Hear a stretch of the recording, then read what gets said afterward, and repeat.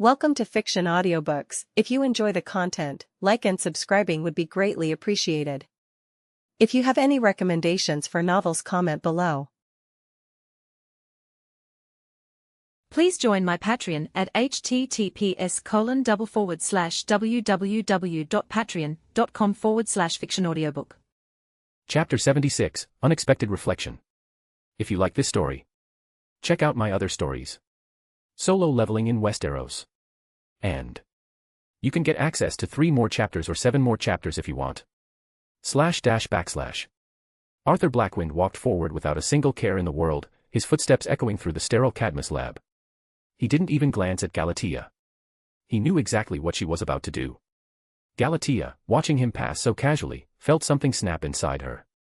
The sheer disrespect of it. He wasn't even acknowledging her. Like hell. Her muscles tensed, then she lunged, fist cocked back, aiming straight for his head. But before her strike could land, Kara intercepted, crashing into her like a blue and red meteor. Galatea barely had time to react before Kara shoved her back, planting herself firmly between Arthur and his would-be attacker. "You're stuck with me," Kara said, her voice edged with steel. Galatea clicked her tongue in irritation, rolling her shoulders as she stabilized herself. "TSK. You really don't know when to quit, huh?" Kara smirked. "Oh, trust me. You'll wish I did." Meanwhile, Arthur continued walking, completely unfazed by the brief exchange behind him. He barely even spared them a thought, his mind already set on one thing. Lex Luthor. "I'll find Lex," he thought to himself, "and deal with that bastard for what he did." Then, he stopped. A massive, cold shadow stretched from under his feet, expanding at an impossible rate, swallowing every inch of light in the room. The white sterile glow of Cadmus was extinguished, replaced by a suffocating abyss of darkness. Arthur raised his hand, his voice low, commanding, "Absolute. Come forth." The shadows stirred, and then they arrived. From the abyss, figures emerged, kneeling before him in perfect synchronization. Shadow demon knights, clad in dark armor that gleamed with an unnatural sheen. Noble shadow demons, their regal forms flickering between reality and nightmare. Shadow demons, monstrous creatures with glowing red eyes, shifting hungrily in anticipation. And then a towering, monstrous presence loomed in the darkness. General Doom. His hulking frame was covered in spikes, his burning eyes staring ahead with unwavering loyalty. Arthur exhaled slowly, letting the weight of his presence settle before giving his order. "Wreak havoc." Like a dam bursting, his army surged forward. The demon knights vanished into the corridors like silent executioners. The demons screeched, their monstrous forms twisting through the air as they sought prey. General Doom turned and led the charge. Cadmus was about to become a battlefield. Back in the center of the room, Galatea's gaze snapped toward the chaos unfolding around them. Even mid-fight with Kara, she couldn't ignore what she had just witnessed. An entire army summoned in an instant. Kara smirked at Galatea's distracted expression. "Hey," she said, cracking her knuckles. "Eyes on me." Before Galatea could react, Kara's fist slammed into her gut, sending her skidding back across the floor. "Damn it." Galatea gritted her teeth, steadying herself. Cadmus Command Center. Amanda Waller stood stone-faced, arms crossed as she watched hell unfold before her eyes. The monitors flickered, flashing between different locations in Cadmus. Every screen showed chaos. One feed showed Harley Quinn, laughing maniacally as she twirled a stolen rifle, unloading rounds into expensive hardware like she was playing in an arcade. Another displayed Red Hood, moving like a specter, dropping guards before they even had a chance to call for help. But the worst of them all. Her gaze locked onto the main monitor, the one showing Arthur Blackwynd. A walking nightmare. The command center shook as his Shadow Legion rampaged, cutting through Cadmus' elite forces like they were nothing. Demons. Wraiths. His army spread through the facility like an infection, and Amanda could feel it. A suffocating presence. It wasn't just the destruction. It was the sheer dominance he exuded. Waller had read the files. She had watched the recordings. She understood why Lex Luthor was so obsessed with harnessing this power. But seeing it this close. For the first time in years, a sliver of unease crept up her spine. "Director, what do we do?" One of her subordinates asked, his voice barely steady. Amanda's jaw tightened. "We burn them to the ground." She turned sharply, barking orders with the precision of a battlefield commander. "Deploy all available units, shock troopers, drones, experimental squads, I don't care what it takes, rain fire on them." Her voice was absolute. Ruthless. The command center erupted into movement.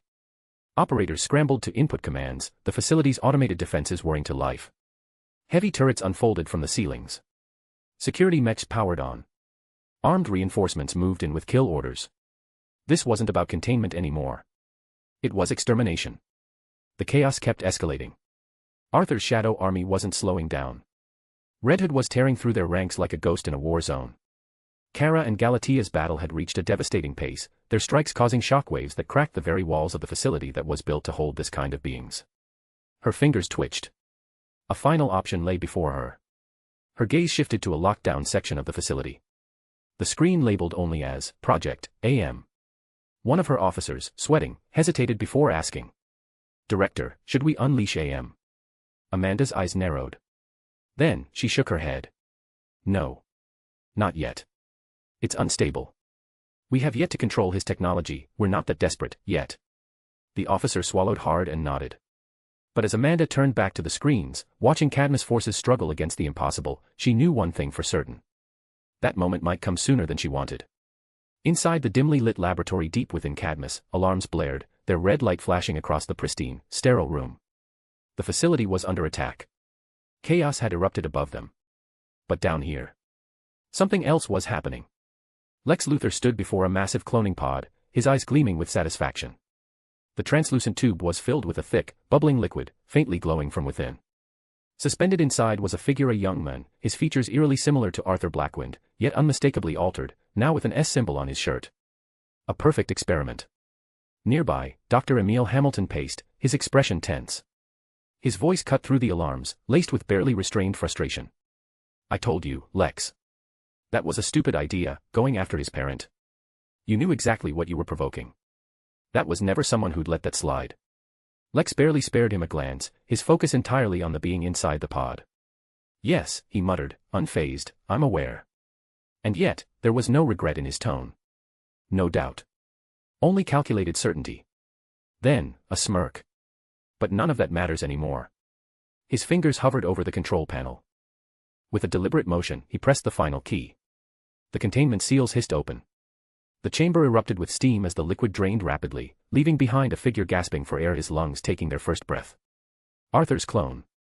But he wasn't just a copy. No. Lex had perfected him. His voice, dripping with triumph, filled the lab. "Behold." Emil's breath hitched as the figure stumbled forward, coughing, eyes darting around in confusion. The resemblance was undeniable, Arthur Blackwynd's face, but with a faint glow in his irises.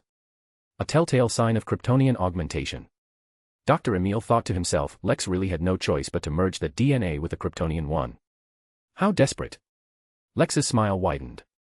A perfect fusion. I modified him with Kryptonian DNA, it should accelerate the emergence of his powers. He'll reach his potential far faster while he is in this state, it can take minutes, I even left him in a radiation similar to that of the sun for quite some time. From the other side of the lab, another containment pod hissed open. Superboy stepped out, his piercing blue eyes burning with intensity, muscles taut with readiness. Lex turned to them both. Their expressions still dazed. Still processing. It didn't matter. They didn't need clarity. They needed orders. "Go," Lex commanded, his voice absolute. "Eliminate the intruders." The two clones exchanged glances, uncertain but bound by their programming. They obeyed. As they marched out, Emil hesitated. His hands clenched into fists. "This is dangerous, Lex. Other than Superboy, you've created something we can't control. I don't even know what to call that thing." Lex's smirk didn't waver. "It doesn't matter." Hamilton exhaled sharply, frustration mixing with resignation. "And if they fail?" For the first time, Lex's expression darkened. His gaze flicked toward a final, heavily reinforced vault. A place even Emil wasn't granted full access to. Lex spoke in a hushed whisper, almost to himself. "Then. I'll use that." Jason Todd moved like a phantom in the shadows, his twin pistol spitting silent death as he weaved through the corridors of Cadmus. The guards barely had time to react, a shot to the knee, a cracked jaw, a knife twisting into armor before he was already gone. Bodies hit the floor, groaning in pain. He wasn't here to randomly kill, yet. But that could change real fast. Then, he paused. A movement from down the corridor caught his eye. Not his allies. Not Cadmus guards. Someone else. Jason ducked behind cover, pulling his visor down to zoom in. What he saw made his stomach drop. "Oh, you gotta be kidding me." Moving in from a separate access point, another team of infiltrators made their way through the facility, but these weren't enemies. These were the goddamn Justice League. Batman, his dark silhouette led the charge. Every step measured, every action calculated. Green Arrow wasn't far behind, bow drawn, eye scanning every inch of the hallway like a hawk waiting to strike. Black Canary moved like water, elegant and lethal, followed closely. Cyborg, his metallic form humming softly, scanned the area with his cybernetic eye as he whispered to Batman, something Jason couldn't quite hear. Then, a blur of lightning. The flash. The Scarlet Speedster zipped through the hall, stopping only to check something on a console before whooshing away again. Jason let out a long, deep sigh. Not the kind of company we need right now. The League wasn't here for him, they were after Cadmus. Same mission, different motives. This was about to get complicated. Arthur strode confidently through the cold, sterile halls of Cadmus, the sounds of battle and destruction echoing around him. His shadow demon knights had scattered, wreaking havoc as per his command. And yet, he felt something. A presence. Something unnerving. He stopped. Then, footsteps. Not from behind. Not from above. Ahead. Arthur turned the corner and froze. Standing a few feet away, illuminated by the flickering emergency lights, was him. No, not him. But close enough to make his stomach twist. The figure bore his face, but his eyes glowed faintly, red, his stance stiff, controlled, almost unnatural. An echo of himself, but warped. Arthur blinked. Silence. The tension hung thick in the air, two versions of the same men staring each other down. Arthur narrowed his eyes. Took a slow step forward. And then he spoke. What the foo? // If you like this story, check out my other stories. Solo leveling in Westeros. And you can get access to 3 more chapters or 7 more chapters if you want. Chapter 77, Unexpected Reflection. If you like this story, check out my other stories. Solo leveling in Westeros. And you can get access to 3 more chapters or 7 more chapters if you want. // Arthur Blackwynd stared at the figure standing before him, his own face reflected back at him, but something was off. His expression twisted in a mix of amusement and disbelief. They actually made a clone of me, he muttered, scoffing before shaking his head. When the hell did they even manage that? Then, like a bolt of lightning, the answer struck him. My fight with Doomsday. Arthur exhaled sharply, recalling the sheer brutality of that battle. His blood had painted the battlefield, scattered across the lab. Idiots, he thought, a smirk forming. This thing should be nothing more than a mere human. The nature of my power isn't from my DNA, it's something deeper. More spiritual rather, especially since I have a SYST. But before he could dwell on the thought, his glowing eyes caught movement, his clone had closed the distance in an instant. What? A fist came rocketing toward his face, barely giving him time to tilt his head. The air pressure alone sent his clothes fluttering as the punch narrowly missed his jaw. Arthur's smirk vanished. How? He muttered, stepping back as the clone pressed forward with relentless aggression. Each strike came fast, precise, and heavy. Arthur weaved between the attacks, but the sheer force behind them was undeniable. He clenched his fist, summoning his power. Ruler's authority activated in an instant, an unseen force gripped his clone, halting its movements mid-swing. Arthur exhaled. Can you even talk? His clone didn't answer. Not a word. No emotion. Just blank, unfeeling eyes staring back at him. Arthur scowled. TCH, figures. He tightened his grip and with a powerful kick, sent his clone flying backward. The impact was devastating, the clone crashed into a reinforced steel wall, leaving a crater of twisted metal in its wake. For a moment, Arthur thought it was over. But then, a guttural, pained groan escaped from the clone's lips. It clutched its head, fingers digging into its skull as if something inside was breaking. Then its eyes snapped open, now glowing a deep, menacing red. Arthur's still surprised by all of this. What the hell? And then, boom. Twin beams of searing heat erupted from the clone's eyes, wild and uncontrolled. The force of the blast tore through the lab, scorching walls, melting steel, leaving nothing but devastation in its wake. Arthur barely dodged, flipping backward as the heat vision cut through everything like a raging inferno. I see now. The clone continued to scream, its power spiraling out of control. Arthur's gaze darkened. The bastard cloned me, with Kryptonian DNA, he muttered under his breath. His fists clenched as realization dawned. Guess he couldn't replicate my powers, so he compensated with this. With a single thought, his doomsday bone gauntlets materialized in his hands. Arthur took a step forward. What a strange feeling. He muttered, eyes locked onto his berserk doppelganger. Fighting a clone of myself. His grip tightened. Yet, I should put him out of his misery. Alarms blared. Red lights flashed across the high-tech corridors as Batman's squad tore through Cadmus security teams like a surgical strike. Guards fired wildly, but it didn't matter. Cyborg blasted through a barricade with a charged sonic cannon, sending guards flying.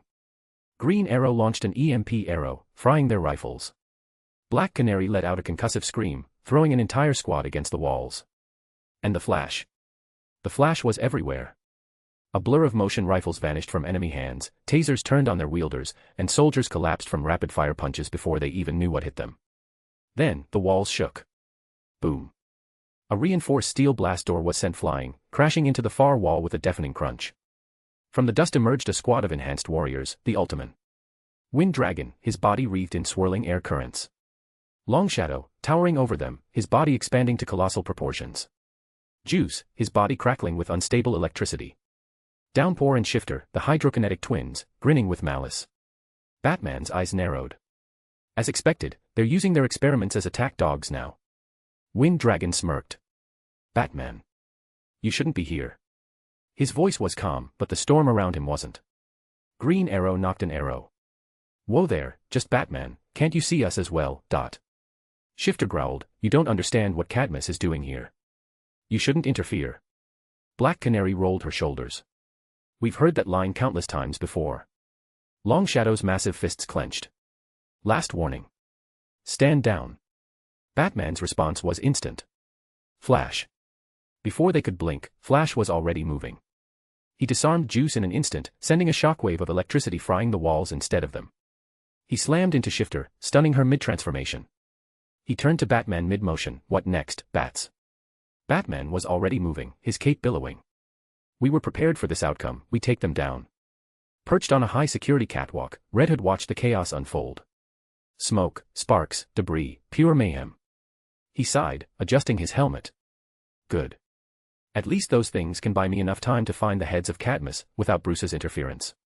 Arthur exhaled sharply, his breath misting in the cold, sterile air of the facility. His clone stood before him, its chest rising and falling in ragged breaths, eyes burning red with residual Kryptonian energy. Arthur flexed his fingers, ruler's authority coiling around him like phantom chains. Let's end this. His clone moved first, launching forward with blinding speed, fist cocked back. Arthur barely tilted his head, the attack grazing his cheek, but then. Twin beams of heat vision erupted from the clone's eyes. Arthur cursed under his breath and ducked low, but the sheer heat grazed past his face, searing his skin. He winced, feeling the sting, the scent of burnt flesh filling his nostrils. A scar. TCH, annoying. Before the clone could fire again, Arthur raised his hand and the air cracked as ruler's authority took hold. Invisible force wrapped around the clone's limbs, yanking him into the air. Arthur yanked his arm back then slammed him into the ground. The floor cratered beneath the impact. The clone tried to rise. Arthur was already on him, a devastating knee to the gut, followed by a vicious elbow to the jaw. Crack. The clone staggered, but it recovered unnaturally fast, throwing a wild haymaker. Arthur ducked, pivoted, then drove his heel into the clone's ribs. Wham! The clone smashed through a steel console, sparks flying everywhere. Arthur didn't stop. He called upon ruler's authority again, pulling the debris from the wreckage and launching it at his clone like spears. Clang. Clang. Clang. The clone blasted them apart with a roar, but Arthur was already in front of him. A lightning-fast flurry punches, knees, elbows, Arthur was overwhelming his own clone. Then, with a deadly flourish, Arthur's kryptonite sword materialized in his grip. The clone's red eyes widened. Too slow. Arthur swung in a brutal arc. Slash. The clone's arm was severed at the shoulder. It screamed, clutching at the missing limb, crimson spilling onto the floor. Arthur spun the blade, rolling his shoulders. Hurts, doesn't it? The clone's eyes burned hotter, its remaining hand clenching. But before Arthur could finish the job. Boom. Something slammed into him like a missile. Arthur was sent flying, crashing through rows of equipments, sparks flying as his body tore through steel and machines. He groaned, pushing himself up from the rubble. He knew exactly who it was, after a single glance. Emerging from the dust, standing tall with arms crossed. Superboy. His piercing blue eyes locked onto Arthur's. I won't let you do whatever the hell you want, Superboy growled, taking a step forward. Arthur grinned. For some reason, you look more human than my clone. Superboy's expression hardened. Don't compare me to that. Arthur scoffed, rolling his neck. TCH. This guy really just can't help himself. Superboy frowned. What? Arthur wasn't talking to him. A dark shadow loomed behind Superboy. Before he could react, Doom's massive fist crashed into his back. Superboy was sent flying, smashing through a reinforced steel pillar. Doom followed, roaring, slamming his fists into Superboy in a relentless, bone-crushing assault. Boom. Boom. Boom. Arthur sighed, walking toward them. Why are you here? I can handle them myself. Doom paused mid-strike, glancing back at Arthur before kneeling, growling lowly in apology. Arthur sighed. Never mind. He turned away, stepping back toward his crippled clone. The clone's eyes flickered red, rage still burning in its gaze. It clenched its remaining fist. Arthur lifted his kryptonite sword. No, you won't. One clean, powerful swing. Shing. The clone collapsed. Dead. Arthur exhaled, closing his eyes for a moment. Then, cracking his neck, he looked toward Doom and Superboy, a smirk tugging at his lips. Now, where were we? Deep inside Cadmus, cloning chamber observation deck. The room was bathed in the glow of flickering monitors, each screen displaying a different nightmare unfolding. Arthur Blackwynd butchered his clone with terrifying ease. His Shadow Legion ran rampant across Cadmus, tearing through security. Doom was pummeling Superboy into the ground like a savage beast. Lex Luthor gritted his teeth, his hands gripping the edge of the console so tightly his knuckles turned white. His calculated smirk was gone. His usual aura of control and superiority shattered. Then, Arthur's sword cut clean through his clone. Shing. Lex flinched, his eyes widening. No. No, no, and no. He slammed his fist against the console. This doesn't make any sense. That clone had the same physiology. No, it was enhanced beyond him. It should have been a match. It should have. His voice cracked with rage as he turned toward Emil, eyes wild. Pathetic. Emil sighed, rubbing his temples. I told you. That clone was merely a human. Using an unstable Kryptonian DNA was even a bigger mistake. It was an experiment, Lex. A half-baked one at that, very unlike you. In fact, he did us a service there. If it had lived any longer, it would have mutated into something even worse, a monstrosity beyond our control. Lex's face twisted in fury. He whirled on Emil, jabbing a finger at him. Everything is falling apart. Do you realize that? Our security is crumbling. The Ultimen are being torn apart. Cadmus, Cadmus, is being brought to its knees. He grabbed a nearby chair and hurled it across the room, sending it crashing into a wall of monitors. And it's all because of one damn boy. His breathing was ragged, his mind racing. But then, a realization struck him. His hands stilled. His posture straightened. His eyes gleamed with something dark. A slow, sinister smirk crept back onto his face. There was one last option. Lex turned back to Emil, his voice dropping to a chilling whisper. I have one last resort. Emil's expression darkened. Lex ignored him, already typing commands into the terminal. The room trembled as hidden mechanisms began shifting beneath them. I've been working on something for years now. Something special. He exhaled sharply, his fingers hovering over a final authorization key. No test subject has ever survived exposure. I don't even know where they exactly disappeared to. His lips curled into a cruel grin. He'll be the first to take the full force of it. //. If you like this story, check out my other stories. Solo Leveling in Westeros. And you can get access to 3 more chapters or 7 more chapters if you want. Chapter 78, Luthor's Last Gambit. If you like this story, check out my other stories. Solo Leveling in Westeros. And you can get access to 3 more chapters or 7 more chapters if you want. //.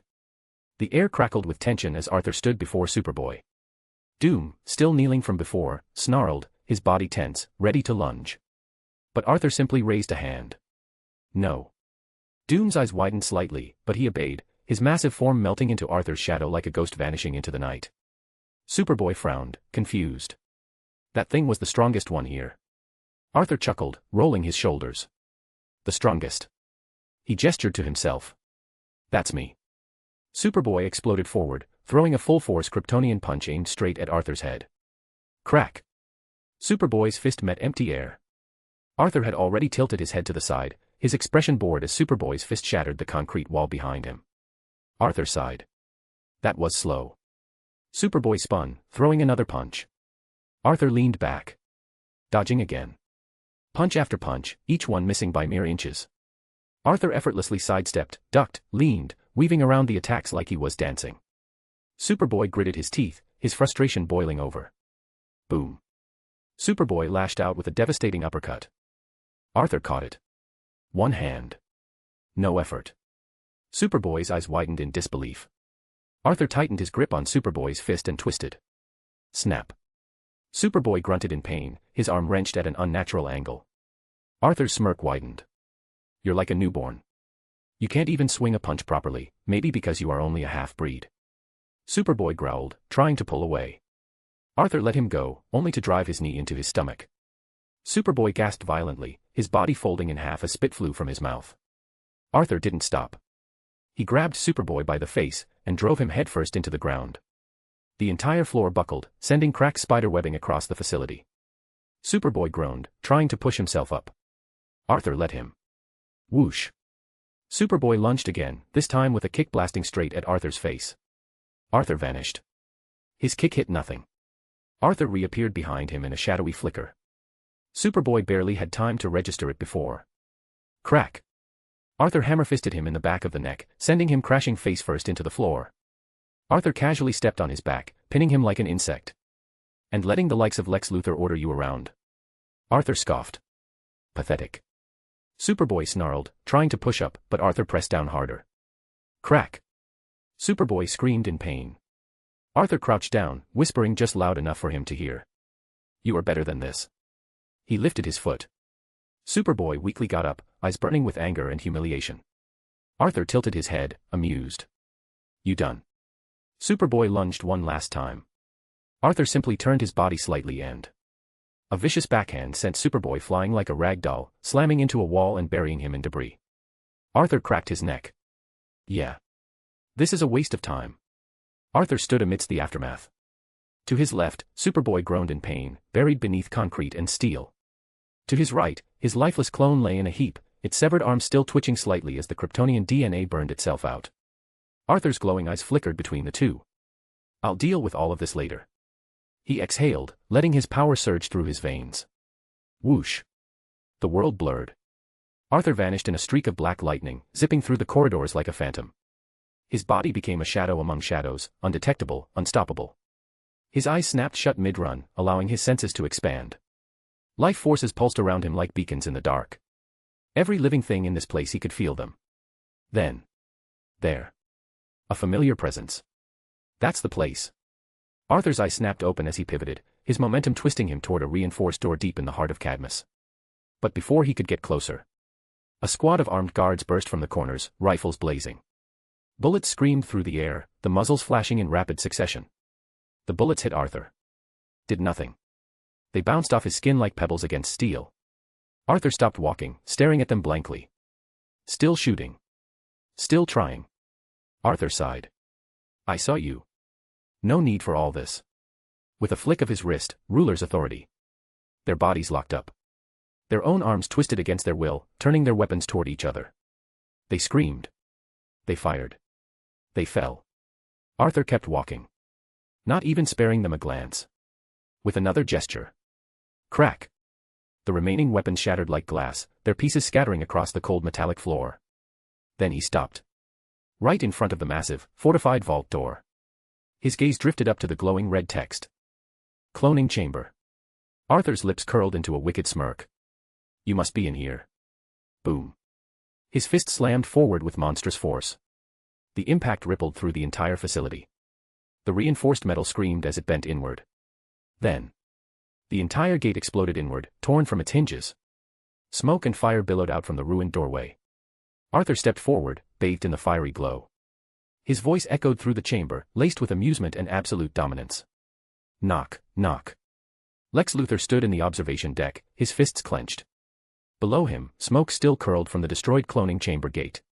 The reinforced steel, bent, shattered, obliterated was a testament to the sheer power now inside the facility. And that power was Arthur Blackwynd. Lex's jaw tightened as he turned to Dr. Emil Hamilton, the scientist watching everything unfold with cold calculation. Lex, Emil said, not even looking at him. You understand what's coming for us because of your mistake, right? Lex inhaled slowly. Then, with eerily steady hands, he reached into his coat. SHNK. A blade pierced Emil's chest. The doctor's eyes widened in shock. A sharp, wet gasp escaped his lips as he looked down, seeing Lex's hand gripping the handle of a hidden dagger, its edge dripping crimson. You. Emil's voice faltered. Lex leaned in, his voice quiet, yet absolute. My apologies, doctor. Lex twisted the knife. Emil gagged, choking on his own breath, as his body trembled violently. His knees buckled, and he collapsed to the floor, lifeless. Lex pulled out the blade with wiping the blood on his sleeve before tossing it aside. He exhaled. Calm. Controlled. Unshaken by what he just did. I had to do this. He glanced down at Emil's corpse with zero remorse. To guarantee he walks into my trap. Then, without hesitation, he contacted Galatea. Across the battlefield, mid-fight. Galatea's head snapped up as Lex's voice cut through her mind like a blade. We have been attacked. Arthur Blackwynd is here and Emil is dead. Galatea froze. Her pupils dilated. Her body tensed. Kara took the chance, rushing forward, fist cocked back. No. Galatea's rage exploded. With blinding speed, she slammed a brutal punch into Kara's gut. Boom. Kara's eyes widened as she was launched backward, crashing through a concrete wall. Galatea didn't even watch her fall. She shot into the sky, her target locked. She was coming. Arthur Blackwynd would die today, that was the only thing she had in mind now. Kara, coughing from the debris, stumbled to her feet. She saw Galatea already heading straight for Cadmus' core. You are not going anywhere, she blasted off after her. Lex Luthor exhaled slowly, standing high above the chaos below. His sharp eyes scanned the ruined remains of Cadmus. Fires burned. Smoke coiled into the air. The screams of dying soldiers echoed like a tragic symphony. Then, he locked eyes with Arthur Blackwynd. A chill slithered down his spine. Arthur stood there, motionless. No smirk, no amusement, just pure, cold, calculated fury. His doomsday bone gauntlet flexed, fingers curling like talons, ready to strike. Lex barely had time to react. Arthur raised his hand. A crushing force clamped around Lex's throat. GHK. His airways squeezed shut. His feet lifted off the ground. Ruler's authority. Before he could even process it, he was yanked forward like a rag doll. SHIT. Lex flew through the air, dragged mercilessly toward Arthur. His mind raced, but Arthur was already cocking back his fist. The doomsday-clad gauntlet gleaming with raw devastation. Lex's pupils shrank. Hurry up, you useless pie. Boom. Something slammed into Arthur like a missile. A blinding fist collided with his face, crushing him into the nearest steel wall. The impact dented metal like paper. The force shook the entire chamber. Arthur's vision blurred for a split second before he felt the full weight pressing against him. A hand still clenched around his skull, holding him in place. Through the dust and fractured metal, he saw her. Galatea. Fierce. Eyes blazing red with raw vengeance. Her grip was like a vice, her knuckles widening as she forced him deeper into the wreckage. You, she hissed.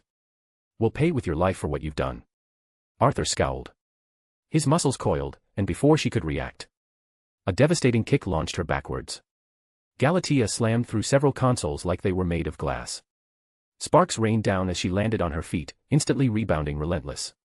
Arthur barely had time to steady himself before she was back in his face, throwing a vicious right hook. He blocked. Their arms clashed. The shock wave rattled the entire room. Blow after blow they exchanged fists like titans. Every strike a seismic event. A shock wave exploded behind them. Boom. A streak of blue and red shot into the room like a meteor. Kara. She landed hard, the force of her arrival sending out a powerful gust, her cape billowing behind her. Her blue eyes burned with fury as she took in the scene, Arthur, the ruined lab, Galatea who was engaged in a fight already with him, and finally, Lex. Kara's expression hardened instantly. I knew you'd be here too, freak. Her eyes were laser-focused on Lex. There was no mistaking the venom in her voice. Lex, ever the calculating strategist, didn't even flinch. His eyes merely flicked toward her for a brief moment, his lips curling into a dark smirk as if the fight was already decided in his mind. Galatea didn't even flinch. She barely glanced over her shoulder. Kara's fists clenched. Surrender, you guys lost already. Galatea screamed. Shut up. You're weak. You can't even keep up with me. But Arthur's focus wasn't just on Galatea. Lex. His eyes snapped back to him. Lex was retreating, limping away from the battlefield, a sinister smirk curling his lips. A hidden mechanism rumbled beneath the floor. Faintly glowing. Activating. Arthur narrowed his eyes. What the hell is he up to? Lex stopped at a control panel, hand hovering over a button. He turned, just enough for Arthur to see his grin widen. I'll be seeing you in, never. Arthur's stomach sank. Something felt very wrong. //. If you like this story, check out my other stories. Solo leveling in Westeros. And you can get access to 3 more chapters or 7 more chapters if you want. Chapter 79, Ashes of Cadmus. If you like this story, check out my other stories. Solo leveling in Westeros. And you can get access to 3 more chapters or 7 more chapters if you want. //. The control panel lit up in a cascade of warning red, too fast, too bright, screaming something no one had time to read. Lex's hand came down on the button.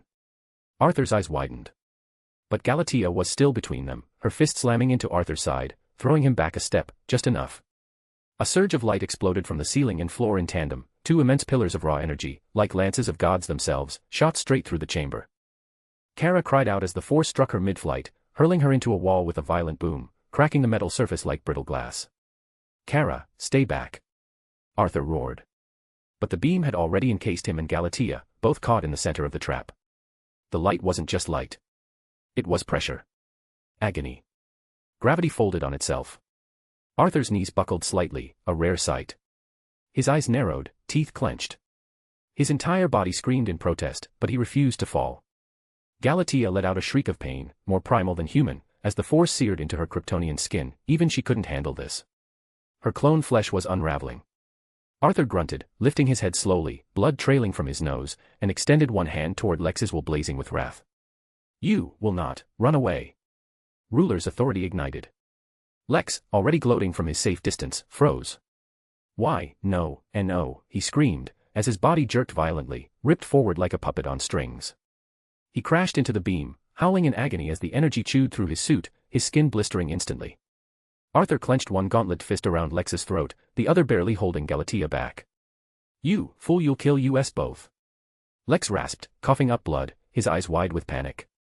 Only I can stop it.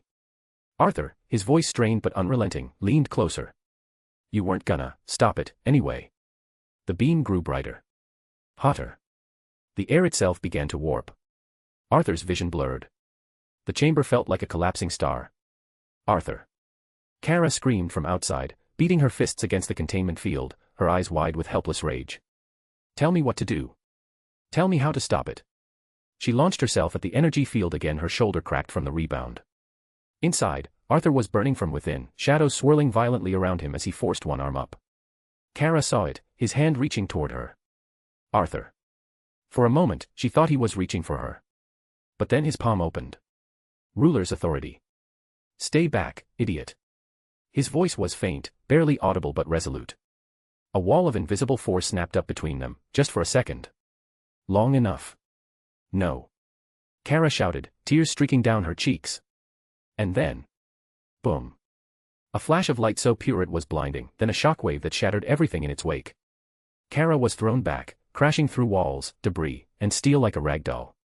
She tumbled through the air before slamming hard into the facility's outer hull, cratering the wall. Silence. Smoke. Sparks.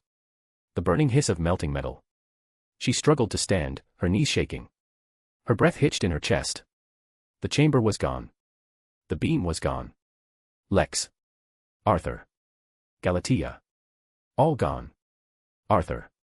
Kara whispered. Silence answered her. Her fingers clenched into trembling fists. No, no, no, no.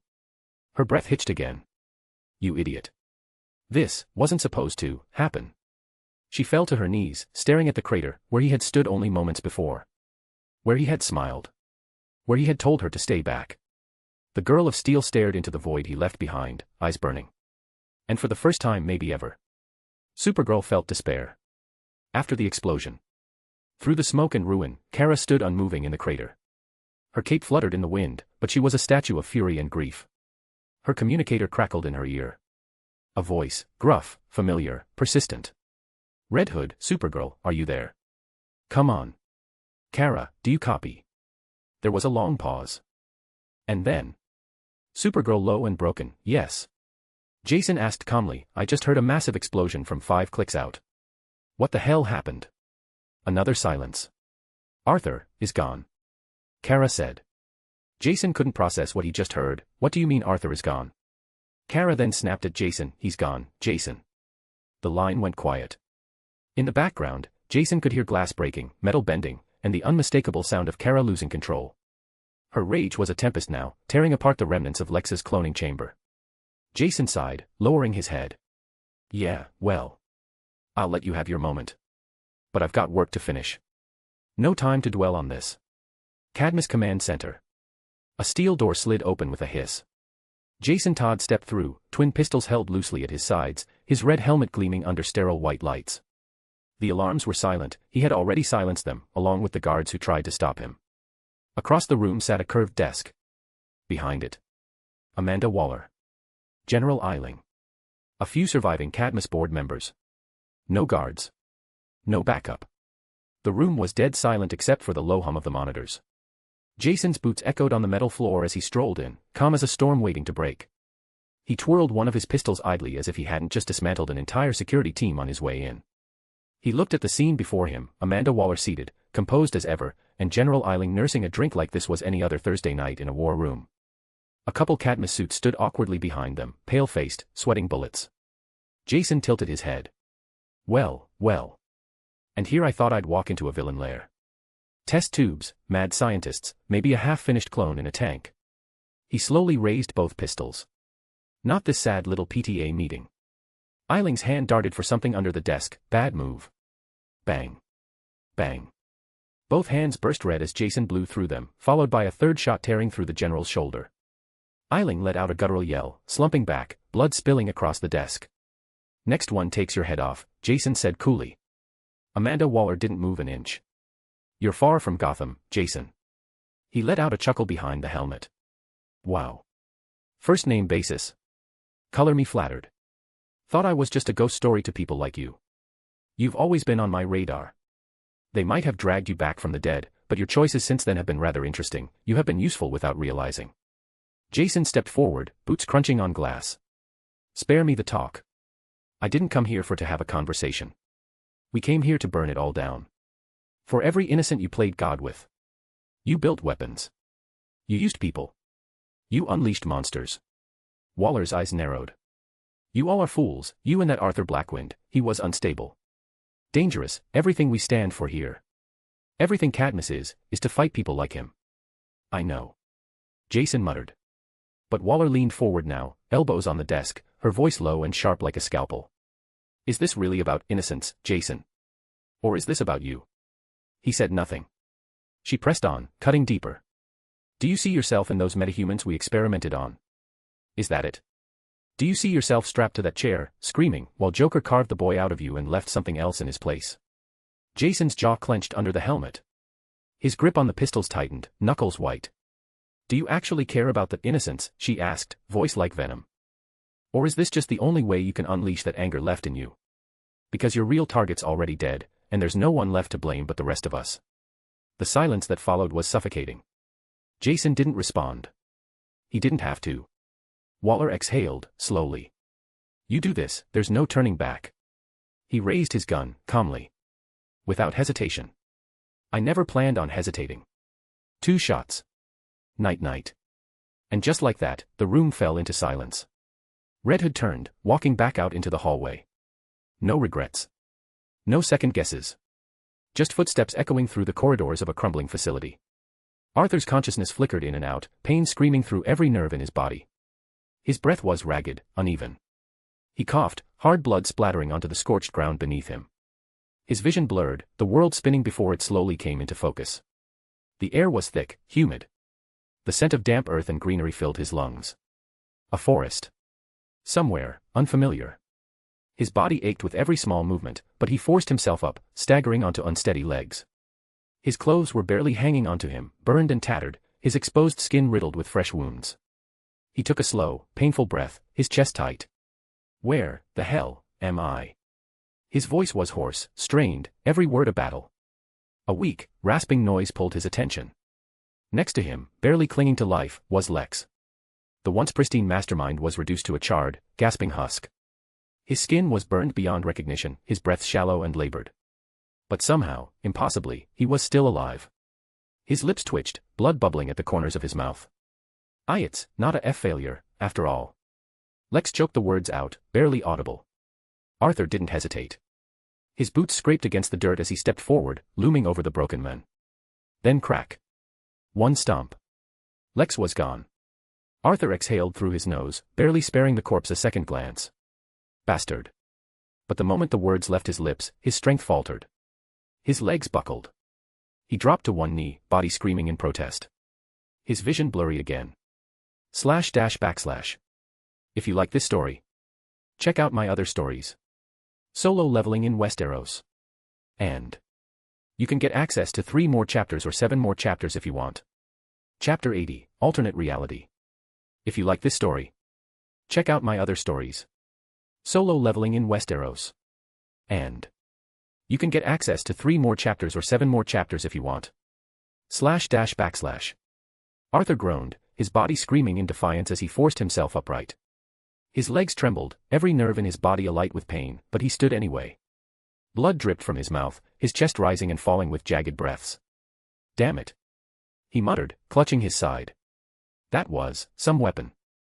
I couldn't even exchange my way out of there. The ground beneath him was still scorched, the earth torn as if reality itself had been punched. And then, he saw them. Bodies. Dozens of them. Each one twisted and broken, their flesh blackened and ruined, yet unmistakably familiar. Just like Lex. Not copies of him. Just people in similar state. Each one lying at the heart of its own shallow crater. The air reeked of ozone, of death, and something unnatural. This. Arthur whispered, eyes scanning the twisted forest clearing. What the hell is this place anyways? A sound. Faint. But enough. His head snapped up. A figure moved through the shadows, wounded, bloodied, stumbling. But very much alive. Galatea. She stepped into view, one arm hanging limp, the other curled into a trembling fist. Her suit was torn, her lip bloodied, a deep wound carved across her shoulder. And yet her eyes, still burned with fury. They locked eyes. 2 broken warriors. 2 survivors. She said nothing. But her expression screamed everything. Grief. Rage. Confusion. Without a word, she charged. Arthur didn't hesitate. His instincts roared to life. His right hand surged with energy, dark tendrils coalescing into a weapon of death. The kryptonite sword shimmered into existence, alive with a sickly green pulse. Galatea came at him with everything she had left. A scream. A punch. A flurry of movement. But Arthur's eyes, they glowed.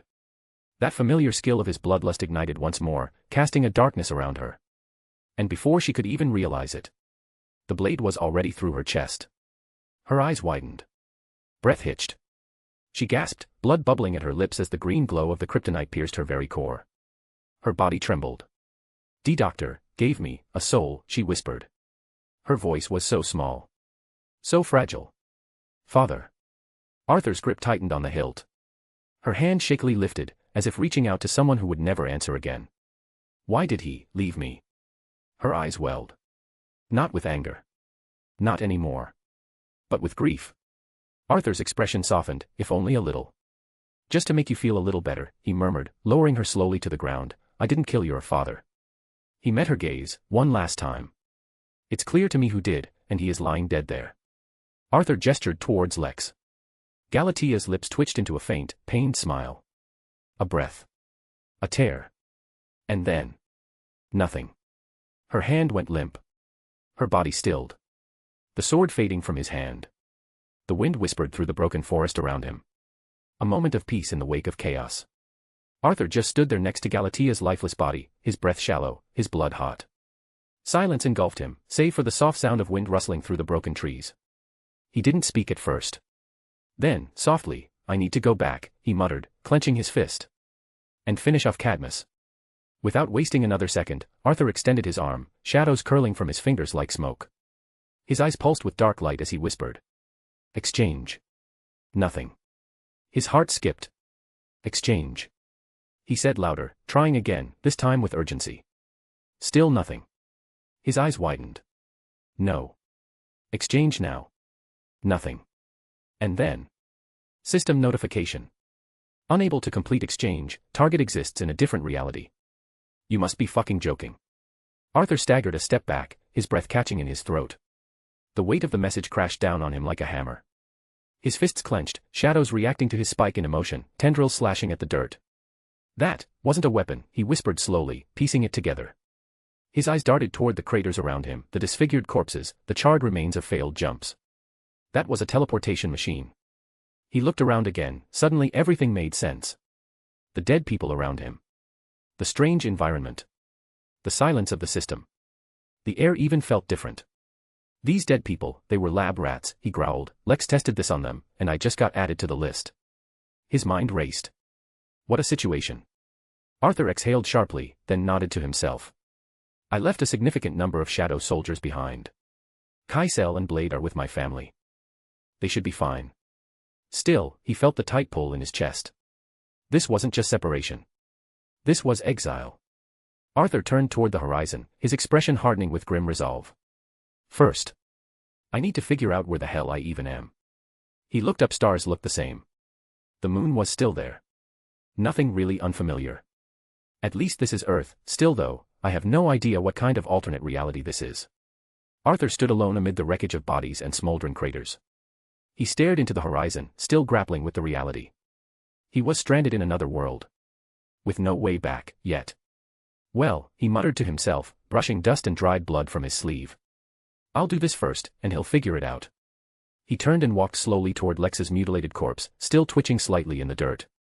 The sight of it stirred no emotion in him. He extended his hand over the ruined body. Arise. From the remains of Lex, the shadow took form, creeping like black smoke until it took shape. A hunched, twitching silhouette that resembled Lex Luthor himself, kneeling in silence before Arthur.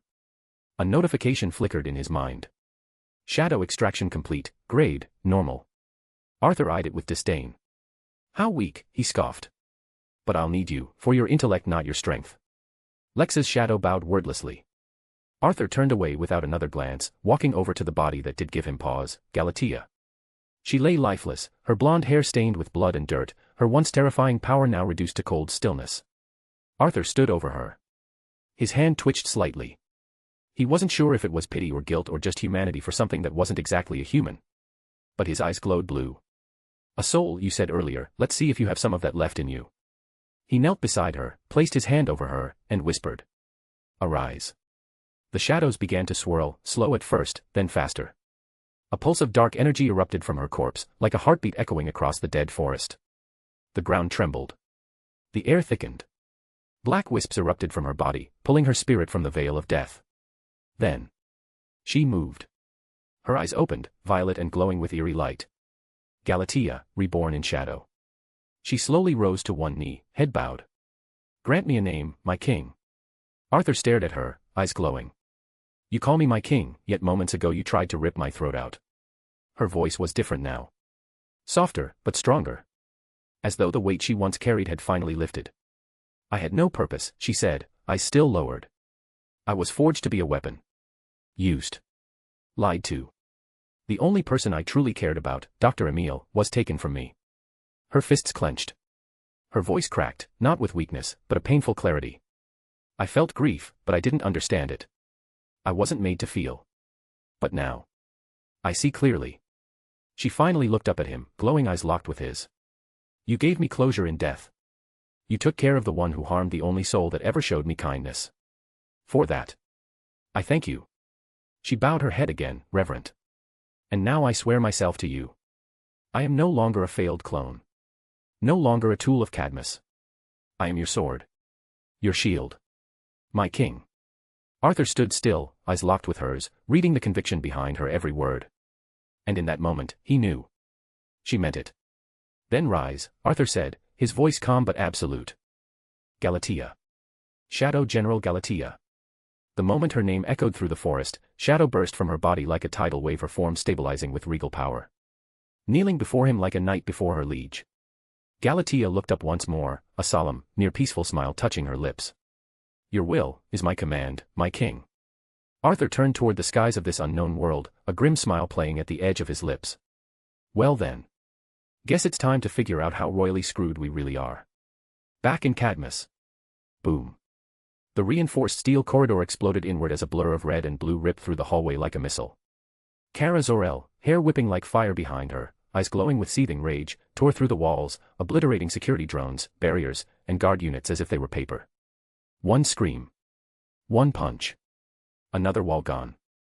She wasn't holding back. Sirens wailed. Lights flickered. The facility was coming apart at the seams. Supergirl burst through a chamber, and landed face to face with the Ultiman and the Justice League squad. They barely got into stance before Kara's fist was already on someone's jaw. Get out of my way. It didn't take much time. They collapsed in a heap. Broken. Beaten. Silent.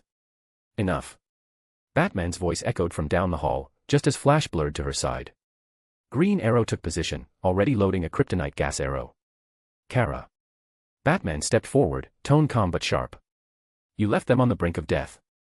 That wasn't necessary, they already suffer from rapid aging, locking them up is the least human thing we can do. She didn't even glance at him. They were dead the moment Cadmus made them, she said coldly, eyes still glowing. Flash looked between the bodies, stunned.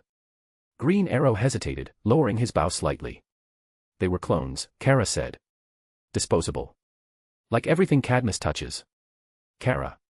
Batman tried again. That's not justice. And that's not you talking. No, she snapped, turning her head slightly, voice low. That was a message. Just then, her comms crackled to life. A familiar voice came through. Cool. Confident. With just the right dose of cocky. Jason Todd. I'm done here. You should leave as well. Facilities toast. Kara paused, then Jason chuckled. Oh, and Kara? If Arthur's really dead. Then why the hell am I looking at his shadow standing right in front of me? Kara's eyes widened. Her heart skipped. What? // If you like this story, check out my other stories. Solo leveling in Westeros. And you can get access to 3 more chapters or 7 more chapters if you want. Chapter 81, World of Tyrants. If you like this story, check out my other stories. Solo leveling in Westeros. And you can get access to 3 more chapters or 7 more chapters if you want. // Cadmus walls crumbled. Lights flickered. The entire facility groaned like it was holding back the apocalypse. Then, they came. A low rumble, like distant thunder across the battlefield. The sound of something unnatural, ancient, inevitable. From the shadows, they emerged, Arthur's shadow demons. Blackened armor. Glowing eyes. Some of them tall as titans. Silent as death. Their presence turned the air cold, reality itself seemed to bend around their ethereal forms. Kara took a sharp step back, eyes wide. No way. Batman's cape fluttered as he narrowed his eyes, analyzing instantly. Flash blinked. Did we accidentally open the door to hell or? Green Arrow raised his bow on instinct. Okay. Can we all agree these things look like the end credits of a horror movie? Black Canary took a defensive stance. They're not attacking. Kara's comms clicked again. Jason Todd's voice came through. Well, since his magic, or whatever these things are, is still walking around like nothing happened. I don't think he's dead. He paused, then added with a bit of dry sarcasm. Anyway, I'm out. Not really in the mood for a heart-to-heart with Bruce. Peace. Comm disconnected. Kara stared at the soldiers, her jaw tightening. I didn't see their bodies, so maybe, he's right. She walked forward slowly, cautiously, eyes locked onto the one leading the pack. Its armor was different. Taller. More jagged. A veteran from Arthur's inner circle. She stopped just short, voice calm but demanding. Where is your master? The Shadow Knight said nothing. Nothing. It simply tilted its head, then turned. Without a word, the shadows, all of them, marched away. Moving like a river of death. Kara clenched her fists, biting back emotion. Green Arrow exhaled. Why do they look like they are answering a call? Like dogs heading back to their master. Batman stood tall, the glow of the shadow soldiers long faded. His cape fluttered behind him, he scanned the wreckage, calculating. Cold. Sharp. Focused. We've wasted too much time here, he said finally, his voice cutting through the silence. Flash, go. Head to the command center, fast. Sweep it. Make sure there's no one left who can throw something else at us. Amanda Waller and the scientists there, all of them should be still in here. Flash gave a nod, stretching his neck. Got it, Bats. Let's wrap this up before someone decides to hit the reset button or something. In a blink, he was gone, lightning trailing in his wake. Batman turned toward Kara. His tone didn't waver, but there was a weight to it. You should go home. Kara didn't look at him. Her gaze was locked on the cracked floor beneath her boots, her fists were trembling, not from fear, but from restraint. Batman paused for a second, as if to say more, but didn't. He walked away. Kara stood there alone, surrounded by the ruins of everything Cadmus had tried to control, of everything they lost. Her voice was quiet. But it hit like thunder. He better be alive. Arthur stood, burned clothes clinging to his frame, but his posture was as strong as ever. At his side, Shadow Galatea knelt, awaiting orders, her eyes glowing, hair fluttering in the breeze like a phantom of the storm. Arthur didn't look at her when he spoke, just kept his gaze fixed on the endless horizon. Listen up. This'll be your first mission. He turned slightly, voice steady. Fly, pick any direction. Doesn't matter. Find the nearest city, the nearest signs of civilization. Do not reveal yourself to anyone. You're fast enough to dodge anything they throw at you. I want information. Where the hell are we? Galatea raised her head slightly, hand to her heart. At once, my king. And with that, she was gone, a streak of blackened shadow cutting through the sky like a bullet. Arthur exhaled and sat on a moss-covered rock. He looked over to the side, where Shadow Lex Luthor stood, stoic and silent. Well then, Arthur muttered, cracking a branch off a nearby tree and tossing it toward the shade. Since you can't speak, here. Take this. Lex caught the stick in a smooth, eerie motion, almost too human for a shadow. Arthur narrowed his eyes. Explain to me what that machine was. Why it felt like my damn soul got ripped through 10 layers of hell. Without hesitation, Shadow Lex knelt, and began to drag the stick across the dirt. First, a rough circle. Then another. Then another. Soon, a line of orbs, each detailed slightly differently, land masses, cloud swirls, jagged magnetic fields. Each one a distinct Earth. Above them all, a crude sketch of a machine. Like a dome with jagged teeth, intersecting rings pulsing around it like some apocalyptic gyroscope. Lex tapped the drawing. Then the machine. Then Arthur. Arthur stared in silence. His jaw clenched. So my theory was right, he muttered. This is an alternate reality. Another Earth, and we were the test subjects, or at least me and Galatea were, till I dragged you along with me. He stood slowly, glancing at the sky above the trees. Tell me. He asked, eyes still fixed skyward, can you get us out of here? Shadow Lex turned. And shook his head. Once. Arthur sighed, his breath heavy with frustration. Shit. But then his eyes lit up with that cold, calculating spark. At least I can find this world's Lex, he said with a grim smirk. Some version of him's out there, same ego, same obsession with winning, same brains.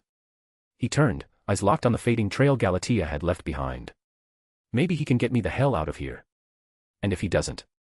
He cracked his knuckles. I'll make him. Arthur exhaled and raised his hand. A familiar dark blue system interface bloomed into existence before his eyes, floating, semi-transparent, and laced with that eerie, digital whisper of power. System alert. You have slain, Galatea, Cadmus bioweapon, Kryptonian class. Processing rewards. Item gained, solar gauntlets. Type, Kryptonian-infused melee gauntlets. Effect. Plus 50% strength in direct sunlight. Ignores armor. Charges with solar energy to unleash a solar pulse. Arthur raised a brow, swiping the gauntlets into his inventory with a smirk. Sun-charged power gauntlets. He rolled his wrist. Kind of weaker than my Doomsday Bone ones, but they've got their charm. New title acquired, Solar Reaper. Effect. Plus 50% damage in sunlight. Minus 20% damage taken from energy attacks. You hunted a daughter of the sun. Now, the light answers to you. Arthur chuckled. Dark. Low. Sharp. I see a pattern here. Then he brought up his status bar with a simple command. Status bar. Name Arthur Blackwynd. Job Necromancer Shadow Monarch. Title Solar Reaper. Level 99. Fatigue. HP 1900/. MP 4900/. Strength 200. Health 161. Agility 169. Intelligence 191. Sense 140. Available ability points 3.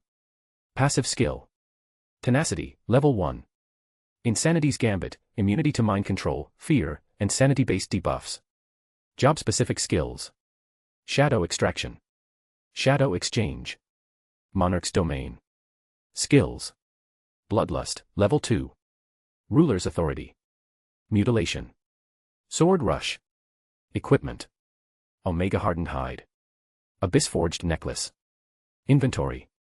Doomsday's Bone Gauntlets. Abyss Forged Necklace. Azarath Knight Armor Set. Greatsword of the Lowborn. Prometheum Sword. Anti-Kryptonian Blood Vial, Epic. Shattered Bolt. Demon King Longsword. Kryptonite Sword. Solar Gauntlets. Tower of Fate Key. Legacy Shadow Legion Dungeon Key. Arthur stared at the screen for a long moment, the light flickering across his tired but determined face. Level 100, he muttered, and now a full-fledged Shadow Monarch. He let out a breathless laugh, not from joy, but from sheer anticipation. But not really. I'm still nowhere near the peak. He dismissed the screen, eyes now glowing with that deadly blue hue as his shadow twitched at his feet, alive, hungry. I'm far from the real thing, he murmured to himself. I can get so much stronger than this. Galatea came back swiftly, her dark appearance cutting through the air like an avenging specter. She landed with a quiet grace, kneeling before her king, her expression cold but loyal. I found a city, my king, Galatea spoke, her voice low but steady. Bloodhaven. East of here. Not that far. Arthur's gaze shifted toward the horizon. Good. This means we are in a familiar place. Arthur nodded, his voice a smooth, controlled growl. Galatea's tone didn't waver, but there was an undercurrent of caution. I'm afraid not, my king. Arthur's brow raised, his silence now a command. A small, imperceptible shift in his stance, a readiness to hear the truth. The city is called Bloodhaven, she continued, but it's a corrupted mirror of the one we knew. Arthur's mind raced, a dozen possibilities spinning in his head as he studied Galatea's cold expression. The people I just saw don't live, she went on, her voice clipped, cold, they endure. Surveillance constructs float above every district. Armed patrols enforce curfews with lethal efficiency. I stayed away, just like you commanded. Arthur clenched his jaw, the gears turning in his mind. That sounds awfully familiar. Something about her description felt too close to the life of control and fear. The injustice Earth. Arthur thought to himself. It reeked of that unyielding tyranny. What else did you see?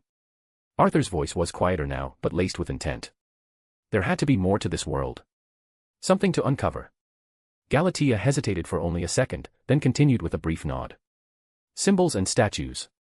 One that resembles Superman. Shit, it's Injustice Earth, isn't it? Now anyone that does a minor crime they're basically playing with their lives. Arthur sighed. Galatea's eyes flickered with understanding, but then she corrected him, on the contrary, my king, I saw chaos. Crimes being committed, but they did nothing about it. Arthur froze, his mind grinding to a halt. Wait a minute. He turned sharply, his eyes locking onto Galatea's. What do you mean, they did nothing about it? The realization hit him like a thunderclap, his hand moved instinctively to the hilt of his sword, and he began drawing in the dirt, tracing out a shape, like a crude sketch of the symbol that he is familiar with. His fingers etched it with precision, even if the lines were rough, a U with sharp edges. Wait a minute.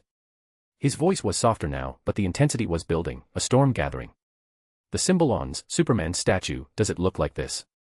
He traced over the U with a steady hand, locking eyes with Galatea. Galatea's eyes narrowed slightly as she inspected the drawing. She nodded, a fraction of a second too long. Yes, my king. Arthur's heart skipped a beat as the full weight of the revelation crashed into him. Well, this is troublesome. We might have to deal with some sick bastards. He stood upright, his blood beginning to boil as the realization hit. That's Ultraman. // If you like this story, check out my other stories. Solo leveling in Westeros. And you can get access to 3 more chapters or 7 more chapters if you want. Chapter 82, Crime Syndicate. If you like this story, check out my other stories. Solo leveling in Westeros. And you can get access to 3 more chapters or 7 more chapters if you want. // Bloodhaven, Earth 3. A thin layer of fog clung to the cracked concrete streets, seeping through the alleys like a living thing. Neon signs flickered like dying stars overhead, casting warped reflections in puddles of oil-stained water. The scent of rust, smoke, and despair polluted the air. A lone figure walked through it all, hood drawn low, shadow clinging unnaturally to his frame. Arthur Blackwynd. Now cloaked beneath a simple black hood, his eyes scanned the ruined world beneath the folds of dusk. "It's even more gloomy in here than I expected," he muttered under his breath, voice low and cold. "Like the city itself gave up, and no one even cares." His boots crunched against broken glass, each step measured, patient. Around him, buildings sagged under the weight of decay. Entire blocks seemed abandoned, yet the few who walked them looked worse off, sunken eyes, bruises, malnourished, dressed in rags. But they weren't just poor. They looked owned. Arthur turned a corner and froze, not out of fear, but fury. Ahead, two armored enforcers, faces hidden behind sleek, metallic visors, were dragging a scrawny man by the hair. The man cried out in pain, blood dripping from his temple. "This'll teach you to miss your work quota," one of the guards sneered, smashing the butt of his rifle into the man's ribs. The people nearby watched, but no one intervened. They couldn't. They wouldn't. Not here. Arthur's eyes burned beneath the hood. His fists clenched, but he didn't move. Not yet. He stalked past like any other civilian, seemingly uninterested. But when the guards turned their backs, it happened. A flicker of shadow. A whisper of movement. Crack. One guard's neck twisted violently in an unnatural angle, his body crumpling to the pavement without a sound.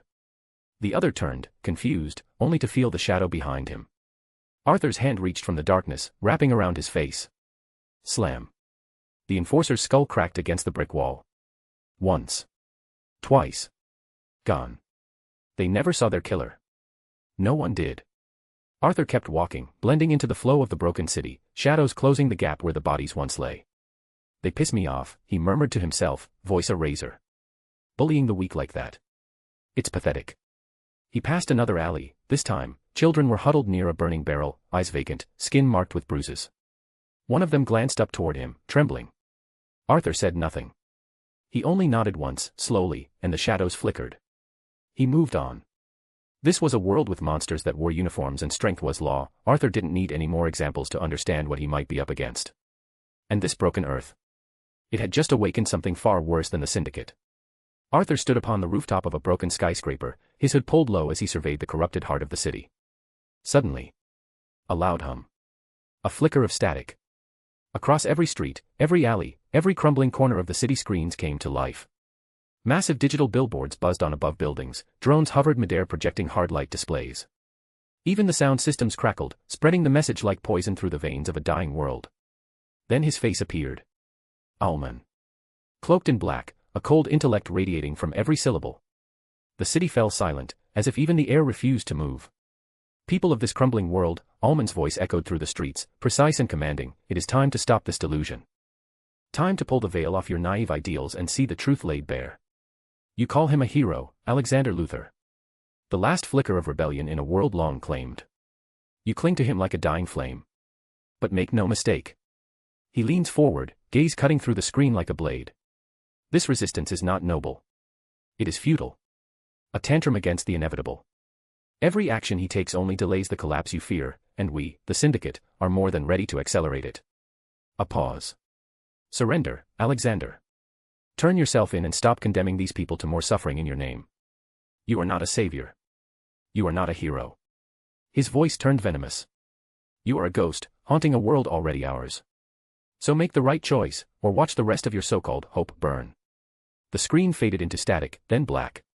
Silence swept the streets again. Arthur said nothing for a moment, eyes narrowing beneath his hood, hands clenched into his cloak. The wind blew. He exhaled slowly. Then smirked. "Well, that confirms it."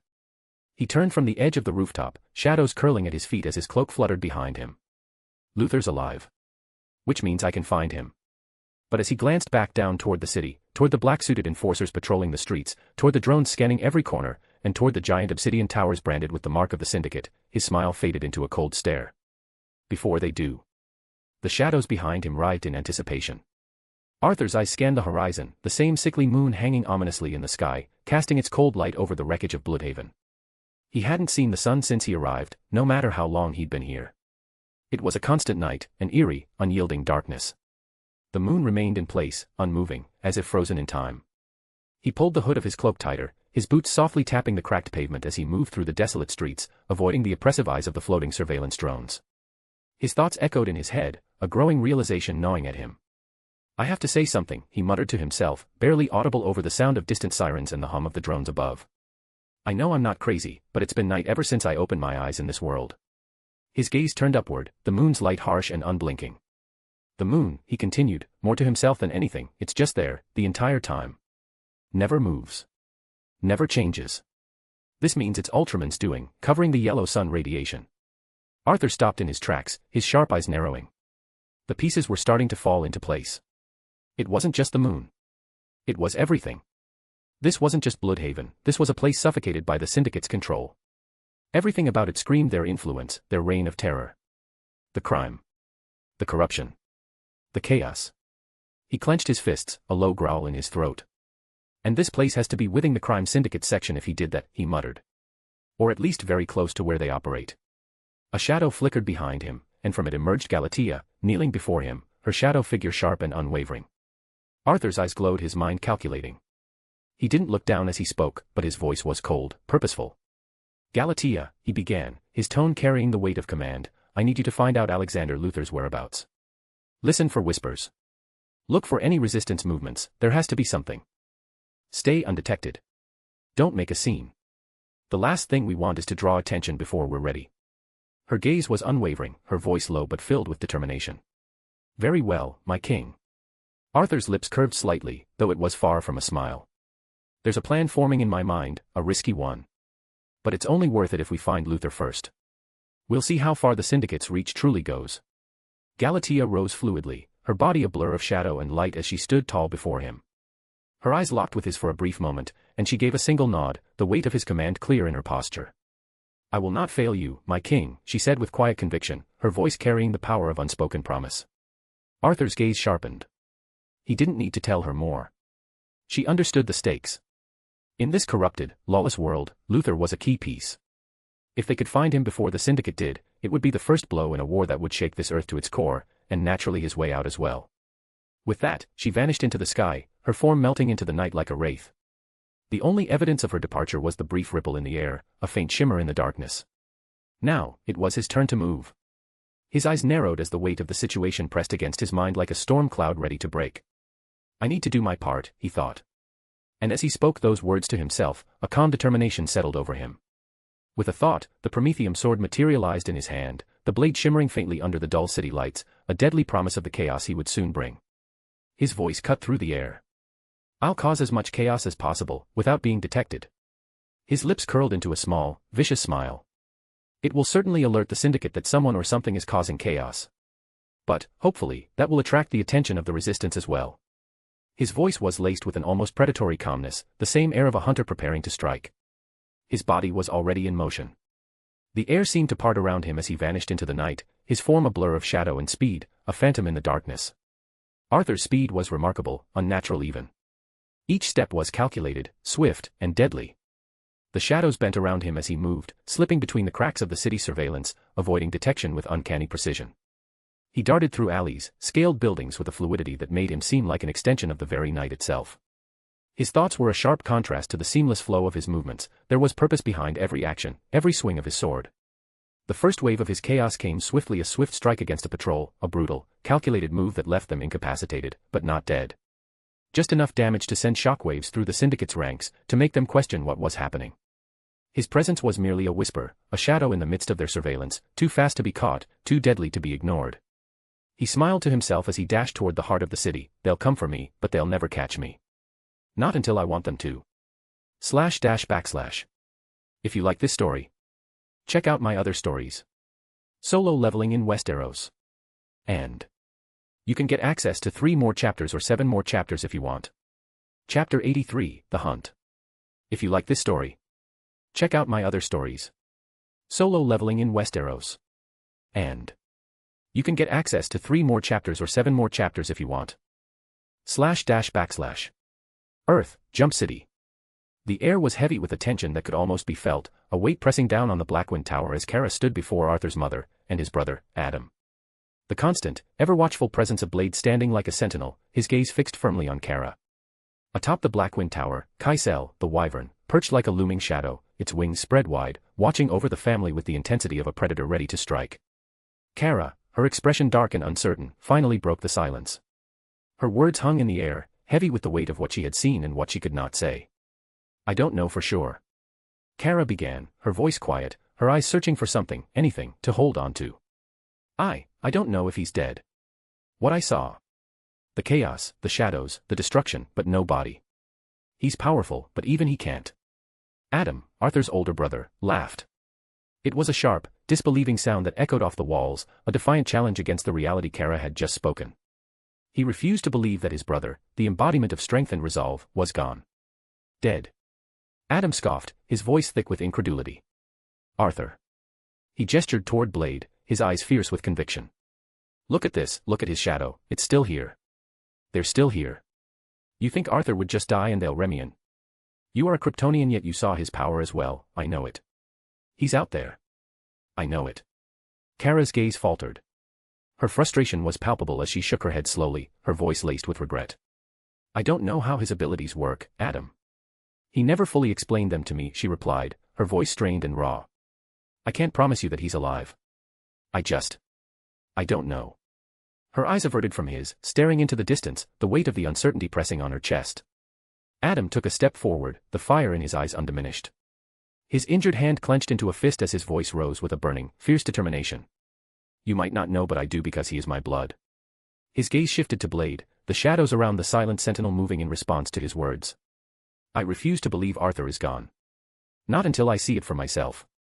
Blade's expression remained unchanged, but he made a subtle movement as if reacting to Adam's certainty. Kara met Adam's eyes again, her heart heavy with the burden of her words. I don't want to give you false hope, she said softly, her voice breaking slightly. But if there's anyone who could survive this, then maybe it's him. She turned her gaze toward his mother. I'll do everything I can, she continued, her resolve hardening. But we need a plan. Arthur might be out there somewhere, but we need to prepare for the worst. Adam's anger began to soften, but his resolve remained as unyielding as ever.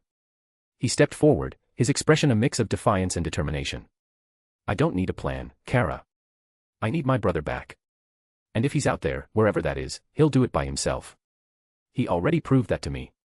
His words were like a vow, one that Kara couldn't help but respect, even as they carried the weight of impossible odds. Before Kara could reply, a sudden, violent surge of energy shattered the calm. A flash of dark magic flared in the distance, and with a sound that cracked the air like thunder, Raven teleported into their midst, her expression fierce and troubled. Her eyes locked onto Kara with an intensity that could burn through stone. You. Raven's voice was like a whip, her tone accusing and full of anger. What happened to him? Where is Arthur? I can't sense him anymore. I've been trying to reach him, but nothing. She paused, her breath sharp and erratic, as though trying to steady herself. What did you do? Where is he, Kara? Kara flinched at the rawness in Raven's voice. She had known that Raven cared for Arthur, even if she had never shown it openly. And now, the overwhelming sense of loss and frustration was clear in her eyes. I don't have an answer, Raven. Kara's voice cracked as she spoke, the weight of her failure heavy in her chest. I didn't do anything to help. I don't know. She closed her eyes briefly, as though the very thought of failing Arthur, of not having an answer for Raven, was too much to bear. He's gone. I think he's gone, but I can't be sure. I wish I could tell you more. I wish I could do more. But Her voice faltered. Raven's piercing gaze softened for a fraction of a second, the fury dimming, replaced by something far more raw, grief. I should have known, Raven whispered, almost to herself. His mother, who was silent all this time, stepped forward, her eyes meeting Raven's, her voice steady but filled with quiet anguish. If Arthur were truly dead, I would know it, but if there's one thing I know about my son, it's his stubbornness. Raven nodded grimly, as if realizing the truth in his mother's words. Then I'll find him. His powers have a darker nature much similar to my own. I can try and search for traces of that magic, no matter what it takes. Arthur's fate was still a question to them, and none of them had the answers. Bloodhaven, Earth. Arthur leaned casually on the cracked stone wall, his breath steady, his hands slick with sweat and blood. The men beneath him groaned, his face practically embedded in the rubble, his once proud figure now reduced to a mere shadow of itself. Arthur smirked, wiping the blood from his knuckles as he stared down at the broken figure beneath him. Well, this is getting boring, he muttered to himself, his voice dripping with sarcastic amusement. I've been committing crimes and fighting crime at the same time, and so far, nothing. He leaned down, pressing his boot into the man's back, the weight of it making the guy wince in agony. Guess I expected more from this place. He glanced around, the chaos he'd unleashed still simmering in the streets, the screams of the city echoing in his ears. Yet, something felt off. Galatea wasn't back yet. He hadn't heard from her since she set out on her mission to find the resistance, to locate Luther. She was reliable. Arthur stood up, brushing the dust from his cloak with a resigned sigh. Oh well, he said to himself, wiping his hands on his pants. I'll continue. I didn't come all the way here just to sit around. Without a moment's hesitation, he vanished into the night again, his form blending with the shadows as he moved through the streets. High in a steel-walled command center hidden deep within a certain place, a man watched the chaos unfold on several surveillance monitors. His cold, calculating gaze never wavered as the flickering images danced across the screen. Ullman, the twisted reflection of Batman, observed with an unnerving calm. His fingers tapped rhythmically against the console, his sharp eyes studying every moment of the destruction, the merciless violence on display. Guards crumpled to the ground in a haze of broken bones and shattered armor, their screams lost in the rising fires that ate away at the city's heart. Buildings burned, flickering flames casting a grim orange glow across the cold, glassy screens. A small smile tugged at Ullman's lips, but it was not one of satisfaction. No. This was annoyance, frustration. It's not new, he murmured to himself. This kind of destruction, this chaos, but something's off. Who's doing this? Where are they? There's no clear origin, no definitive signs. He leaned forward, narrowing his eyes as a particular piece of footage caught his attention, someone moving too quickly for the cameras, too fast to be fully captured. Impossible, he growled. Whoever this is, they're evading every single camera. There's no way they're just some random street rat. With a sharp motion, Ullman hit a button on the console, activating the communication system. The screen flickered, and the face of a familiar, super-speeding figure appeared, this world's own version of the Flash. His costume, a dark blur of red and gold, was a perfect mockery of the Flash from the Arthur's world. Johnny quick, Ullman snapped, his voice a cold, mechanical drawl. I need you to check something out. Something's happening in Bloodhaven, and it's annoying the hell out of me. A lot of guards are getting wiped out, buildings are burning, but the source? Unclear. Whoever's behind it is fast. Too fast. Johnny on the screen nodded without hesitation, a glint of curiosity flickering in his eyes. You want me to hunt them down? Exactly. This person's leaving no trace. No face on the cameras, no clear direction. You're fast enough to keep up with them, and I'm sure you're smart enough to figure out why they're doing this. So go, before they become a bigger problem. Ullman's voice dropped to a cold hiss. I don't care who they are. Just find them. Now. Johnny cracked his knuckles, the challenge stoking the fire of competition in his eyes. I got it, Ullman. I'll track them down. No one's too fast for me, whoever is out there is dead. As the screen cut to black, Ullman remained seated, his fingers drumming once more on the console. He could feel the tension rising in that city, the pressure mounting with every passing second. Whoever was out there, whether they were a potential ally or a threat, it didn't matter to him. What mattered was the order he had to uphold, their reign. And if someone dared to disrupt that, they would face the full wrath of the syndicate. //. If you like this story, check out my other stories. Solo leveling in Westeros. And you can get access to 3 more chapters or 7 more chapters if you want. Chapter 84, Cadmus Aftermath. If you like this story, check out my other stories. Solo leveling in Westeros. And you can get access to 3 more chapters or 7 more chapters if you want. //. A random alleyway, Bloodhaven. Rain pattered softly against the cracked pavement, but the cries of pain and the clashing of metal were anything but soft.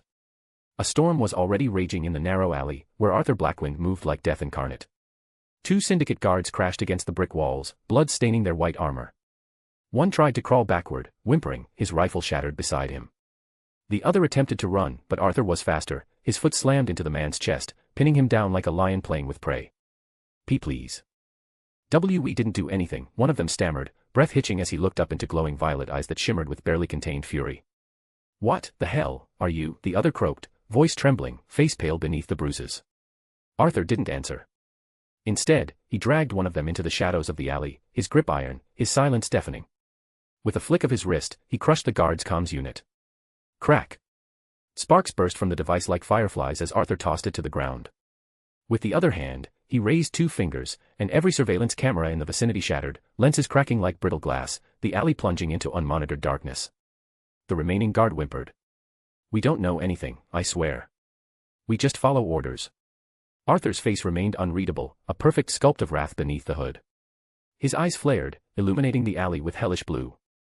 The pressure from his gaze alone made the man choke on his words, falling to his knees like a marionette whose strings had been severed. I asked you once, Arthur growled, voice low like distant thunder, who's commanding your patrols?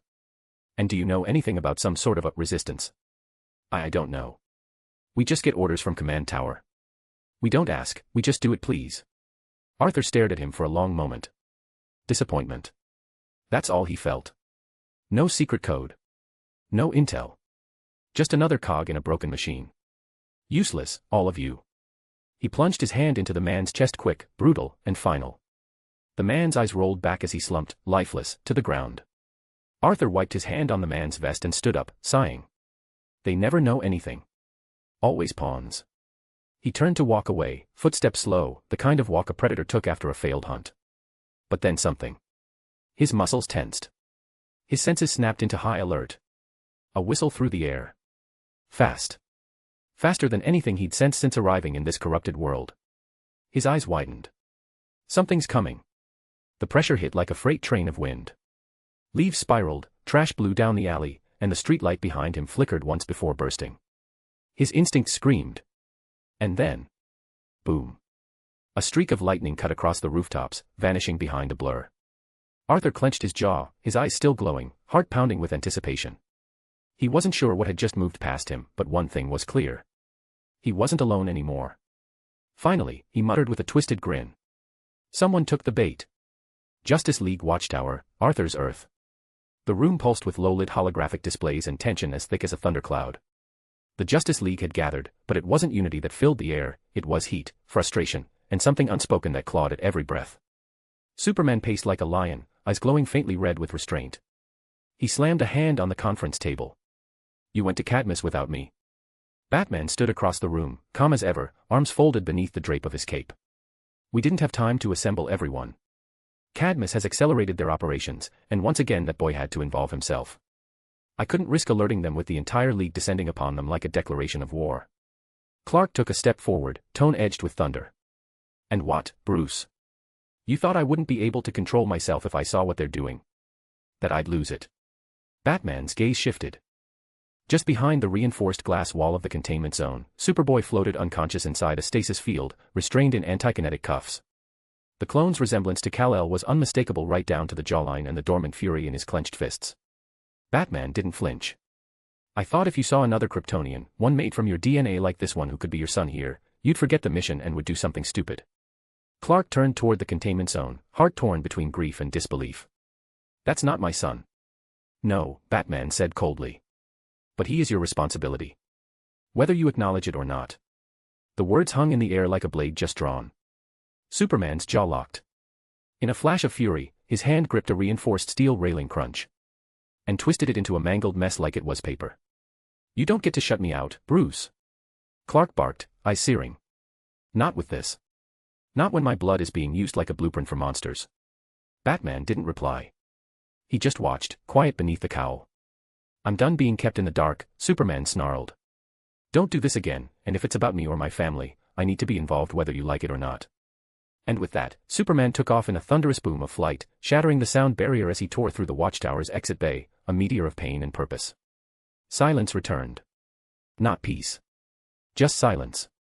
From the shadows, Martian Manhunter emerged, his brow furrowed, eyes empathetic. He's not angry at you, John said gently. He's angry at himself. Deep down, he believes this is somehow his fault. That Cadmus was emboldened to play God and be that wary of us because he exists.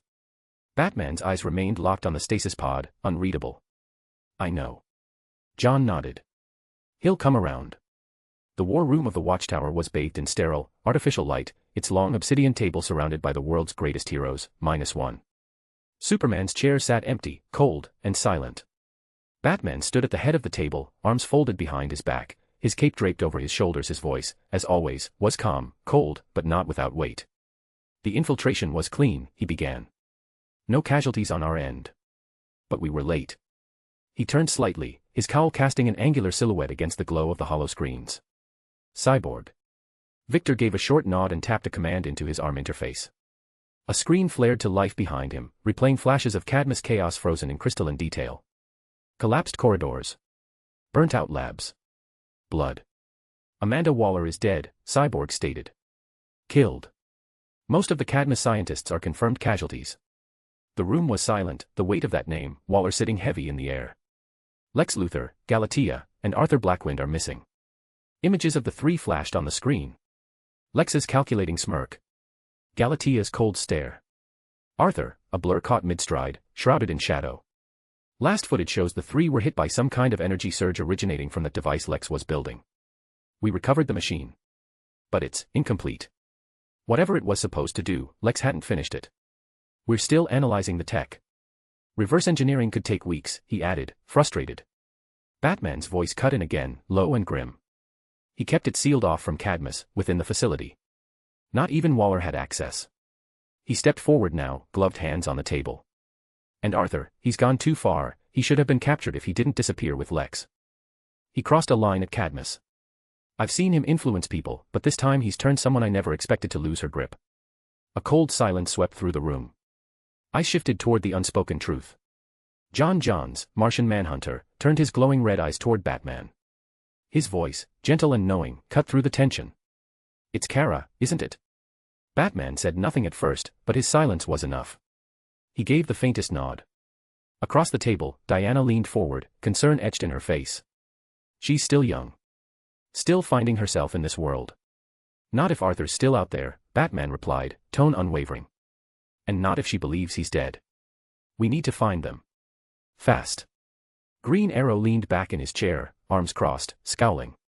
So let me get this straight, Red Hood went rogue, Kara's gone dark according to you even though she still listened to us, the Shadow Boy vanished with Lex, and speaking of Lex, he might have just built a weapon that makes people disappear. Is that correct? Flash raised his hand halfway, as if in a high school classroom. Question, Bats. Why are we still keeping these dead monsters around? First it was Doomsday, now it's Arthur's dead Kryptonian clone in a stasis tube. All eyes turned toward Batman. He stared at Barry for a moment too long. The kind of stare that makes your pulse jump. Because understanding them is the only way we stop the next one, he answered flatly. Flash blinked. Right. He turned toward Hal Jordan with a shrug.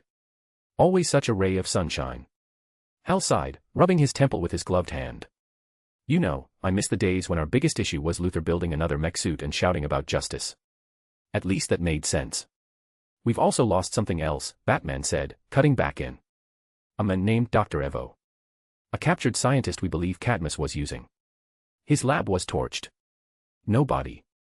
No logs. But whatever he made, it's gone too. The screen showed an empty, scorched chamber, equipment melted down to slag. No sign of the man. No sign of what he built. The silence that followed wasn't quiet. It was the silence of minds racing. We're at the edge of something big, Batman said, his tone lower now. Diana looked around the room. Then let's find them. Before the consequences catch up with all of us. // If you like this story, check out my other stories. Solo leveling in Westeros. And you can get access to 3 more chapters or 7 more chapters if you want. Chapter 85, Arthur vs. Johnny Quick. If you like this story, check out my other stories. Solo leveling in Westeros. And you can get access to 3 more chapters or 7 more chapters if you want. // A blur of red lightning and laughter exploded into Arthur like a missile. His body snapped through a brick wall, smashing into the side of a derelict train car that bent on impact. He stumbled forward, coughing, eyes wide as he tried to focus. Another punch, his chest. A hook to the jaw. Crack. A roundhouse at super speed. Arthur was being overwhelmed by his speed, every bone in his body screaming from the force. He finally managed to block one barely, but it still sent him skidding back with his heels digging trenches in the pavement. His eyes, now glowing with cold fury, tried to track the blur zipping around him. But it was hopeless. All he saw was a flash of red lightning and mocking laughter. You're not even reacting, the voice taunted, full of arrogant glee. Come on, newbie. You're making this too easy. Arthur clenched his fists, muscles tensing as sparks of black shadow tendrils pulsed from his skin. I can't even see his movements. Another punch slammed him against a steel beam. The world spun. You know, Arthur growled, wiping blood from his lip, I didn't expect one of the Syndicate's heavy hitters right off the bat. He steadied himself. But I guess Almond's not that stupid, so it's not that unexpected. The blur slowed, just enough to take shape, red suit crackling with unstable lightning, twisted grin plastered beneath a half-cowl. It was him. Johnny Quick. Oh, so you do know us, Johnny said, hands on his hips like this was a joke.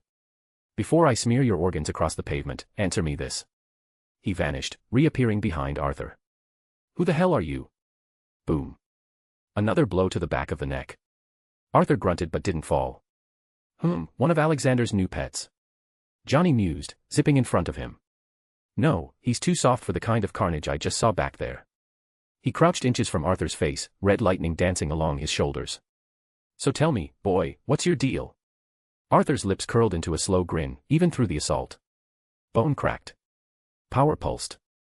Doomsday bone gauntlets erupted from his arms, jagged and snarling. I don't have to tell you anything. Arthur said darkly. His voice dropped into a whisper. But your shadow will tell me everything I need to know. And then, boom. Arthur slammed both gauntlets into the ground with all his might. The pavement shattered in a spiderweb blast. A shockwave rippled out in every direction, cracking concrete and ripping through the alley like a quake. Johnny Quick stumbled for the first time, his blinding momentum stalling, just for a moment. TCH, what the? That was all Arthur needed. With a roar, his eyes blazed blue and a crushing force snapped the air, ruler's authority. Johnny's body lurched in midair, pulled by an invisible force as if gravity itself had just picked a side. His smirk vanished, replaced by wide, panicked eyes. No. No. He vibrated violently, his entire body flickering like a broken light bulb. Arthur narrowed his eyes, stepping forward, hands clenched. Got you. Like hell you do. Johnny roared, his body breaking into blur again, phasing through the force and bursting free in a scream of red lightning. He landed several meters away, panting, furious. For the first time, he looked unsettled. Arthur straightened, face hard, his silhouette cloaked in shadows, steam, and cracked concrete. You felt it, didn't you? Arthur said, voice low and certain.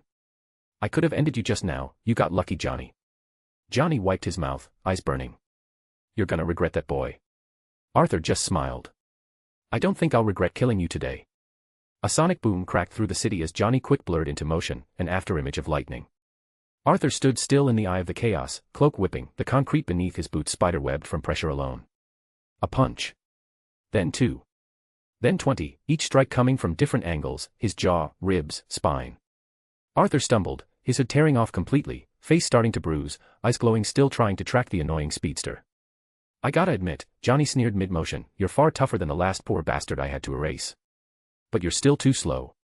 He zipped around Arthur, creating a sonic cyclone, dirt and debris lifting in the air. Arthur's lips curled, blood dripping from a split lip. Maybe. He raised a hand. The air cracked, and 3 weapons materialized with a storm of dark energy. The Prometheum sword. The Demon King longsword, seeping lightning with each pulse. The Kryptonite blade, glowing with that sickly green light. They floated above and around Arthur, dancing midair like predators smelling blood. Ruler's authority. Invisible tendrils of power surged from Arthur's body, gripping the blades and propelling them in swift, erratic patterns. A dance of death. Johnny darted left. The Kryptonite sword nearly shaved his scalp. And then he veered right. The Prometheum blade kissed his shoulder, singeing the suit. Arthur's eyes tracked his dodges with frightening calm. He feigned a slash, throwing the Demon King blade wide to bait Johnny into phasing through it. And Johnny took the bait. Predictable, Arthur whispered. At the exact moment Johnny began to vibrate through the fainting sword, Arthur surged forward, snapping the Prometheum sword at hyperspeed, and from behind, an unexpected arc. It caught Johnny's side, just enough. Clang. A graze. A wound. AGHH. Johnny skidded, hand to his ribs, a sliver of his suit burned through. You, bastard. Arthur smirked. What's the matter? Can't see the blades coming. He raised both arms again. The swords resumed their orbit. But you're not just fighting me. Boom. The ground shattered. From a nearby rooftop, a massive shadow leapt down. Doom descended like an asteroid, slamming both fists into the ground with enough force to crater the street. Johnny's eyes went wide. What the hell is that? Back up, Arthur said coldly. Didn't say I was alone, did I? Doom lunged with terrifying speed for his size. Johnny blurred, barely avoiding the monstrous claws. But Doom didn't stop. He charged, swung, roared, every missed blow causing tremors.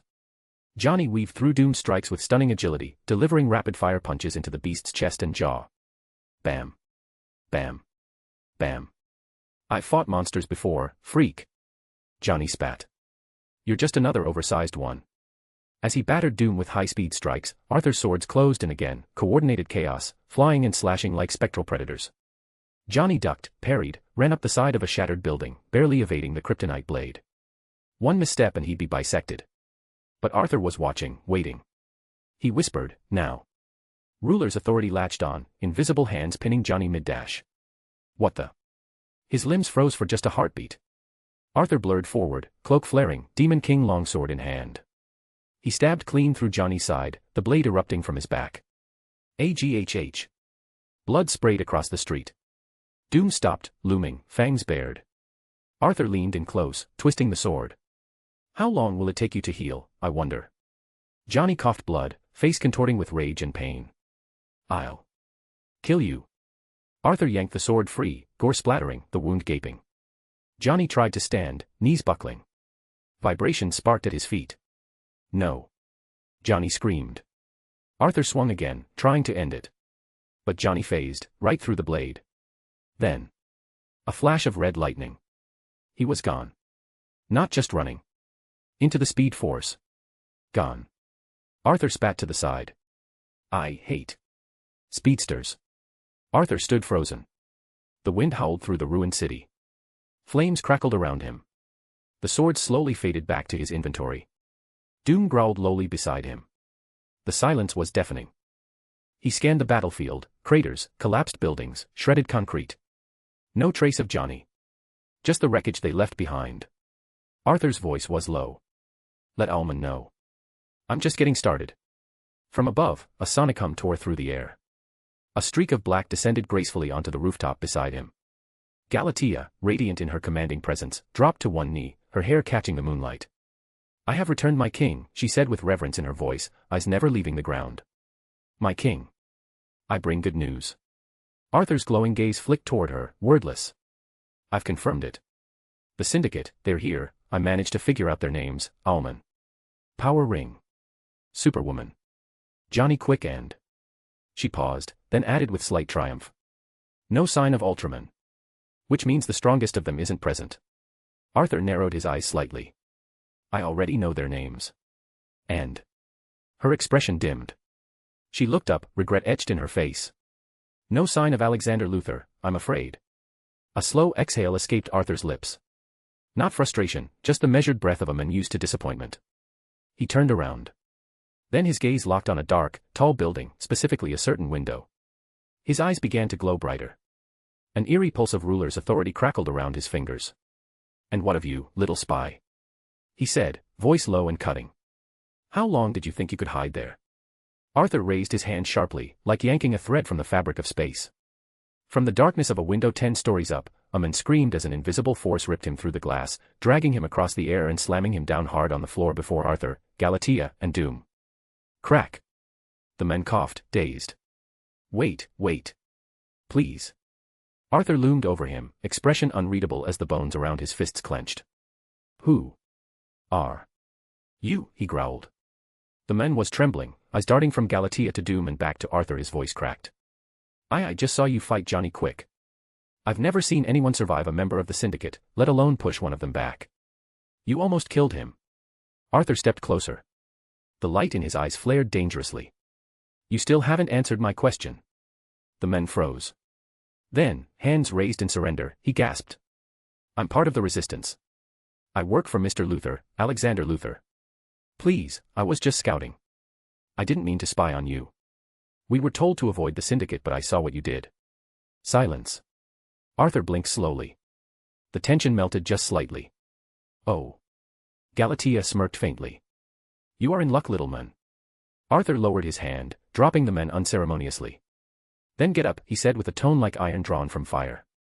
Because if you're telling the truth, then you just found the only monsters this world has left that aren't with the Syndicate. // If you like this story, check out my other stories. Solo leveling in Westeros. And you can get access to 3 more chapters or 7 more chapters if you want. Chapter 86, Alexander Luthor. If you like this story, check out my other stories. Solo leveling in Westeros. And you can get access to 3 more chapters or 7 more chapters if you want.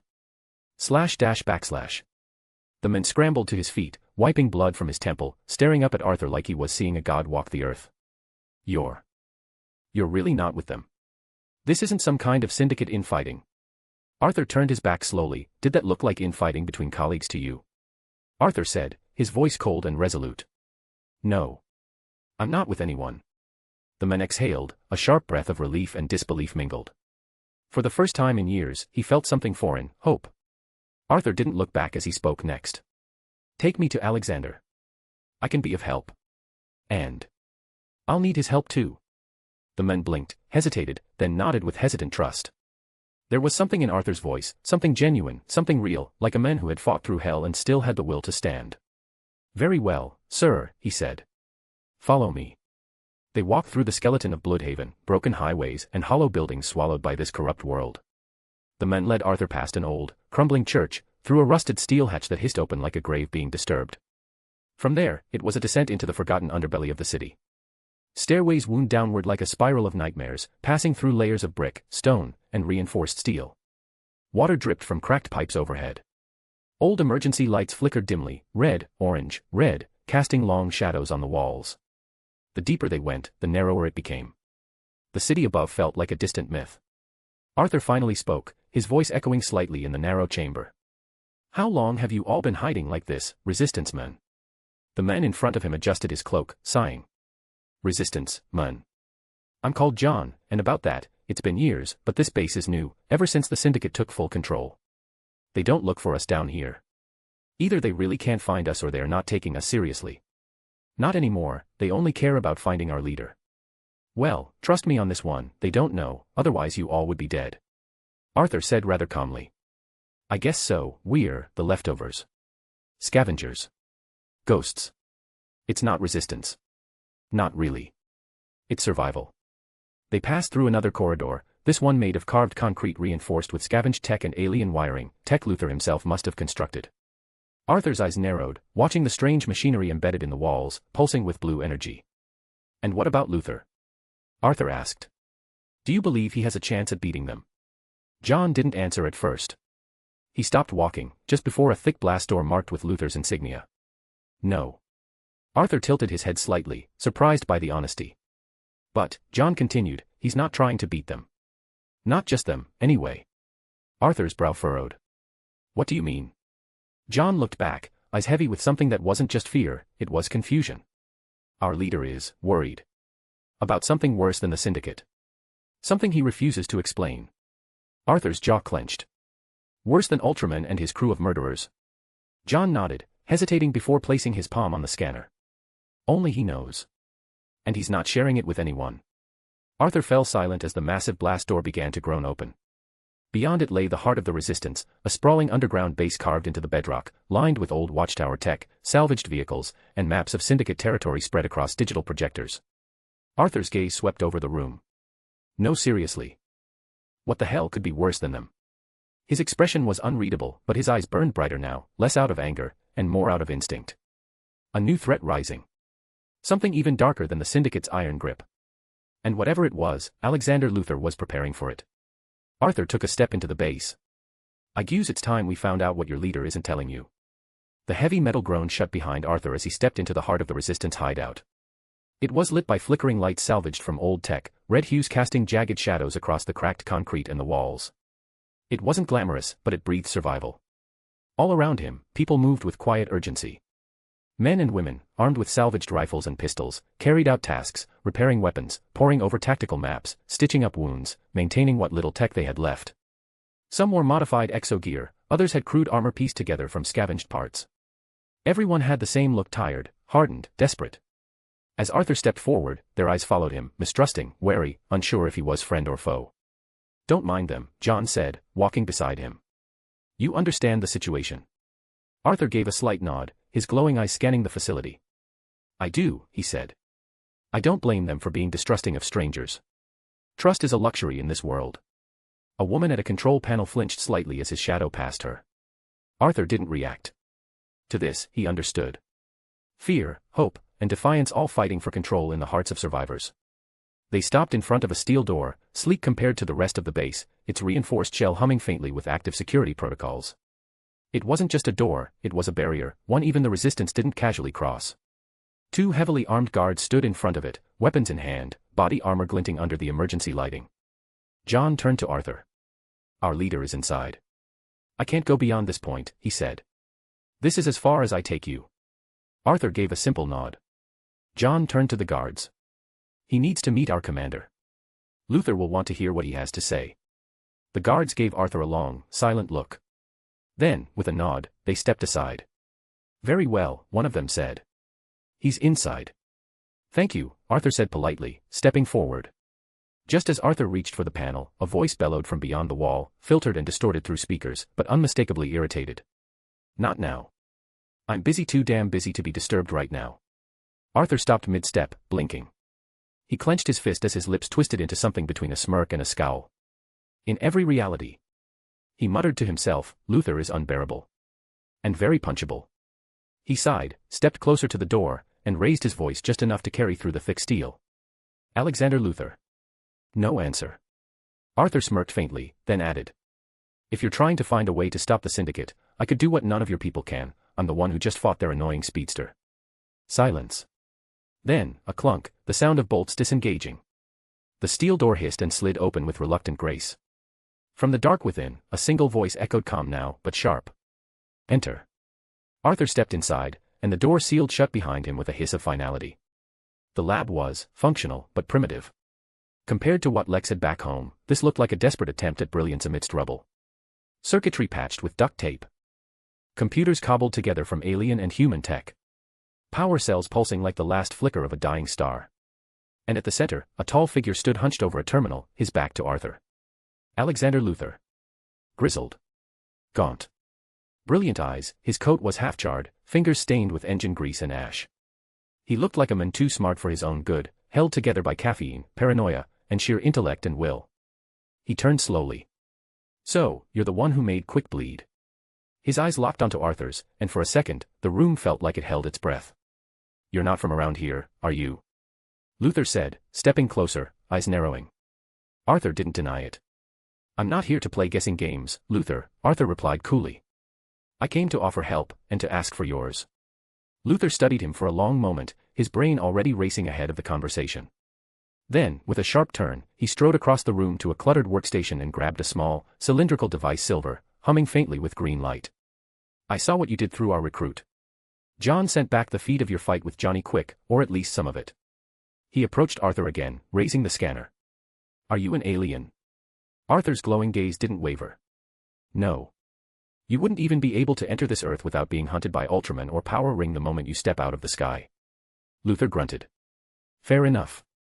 He activated the device with a snap of his fingers. It hummed louder as it scanned Arthur head to toe, casting faint green projections of his vitals in the air. After a few seconds, the readout stabilized. Luther's brow furrowed. You are human. Arthur sighed, folding his arms.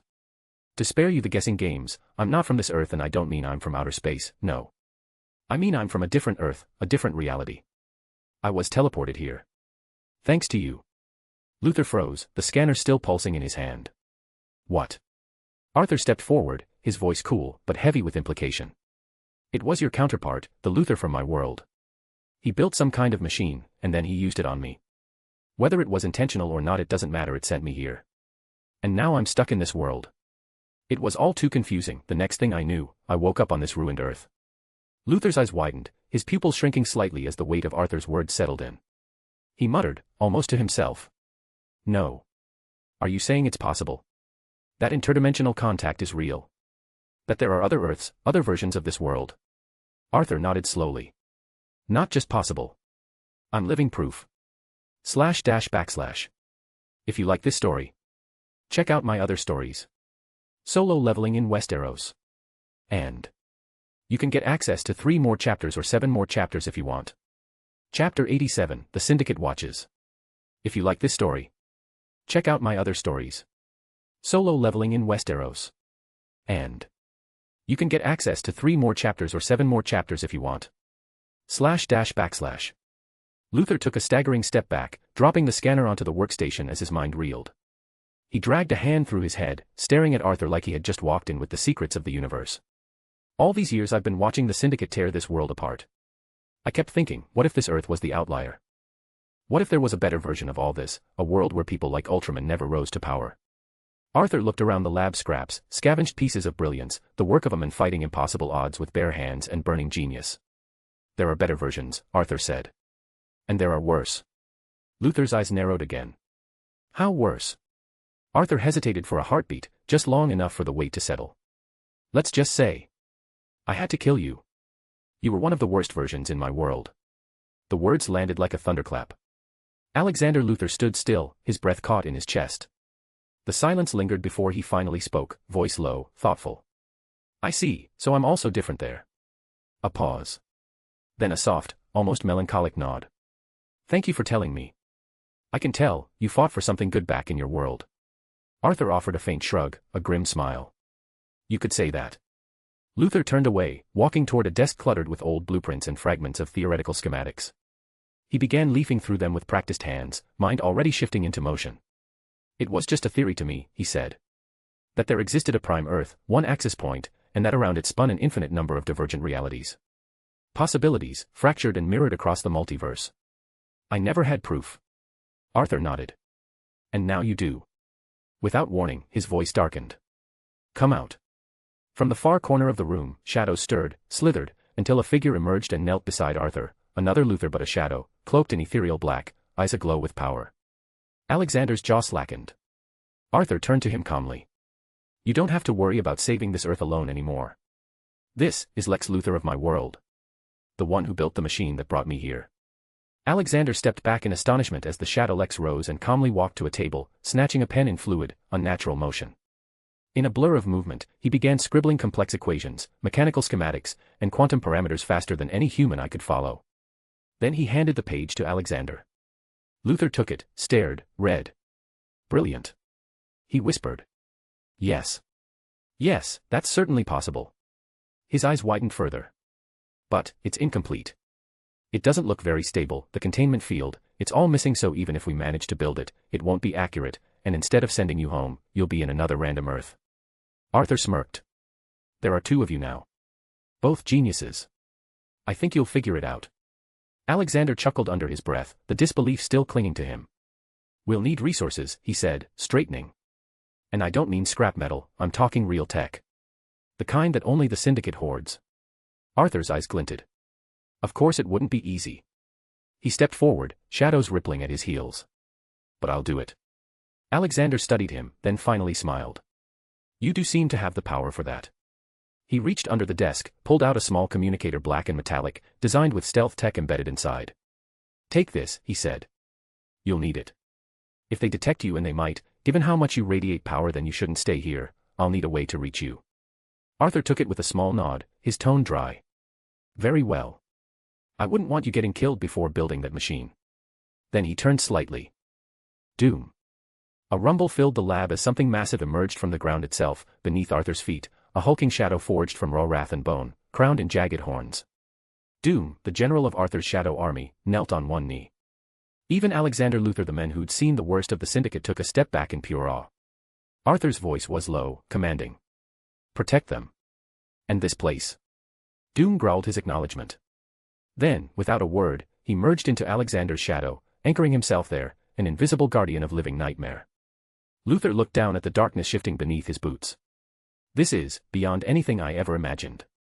Arthur turned to him one last time, voice calm, but resolute. Send me their location when you have it and I'll try to get what you want. But first there's a place I need to check. Without waiting for a reply, Arthur strode toward the exit, cloak billowing, shadows coiling behind his heels like smoke trailing a comet. The Syndicate's high tower. Thunder crackled beyond the skyline, casting shadows across the torn city below. Inside the fortified walls of the Syndicate's inner sanctum, Johnny Quick leaned heavily against a reinforced console, his body twitching with residual tremors, residue from his emergency dive into the Speed Force. His uniform was scorched, chest heaving as he gulped in air like a man dragged from drowning. Across from him stood Ullman, ever the cold analyst, arms folded, his expression unreadable beneath the cowl. What kind of man leaves you in this state? Ullman asked, his voice laced with judgment. Quick wiped a line of blood from his chin, his tone rattled and bitter. If I didn't tap into the damn Speed Force when I did, I wouldn't be standing here. I don't even know what that freak was. Shadows, blades, every strike meant to kill. Ullman's eyes narrowed. Calculating. Fool. You shouldn't have toyed with your prey if you didn't know what you were up against. The tension escalated as the steel doors slammed open behind them.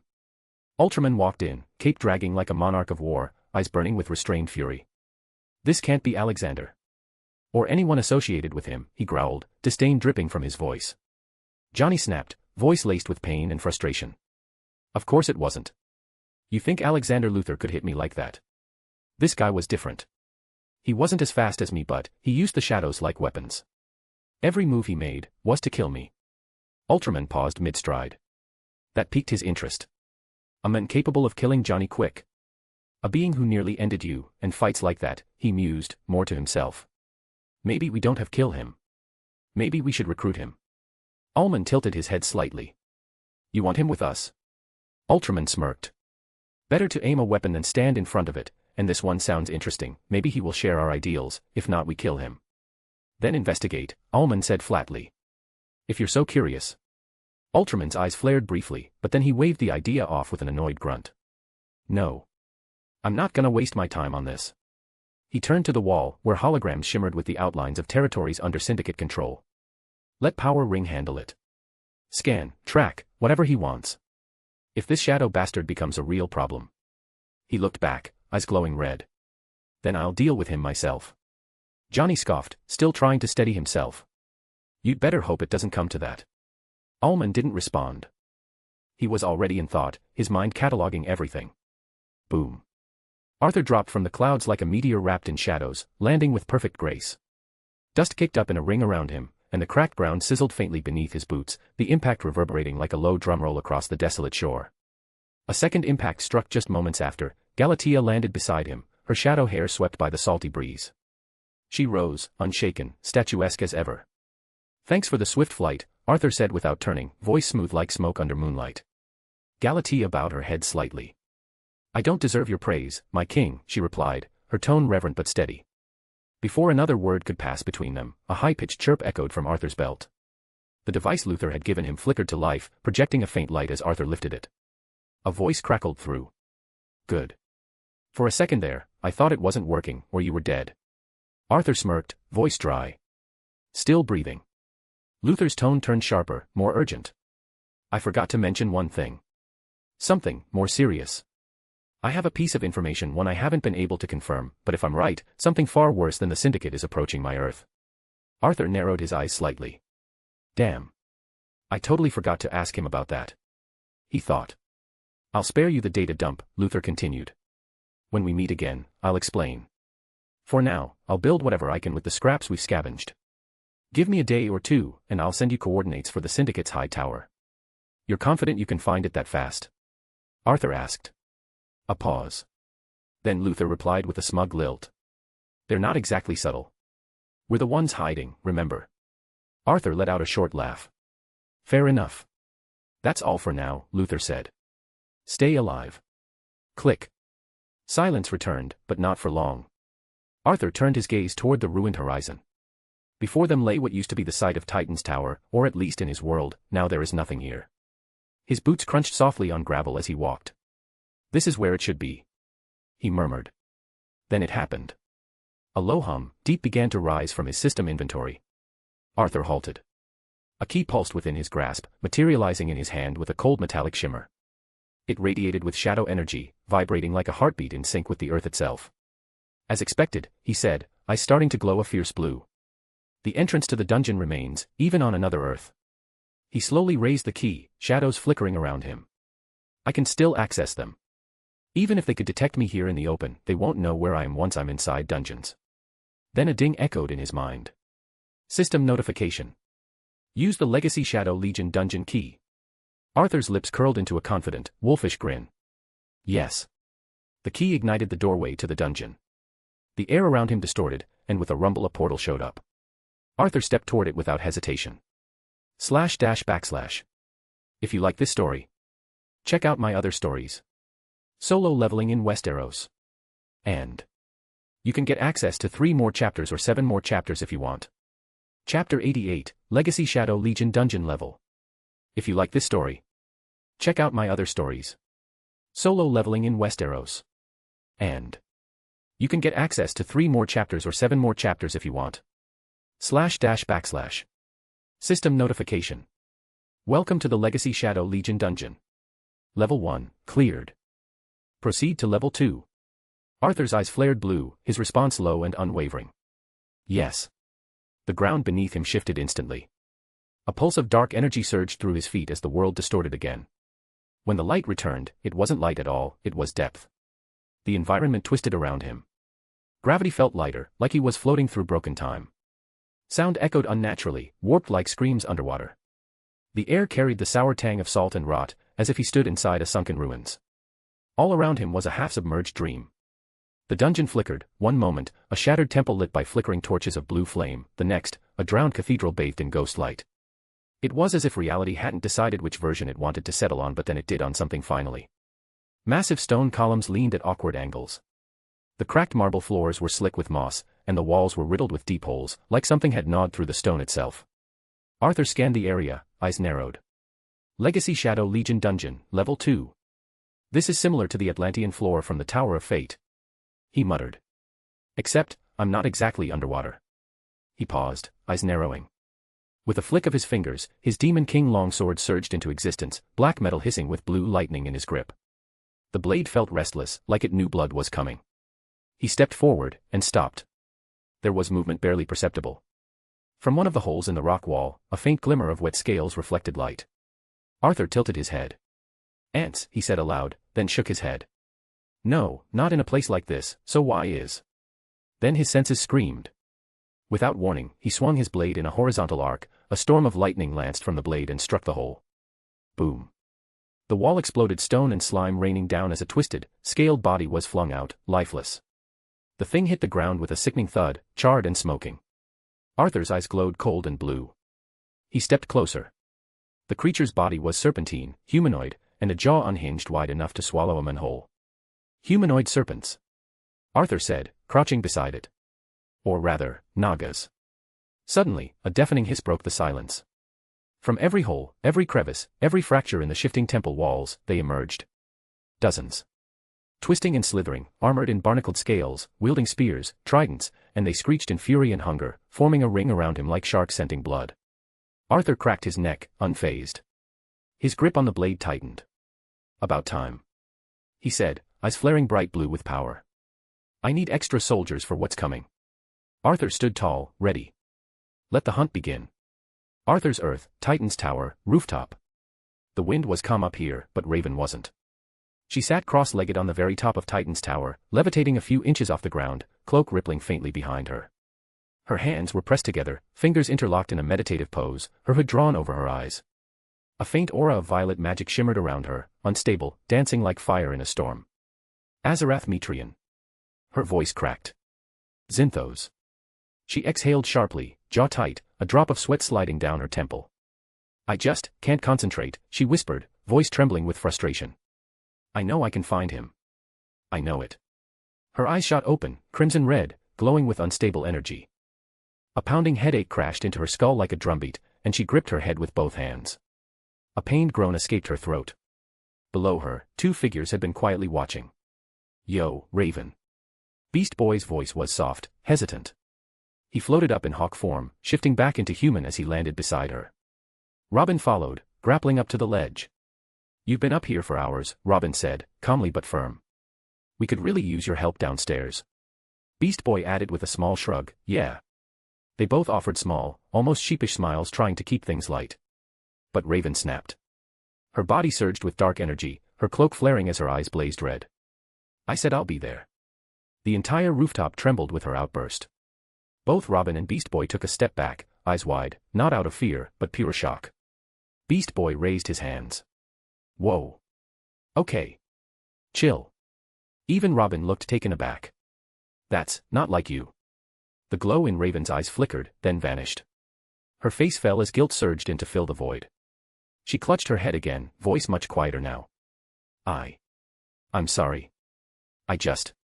She drew in a shaky breath. I'll be there shortly. Robin nodded slowly, sensing something deeper at play. All right. We'll be downstairs, he said, placing a hand on Beast Boy's shoulder and guiding him away. They both glanced back with worried eyes but didn't say anything. As they left, Raven remained still. Up above, alone once more, she whispered to herself. Where are you?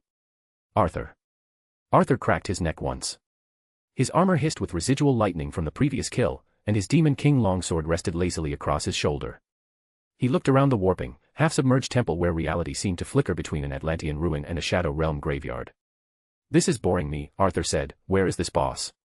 Then the floor trembled. Out of the shadows crawled dozens of slithering nagas, blue-scaled, humanoid serpents with glowing runes carved into their chests, eyes burning yellow, tongues hissing. But they didn't attack. They slithered to the side and began to chant, pounding their tridents on the ground in a rhythm that made the air throb with tension. Something far bigger was coming. The temple floor split open, black water bubbling out like oil, and rising from it. A giant blue naga. 9 feet tall, coils of thick serpent muscle plated in armor. Tridents twice his height, arcing with chained red lightning. His fangs dripped something that looked like venom, and his eyes fixed on Arthur like a predator seeing its final meal of the century. Arthur raised an eyebrow, unimpressed. You've got a hell of an entrance, he said, adjusting his grip on the sword, then muttered. I forgot what you're called again. Jenga. Jumba. Jumanji. System notification, defeat Jima, the boss Naga. Ah. Jima. Rolls right off the tongue. Jima let out a blood-chilling roar and launched forward, both tridents spinning, thunder cracking behind him. He moved with deceptive speed, seeking to impale Arthur in a perfect X-shaped kill strike. But Arthur didn't even open his eyes. He stepped to the side at the last second, lazy, calm, as if sidestepping an annoying bug. And then, with a flick of his left hand. Ruler's authority. The trident stopped, still impaled the ground trembling as invisible force held them in place. Jima struggled, his muscles bulging, but they didn't budge. Arthur opened his glowing blue eyes. And smirked. Wrong world, wrong boss, wrong day. He gripped his Demon King longsword. Lightning screamed along its edge, condensing into one singular, furious arc of destruction. The temple flashed white-blue as Arthur slashed once, just once, and the very air split apart. A storm blast followed the swing. Lightning burst in a sphere around the strike, vaporizing stone, shattering ancient pillars, and driving Jima backwards with such force he tore through 3 walls before collapsing, impaled against the temple's central altar. His body twitched. And then. You have defeated Jima the boss Naga. Arthur spun the blade once and sheathed it behind his back with a crackle of electricity. Damn shame, he muttered, glancing at the empty space where Jima had been. I was actually hoping for a workout. Then. Ding. A soft chime echoed inside Arthur's head as a familiar system window blinked into view. You level up. Items acquired. Venom Sac Flask X. Effect, used to coat a weapon or craft a poison. Arthur raised an eyebrow as he read the item description. Looks nasty and useless, he muttered with a faint smile, sliding it into his inventory with a flick of thought. You'll serve well, eventually I guess. He turned toward the remnants of Jima's fallen body, like the others. Arthur stepped forward. His eyes narrowed, glowing like twin novas beneath his shadow-slicked hood. Since I've already extracted the others, only you remain. He lifted his palm toward the corpse, black mist spiraling around his fingers like smoke dancing in reverse. The dungeon trembled faintly, as if even its ancient walls recognized what was coming next. Arthur's voice echoed low, sharp, and absolute. Arise. The shadows swirled like a storm. Cracks of dark lightning and then it rose. Glowing blue eyes snapped open, its obsidian armor now forged from pure shadow, its twin tridents wreathed in arcane flame. What once was a monstrous serpent now bowed its head before Arthur, reborn in silent allegiance. The system responded. Shadow extraction complete. Shadow name, Elite Knight. Arthur's lips curled into a satisfied grin. Perfect, Jima, that shall be your name again. The new shadow's form bowed low, silent and still, but the lethal energy rolling off him was undeniable. Arthur readying himself to leave, he took one last look at his surroundings, still crackling with the aftershocks of his last strike. Then. Ding. Another system notification unfolded before his eyes, glowing faintly in the charged air. Proceed to level 3 of the Legacy Shadow Legion dungeon. Arthur blinked. Wait, what? His eyes widened in brief surprise. I thought I was gonna get kicked out like last time. He stared at the screen, a slow smile tugging at the corner of his lips. Well then, don't mind if I do. Yes. // If you like this story, check out my other stories. Solo leveling in Westeros. And you can get access to 3 more chapters or 7 more chapters if you want. Chapter 89, Legacy Shadow Legion Dungeon Level. If you like this story, check out my other stories. Solo leveling in Westeros. And you can get access to 3 more chapters or 7 more chapters if you want. //. The world shattered and reformed around him like glass melting in fire, bending and snapping until it finally spat him out into a place that reeked of ice, silence, and death. Legacy Shadow Legion Dungeon, Level 3. Arthur landed with a grunt, snow crunching beneath his boots. A burst of white powder flared up at impact, swirling around his figure like a shroud. He straightened slowly, brushing frost off his shoulder as his breath curled in front of his face like fog. The air was bitter. The cold dug into bone like knives. Towering obsidian pine trees surrounded him in every direction, stretching so high their tops vanished into a veil of pale white mist. The silence was wrong, no birds, no animals, nothing. I'm getting real sick of these damn shifts. Arthur muttered, his voice hushed in the dead forest. Feels like if I were just some regular guy, I'd be drooling in a corner from all this mind-bending nonsense. He took one step forward. FWIP. FWIP. FWIP. That silence was gone and the world exploded into motion. Arrows screamed from every direction. Arthur's instincts flared, his eyes blazed icy blue. He twisted sideways, letting one arrow whip past his cheek. Another came from behind, he ducked. A third, he caught with 2 fingers. Then a fourth. Arthur's expression didn't even change as his free hand raised lazily. Ruler's authority. The final arrow froze midair. Without even looking, Arthur rotated his wrist, and the arrow spun back like a deadly boomerang, zipping into the canopy above. A shriek of pain. A pale body crashed down from the trees, landing face first in the snow. The impact kicked up a puff of white, but Arthur didn't flinch.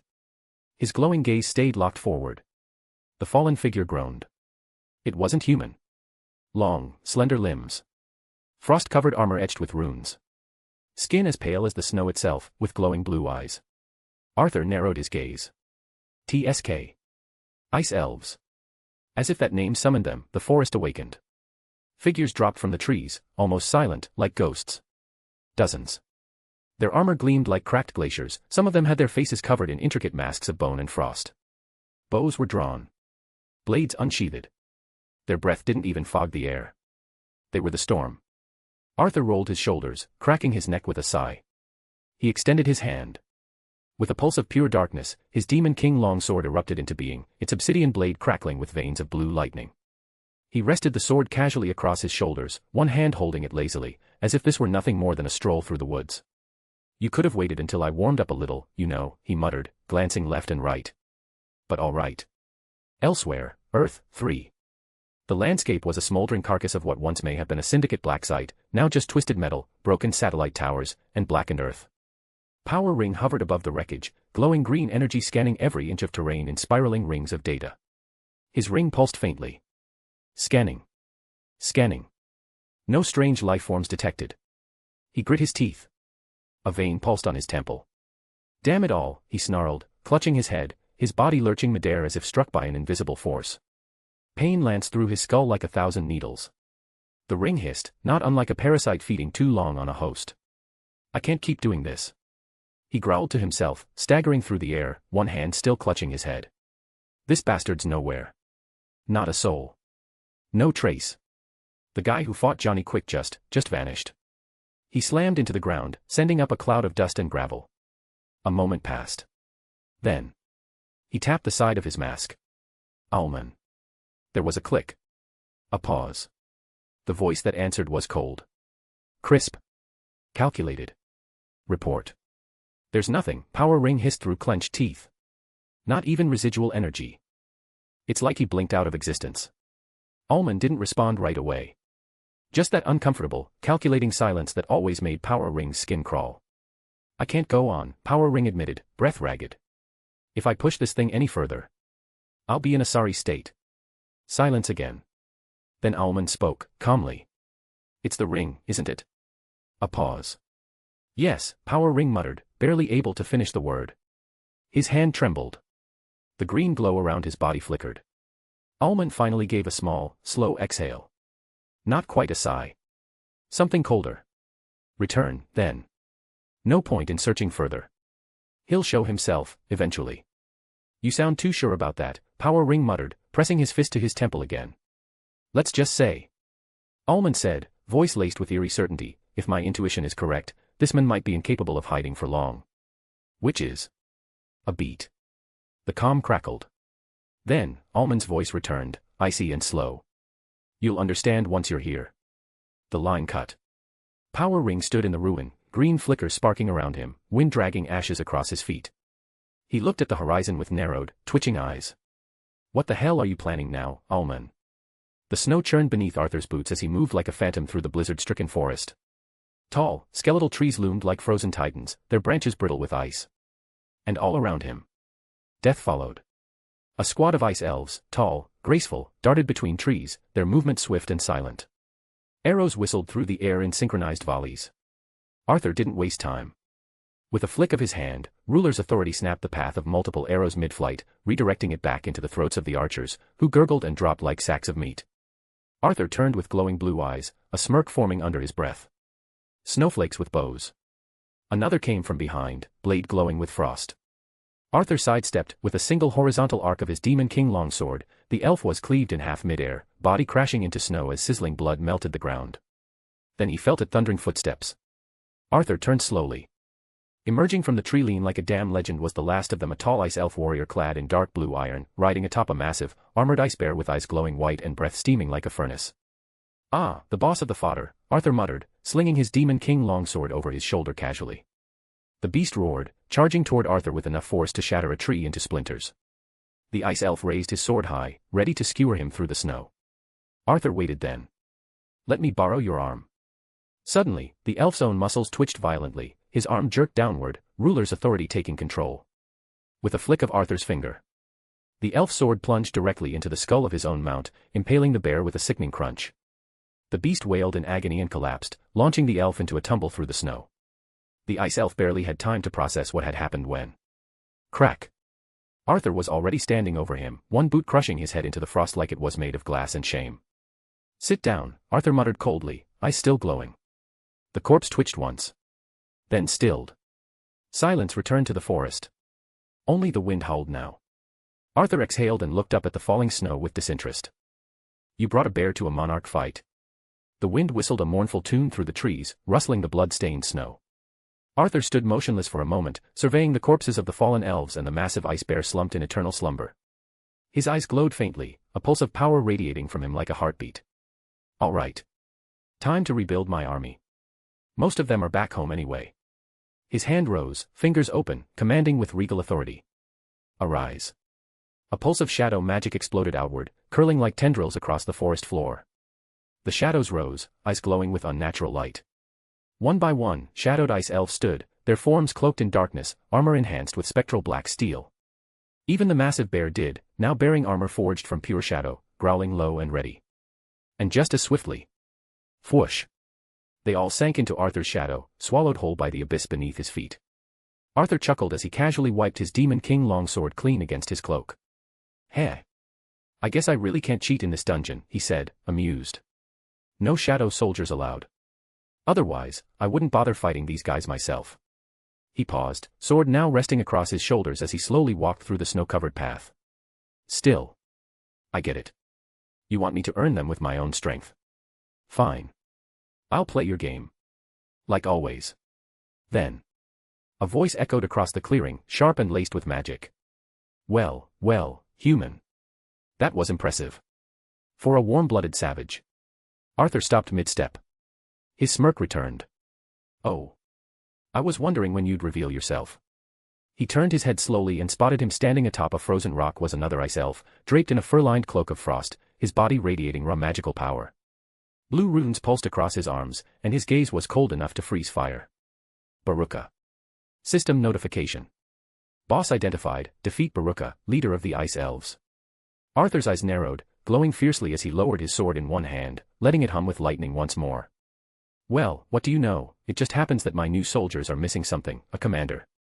// If you like this story, check out my other stories. Solo leveling in Westeros. And you can get access to 3 more chapters or 7 more chapters if you want. Chapter 90, Arthur vs. Baruka. If you like this story, check out my other stories. Solo leveling in Westeros. And you can get access to 3 more chapters or 7 more chapters if you want, // Baruka stood like a ghost waiting to strike. Arthur tilted his head slightly, then raised his left hand, 5 fingers extended. "I'll give you 5 minutes," he said coolly, his voice slicing through the silence. 5 minutes to try and kill me." He rotated his wrist, cracking his knuckles for effect. Then, without missing a beat, he slowly brought his Demon King longsword up, resting it against his shoulder, the metal humming with latent power. "And when those 5 minutes are up, and I'm still standing," he pointed the blade toward Baruka. "Let's just say, you'll look very different then." Baruka narrowed his eyes, runes on his body pulsing with arcane energy. The fog thickened. The cold bit deeper. "You dare mock me, human?" Baruka hissed. "You won't be standing. You'll be frozen beneath my feet." In an instant, he vanished. Arthur's smile widened. "Here we go." Baruka's dagger whistled through the air, aiming for Arthur's throat from behind, but it met steel. Clang. Arthur turned just enough to block with the flat of his sword. A reverberating shockwave burst from the clash. Baruka flipped back, boots sliding across the icy ground with graceful speed. Arthur cocked his head. Getting parried by a big sword like this. He lifted it slightly with one hand like it weighed nothing. "How do you feel?" Baruka snarled and disappeared again, stealth mode. His body melted into the white fog, his presence hidden so completely even his breath left no trace. Snowflakes slowed. The world hushed. Arthur's glowing eyes darted left, then right. For a second, it seemed even he couldn't track him. But then, he moved. Baruka reappeared behind Arthur, both daggers raised in a cross, ready to cut through his spine. But they stopped. Inches from Arthur's neck, frozen mid-strike. Arthur didn't even flinch. His left hand was extended, fingers slightly curled, rulers authority pulsing like gravity itself. "Nice try." Arthur turned his head slowly, the look in his eyes calm and gleaming with menace. Without a word, he spun and delivered a brutal roundhouse kick, sending Baruka flying through the snow, crashing into a frozen tree trunk. The ice shattered like glass around him. Arthur exhaled through his nose. Calm. Unshaken. He looked up at the foggy sky, then down at the shadow of his own boots. 3 minutes left. Baruka groaned, rising slowly from the crater, his body carved into the snow, blood staining the white powder beneath him. His body shook, not from fear, but from pure rage. The frost around him spiked violently, wild magic reacting to his fury. Cold winds screamed through the trees as the temperature plummeted. His pride had taken the blow harder than his body. His runes glowed icy blue. His fists trembled with wrath. Arthur casually lowered the Demon King longsword, the blade steaming from recent use, and with an almost bored expression, unequipped it, making it vanish in a flash of black smoke back to his system inventory. "All right," Arthur said, rolling his neck with a satisfying crack. He raised both hands in the air in a mock surrender, flashing Baruka a grin full of disrespect. "No weapons. Just hands. I'll help you out." Baruka's eye twitched. His mouth twisted in hatred. You insolent." He vanished, snow exploding behind him as he lunged forward with supernatural speed, daggers out, white fog whirling like a vortex around his form. Clink. Clink. Shing.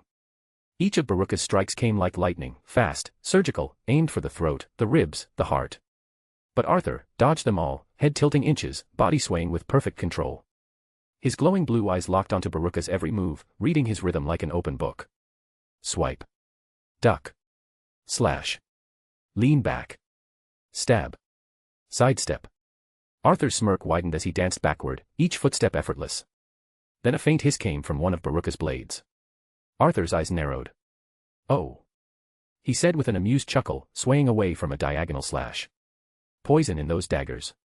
Not bad." Baruka roared and brought both blades in for a final, crossing slash aimed to cleave Arthur's face. But Arthur moved faster. He snatched Baruka's wrist mid-swing, fingers clamping down like a vice of steel. The elf's body locked in midair, his expression twisting into pain. Garg. Baruka screamed, dropping one dagger from the sheer pressure. Arthur leaned in, whispering with a grin, "Problem." Baruka retaliated with 2 quick punches to Arthur's chest, desperate blows more from anger than skill. They barely made him flinch. Arthur's smirk didn't fade. Very disappointing for someone in the peak of his ability. Then. Bam. Arthur's boot slammed into Baruka's face, launching him like a cannonball through the air. He crashed into a tree, the trunk exploding into shards of wood, snow collapsing on top of him. Arthur shook his head, brushing frost off his shoulder.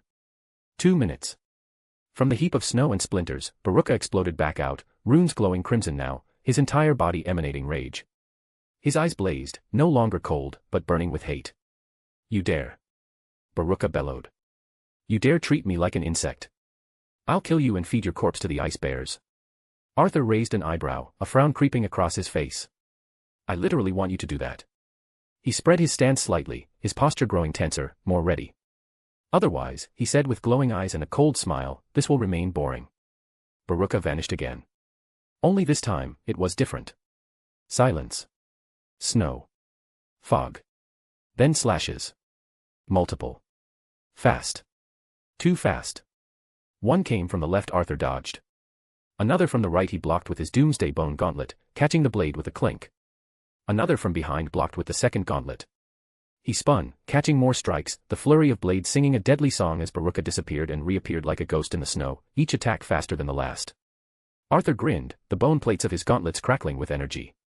Well now, he said, ducking under a slash and sending an elbow into thin air. This is an improvement, but how long can you keep this up? Baruka's rage-filled breathing echoed through the fog, his stealth mixing with his fury, the air practically humming with tension. Arthur flexed his fingers slowly, knuckles cracking like the ticking hands of a countdown clock. His blue glowing eyes pierced the white storm, scanning every shifting flake, every subtle crunch in the snow. His focus was unbreakable. Baruka didn't strike again. He couldn't. Seconds passed. Then, with a low wheeze, the elf stumbled out of the snow-drenched vale, his stealth broken, body battered. His once pristine cloak was torn and soaked in blood, his ruined skin flickering like a failing enchantment, and his breath, shallow, desperate. Still, in his hand, a dagger remained. His pride clung to that blade like it was his soul. Arthur took a step forward. Time's out, elf. And in that instant, everything changed. Arthur's eyes ignited, glowing like twin supernovas as his bloodlust activated. A pulse of pure, primal dread exploded outward from him, an invisible wave of pressure that crushed the air, made the winds halt mid-howl. Baruka froze. His eyes widened, lips trembling. For the first time, the cold-blooded killer of the ice elves felt true fear, the kind that tore through bone and soul alike. He looked into Arthur's gaze. And what he saw was death given form. "No," he snarled, voice cracking. With one final act of desperation, Baruka roared, and his magic surged, a massive explosion of ice magic erupted around him. Towering spikes of jagged frost burst from the ground like nature's wrath incarnate, the snowstorm spiraling into a hurricane of ice blades. A spectacle of power. But Arthur didn't feel like it was a spectacle of power, he saw it more of a death cry. He walked forward, slowly, like a god parting a sea of lesser elements. The blizzard slammed into him. The ice spires screamed toward his body. But the frost might as well have been a mild inconvenience. He didn't stop. Couldn't be stopped. Baruka barely had time to react before Arthur was right in front of him, fist already clenched. No. Monarch of. Boom. Arthur's punch ripped through the elf's torso, blood and ice bursting behind him like a crimson spring. The force caved in armor, runes, ribs, everything. Now mere inches away, Arthur held the pose, fist still buried in Baruka's chest, staring directly into his enemy's eyes. The sheer cold of the world around them had nothing on the frozen, merciless expression on Arthur's face. Baruka's lips moved, barely forming sound. Arthur slowly retracted his arm, crimson steam trailing from his gauntlet. Baruka collapsed to his knees, eyes still open in disbelief, blood soaking into the snow beneath him. Then he face-planted forward, lifeless. Arthur stood still for a moment, the wind curling around him. Then, without hesitation, he knelt beside the fallen body. His hand pressed to the cold, pale back of Baruka's corpse. The runes etched into the elf's flesh flickered one last time, before going dark. Arthur's eyes glowed again, an ethereal, soul-piercing blue as he uttered a single, commanding word. Arise. The shadows on the ground trembled. Then surged. A pool of darkness spread like ink across the snow, and the forest seemed to lean away in fear. A moment later, a figure emerged. Baruka, reborn. But no longer flesh.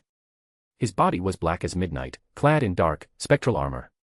Twin shadow daggers pulsed in his hands, shaped like ethereal fangs. His eyes gleamed with the same piercing blue light as his master's, cold, calculating, and full of loyalty. Arthur rose to his feet. Baruka, the elite knight. His voice rang out, steady, sharp as a blade. Not bad. He took a step closer, the wind pausing like it awaited his verdict. You'll lead the other ice elves from now on. The shadowed elf dropped to one knee, head bowed low, daggers crossed over his chest in solemn respect. Then suddenly Arthur felt the air ripple, space warping around him like a broken mirror, his eyes narrowed as the world twisted once more. Not again. // If you like this story, check out my other stories. Solo leveling in Westeros. And you can get access to 3 more chapters or 7 more chapters if you want. Chapter 91, Storming the Syndicate. If you like this story, check out my other stories. Solo Leveling in Westeros. And you can get access to 3 more chapters or 7 more chapters if you want. //. The world fractured. Space twisted like glass struck by a hammer. Light bent. Time stuttered. Boom. Arthur was ripped from the dungeon, launched through the seams of reality, and slammed back into the waking world with a loud crack of displaced energy and a gust of shadowy mist. His boots crunched onto concrete. Arthur rolled his shoulders and groaned, brushing off dust. I'm starting to hate teleportation.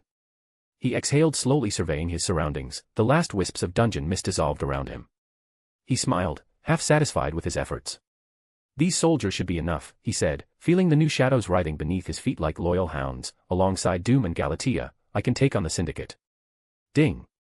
You have leveled up. Item acquired, Baruka's dagger. Arthur's gaze snapped to his system menu as it unfolded before him in pulsing light. The blade shimmered into his hand, sleek, jagged, and cold to the touch. Baruka's dagger. A weapon passed down through the Ice Elf assassins. Grants an increase in attack power and drastically reduces its wielder's weight for enhanced agility. Arthur tilted his head, unimpressed. Not my thing. He flipped it once, then tucked it into system inventory. Baruka can have it back. He'll put it to good use. He clenched his fist, and the status bar unfolded. Status bar. Name, Arthur Blackwynd. Job, Shadow Monarch. Title, Solar Reaper. Level, 100.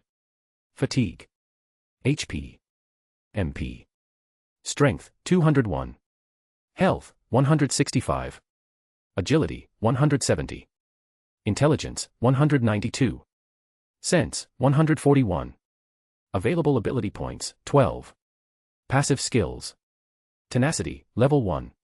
Insanity's Gambit, immunity to mind control, fear, and sanity-based debuffs. Job-specific skills. Shadow Extraction. Shadow Exchange. Monarch's Domain. Skills. Bloodlust, level 2. Ruler's Authority. Mutilation. Sword Rush. Equipment. Omega Hardened Hide. Abyss Forged Necklace. Inventory. Doomsday's Bone Gauntlets. Abyss Forged Necklace. Azarath Knight Armor Set. Greatsword of the Lowborn. Prometheum Sword. Anti-Kryptonian Blood Vial, Epic. Shattered Bolt. Demon King Longsword. Kryptonite Sword. Solar Gauntlets. Venom Sac Flask X. Baruka's Dagger. Tower of Fate Key. Legacy Shadow Legion Dungeon Key. Arthur closed the menu with a flick of his finger, his smile widening. I should G. Beep BZZZT. A sharp, electric buzz shot from his pocket, not a ringtone. Just that piercing high-frequency static. He raised a brow and tapped the side of the device. Hey, Lex, I mean Alexander, never mind. Same thing. A pause. Then the voice came through, clipped, sharp, laced with frustrated genius. I've been trying to reach you for the past 24 hours. Arthur blinked, a sheepish smirk forming. My bad. I thought you died. Not that it would have been shocking, but still, a little warning next time. Arthur chuckled. Relax. I took a nap in another dimension and came back stronger. You know, the usual. In the mood for jokes in this situation? Wonderful. While you were busy with whatever, I finished about 20% of the machine. Arthur's eyebrow twitched. Only 20%. What did you expect? Alexander snapped, clearly annoyed. I'm reverse engineering quantum anomaly tech during a global superhuman crisis with no funding. 20% is a miracle under these conditions. Fair enough. Arthur muttered. What's the holdup? Resources. Exotic ones. The kind that just so happens to be hoarded by the Syndicate. Arthur grinned, his voice dropping an octave. We already discussed that, I can go after them. A pause. You're that confident? Alexander asked, not even masking the disbelief. Then he sighed. Very well. We don't have a choice. And we're running out of time. All of us. That line made Arthur's smile falter. His voice was quiet now. What do you mean by that? I told you, I'll explain when we meet in person. There was a brief crackle. But not now. I've got something else for you. I'll send coordinates. Go there first. You'll find some weapons, ones I designed specifically to give you an edge against Syndicate members. Also, I should tell you about their weaknesses. Arthur perked up. No need, I already know about them. Also custom weapons. Built for me. You really know how to spoil a guy. More like devices than weapons, and don't flatter yourself. I built them with the help of your shadow. Well, my shadow. No, wait, ugh, the other Lex. Alexander groaned. Just know one of the devices I left behind can disrupt Johnny Quick's connection to the Speed Force within a set radius. Arthur's eyes widened, sparks of interest dancing behind them. That's a huge help. Why didn't you use this before? Because I'm not strong enough to get that close to him without being turned into paste. Arthur grunted. Right, stupid question. You said it, not me. Arthur's smirk returned, his eyes narrowing toward the horizon as storm clouds rolled in like an omen. All right then. Let's get this over with. Good. I'll be in touch. The night was tense. Alive. A cold breeze howled across the steel skeletons of the cityscape as Arthur Blackwynd stood tall atop a looming skyscraper, his silhouette sharp, unwavering. Beside him, Galatea hovered just slightly above the rooftop, arms crossed, cape fluttering in the wind like a battle flag. Her eyes glowed faintly, locked forward on their target. A tower. Not just any tower. A monolith of steel and arrogance, crowned with a burning white emblem, a U shining like a god's eye across the horizon. Arthur exhaled slowly, his voice slicing through the wind like a blade. I already picked up Luther's little gadgets. He cracked his knuckles, shadows pulsing across his gauntlets. Time to strike. Galatea, let's fly. She gave a wicked smirk, kneeling slightly before lifting into the air beside him. As you command, my king. Inside the tower. A bored guard stood by the window, sipping from a lukewarm coffee cup, eyes scanning the calm skyline lazily. Another damn shift, it's not like anyone will, he muttered, rubbing his eyes. Something moved. His brow furrowed. Far off something was approaching through the dark. Is that a bird? He leaned forward. It was getting bigger. Fast. Wait a minute, is that a... Crash. The glass shattered like ice under a sledgehammer as Arthur and Galatea blasted through the window at supersonic speed. Before the guard could scream, Arthur's hand clamped over his face, slamming him into the concrete floor with bone-rattling force. The man was dead before he even realized what's going on. Arthur stood, eyes glowing a cold, surgical blue, brushing glass off his shoulder like dust. All right. He said, voice echoing across the chamber. Now come out. The shadows answered. From the darkness, a wave of black surged, ice elves, their armor frosted and shimmering under the dim red emergency lights, emerged like wraiths. Their eyes burned cold. And leading them. Baruka. He knelt before Arthur, silent and deadly, still cloaked in frost and menace. Arthur reached into his inventory, the dagger, Baruka's original blade, now humming with power.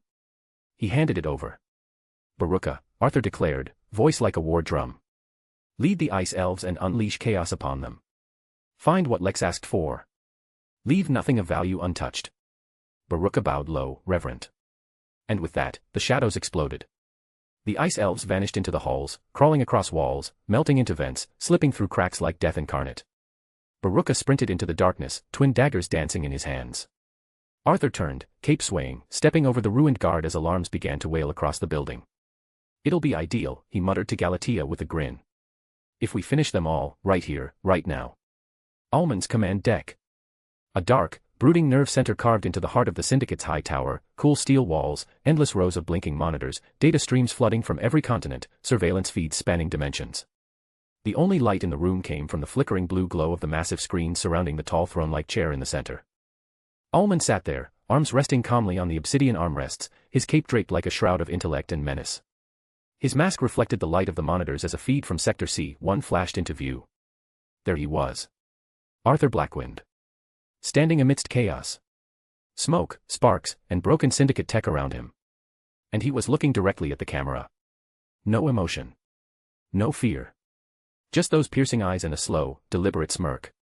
Crack. The screen exploded into static after Arthur simply raised his hand. Almond's gaze narrowed. So that's him. His voice was calm, too calm. The kind of calm that meant something dangerous was unraveling in his mind. I figured he wouldn't stay hidden forever. He tapped his fingers together, mind spinning with calculated malice. Even anticipated he'd make a move, but these things he's unleashing.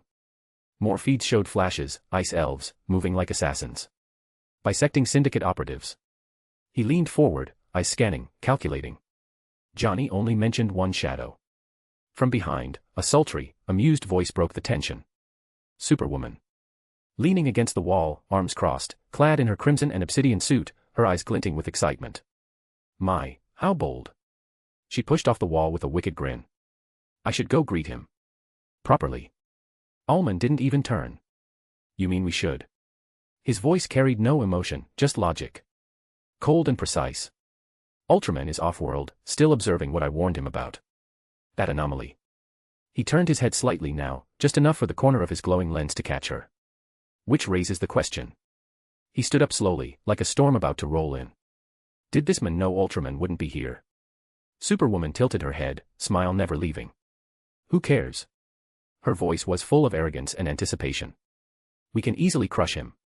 Just another pest. Let's go. Ullman stared at the shattered feed for a long second. Silent. Then, he moved. One swift motion. One final decision. He stood tall, cape flaring as he turned toward the exit, Superwoman already ahead of him. // If you like this story, check out my other stories. Solo leveling in Westeros. And you can get access to 3 more chapters or 7 more chapters if you want. Chapter 92, The Syndicate Trap. If you like this story, check out my other stories. Solo leveling in Westeros. And you can get access to 3 more chapters or 7 more chapters if you want. // Arthur carved a path of annihilation through the corridors. With each swing of the Demon King longsword, arcs of blue lightning tore through the air, crackling, snarling, hungry for blood. One guard lunged at him with a plasma rifle. Arthur sidestepped effortlessly, letting the bolt fly harmlessly past before cleaving the man in half with a reverse grip slash. The body dropped before it even registered death. Another squad opened fire from the end of the hall. Bullets and energy blasts lit up the space, but they never reached him. Ruler's authority activated in a subtle twitch of his fingers, and the projectiles froze midair, then dropped like rain. Arthur surged forward like a phantom storm, his blade dancing through steel and bone alike. Men screamed. Metal melted. Sparks flew. A soldier tried to run. Arthur snapped his fingers, and a bolt of lightning burst from the sword, curving through the air and striking the man in the back. His body convulsed, then crumpled. You're wasting my time, he muttered, storming forward as the carnage continued. Galatea trailed behind him, untouched, cutting down stragglers like an angel of death. Suddenly, Arthur's eyes flared with a demonic blue light. His pupils narrowed as something flickered through his vision, an alert from his shadows. The ice elves found something, he muttered. A grin tugged at his lips. That's a huge amount of kryptonite, must be Ultraman's drug stockpile.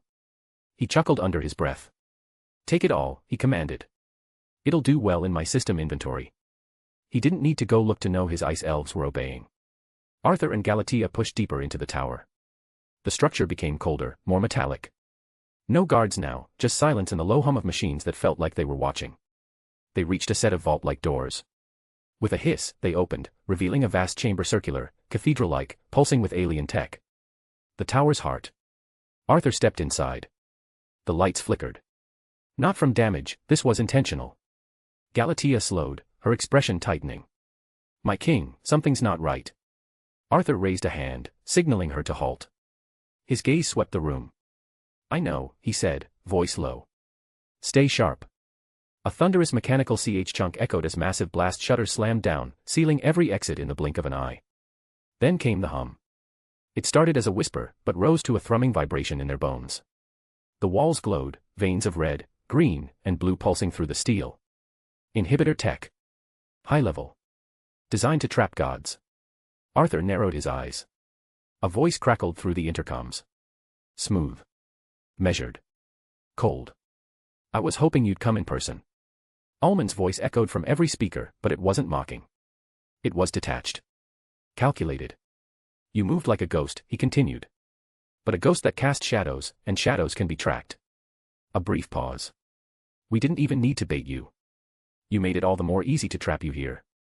Arthur stared at the glowing walls, then the ceiling. They're coming. Suddenly, 3 sealed doors around the chamber hissed open with synchronized finality, metal groaning like beasts roused from slumber. From the northern entrance, Ullman emerged. Calm. Composed. His cloak hung in perfect stillness despite the humming energy around them. His white lenses pulsed with data streams, scanning every inch of Arthur in a millisecond. From the east, a red flash burst forth. Johnny Quick skidded to a stop in a streak of lightning, the floor beneath his boots scorched and cracked. His smirk was wide, twitching at the edges with anticipation. Eyes burned with the promise of revenge as he cracked his knuckles. From the western door, Power Ring stumbled in like a drunk man holding a ticking bomb. His arm trembled violently. The green construct on his hand pulsed like a heartbeat too fast to be natural. Sweat beaded on his brow, his gaze darting, twitching, as if trying to resist the very voice in his head. Then glass shattered above. Superwoman descended like fury incarnate. Her boots hit the ground with a sonic boom, knees bent in a perfect landing. She rose slowly, hair flowing with cape behind her, shoulders squared like a demigoddess ready for war. The four closed in. Slow. Methodical. A predator's circle. Galatea moved slightly in front of Arthur, fists clenched, her aura rising. Johnny Quick tilted his head, that grin still carved into his face like a scar. Well, look at the Shadow Boy getting cornered like a rat, he said, his voice soaked in arrogance. We meet again. This time's payback for last time. Arthur didn't flinch. He merely smiled. Come. Amused. Power Ring's head twitched. His breathing hitched. He's leaking something. He rasped, his voice cracked and full of panic. Something dark, the ring says it's not magic, it wants me to leave, but I won't let it. He screamed the last words, as if trying to drown out the fear whispering in his skull. Superwoman took a step forward, hips swaying, lips curved in a lazy smirk. Her eyes ran over Arthur, slowly. Like she was savoring the sight. You're cute, she said. Broody. Strong jawline. Her voice purred with mischief. You'd make a nice companion if you join us. Arthur's gaze met hers, unbothered, unmoved by her proposal. His smile faded into something colder. Sharper. I don't do secondhand, he said simply. The smirk vanished from her face. Her eyes narrowed, the air around her snapping like tensioned wire. Then you'll make a nice corpse when I'm done with you. Almond's voice cut through the air next. Precise. Controlled. As if reciting a calculated analysis. I anticipated an assault, he said, stepping fully into the light. What I didn't expect was a commander who sends an army of shadows and still dares to walk in here by himself with only one of them. He paused, studying Arthur. As if memorizing every detail for future review. That was impressive. Stupid. But impressive. Galatea took a step forward, shoulders tense, eyes burning red. You dare mock my king, she growled, her voice full of venom. Arthur didn't look at her. Just raised his hand slightly. She stopped immediately. He inhaled once. Rolled his shoulders, a casual stretch as if he were just waking up, not standing in the center of a trap designed by the world's most dangerous minds. Then his voice cut through the tension. Come. Deadly. 4 of you. 1 of me. He stepped forward. Almost seems unfair. His eyes swept over them one by one, Almond's emotionless mask, Johnny Quick's smirk, Power Ring's trembling form, Superwoman's narrowed gaze. Shame that Ultraman isn't here apparently. Maybe then, maybe, you would have had a chance. He sighed like this was all just mildly disappointing. No matter. His expression changed. Just slightly. The faintest smile pulled at his lips. It wasn't joy. It was inevitability. Soon enough, the 4 of you will know what it means to walk in shadow. He took one more step. To serve in shadow. The lights around the room flickered again, not from the trap, but from him. The temperature dropped. His own shadow stretched unnaturally long. His voice dropped lower now, but it hit harder like the clang of a war drum echoing in the bones. And when your bodies fall. His eyes flared brighter. The shadows behind him rippled like a living tide. Your souls will rise again. With me. A pulse rippled from him, not energy, but presence. Like death had just taken notice. Galatea smiled. Johnny Quick took a step back. Power Ring whimpered. And Almond's hands twitched behind his back. Arthur's voice cut one final time, soft as a whisper, loud as fate. Welcome to the beginning of your eternal servitude. Then, the air shivered. A pulse rolled out from Arthur's body, heavy and cold, like a storm cloud pressing down. Shadows from his feet, crawling outward like living tendrils. From that darkness, one figure rose. One massive, towering, yet swift and coiled like a snake, twin trident spinning in his hands, his form rippling with shadow-forged armor.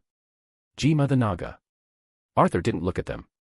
He just whispered toward Alman, his voice laced with iron. You miscalculated, Alman. Johnny Quick's smirk dropped. Visibly. His voice cracked with frustration and disbelief. Oh no. Another one of his monsters. The entire syndicate moved. It was instinct. Fear. Strategy. Rage. Whatever it was, it happened all at once.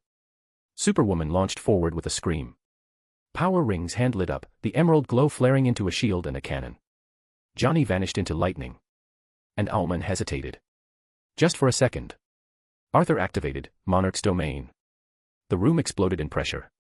Darkness rushed out like a tidal wave from Arthur's body, swallowing light and twisting gravity.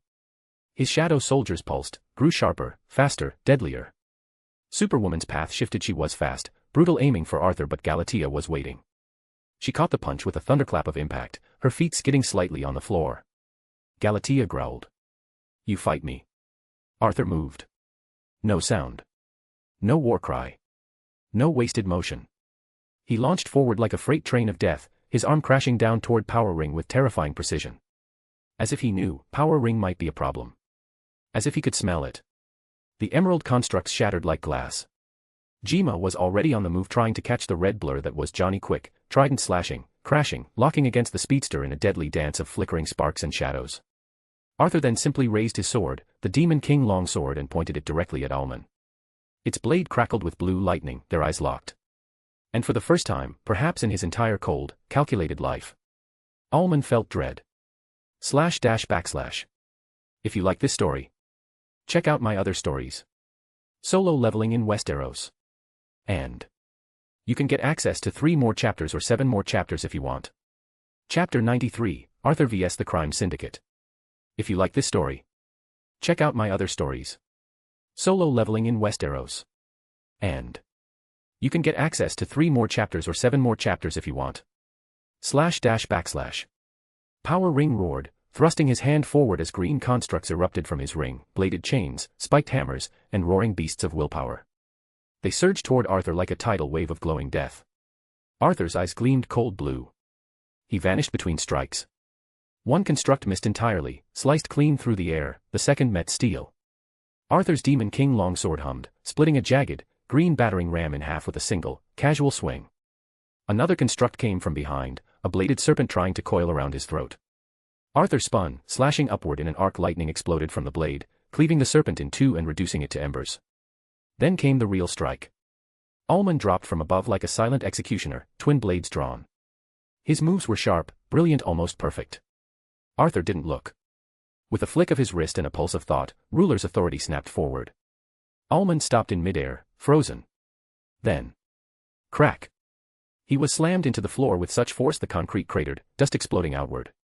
Before the dust could settle, thwom. Arthur lifted him with invisible force and hurled him into the wall. The impact shook the entire room. Alman coughed blood as he dropped, knees hitting the floor. Arthur stepped toward him slowly, sword dragging behind him with a hiss of sparks. "You're just a human," Arthur said coldly, after all. Behind him, chaos kept boiling. Johnny Quick blurred into motion, lightning trailing him like a storm on legs. Jima was holding his own, but Johnny's speed began to overwhelm. Hit after hit slammed into Jima's torso, face. He kept regenerating, stitching itself. Arthur's eyes flicked to the side. TCH. He turned his head slightly, commanding. "Jima, switch." Without hesitation, Jima moved, twin tridents twirling as he went toward Power Ring instead, leaving Johnny blinking for a heartbeat of confusion. Arthur moved. One burst of speed, not a blur, but a silent flicker. He reappeared behind Johnny with a swipe of his sword aimed for the neck, but Johnny twisted just in time, the blade slicing only his shoulder. Sparks flew as the edge grazed the speedster's suit. Johnny grinned, panting. "You almost had me, spooky boy." Arthur tilted his head. "Almost." They clashed again, Johnny zipping around him, fists flying, but Arthur parried each one with demonic calm. Every swing of his blade forced Johnny to dodge, not because of power alone, but the sheer precision. Every strike was meant to kill. Meanwhile, across the room, fists thundered against flesh. Superwoman and Galatea were locked in a war of titans. Punch. Block. Kick. Grapple. Galatea's fist slammed into Superwoman's ribs, sending her skidding backward into a wall, cracking it. Superwoman wiped blood from her lip. Smirked. "Not bad, Shadow. You think you got strength that rivals mine?" Galatea cracked her neck and grinned. "That face of yours. I'm about to plant it in the floor." They charged again, fists colliding midair, creating a shockwave that blew debris in every direction. Galatea fainted low, twisted, and elbowed Superwoman across the jaw, only to be grabbed by her wrist and thrown through a column. Superwoman followed with a knee to the gut midair, but Galatea caught it, flipped her, and slammed her to the ground like a meteor. The floor cracked. Both women grinned through the pain. "No wonder you like my king," Galatea breathed. "You lack strength, and you wish to be part of his army." Superwoman laughed, blood in her teeth. "Shut up, servant." Arthur and Johnny collided again, one a blur of lightning, the other a storm in human form. Ullman pulled himself from the rubble, bloodied but trying to vanish into shadow. Arthur saw him. And smiled. Johnny blitzed left, then right, his fists becoming flashes of lightning as he tried to push Arthur back. But Arthur didn't budge. His glowing blue eyes were on Ullman. Crawling. Bloodied.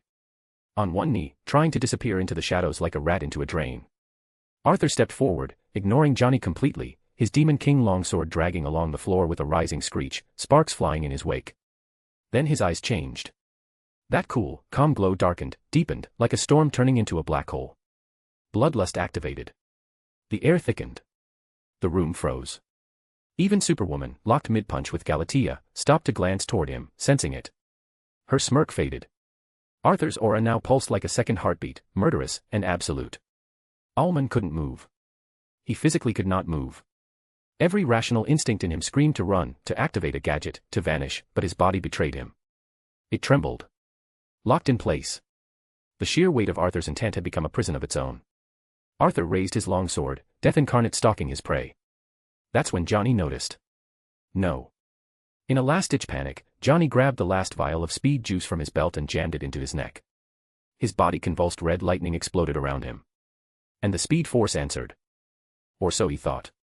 He vanished, became motion, a living bolt of power, and in less than a blink, he was right there, reaching out to save Ullman. But Arthur was smiling. He'd been smiling the whole time. His other hand, until now hidden behind his back, clicked once. A device, small, black, and humming with tech that reeked of Luther's genius, lit up. It blinked red. Johnny felt it instantly.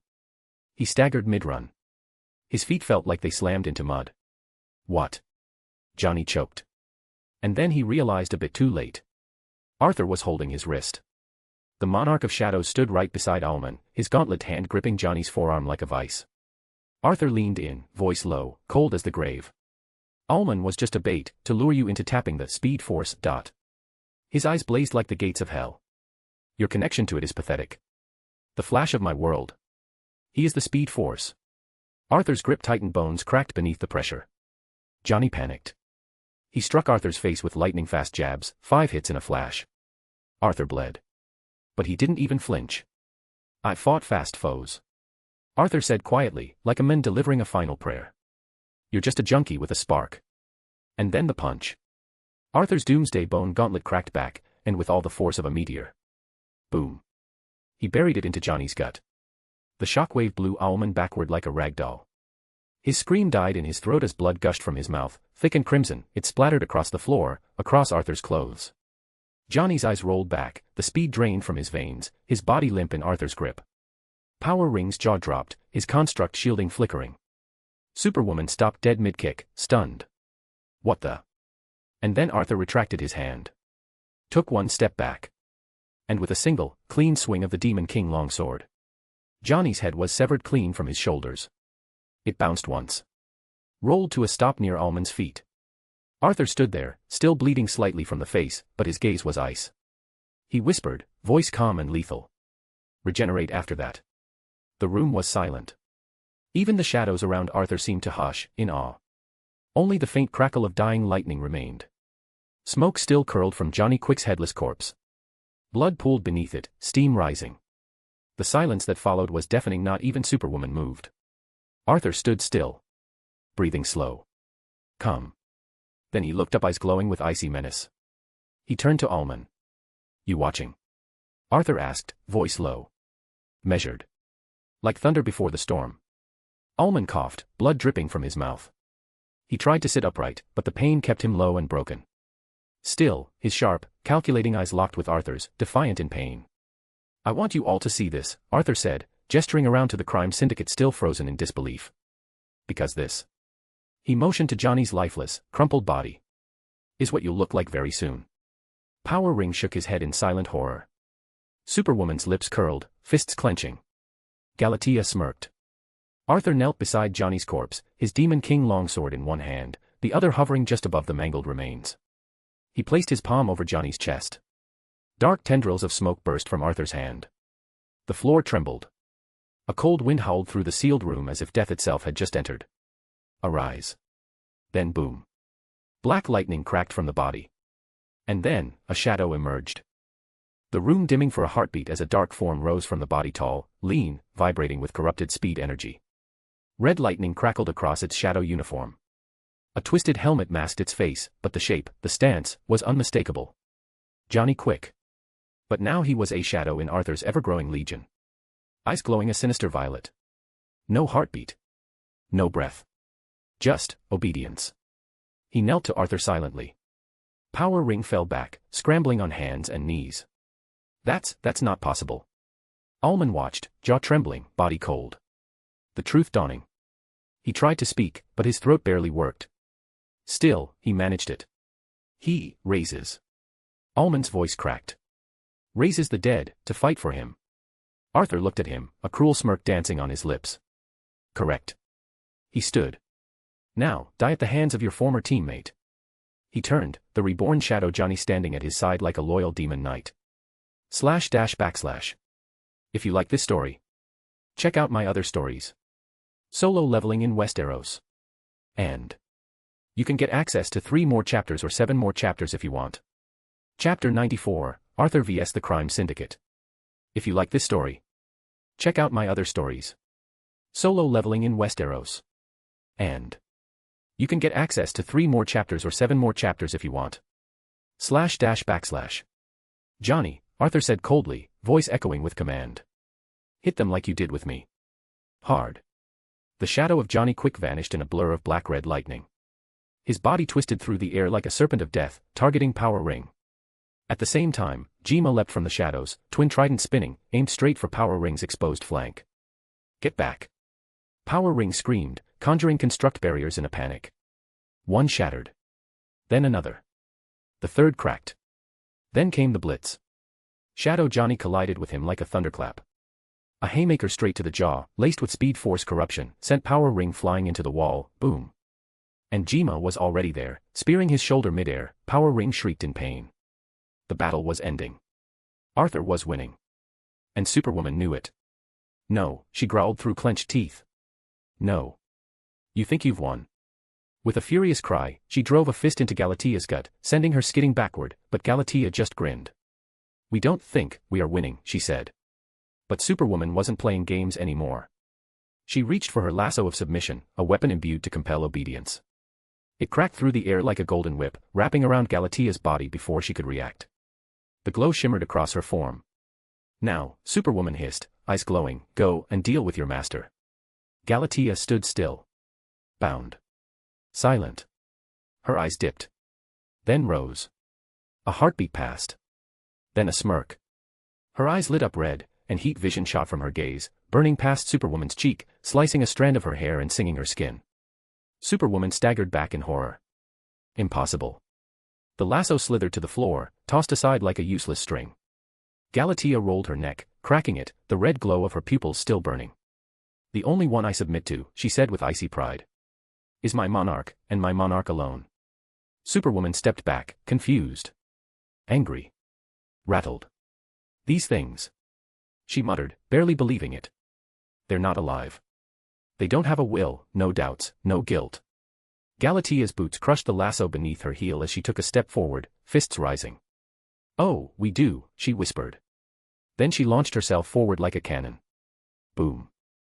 A barrage of punches, each one shaking the air. Superwoman blocked one, took the second to the jaw, then a third, fourth, fifth. Galatea fought like a storm, vicious and relentless. And through it all, she grinned. But you're just an insect. A knee crashed into Superwoman's gut. So you wouldn't get it.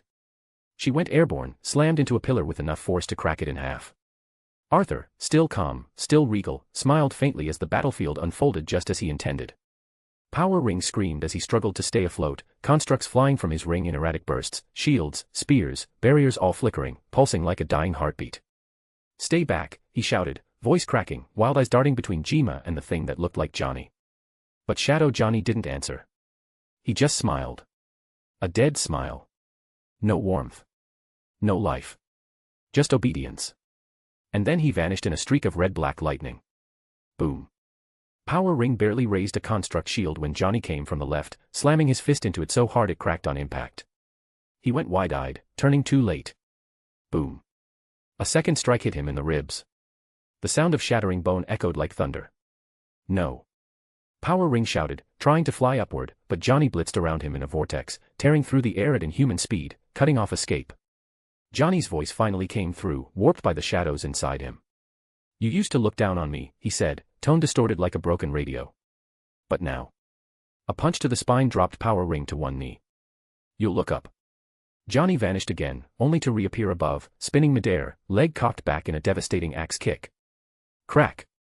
The ground cratered beneath Power Ring's skull as he hit the floor, coughing blood, Ring flickering madly, screaming like it was alive and afraid. Johnny stood over him, eyes glowing red with black mist spiraling off his frame like a demon cloaked in lightning. And then he said, calm and hollow. Try to construct your way out of this. He leaned down, touched Power Ring's shoulder, and the shadows erupted around him in a blinding spiral of lightning-fast strikes. To anyone watching, it was just blurs, 100 punches in a second, 1,000, red-black streaks shattering the body, cracking ribs, breaking will. Power Ring didn't even scream at the end. He just slumped, broken, sparks and blood spilling from his mouth. Johnny stopped, standing tall again. The only thing left of Power Ring's body was ash and a broken ring rolling to Arthur's feet. He stared at it. No emotion. Then he lifted his boot and crushed it, emerald fragments crunching beneath him like glass. We did a favor to that idiot, Arthur muttered, coldly. This ring is evil. Then, with almost casual indifference, he walked over to Alman, who was slumped against a cracked pillar, barely conscious, blood painting his chin. Arthur plopped down next to him, legs stretched out like he was watching a movie. Are you enjoying these scenes, Alman? He asked, voice eerily calm, as if they were just two friends on a lazy afternoon. Alman chuckled, or tried to. The sound came out broken, blood bubbling up as he coughed. His voice rasped like torn fabric. What are you? He started, eyes glazed in pain. Arthur didn't hesitate. Death, I guess. That made Alman actually laugh, dry, bitter, wheezing laughter laced with agony. And here I thought we only had one problem. Arthur's eyes narrowed. What do you mean by that? Alman turned his head just enough to look at him, the glow in Arthur's eyes reflecting off his visor. You don't know, do you? He whispered, his voice barely above breath. Then he laughed again, mad, like a man who knew a truth no one else wanted to. Something great is coming, Alman said, his tone now unnervingly lucid. A great calamity. Bigger than you. Bigger than us. And according to my calculations. He turned his head back to the sky, a smirk forming under the blood. Well, let's just say there's no stopping it. Arthur stood slowly, towering over him like the shadow of the end. I see, he said, raising the Demon King longsword, eyes glowing a cold, ominous blue.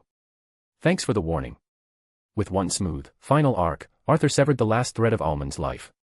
The sword hummed with power as it slid back to his side, black mist curling around the blade. Alman's body crumpled like a puppet with cut strings. Arthur turned, looking out across the battlefield, the syndicate almost crushed, except for Superwoman who is still struggling against Galatea. A storm was coming. He didn't know what. Didn't care. All the more reason, he muttered under his breath, to leave this world, and fast. Arthur's eyes glowed faintly and his lips curled into a satisfied smile. The Ice Elves, they found what Luther asked for, he murmured, mostly to himself. Let's wrap this up. Ultraman's going to be pissed when he comes back. He muttered, amused. Let that junkie come after us. It doesn't matter. His gaze snapped forward. Galatea, fists blazing, was still trading brutal blows with Superwoman, their punches shaking the walls, every strike causing stone to crack and quake. But now, it was time to end it. Shadow Johnny quick blurred into view beside him like a ghost of vengeance. Arthur simply gave the nod. And they moved. Superwoman roared, twisting midair to block Galatea's punch only to be blindsided by Johnny, his black and red streak slamming into her ribs like a freight train. She barely caught her footing before Arthur appeared behind her, Demon King longsword in hand. Surprise, princess, he said coldly. She turned, trying to counter but Galatea grabbed her wrist, twisted it, and snapped it backwards with a satisfying crack. Oh. Before she could even scream, Johnny quick slammed her with a tornado of punches, his distorted voice whispering with glee, this is for humiliating me. Superwoman tried to fight back, lashing out with a kick only for Arthur to catch her leg mid-swing. His glowing blue eyes locked onto hers. Your reign ends here. Syndicate scum. He drove the Demon King longsword forward, plunging it through her chest, lightning crackling from the blade as it pierced her heart. The impact sent out a shockwave, glass and rubble flying in every direction. Superwoman's scream was cut short. Her eyes widened in disbelief. She looked at him, lips trembling, blood pooling in her mouth. Arthur leaned in, whispering the last thing she'd ever hear. You liked using people like tools. Breaking them. Bending them. Isn't that right? Well now, you'll be mine. A tool forged in shadow, bound in silence, and mine to wield for all eternity. He pulled the sword free with a savage twist, and Superwoman collapsed, smoke curling from her lifeless body. The ground beneath them trembled. The battle was over. The Shadow Monarch, his blade bloodied, stood among the ruins of tyrants. // If you like this story, check out my other stories. Solo leveling in Westeros. And you can get access to 3 more chapters or 7 more chapters if you want. Chapter 95, The Syndicate Shadows. If you like this story, check out my other stories. Solo leveling in Westeros. And you can get access to 3 more chapters or 7 more chapters if you want. // The corpses of tyrants were cooling in silence, and then, suddenly, a familiar chime echoed in his ears. Cold. Metallic. Triumphant. You have leveled up. You have leveled up. You have leveled up. You have leveled up. You have leveled up. Arthur's eyes narrowed. Then. New title acquired, the Architect of Fear. You do not conquer with armies. You conquer with dread, built into the bones of your enemies. A pulse of dark energy erupted from him. Stat bonuses applied when equipped. Int plus. STR plus. Agility plus. Sense plus. Passive, Dread Architect. Fear is not an emotion. It's a structure and you are its builder. Enemies within range suffer. Minus 10% INT, minus 10% AGI, minus 10% sense, scales with INT. All summoned shadows now. Inherit 25% of your sense and INT. Gain plus 15% crit damage against debuffed enemies. Arthur equipped the title and he exhaled slowly as the cold rush of power settled into his bones. It felt good. No perfect. Like the title had always been there. His voice came low, a whisper not meant to echo, but it did. Architect of Fear. He chuckled under his breath, the sound cold and cruel. I like that. The battlefield was quiet now, eerily so. The corpses of the crime syndicate lay where they had fallen. Ash. Blood. Silence. Until another chimes kept ringing in his ears. New item acquired, Lasso of Submission. A dark violet coil materialized in his hand, pulsing with divine corruption. It hissed alive with twisted energy. Lasso of Submissio. Forces enemies ensnared to reveal one deepest desire or weakness. Can compel lesser beings to obey a single command. Deals both holy and corrupt damage. Forged with the essence of betrayal and lust. Arthur tilted his head, letting the whip slither around his arm like a living serpent. Twisted. Corrupted. Dominating. He smirked. Oh, I can have some fun with this. Then. New skill acquired, Speed Step. Arthur blinked, and suddenly moved. Not teleported. Not dashed. But a flicker of afterimage. Speed Step. Mimics low-tier Speed Force movement. Can be upgraded to full Speed Force access with mastery. Oh, this is going to be one hell of a skill. New crafting item acquired, Voltham's Cracked Ring. A broken shard of power floated before him, twisting and screaming silently in his hand. It vibrated with madness. Can't be used yet, need a power ring to fuse. Arthur inspected it with a hum. Voltham, huh? We'll see what you become when I fuse you. New equipment acquired, Cape of Silent Descent. A shadow-woven cloak emerged over his shoulders, weightless yet imposing. The hem danced like smoke. Cape of Silent Descent. AGI plus. You make no sound when moving, falling, or landing. Arthur walked a few steps. Not a whisper. Not a creak. He smiled again. Alman could never. He looked over the wreckage, the dead Alman, the shattered ring of power ring, and the still bleeding chest of Superwoman. His glowing blue eyes narrowed. Then, he whispered to himself, voice like thunder trapped behind stone. This is pretty nice loot. His grin widened, inhuman and regal. But now. His palm opened and the darkness answered. A ripple of shadow erupted from his feet, spreading like wildfire. The earth trembled beneath the weight of his will. It's time for the real prize. The battlefield turned black. Arise. From the void, they answered. Twisted. Reborn. Bound to the Shadow Monarch. The earth quaked with the arrival of new horrors, shadowed visages of villains once feared now loyal, eternal soldiers in Arthur's legion. First, Superwoman, her body flickering in a dark mist. Her eyes glowed with a strong violet light as she kneeled before Arthur, the lasso of submission hanging uselessly at her side. Second, Ullman, his body bent in reverence. The once prideful mastermind of the syndicate. Now, he knelt before a monarch. And last, Power Ring, the last flickers of the green ring gone, replaced with a new dark ring, with a violet glow in his eyes, his arrogance had been extinguished. Now, his soul was bound. Arthur stood tall, a king in his own right, his eyes glowing blue, he surveyed them, every movement deliberate, every word heavy with the weight of command. Owl. He nodded to the shadowed form of Ullman, now kneeling before him. The name fit. Owl, knight rank. The shadowed figure of Ullman stood, now forged from the darkness, towering and bound to the monarch's power. A knight in his shadow army. Ring. Arthur's gaze turned next to Power Ring. His eyes locked with Arthur's, no defiance, only loyalty and submission. I can't think of a better name. So, Ring it shall be. Arthur's voice dripped with sarcasm, mocking, but filled with finality. The shadow of Power Ring stood tall. Ring, elite knight rank. Quick. Arthur's eyes moved to the shadowed form of Johnny Quick, the once speed demon now bent to his will, still just as powerful. Quick, general rank. Arthur intoned. You are stronger than I expected you to be as a shadow, but still weaker than Galatea and Doom. A twisted grin tugged at his lips. Your speed is still impressive. Empress. Finally, his gaze rested on Superwoman's shadow, her form ethereal and powerful. She, who had once been the embodiment of strength and invulnerability, now kneeled at his feet. Empress, general rank. Arthur spoke the title with disdain, yet the power in his words rang true. Each of them, Owl, Ring, Quick, and Empress rose to their feet, their bodies pulsing with dark energy. They were his. His shadows now, bound to him in service for eternity. Arthur nodded once. His lips curled into a wicked grin.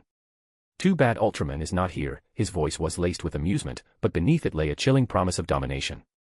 He would have been great to have as my shadow soldier. A Justice League of my own. A ripple of shadow stretched from his feet, and they returned, one by one, to the depths of his domain. Arthur's eyes flared with an otherworldly glow.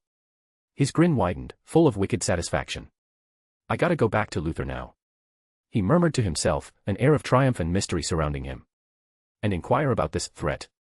The alarm suddenly blared, the red lights flashing violently across the syndicate tower, signaling an impending disaster. The countdown began 10, 9, 8. Arthur couldn't help but laugh. He turned watching as the countdown ticked down with a sense of satisfaction. Of course, self-destruct, he muttered, his voice cold but laced with amusement. His grin spread wider as he looked toward the flickering lights of the countdown, knowing what was to come. Too bad for you, Ullman. His words were drenched with mockery, but beneath it all, a quiet thrill ran through him. Arthur uttered a single word. Exchange. And in an instant, he was gone, vanishing into the shadows, his figure consumed by darkness. The world outside didn't know what hit it. A deafening explosion shook the very ground, and a blinding, fiery eruption consumed the syndicate tower. The entire structure buckled and collapsed into itself, collapsing into a towering inferno, a sea of flames and destruction. The shock wave rippled across the city, windows shattered, buildings shook, and the people who dared to witness the spectacle could do nothing but stare in awe and terror. The skyline, once a symbol of might, now stood in ruins. Out on the street, crowds ran, screaming, seeking safety, but no one dared venture near the crater where the tower had once stood. Smoke billowed up into the sky, a thick, choking black cloud. And somewhere in the distance, Arthur stood on a quiet street far from the explosion, his gaze casting one last, deliberate look back at the wreckage. He felt no regret. Just a quiet certainty that this was merely one step on a path to get back home. Without a second thought, Arthur turned his back to the chaos, his cloak billowing behind him as he walked away, disappearing into the city. Meanwhile, in the ruins of the tower.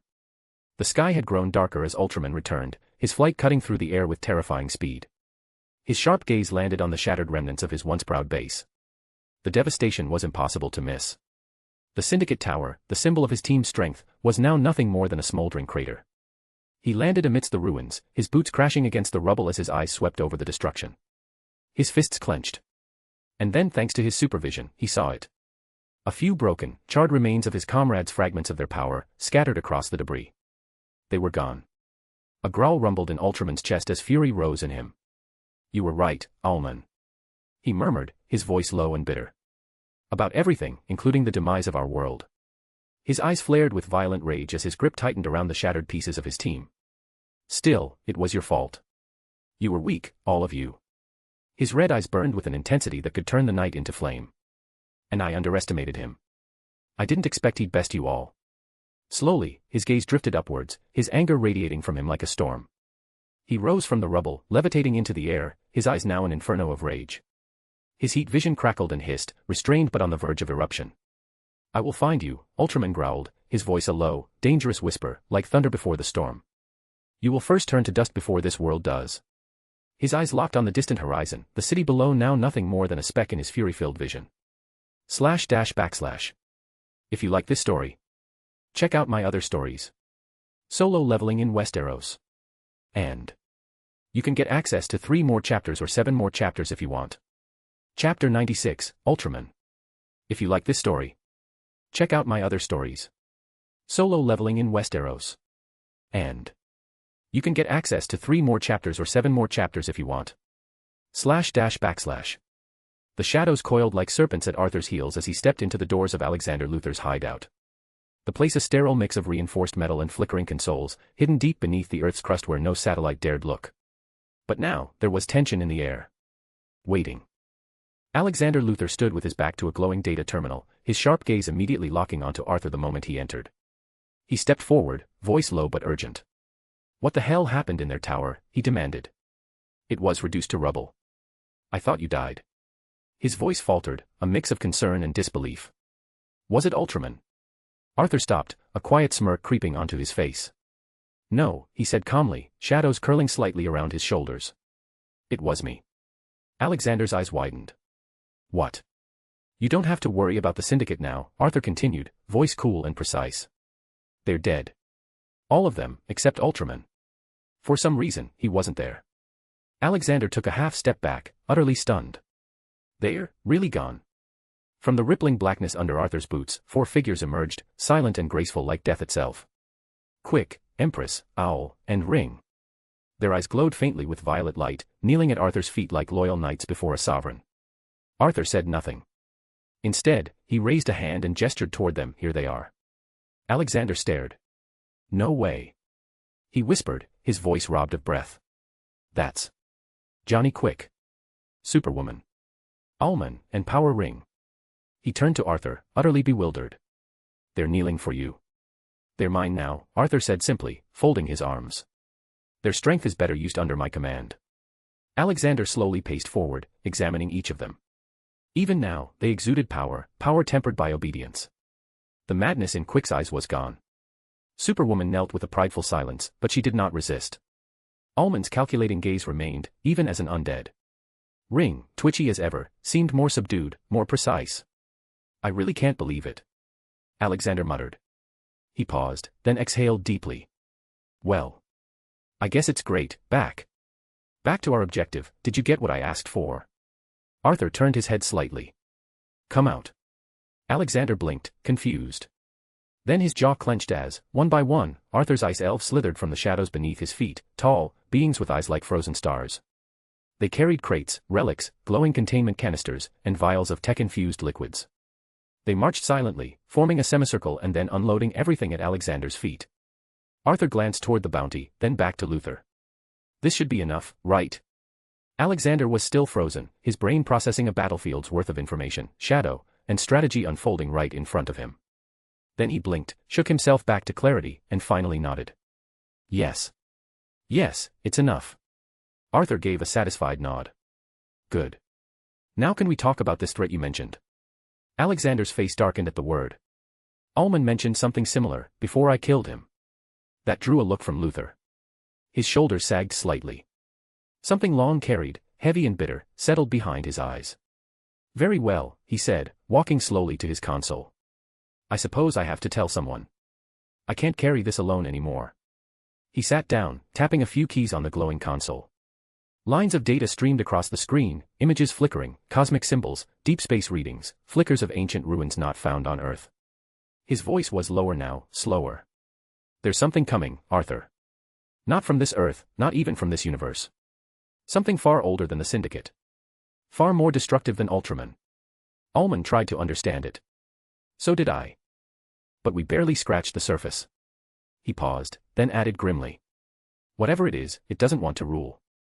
It doesn't want power. It just devours. Arthur's eyes narrowed. Well. There are few examples popping in my mind.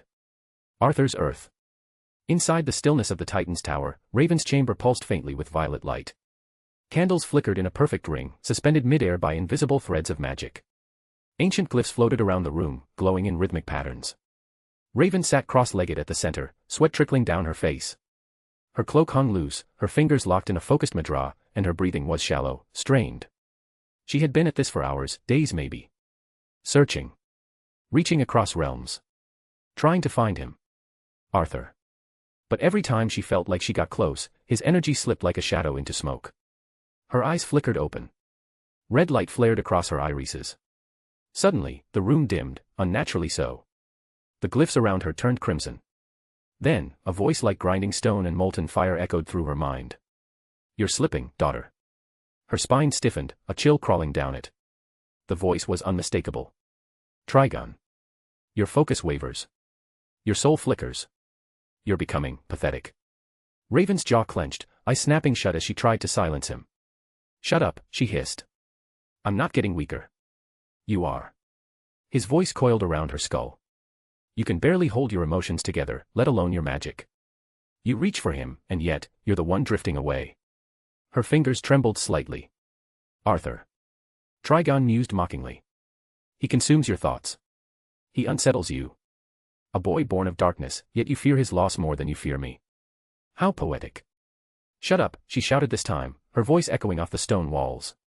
The glyphs flared with black and violet. Silence. A long, cold silence. Then, Trigon's voice was gone. Raven sat in the middle of the chamber, breath ragged, heart pounding. The candles had all extinguished. Only the faint hum of residual magic remained. She clenched her fists against her knees, her voice barely a whisper. I hate to admit it, but he's right. Her gaze dropped to the floor, her voice tighter now, angry but honest. I can barely control my emotions. A long pause.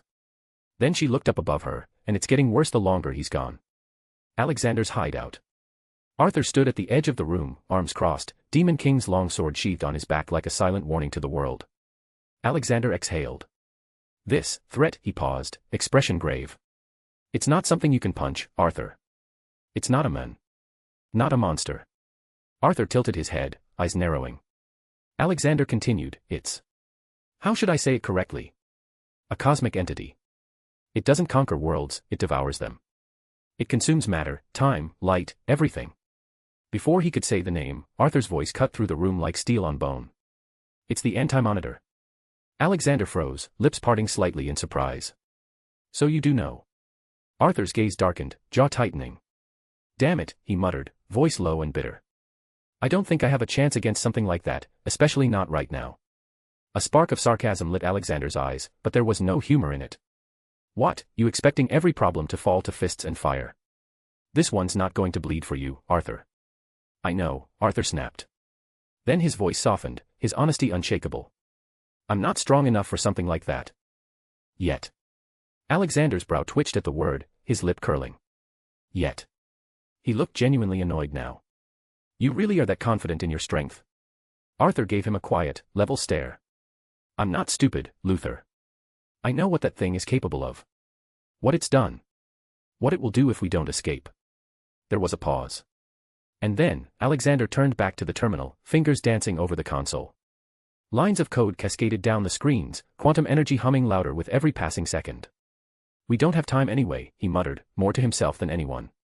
So I'll get to work. I promised I'd get you out of this place. It will take at best 2 days with the help of your shadows, and I keep my word. Then, something in his voice shifted. Softer. Regretful. You already did us a favor by destroying the syndicate, he said, not looking up. Even though, part of me wished they might have tried to be better. Tried to help save this world from the doom coming for it. Arthur's voice was cold, final. Well, too late for that. They're gone. And Ultraman's still breathing though. He stepped forward, boots echoing on the steel floor. You can bet he's out there. Hunting. Burning. Just waiting for the moment he finds me. Alexander finally looked up, meeting Arthur's gaze, and for a moment, two worlds of resolve collided. "I'm sure he is," Luther said, eyes flaring with a scientist's fire and a survivor's fury. 2 days later. The sky was dark still in an endless night, and high above, suspended in the air like a storm held at bay, Ultraman hovered, arms folded, cape billowing in the high-altitude wind. His eyes burned a cold crimson, scanning the dead zone below. Concrete husks, fractured towers, and shattered streets passed beneath his gaze, until he saw it. A flicker. A twitch. Barely noticeable. But to him, a heartbeat was louder than thunder. Something or someone moved within the ruins. Ultraman's mouth curved into a grim smirk. "TCH," he exhaled slowly, voice as heavy as the clouds above. "I didn't think I'd have to find you like this, scum of Alexander." He floated lower, letting the static in the air build across his skin. His red eyes narrowed, focus sharpening like a blade. "I always knew you'd run to the sewers. Hide in the filth. After all." He clenched his fists, cape snapping behind him like the wings of a demon. "You're nothing but a rat. And now, a cornered one." He dove. Like a missile forged of wrath and fury, Ultraman shot downward, breaking the sound barrier with a thunderclap. Buildings shook. Windows shattered. Dust spiraled into the air as the force of his descent lit the air aflame. // If you like this story, check out my other stories. Solo leveling in Westeros. And you can get access to 3 more chapters or 7 more chapters if you want. Chapter 97, The Looming Threats. If you like this story, check out my other stories. Solo leveling in Westeros.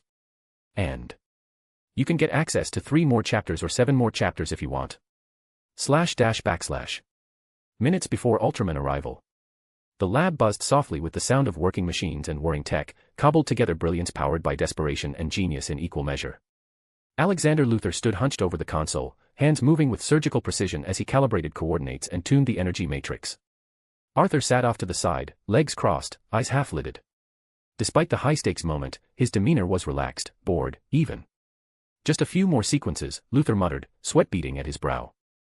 "Final touches are being made right now. You should be able to get home in no time." Arthur glanced at him, then leaned back with a sigh. "About the anti-monitor," he said. "You think it'll arrive soon?" Alexander paused longer than expected. His jaw clenched. "I really don't know," he admitted, voice lower now. "And that's the scary part, but it's coming." Arthur gave a slow nod, absorbing the weight of that inevitability. Then, without warning, he stood up and wandered toward one of Luther's cluttered workbenches. "Don't touch that," Lex barked, not looking up. Too late. Arthur was already fiddling with some strange sphere-like device, squinting at it like a puzzle box. "What does this do?" he muttered, twisting the top. The machine sparked. Bzzzt. A loud pop echoed through the lab, and smoke puffed out like a startled dragon. "Arthur." Luther turned sharply, eyes flaring with rage. "Do you have to touch everything? This isn't a toy shop." Arthur held up his hands, a grin creeping across his face. All right. My bad. Just trying to kill time." He moved to step away, then stopped. His body went rigid. His eyes flared blue, a luminous flash that cast dancing shadows on the walls. "We have company," he said quietly. No humor. No sarcasm. Just certainty. Luther's face paled. Shit. He rushed to the nearby terminal, tapping into the broken city sensors. But he didn't need confirmation. His voice dropped with dread. "It's Ultraman." He must have swept every corner of the globe by now. Arthur took a slow breath. He flexed his gloved fingers, drawing in a tether of shadow to his side like a companion. "Well." He turned toward the stairway leading to the surface. "Then I'll go and take care of him." He didn't sound cocky. He didn't sound scared either. He just sounded ready. As he walked toward the exit, Luther called out behind him. "Don't underestimate him. He's angrier than ever. Stronger, too." Arthur paused, his silhouette bathed in flickering lab light. "I don't plan to underestimate him," he said. "I'm just planning to end this." Arthur's Earth. Darkness curled at the edges of Raven's chamber. The candles surrounding Raven sputtered and went out one by one, as if they sensed the presence building within her. Raven knelt alone, the floor slick with sweat beneath her trembling form. Her body was trembling, not from exhaustion, but resistance. Her hair clung to her cheeks, damp, her breath uneven. She tried again. And again. Focusing. Channeling. Searching for Arthur, still. "Come on, just a little longer." I need to find him. Her voice cracked. Her hands, resting on her knees, began to twitch. The red chakra gem on her forehead suddenly flared with a blinding light. A deep crimson glow. Her eyes went wide. No. Then the pain hit her, raw and piercing, as the gem in her forehead started showing black cracks of magic. The room echoed with a deep rushing sound, like 1,000 voices whispering from behind a veil. And then it spoke, his voice. Still clinging to hope, still pretending you have control. How exhausting. Her lips parted, and Trigon's voice echoed out through her own mouth, warped and inhuman. You're getting weaker, my child. Every moment you fight me is one step closer to your end. Raven's body contorted as she cried out, one hand clawing at her head, the other pressing to the gem, now glowing like a furnace. Shut up. I'm not weak. I'm not. Oh. His voice coiled around her like a serpent. Then explain this. With a sickening sound, the chakra gem cracked open, and the first wraith emerged, a specter of pure shadow with 4 blazing red eyes, shrieking in rage. Then another. And another. Each ghostly wraith peeled itself free from her, crawling and clawing its way and then spread in different directions into the world with hunger and wrath. What are you doing? Raven's voice was frantic now, her body trembling violently. What did you release? My will-given form, Trigon purred. Weak fragments of myself. But they are more than enough for this pathetic excuse of a world. She watched in horror as dozens of these black wraiths slithered from her chakra gem, each shrieking like a banshee before vanishing in bursts of dark fire to every corner of Earth and beyond. Stop it. Raven pleaded. You made it possible, my daughter. Trigon laughed, cruel and ancient. Soon enough, you'll see what I've done. What you've helped me do. She fell to her knees, gasping, clutching her chest as though trying to keep her soul from spilling out. What did you release? She asked again, softly this time. Answer me. There was a moment of quiet. Too quiet. Then. The end of this realm. The echo of my return. Soon. I will be whole. And when that time comes, my child. His voice dropped to a whisper that felt like it came from inside her bones. This world will kneel. Burn. And I'll thank that little Shadow King of yours. By dragging his corpse into the void myself. Arthur. Her voice cracked. I messed up. With a final scream of willpower, Raven slammed both hands to the ground, chanting words in a forgotten tongue. The chakra gem sealed shut, the crimson glow dimming. The room went still again. Raven collapsed to her side, chest heaving, sweat matting her hair and cloak. She blinked slowly, staring at the ceiling.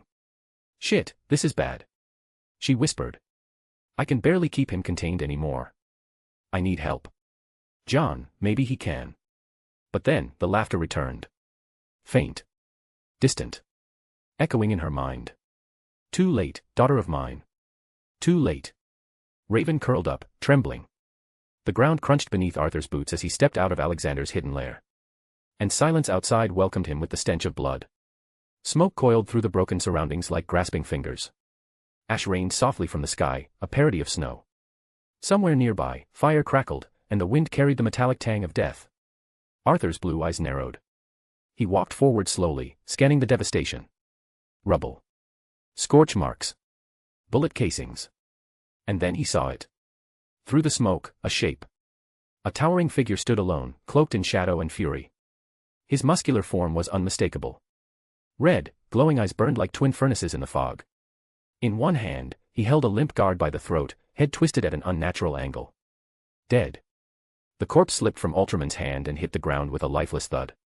Arthur's jaw tensed. Took you a while. His voice was low, calm, but cut through the haze like a blade. For someone who can see and hear everything. Ultraman's head lifted slowly, and his eyes locked with Arthur's. The air vibrated from the sheer weight of his presence. You killed them. His voice was venomous. All of them, even though I still had some use for them considering what is coming. He stepped forward, cracking the pavement beneath his boots. Do you think killing them makes you a god, boy? Arthur didn't flinch. His stare was cold. Intense. No. I don't think I'm a god. Black tendrils of shadow began to rise around his arms and feet, twisting and coiling. Not yet, anyway. The shadows crept along his body like living smoke, but you sure as hell aren't one either. He smirked. After all, you're just a junkie in a cape. Ultraman's eyes flared red. You'll die. He stepped closer. On your knees. Begging. Arthur exhaled slowly. His voice dipped into a growl, calm, confident, dangerous. Funny. From the shadows around him, 4 figures materialized, Quick, Empress, Owl, and Ring, their forms silent and deadly at his back. That's exactly what they said. He raised one hand, gesturing to the spectral warriors. Before I made them mine. Ultraman's face changed, rage. Disgust. A flicker of confusion as well. Then he lunged. Faster than lightning. A blur of crimson and blue. But Arthur was ready. 2 solar gauntlets forged from molten energy and shadow materialized, locking onto his arms with a thunderous hum. Boom. Their fists collided with a deafening shockwave, cracking the ground beneath them. Arthur was sent flying, blowing the smoke apart like a bomb had gone off. // If you like this story, check out my other stories. Solo leveling in Westeros. And you can get access to 3 more chapters or 7 more chapters if you want. Chapter 98, Arthur vs. Ultraman. If you like this story, check out my other stories. Solo leveling in Westeros. And you can get access to 3 more chapters or 7 more chapters if you want. // Arthur rose from the cracked pavement, blood trickling from the side of his mouth, one gauntlet-covered hand clenched, slightly scorched from impact. He looked down at his palm, smoke curling from the gauntlet. I might want to avoid direct hits from him, he muttered, exhaling hard. A blur moved beside him. Arthur's eyes snapped open, glowing faint blue as he leaned back, just in time to dodge a fist that shattered the concrete wall behind him. Rubble exploded outward. Ultraman, standing there, eyes glowing red, jaw clenched in fury. You're quick, he growled, turning his head slowly. No wonder you bested them. I see it now, you're more than just tricks. Arthur vanished with a speed step, reappearing 10 feet back, crouched low, breath steady, a faint smirk tugging at his lips. That. And also because I played dirty. From the smoke behind Arthur, massive shadows pulled themselves into reality. Galatea, clad in a dark, shadow variant of her armor, eyes locked on Ultraman like a lioness. And beside her, Doom, the mute colossus, emerged, his monstrous frame dwarfing even Ultraman, bone-cracking, red eyes glowing like hellfire. Behind them, the kneeling shadows of Quick, Ring, and Empress rose like wraiths, their twisted figures awaiting orders.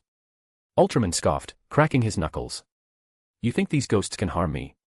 Arthur's shadow rippled behind him, suffocating even the air itself. Let's find out. And they struck. Galatea flew in first, a sonic boom in her wake as she smashed into Ultraman mid-charge. Their fists collided, the shockwave shattered everything in a 10-block radius. Ultraman snarled and grabbed her arm mid-strike, swinging her sideways, but Doom leapt in, grabbing Ultraman by the throat and tackling him through a building. The tower collapsed behind them as Doom's fists pounded into Ultraman's body, each strike sending tremors through the earth. Ultraman grunted, eyes flashing, and then headbutt Doom, the impact leaving a crater in the ground. Doom roared silently, lunging again. Arthur closed in now, weaving between the chaos, his solar gauntlets burning bright. He ducked under Ultraman's swing and slammed his fist into Ultraman's gut. A hiss of searing flesh. Sunshine that bad for you? Arthur grinned. Ultraman howled, staggering back, but grabbed Arthur by the arm and hurled him across the battlefield. Quick appeared in front of Ultraman in a flash of shadow, throwing rapid-fire punches, each one landing with a crack, but Ultraman blurred and snapped Quick's arm with a counterblow, sending him skidding away. Ring tried to lock him with energy constructs, but Ultraman sliced through it with his heat vision. Galatea came back in from above feet first and kicked Ultraman straight down into Doom's waiting arms. The shadow juggernaut caught him and slammed him into the ground with both fists like a meteor. Dust rose. The street cracked. But Ultraman pushed off, bleeding a bit, panting, furious. You're throwing everything at me, he snarled, chest heaving. And it still won't be enough. Arthur, eyes glowing blue, hair swaying in the rising wind of shadow energy. It doesn't have to be enough, he said calmly. It just has to hurt. Arthur's eyes narrowed. He clenched his fists and the air twisted. A pulse of black energy exploded from him in every direction, like a shockwave of night itself. Shadows bent unnaturally toward him. The world around him darkened further. Monarch's domain. The shadows around him trembled, then surged with power. Doom's red eyes blazed, doubling in intensity as the energy flooded into his form. The syndicate shadows moved faster, more precise, more violent. Even Galatea, her own strength heightened by proximity, clenched her fists with a grin. Arthur, cracking his neck, turned to her. Let's put the tyrant back in the dirt. And they moved. Ultraman stood his ground, the concrete beneath him breaking under the pressure of their approach. Arthur struck first a jab with his solar gauntlet, aiming for Ultraman's ribs. Ultraman blocked it midair, the searing heat hissing against his skin, then returned a punch that Arthur ducked under, spinning to land a counter strike to the side of his jaw. Galatea came in with a blurring haymaker, catching Ultraman square in the face. He stumbled back a step. She followed up with a flurry of Kryptonian blows, but Ultraman roared, grabbed her mid-punch, and smashed her head first into the pavement. "You're just an insect," he snarled, raising a fist to finish her. But Doom barreled in, tackling Ultraman with such force that the street beneath them imploded, shaking blocks around them. The two exchanged raw, savage blows, fist meeting fist in a rhythm of destruction. Ultraman reeled back, only for Doom to grab his leg, spin, and slam him through a wall. But Ultraman stood instantly. He growled, and uppercut Doom with a charged fist, launching the silent beast into the air. Arthur blurred forward with a speed that rivaled his. "You're open." A punch, glowing almost red, slammed directly into Ultraman's face. His head jerked back from the impact, and for once, his eyes twitched with pain. But he didn't stay stunned. In a flash, Ultraman twisted forward and grabbed Arthur by the throat, lifting him. Then, skyward. They rocketed up like a missile, streaking through the clouds, punching through layers of atmosphere. "Let's see what kind of god you are in space," Ultraman hissed, his voice vibrating with hate. "I wonder if you can survive the vacuum." Arthur coughed, wind roaring past his face, the stars above already peeking through the blackening sky. His ears popped. His skin tingled. "I'm not planning to find out," he said through gritted teeth. His eyes flashed. Exchange. In a blink, Ultraman wasn't holding Arthur anymore. He was gripping Doom. Ultraman's expression twisted. "What?" Doom snarled silently. Then headbutt Ultraman. The force disoriented him for just a second, but then Ultraman grabbed him midair and threw him upward with monstrous strength. Doom sailed straight into the upper stratosphere like a rocket. Boom. Ultraman returned moments later, crashing back to Earth in a thunderous shockwave. He landed hard, cracking the street. Dust billowed around him. Arthur stood there calmly as the smoke cleared, rolling something small and green in his fingers. Kryptonite. Ultraman's breath caught. His eyes dilated. He took one step forward, almost drooling. "You want this, don't you?" Arthur teased, flipping the glowing shard between his fingers. Ultraman's voice trembled. "Give it." Arthur just smiled. "After all, I did take your entire drug pile." Ultraman snarled, fists shaking, taking another unstable step forward. "Give it to me." Arthur gave him a mocking shrug, and with a flick of his wrist, the shard vanished back into his inventory. "Not happening, junkie." Ultraman's scream of rage cracked the sky. Suddenly. "BZZT, BZZT." A calm crackled to life in his ear, Alexander's voice tense and distorted. "Are you there, Arthur? Come on, answer." Arthur, eyes never leaving the figure across from him, responded calmly. "Yeah. I'm here." "Good. Then listen closely, this is bad." A pause. "I know you've got your hands full with Ultraman, but take a look at the sky." Arthur's gaze lifted. And his eyes narrowed. Far beyond the city's burning skyline, the moon was disappearing.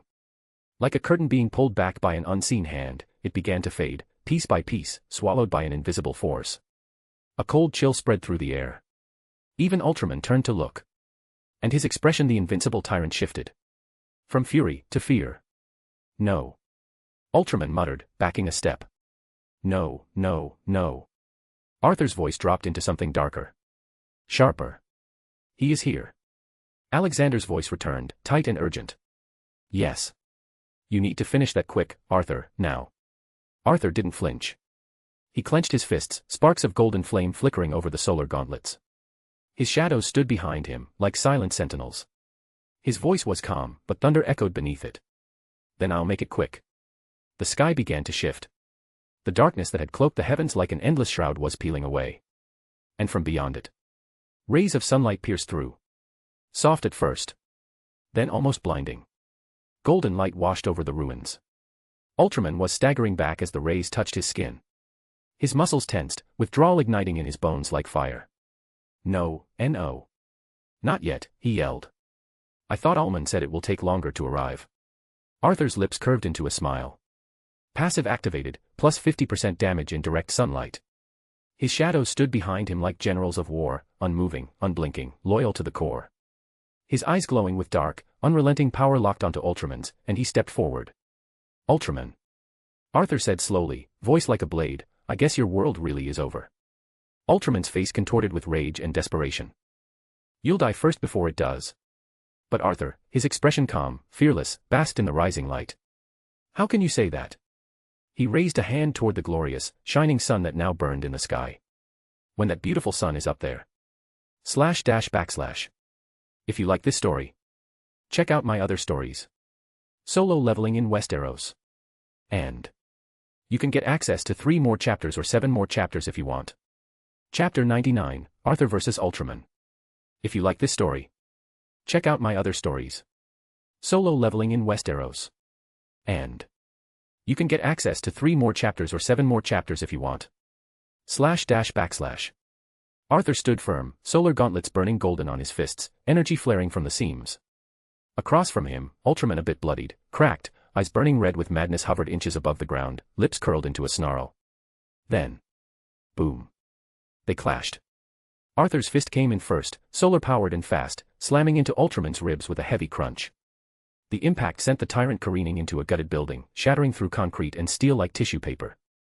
Dust exploded outward in a shock wave. Arthur didn't wait. Speed step. He vanished, reappearing midair just as Ultraman burst from the wreckage, heat vision firing wild, molten red. Arthur dodged between beams, danced across the air like a coiled spring. He reappeared above Ultraman mid-flight, drove his knee into the Kryptonian's back, slamming him down into the street. Asphalt cracked like glass. The pavement split, a crater erupting beneath them. But Ultraman rose. Grinning. You're strong, but not strong enough for someone like me. In a blur, he lunged, grabbed Arthur by the neck and launched him into the sky.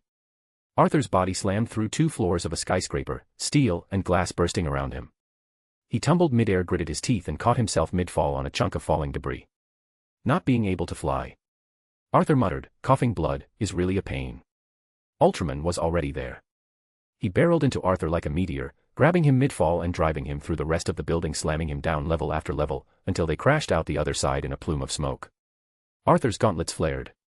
He threw a wild uppercut, caught Ultraman under the chin and sent him spiraling into the sky, skin burned under sunlight.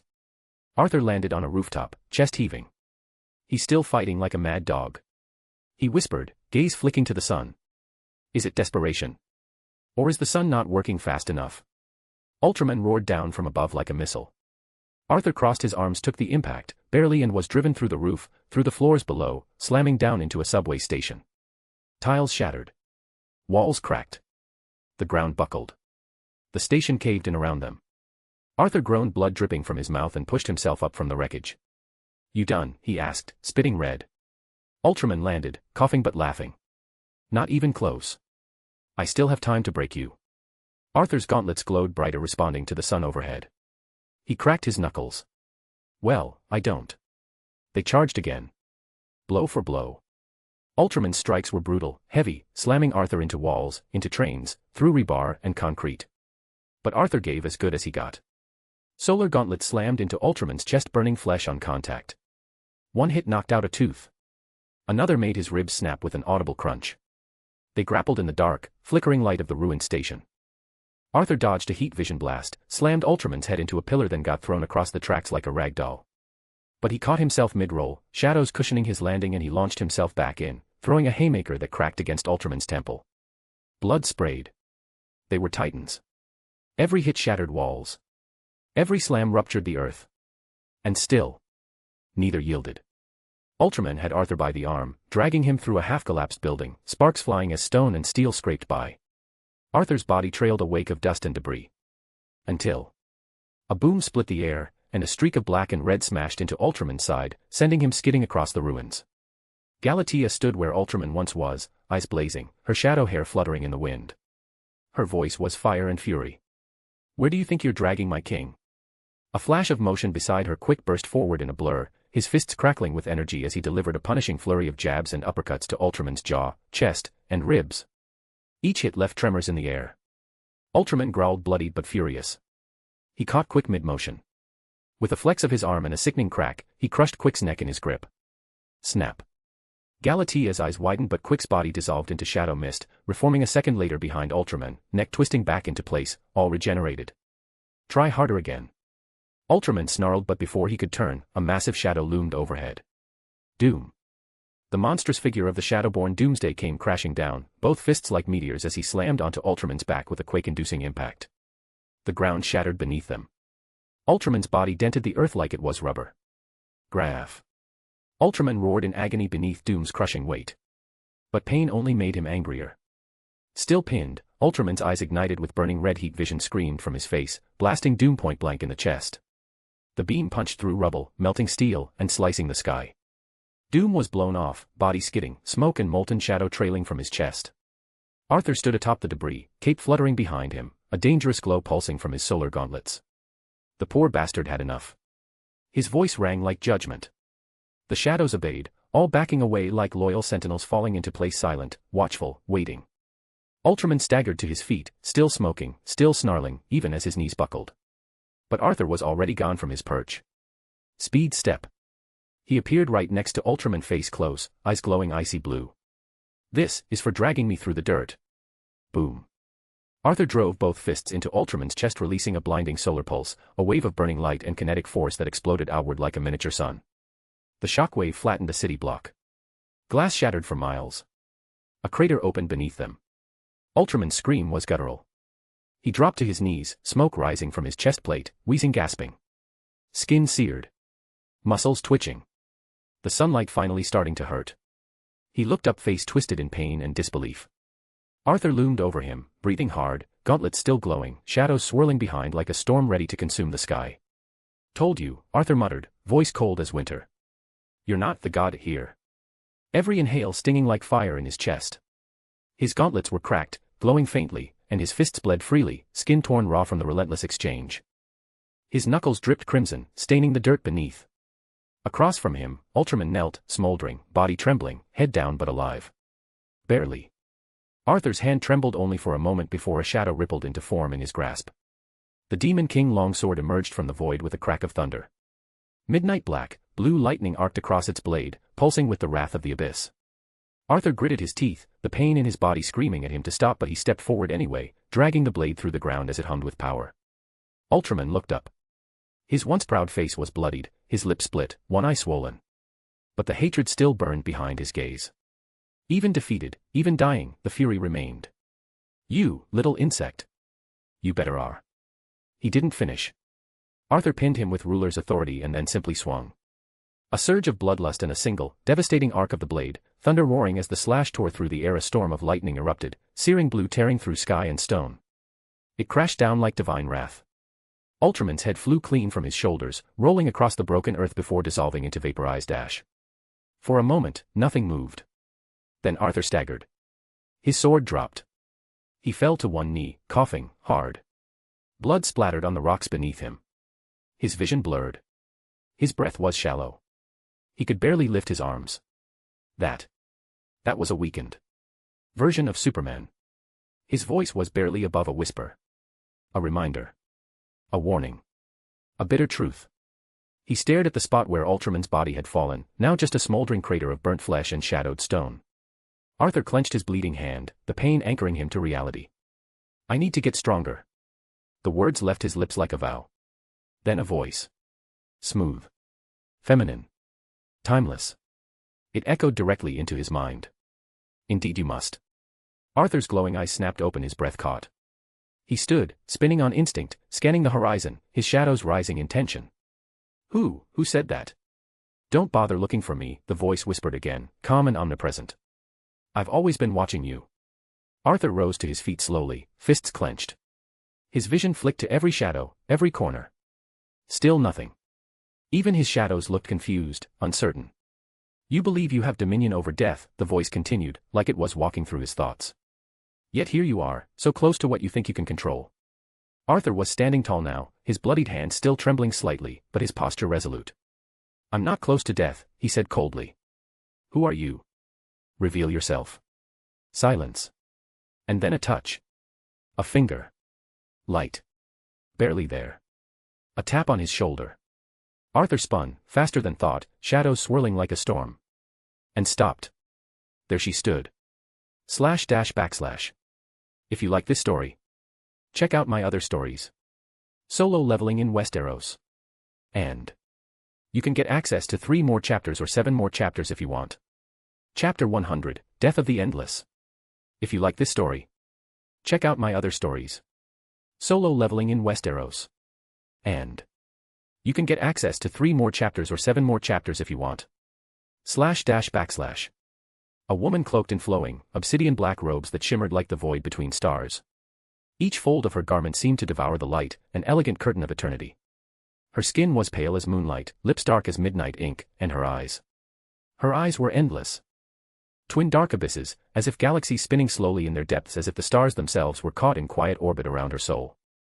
Around her neck hung a necklace with a symbol, an ankh, the sign of life, and of its end. Arthur's breath caught in his throat.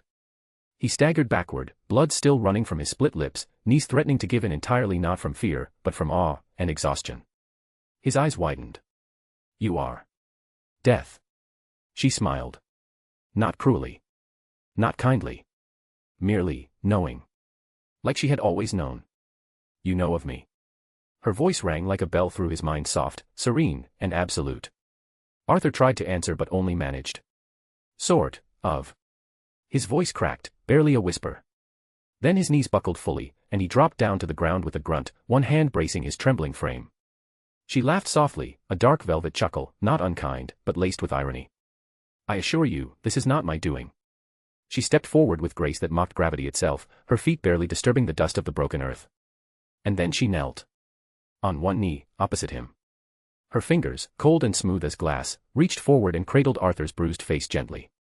Her gaze pierced his very soul, but there was no judgment. Only recognition. Then, her voice rang with quiet command. "Take him, I will continue to allow it. Your powers are interesting." Her hand gestured without looking toward the corpse of Ultraman, his severed head lying beside his fallen body. Arthur looked, unsure what she meant. But before he could ask, she leaned forward and kissed him. A soft press of lips to his cheek. Like frost touching the edge of flame. A strange warmth bloomed where she touched him, even as the cold of the void echoed in its wake. "And leave as soon as you can." Arthur froze, caught off guard, wide-eyed. Then she rose, tall and unbending, the galaxies in her eyes spinning faster now. "I have grown interested in you, Arthur," she said, turning her back as the wind began to howl unnaturally. "Ever since you first meddled with the energy of death." Her robes flowed behind her like the tail of a comet, her steps unhurried as the sky began to bend above her. She paused only once, casting a glance over her shoulder. "I'll be seeing you again. Arthur Blackwynd.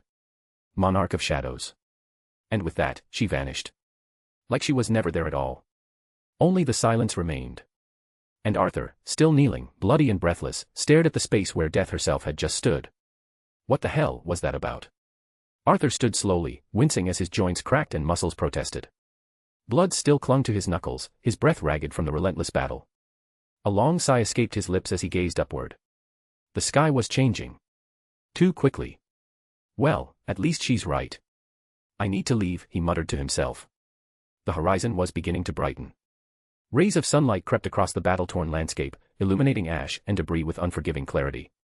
Daylight of demise was fast approaching. It wouldn't be long before this world would be no more. He turned toward what remained of Ultraman, his decapitated body resting like a fallen god in the ruin. For a long moment, Arthur just looked at him, this broken weapon of another world. Then he stepped forward and placed a bloody palm gently upon Ultraman's chest. "Arise." Silence. No stirring of shadows. No pull of death's whisper. Arthur frowned. He glanced around, tense. Tried again. "I don't have time, come on. Arise." Nothing. His brow tightened, a bead of sweat slipping down his temple. "Did she do something?" he whispered, remembering Death's enigmatic expression. Then, narrowing his eyes and focusing all of his will, he commanded the world. "Arise." The air shivered. A ripple of dark energy burst outward from Ultraman's corpse like a shockwave of smoke and lightning. The sky dimmed for a moment, just a blink like it remembered the night. The ground cracked beneath him. Shadow tendrils whipped and curled, and then he emerged. A new figure knelt at Arthur's feet. Shaped like Ultraman. Cloaked in flickering black, a long tattered cape trailing behind him. A stylized, glowing violet hue burned on his chest. His eyes, once crimson with rage, now burned with a deep, pulsing violet fire. Ultra, Shadow General.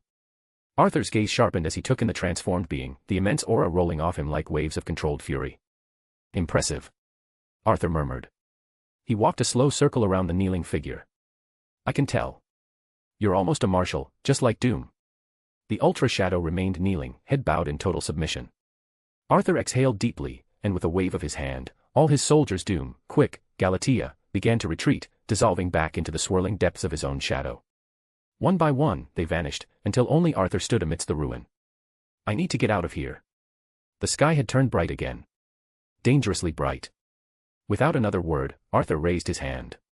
A flicker of dimensional energy sparked around him. Exchange. And in a blink, he was gone. Earlier that hour, the city was chaos incarnate. Glass shattered in skyscrapers as shockwaves rattled through concrete and steel. Sirens blared in every direction, police, fire, and emergency units overwhelmed by the raw unreality of what was happening in the sky above. A woman held her daughter tight beneath the awning of a bus stop as the sky cracked with thunder, not from a storm, but from fists slamming into gods.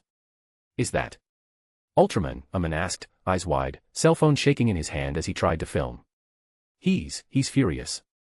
Who the hell is he fighting? Are those ghosts? Up above, figures blurred like comets, smashing through buildings and tearing across the skyline in streaks of black and red and silver. Every punch left sonic booms in their wake. Every crash sent birds fleeing, car alarms wailing. From atop a rooftop, a teenage boy pointed to a moment frozen in time, Ultraman slamming a figure through a building, bricks exploding outward like a wave of paper. That man. Who is that? I don't know, but he's going toe-to-toe with Ultraman. Street-level panic grew. People abandoned their cars mid-intersection, running for cover as chunks of metal rained from the sky. A flaming bus flipped through the air like a toy tossed by a tantrum. Run! Run! He's coming this way. And then, suddenly, silence. Not peace. Not safety. Just the void left behind when too much has happened too fast. The fighting had stopped. Smoke curled into the heavens, pillars of ash and fire. People crawled out from hiding, shielding their eyes from dust and heat. A young girl on the steps of a church pointed to the sky, eyes wide. Mommy, where's the moon? Heads turned upward. Murmurs became screams. Wait, it was just there. The moon, it's gone. Did it explode? Who destroyed the moon? Panic rippled like a storm surge.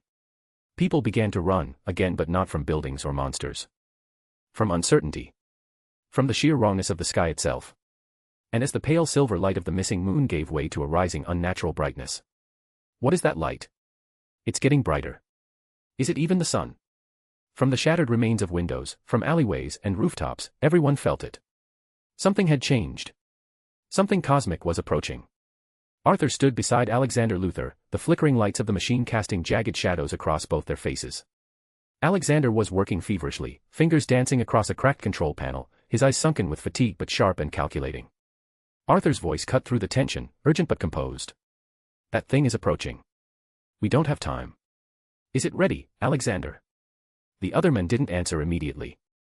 He was adjusting a dial, then pressing a glyph-marked button with the steadiness of someone used to doing the impossible with seconds to spare. A brilliant vortex began to bloom in the center of the machine. Alexander finally spoke, his voice quieter than Arthur expected. Almost hollow. Yes. Click. It's ready. The portal flared open like the eye of a god. Wind tore through the chamber. The machine howled with power. Alexander's eyes reflected galaxies. The coordinates should be correct, he murmured. This'll take you back, home. Arthur glanced into the portal. He felt it in his bones. This was real. This was the thread that would lead him back to his own world. But something pulled at him. He turned to Alexander. Come with me, Arthur said, voice steady despite the roar of energy around them. My world could use a decent Lex Luthor. One with a brain and a soul. You might even change some people, Superman himself wouldn't believe it. Alexander's hands slowly dropped to his sides. The glow of the portal played across his features, but his eyes remained unreadable. He didn't look at Arthur right away. Seconds passed. Then. I can't, he said, simply. // If you like this story, check out my other stories. Solo leveling in Westeros. And you can get access to 3 more chapters or 7 more chapters if you want. Chapter 101, Homecoming. If you like this story, check out my other stories. Solo leveling in Westeros.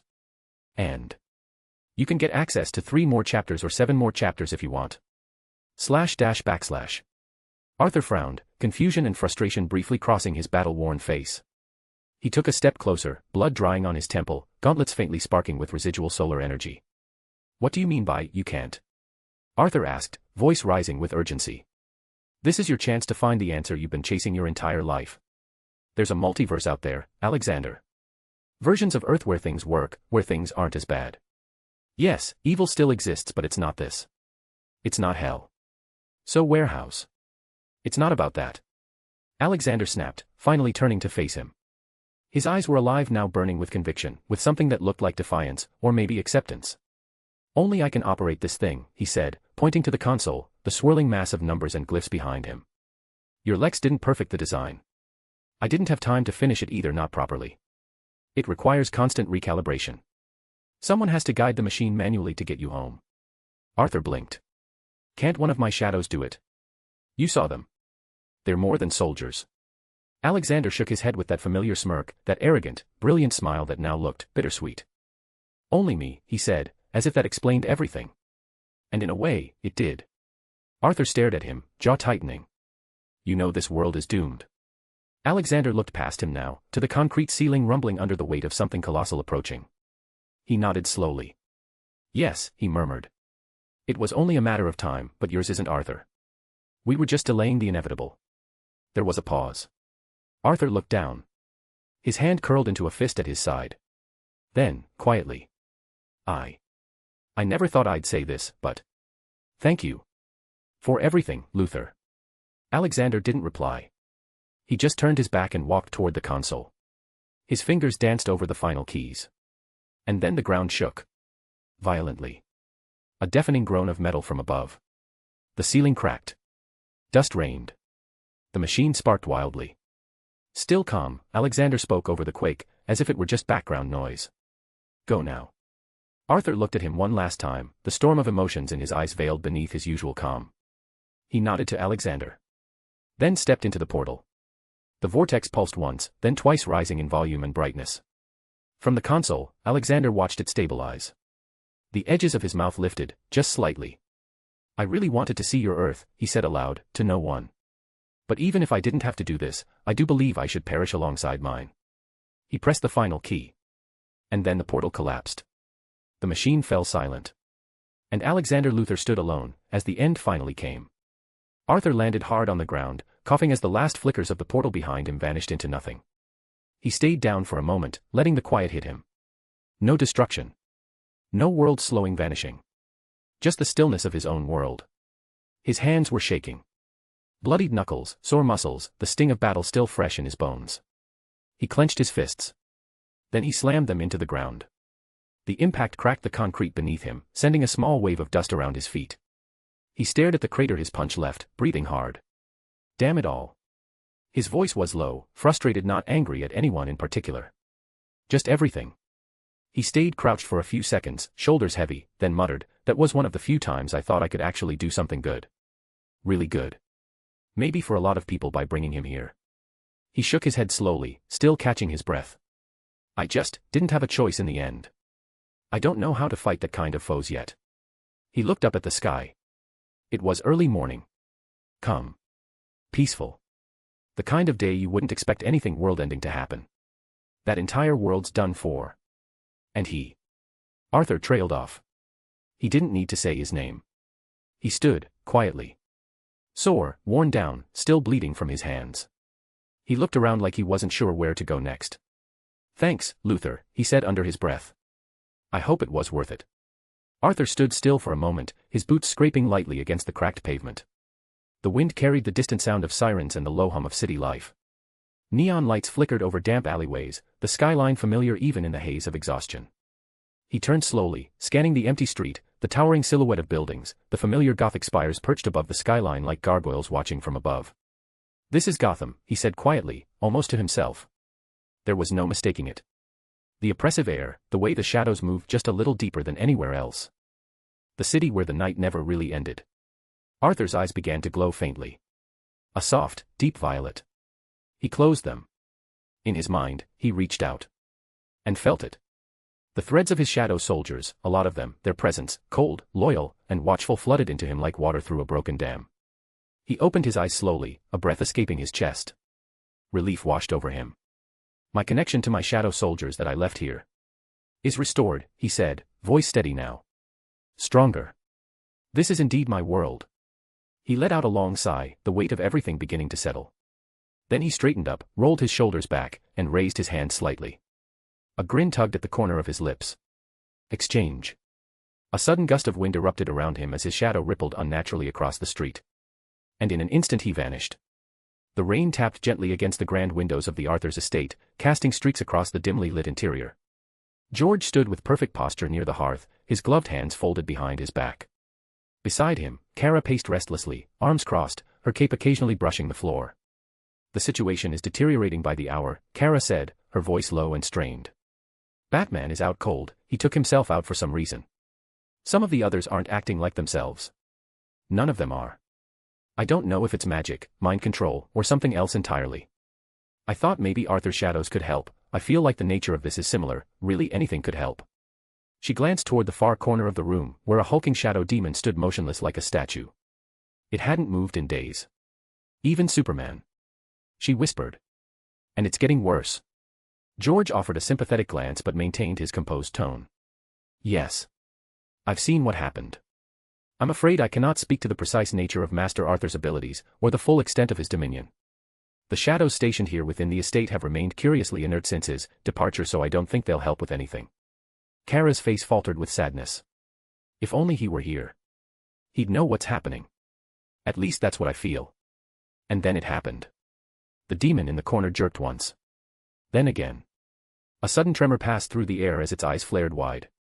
Shadows burst violently from its form, cascading across the floor like black water. The temperature dropped. George instinctively took a step back, his eyes narrowing. What in heaven's name?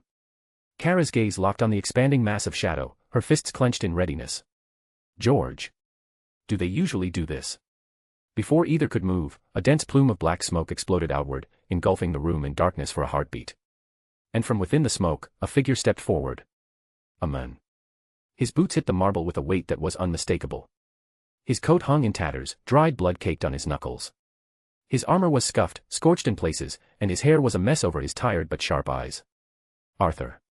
Kara's breath caught in her throat. Her lips parted but no sound came out. George's composure faltered for the first time in years. Is it truly you, Master Arthur? Arthur looked between the two of them. His shoulders sagged from exhaustion, but a smile tugged at the edge of his lips, soft, tired, but genuine. Yo, he said, voice hoarse. Been a while. Kara didn't wait. She walked forward slowly at first, then faster, and then ran the last few steps, throwing her arms around him. Arthur, it's really you. He caught her with one arm, the other still dangling loosely at his side. Despite the aches and bruises that screamed with every breath, he leaned into the embrace. Yeah, he murmured. Ouch. George took a step forward, his voice quieter now, reverent. I cannot describe what a relief it is to see you returned, sir. The house has felt hollow in your absence. And I'm not talking about the shadow demons that you left here. Arthur chuckled, a low sound from deep in his chest. Glad someone missed me. // If you like this story, check out my other stories. Solo leveling in Westeros. And you can get access to 3 more chapters or 7 more chapters if you want. Chapter 102, Evil Magic. If you like this story, check out my other stories. Solo leveling in Westeros. And you can get access to 3 more chapters or 7 more chapters if you want. // The flickering firelight danced along the walls of the estate, painting golden shadows over the reunion that had once felt like a distant dream. Arthur stood by the hearth now, finally upright, though his body still bore the weight of a brutal journey. Kara hovered near him, her concern barely concealed beneath the tide of questions that spilled from her lips. Where were you? What happened? You just vanished. Do you even know how long you've been gone? I was starting to think, her voice wavered for a moment, starting to think you died that day. Her eyes scanned the state he was in, dried blood on his knuckles, bruises beneath his armor, wild hair, and that haunted look in his eyes. And what happened to you, she added. You look like you've been through hell. Are you really okay? Arthur didn't answer right away. Instead, he slowly raised a hand and placed it gently on her shoulder. His palm was rough, calloused, warm despite everything. Calm down, Kara, he said softly. His voice was tired, deeper than usual, the edge dulled by exhaustion. It doesn't matter where I was. What matters is that I'm back. His gaze flicked down, then away, as if haunted by images he wasn't ready to speak of. His eyes, usually so focused and calculating, carried something different now. Some sort of regret. Kara noticed, but she didn't push. Instead, she stepped forward and hugged him again. Slower this time. More deliberate. Her fingers curled around the folds of his coat. I'm really glad you're here, she whispered, her voice cracking. I kept blaming myself for what happened with Cadmus. If I had done something different, if I'd listened sooner. Arthur shook his head gently, arms wrapping around her this time. Hey. They're done for, right? She nodded against his shoulder. Yes. They're gone. He exhaled a long breath, almost a laugh. Then don't waste another second blaming yourself. That was my problem, my mess. You've done enough.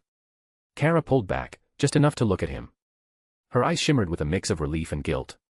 You're still annoying though. Arthur gave a lopsided grin. You missed me. Maybe. They shared a moment quiet, warm, and fragile. Then. Ahem. George, who had remained respectfully silent a few paces away, cleared his throat in the most refined, dignified manner possible. If I may be so bold, Master Arthur, your presence is most welcome, but it seems you are in dire need of hydration, sustenance, and perhaps a bath. Arthur raised an eyebrow. Did you just tell me I stink? I would never be so impolite as to phrase it quite that way, sir. George offered a tiny, courteous bow. I shall prepare refreshments immediately. He turned and walked off down the corridor with the grace of a man who had served nobility for a lifetime. Arthur glanced back at Kara with a faint smirk. Still not sure if he truly likes me or simply tolerates me. Kara gave him a small smile. Don't let that fool you, I stayed here to keep him company, he was devastated when you were gone. He is hiding it behind his sense of etiquette. Arthur chuckled quietly and nodded, eyes drifting toward the window again. Kara's eyes suddenly lit up, her expression bright with excitement as she stepped back from him. Right. Arthur. Your family. We should go see them. They'd be thrilled to know you're alive. Arthur blinked, visibly caught off guard by the sudden burst of energy. Let me rest for a bit, he said with a tired sigh, dragging a hand through his messy hair. And I will. Kara laughed, sheepishly rubbing the back of her neck. Yes, of course. You've only just returned from what looks like a war zone. Arthur raised an eyebrow. She waved it off with a grin. But still. They'll want to see you. There was a pause between them, then her smile widened as she said with a playful glint in her eye, now we can actually help the others with you around. Arthur narrowed his eyes slightly, suspicious. What's wrong again? Kara folded her arms and tilted her chin up proudly, her tone drenched in sarcasm. Oh, nothing big. Just another case of half the Justice League losing their minds, causing chaos across the world. Typical Tuesday stuff. Arthur stared at her flatly, already turning toward the door. Kara. She held up a hand quickly. Wait, no, I'm serious. Don't go yet. Arthur stopped in his tracks and turned, brow raised. Kara's smile faltered just a bit, her eyes more serious now. It's not just Superman, she said quietly. Something's happening to the strongest of us, like, something's twisting them. Some are just wrong, while others simply disappeared. I didn't want to dump it on you right away since you just got back, but if anyone can figure this out, it's you. Arthur's brow furrowed, shadows moving subtly behind his eyes. I guess the nature of this is magic, then, he muttered, running a thumb across his chin. Can't the League's magic users fix whatever this is? Kara shook her head slowly. That's the problem, she said. They're nowhere to be found. And Batman for some reason took himself out. He is out cold. Arthur's gaze sharpened. When did this happen? 2 days ago, she said. All at once. Zatanna and Constantine, they all just vanished. Or stopped responding. Arthur exhaled heavily, dragging his fingers through his hair. The wear of otherworldly battles still clung to his posture, and his fists still marred and scabbed flexed at his sides. Of course they did. He muttered. I get home, and it's already falling apart. What about Dr. Fate? Who? Kara blinked, clearly confused. Arthur narrowed his eyes. Dr. Fate. You know, the sorcerer with immense magic powers. Golden helmet. Cloak. Whole, mystical guardian of order, thing. Kara shook her head. I might have heard of him. But I don't know who that is. And whoever he is, he's definitely not part of the Justice League. Arthur stared at her for a long moment, then smirked faintly. Interesting. Never mind, then. He rubbed his face, then looked at Kara with a weary smile. I'm still going to rest, he said. We'll deal with this tomorrow. Kara hesitated for a second, like she wanted to argue, but seeing the weight behind his eyes, she nodded. Well, all right. Just then, the gentle sound of footsteps echoed through the polished hall, and George returned, impeccably composed. Balanced on a silver tray were 2 glasses of chilled water, and a small dish of finely cut fruit. He stopped a respectful distance away and gave Arthur a subtle bow. "Master Arthur," he said with his usual grace, "I thought you might require some refreshment after what I can only assume was an exhausting ordeal." Arthur gave him a tired but grateful look. "George, you are a lifesaver." "Appreciated, sir," George replied, placing the tray on the nearby table with smooth precision. "I do admit, it is good to have you back home." Arthur nodded, easing down onto the edge of a long velvet couch, finally letting his body relax. Kara settled across from him, her expression still touched by concern as if she was keeping something else to herself, but her posture more at ease now. Suddenly Arthur leaned forward, his forearms resting on his knees as something tickled the back of his mind. He looked over at Kara, his eyes narrowing slightly. "You said the magic users vanished when all this started happening." She blinked, caught off guard by the shift in his tone. "Yeah. Then what about the Titans?" Arthur asked, more pointed now. "What about Raven? If this has anything to do with magic, she'd be one of the first people to notice." Kara's eyes dropped. Her voice softened. "She's gone too." Arthur stared at her, jaw tightening. "Kara." "I know," she said quickly, lifting a hand as if to defend herself. "I should have told you earlier, but..." "You have an issue of not saying everything from the get-go," Arthur cut in, his voice low but sharp. "Not angry, just tired." Kara let out a small, frustrated breath. "It's not like that," she said. "I went to her first. Before anyone. She's been trying to find you for the last month, Arthur. Obsessed, really. She never gave up. Last month." Arthur's expression shifted at that, some of the edge in his voice easing. "But when I finally tried to reach her again, she was gone. Vanished. The Titans are out looking for her, but nothing." Arthur leaned back slightly, staring ahead, lost in thought. Raven disappearing, the magic users gone, something's linking all of this. He shook his head slowly. "This isn't random. It's way too coordinated." Kara watched him carefully. "Do you think you know what it is?" Arthur didn't answer right away. He stared into the distance, shadows curling faintly at his fingertips like smoke. "I might," he said, his voice lower now, thoughtful. "I really hope I'm wrong, but if I'm not..." His gaze darkened. "Then we're dealing with something old. Evil and angry." Kara sat up straighter. "Old and angry how?" Arthur didn't answer. "Not yet." He just muttered under his breath, "Hopefully it's not that. // If you like this story, check out my other stories. Solo leveling in Westeros. And you can get access to 3 more chapters or 7 more chapters if you want. Chapter 103, Demon's Whisper. If you like this story, check out my other stories. Solo leveling in Westeros. And you can get access to 3 more chapters or 7 more chapters if you want. // Arthur rubbed the back of his neck, feeling the exhaustion sink deeper into his bones now that the adrenaline had long worn off. His body still ached a bit, his mind was weighed down by everything he had just heard, and for the first time in a long while, he allowed himself to simply feel tired. "You know what," he muttered, glancing at Kara, "tomorrow." Kara tilted her head, giving him a curious look. "I'm spent," Arthur said with a short breath. "Feels like I could just collapse right here."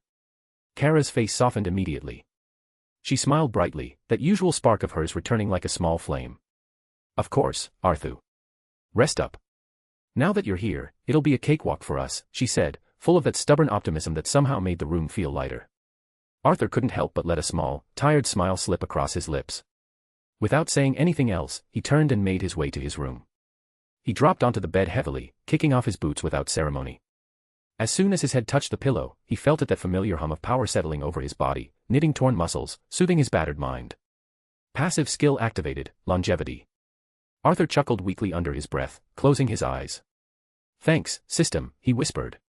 And for the first time in what felt like forever, Arthur allowed himself to drift into a deep, dreamless sleep. Arthur's eyes snapped open. He sat up immediately, feeling an unusual lightness in his body. No aches, no stiffness. He rolled his shoulders experimentally, everything moved fluidly, perfectly. A grin pulled at his lips. Without thinking, he dropped into a few quick push-ups, then a set of squats, finishing with a short, sharp punch into the air. The air cracked around his knuckles like a whip. He straightened up, feeling the surge of strength through every muscle. "Nice," he muttered with satisfaction. Throwing on a clean shirt, Arthur wandered through the wide halls of his estate, the morning sun filtering through the tall windows. He headed straight for the kitchen, the scent of fresh coffee drawing him in like a magnet. In the kitchen, George was already waiting for him, standing impeccably straight, a steaming cup of coffee prepared on a silver tray. "Good morning, Master Arthur," George said with his usual refined tone, inclining his head respectfully. "I trust you are feeling rejuvenated." Arthur snorted, grabbing the coffee. "George, if I didn't know better, I'd say you were a mind reader." George allowed himself a thin, knowing smile. "I assure you, sir, it is merely a lifetime of well-honed intuition, and perhaps a touch of common sense. You know, coffee in morning, sir." Arthur took the coffee with a small smirk. "What can I do without you?" Just as he took a sip, he heard light footsteps bounding into the room. Kara, still in her casual clothes, practically crashed into the room, full of boundless energy. She skidded to a halt at the sight of him, grinning from ear to ear. "Arthur." "Morning," she said, walking over and giving him a light punch on the arm. "Are you all better now?" Arthur leaned casually against the counter, sipping his coffee with a mock look of deep thought. "I am," he said after a pause. Then he raised an eyebrow at her. "You're basically living here now." Kara gasped, hand flying dramatically to her heart. "What, you getting tired of me already?" Arthur shrugged nonchalantly. "I didn't say that." They both laughed, the sound echoing warmly in the kitchen. Even George allowed himself a soft, polite chuckle behind his hand. Kara grinned wider and bumped her shoulder lightly into Arthur's. "Careful, I might make it official. Move in, steal your stuff, claim your estate in the name of Zor-El." Arthur raised his cup, taking a slow sip before replying with a faint smirk. "Or Blackwynd." Kara blinked and then her face immediately turned a shade of red that could rival her cape. What are you talking about?" I didn't mean it like that," she stammered, waving her hands quickly as if she could somehow erase the moment from existence. Arthur chuckled lowly, clearly enjoying her flustered state. George, ever the picture of composed dignity, hid a smile behind his hand as he busied himself preparing another cup of coffee. Kara huffed, crossing her arms and stubbornly looking away. "You said it, not me." Arthur leaned back casually against the counter, amused. "Sure, Kara. Whatever you say." She refused to meet his eyes, mumbling under her breath. They were still laughing when it happened. Arthur's smile slowly faded, replaced by a frown. A strange sensation prickled at the back of his neck, his senses sharpening instinctively. George paused mid-pour of a second cup. Kara noticed too, her body tensed subtly. "What's going on?" she asked, her voice dropping into a concerned whisper. Arthur set the cup down, eyes scanning the room. The walls, no, reality itself started to ripple. Like a stone dropped into a calm pond, only this ripple twisted everything. A deafening silence fell, the world around them warping. Kara lunged to grab Arthur's wrist. But her hand passed through empty space as Arthur was ripped away. It felt like falling, but not through air. More like tumbling through something, like being pulled inside out. When he hit the ground, it was with a force that rattled his bones. Arthur grunted and pushed himself up, coughing once. He looked around, blinking the disorientation away, and immediately wished he hadn't. The sky above him was a swirling maelstrom of black and burning red, the air heavy with ash and heat. Jagged, broken landscape stretched into a horizon painted in fire and shadow. Rivers of molten lava cracked the earth like open wounds. The air reeked of sulfur, blood, and something old, something vile. It looked like hell, at least, the version of hell Arthur would have imagined. His breath came slow, steady. He got to his feet, his boots crunching against the cracked, blackened ground. "What the fuck is going on?" Arthur muttered, the words carried away by the howling, unnatural wind. Arthur walked forward slowly, his boots crunching against the scorched, cracked ground beneath him. Black lightning that spiderwebbed across the heavens. His instincts screamed danger, but Arthur remained calm. With a thought, his Demon King sword materialized in his right hand, the massive blade humming with a dark, cold power. Blue lightning crackled up its edge, running along the black steel like veins of living electricity. Arthur's eyes narrowed as he spotted movement ahead. From the swirling mists, they emerged hunched and monstrous, with leathery, broken wings, skin like cracked obsidian, and 4 gleaming, malevolent eyes each. Their mouths opened in jagged smiles. "It's him. It's him. The king. The shadow." The whispers slithered through the air like knives, scraping against Arthur's mind. He exhaled slowly, his breath misting in the unnatural heat. "Is that?" he started to say, but before he could finish the thought, the demons lunged all at once, shrieking like animals. Arthur moved. In one fluid motion, he vanished from their sight, appearing between them in a blink. The Demon King's sword sang through the air. 2 demons were beheaded in a single, clean arc of his blade, their bodies crumbling to ash before they even hit the ground. The 3rd demon roared, clawing desperately toward Arthur, but he sidestepped with casual ease, his sword stabbing forward like a thunderbolt. The blade impaled the creature through the chest, and with a twist, Arthur sent a jolt of crackling blue energy through its body, reducing it to dust. The last demon hesitated barely a fraction of a second. Arthur gave it no chance. He pivoted, lifted his sword high, and brought it down in a devastating vertical slash that split the demon in half with a sickening crack of lightning. Silence fell. Ash and embers floated around him like black snow. Arthur stood tall, the Demon King's sword resting on his shoulder, blue sparks still flickering along its length. His shadow stretched unnaturally long behind him under the twisted sky. He glanced down at the remains of his attackers, unfazed. "I know what this is," he muttered. "I really can't catch a break." // If you like this story, check out my other stories. Solo leveling in Westeros. And you can get access to 3 more chapters or 7 more chapters if you want. Chapter 104, The Shadow and the Demon. If you like this story, check out my other stories. Solo leveling in Westeros. And you can get access to 3 more chapters or 7 more chapters if you want, // Arthur's boots sank slightly into the ashen soil as he walked, the cursed wind whistling past his ears with a low, almost sentient sound. The crimson sky above was streaked with smoke and black flame. Volcanic ridges rose in the distance, breathing pillars of fire into the air, while the ground beneath him trembled in quiet agony. He exhaled slowly, rubbing the back of his neck. "I really would have enjoyed one day off," he muttered, scanning the Hell's Cape, but no. He kicked a loose, ember-glowing stone, watching it skitter and tumble into a nearby crack that hissed with molten fire. "I get dragged into this. Whatever this is," he added dryly, already annoyed by his circumstances. Suddenly, the wind shifted, no longer a breeze but a wave of heat so intense it seared the air itself. Arthur's gaze narrowed. Ahead, the heat shimmered and breathed like it had a pulse. A dozen or so figures emerged, floating inches above the cracked ground. Fire demons. They hovered like burning ghosts, humanoid in shape but engulfed in writhing, living flame. Their skin beneath the inferno was a smoldering black, like hardened charcoal pulled straight from a forge. Their eyes burned white-hot, and their mouths opened with no sound, only a rumble, as if the fire itself was speaking. Arthur stared at them, unimpressed. "Yeah," he muttered, cracking his neck. "Definitely Trigon. These are his minions." They charged, heat warping the space around them as they surged forward like flaming wraiths. Arthur didn't flinch. His right hand lifted, fingers spread. Ruler's authority. With a pulse of invisible force, the closest fire demon was slammed into the ground so hard it exploded in a burst of black flame and ash. Another one tried to flank him. Arthur extended 2 fingers in its direction and crushed it midair, its body twisting and writhing before being compressed into a flaming pebble. 3 more closed in fast. Arthur's Demon King greatsword appeared in his hand in a storm of dark lightning. He swung upward with a single, clean arc and cleaved 2 demons in half at once, their burning forms splitting like molten wax before evaporating. One demon shrieked and lunged from behind. Arthur didn't even turn. He raised his left hand, fingers twitching. Snap. The air behind him shattered, and the creature was ripped apart by an invisible force mid-flight. Another group circled him, forming a fiery ring, raising burning arms toward the sky, chanting in a guttural language not meant for human ears. The flames grew taller, licking the heavens. Arthur narrowed his eyes. "I don't have time for this." He thrust his greatsword into the ground, sending out a ripple of ruler's authority laced with lightning. The wave shot out in a perfect circle, disintegrating the demons on contact. Fire extinguished in a blink, the charcoal remains falling like snow. Silence returned. Arthur stood in the middle of the field of glowing ashes, steam rising from his shoulders.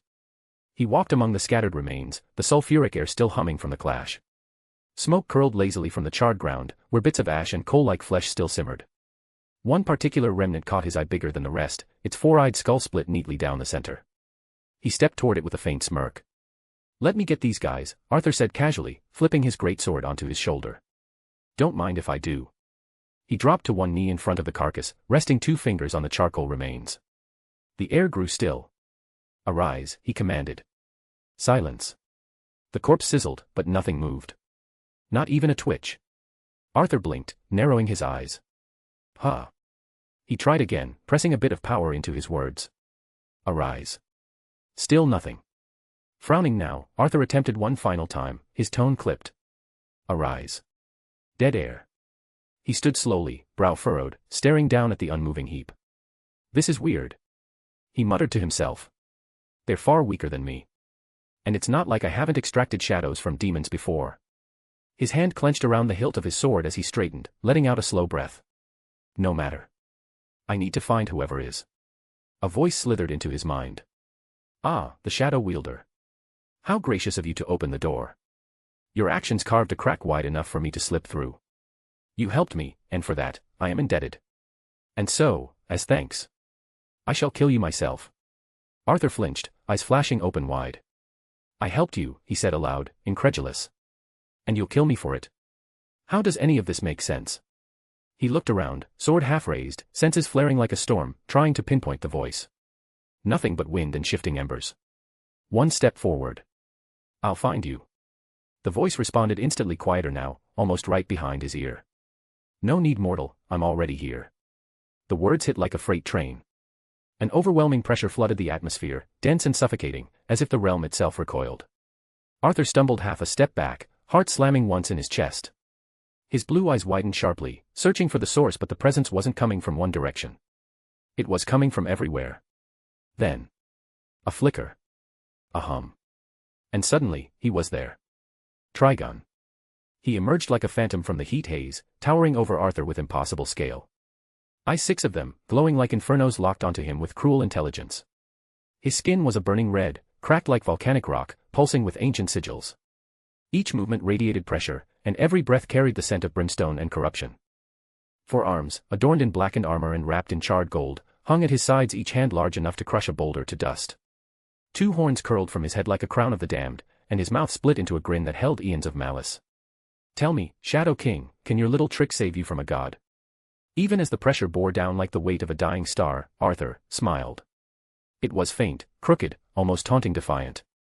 A god, he repeated with a scoff, eyes narrowing. You sound a lot like the others I've killed. He reached out with his will, calling the abyss. Come forth. Nothing. No tremor in the ground. No flicker in the void. Not even a whisper. Arthur's confident smirk faltered, just slightly. He tried again, deeper this time, come forth. Still, silence. His heart skipped. Something was off. Way off. His legs felt heavy, like stone. His core weakened. His aura dimmed. Trigon tilted his monstrous head with mock concern, eyes glowing brighter with every second. What's wrong, mortal? He asked, voice thick with amusement. Your shadows, gone. Your strength, fading. Arthur clicked his tongue. TCH. And then he lunged forward. A flash of blue lightning lit the infernal sky as his Demon King greatsword cleaved through the air. His movements were practiced, sharp, fueled by instinct and years of battle. But they were slow. Painfully slow. As if reality itself was dragging him back. Arthur gritted his teeth, tried to activate ruler's authority, but nothing surged. Not a pulse of power. Not a flicker of force. What's going on? He muttered, breath catching in his throat. Trigon didn't answer. He only raised one of his massive, clawed hand sigils along his arm, igniting in fiery arcs, and then slammed it down. A wave of searing energy erupted from his palm like a wrathful sun. Arthur's instincts screamed, and he tried to move, but his body felt sluggish, like it was underwater. The blast hit him dead on. Boom. Arthur flew back like a broken missile, crashing through jagged black stone and slamming into a boulder so hard it cracked in half. The ground trembled. He slumped, coughing blood, his vision swimming. Something weird is happening, Arthur breathed hoarsely, tasting iron on his tongue. He could barely lift his sword now. Trigon's laughter rumbled through the burning air like an earthquake. Perish. Beams of crimson death erupted from Trigon's 6 blazing eyes, an unholy convergence of hellfire and annihilation. Still downed, Arthur weakly lifted a trembling hand, as if to shield himself. I need to move. Basta. The word barely escaped his lips. The blast struck true. A pillar of light and fury consumed the battlefield. The mountain behind Arthur disintegrated under the force. It got quiet now. Not the silence of peace, but that strange, suffocating stillness that settled after something cataclysmic. The kind that buzzed just beneath the surface, like a ringing in the ears that wouldn't go away. And then, a voice. Faint. Distant. Arthur. He didn't respond. He couldn't. Arthur. It came again, warmer this time. Familiar, even. Soft, like the echo of a memory, carried on the wind that didn't blow. There was no direction to it. No source. Just the name, over and over again. Arthur. It was growing clearer. // If you like this story, check out my other stories. Solo leveling in Westeros. And you can get access to 3 more chapters or 7 more chapters if you want. Chapter 105, A Nightmare. If you like this story, check out my other stories. Solo Leveling in Westeros. And you can get access to 3 more chapters or 7 more chapters if you want. //. Darkness clouded Arthur's eyes. Did I just die to that? Arthur's voice croaked into the void, dry, low, unsure if it was even real. There was no answer, only the sudden sharp burning in his chest. Not pain. Something worse. A hollow, consuming sensation like a memory of pain trying to claw its way into the present. His hand instinctively moved toward his ribs. And the world snapped. Arthur jerked upright in bed with a ragged gasp, drenched in sweat. His breathing was wild, chest heaving as though he'd just surfaced from the depths of the ocean. His sheets were tangled, his skin clammy, and the faint morning light pouring through the windows was almost blinding. His hand shot to his chest, fingers frantically searching for burns, wounds, fractures, anything. Nothing. Not a single scar. Arthur. Kara was instantly by his side, her voice thick with worry, eyes wide and searching his face. Are you all right? George was already standing at the foot of the bed, as calm and poised as ever, though even his normally impassive face held a faint crease of concern. A nightmare, sir? He asked, his tone refined but not lacking in genuine care. Arthur didn't answer immediately. He sat there for a moment, staring at his palms, then ran his fingers through his soaked hair. That was a dream, he muttered, still checking his limbs. No wounds. No burns. Not even a scratch. He swung his legs off the bed and stood, wobbling slightly. The world around him felt real, yet somehow less than what he had just experienced. The air wasn't as oppressive. The pressure on his chest was gone. But his mind. His mind was still trapped back there. That felt too real. Kara stepped in front of him. What do you mean? He looked at her. His blue eyes, still glowing faintly from the residue of his power, narrowed with intensity. Trigon. The name fell from his lips like poison. Kara blinked. Wait, what? We need to find Raven, Arthur said, stepping away from the bed, pacing. Now. I still don't understand what you're saying, what's wrong? Kara asked, matching his steps, concern tightening her features. Arthur didn't stop. His pacing became more restless. I think I was attacked. Or. Not physically.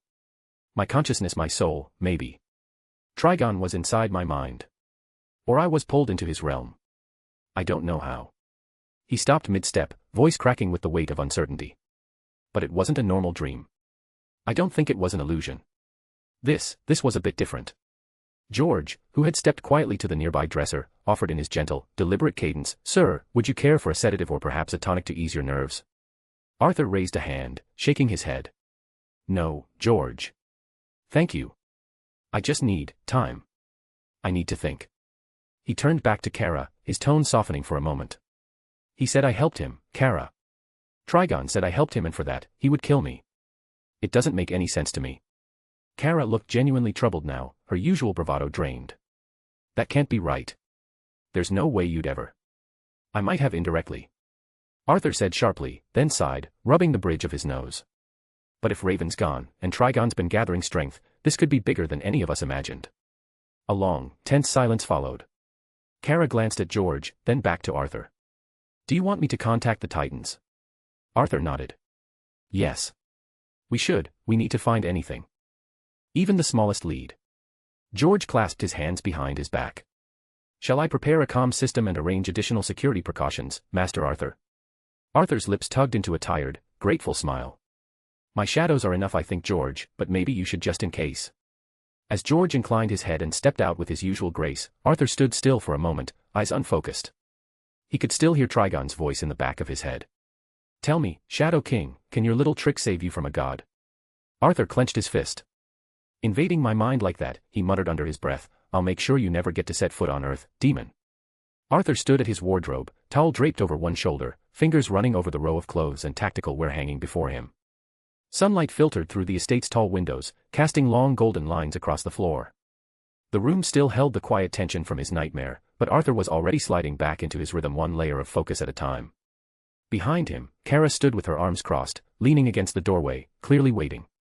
That is, until he dropped the towel and started getting dressed. Her eyes widened. Wah, hey. Could have at least waited for me to leave. Arthur smirked as he slid on his pants without hesitation. You can still look through doors and walls, so it doesn't matter. I wasn't going to, she said, whipping her head away, her cheeks flaring a deep pink. I'm not a perv. Sure, Arthur said coolly, pulling on his shirt with a faint grin, eyes glinting mischievously. Totally believe you. Kara muttered something incomprehensible under her breath, still very much pointed at the far wall like it had personally offended her. You're lucky I'm mature enough to. You're doing this on purpose, aren't you? Am I? Arthur asked, slipping into his black coat with practiced ease. With one final tug on his gloves, he turned toward her. I'm dressed now, by the way. You can stop burning holes in the wall. She turned slowly, still flustered. Unbelievable. Arthur walked past her and into the hall, his boots echoing with each confident step. We need to get going. If you want to accompany me. He stopped and turned halfway back toward her, eyes serious again beneath the glow of blue energy. Hold on tightly. Kara blinked and stepped forward, resting a hand on his arm. Her voice, when she replied, was much quieter than usual. I already know. A beat passed. Then Arthur said the word like a command, low, final, powerful. Exchange. At once, a violent rush of black smoke surged from his boots up to his shoulders, swallowing them both in a swirling shroud of shadows. The air cracked with magical tension. Kara instinctively gripped his coat tighter. Then. They were gone. The last trace of them was a shadow demon and a flicker of black mist dancing on the floor before fading into nothing. Jump City. The skyline shimmered in the morning haze, distant sea breeze rolling through the streets as Arthur and Kara materialized from the last remnants of black smoke atop a quiet rooftop. Below them stretched the vibrant city, cars, people, life moving on without pause. Kara took in the view, arms folded. You should probably go see your family now. Arthur adjusted the greatsword on his back, his eyes scanning the buildings until they locked onto a familiar tower rising from the heart of the city like a dark, sleek monolith. Yeah, he murmured. Let's do that. Before heading to the Titan's Tower. Blackwynd Tower. Kara followed Arthur through the sleek lobby, where staff whispered at the sight of him but didn't dare interrupt. They rode the elevator in silence, the only sound the soft hum of old jazz playing through it. The doors slid open at the top floor. Familiar mahogany. Oil paintings. The quiet scent of tea. Arthur stepped through into the office. And the world stopped. Behind a grand desk, Adam Blackwynd stood frozen, files in hand, his eyes wide as though seeing a ghost. Standing beside him was their mother, regal as ever in a pearl-gray blazer until her mouth parted in a breathless gasp. Arthur, she whispered, voice trembling. The papers slipped from Adam's hands. Arthur only managed a lopsided smile. Hi, Mom. She crossed the room in seconds. You're alive. Her voice broke as she wrapped her arms around her son, holding him tight, like she'd never let go again. I thought I lost you, I thought. Arthur stiffened at first, the emotion raw and unexpected. But then he returned the embrace, one hand resting gently on her back, his throat tightening with something he couldn't name. Something buried. I'm here, he muttered. I'm here, Mom. Kara lingered quietly at the door, arms behind her back, a soft smile spreading across her face as she watched the reunion unfold. When she finally let go, brushing her eyes, Arthur turned to his brother with a nod. I stopped by our house first, he said dryly. But the damn thing's still being rebuilt, so I figured you'd be here. Adam raised an eyebrow. Why do I get the sense you've gotten yourself into trouble again right after you came back? Arthur gave a half shrug, smirking. You know me. That's the problem, Adam muttered, crossing his arms. I do. His mother stepped forward, her voice softer now. Can't you just stop? You disappear, then come back with half of us thinking you're dead. I thought. She paused, her voice breaking. I thought I lost my son for good this time. Arthur looked at her for a long moment. Then he spoke, not with bravado, but with truth. I can't stop. People like me, people with power, we're magnets for trouble. The stronger you are, the stronger that pull becomes. We don't get to sit this life out. She looked at him, trying to argue, but the pain in his eyes told her he meant every word. Adam stepped forward, placing a hand on Arthur's shoulder. Then at least don't vanish without a damn word again. Arthur gave a faint smile. No promises, but I'm not that easy to get rid of. His mother wiped a tear and looked to Kara, as if seeing her for the first time. Keep him company. Kara nodded. Someone has to keep him alive. Arthur rolled his eyes. I do just fine on my own, after all I have my own loyal army. Says the guy who just came back from being presumed dead, a Kryptonian as your ally is more than you can ask for. Adam said dryly. Arthur chuckled. All right. What matters is that I'm back. Don't worry about me, we're heading to the Titan's Tower. Adam sighed. Of course you are. Kara looked between the brothers, then to his mom, offering a gentle smile. Don't worry. I'll bring him back in one piece this time. Arthur gave them one final look and said, by the way, have you seen Raven? //. If you like this story, check out my other stories. Solo leveling in Westeros. And you can get access to 3 more chapters or 7 more chapters if you want. Chapter 106, Search Party. If you like this story, check out my other stories. Solo leveling in Westeros. And you can get access to 3 more chapters or 7 more chapters if you want. //. Adam opened his mouth trying to answer his brother's question, but before he could get a word out, their mother stepped forward instead, her voice quiet and laced with something deeper.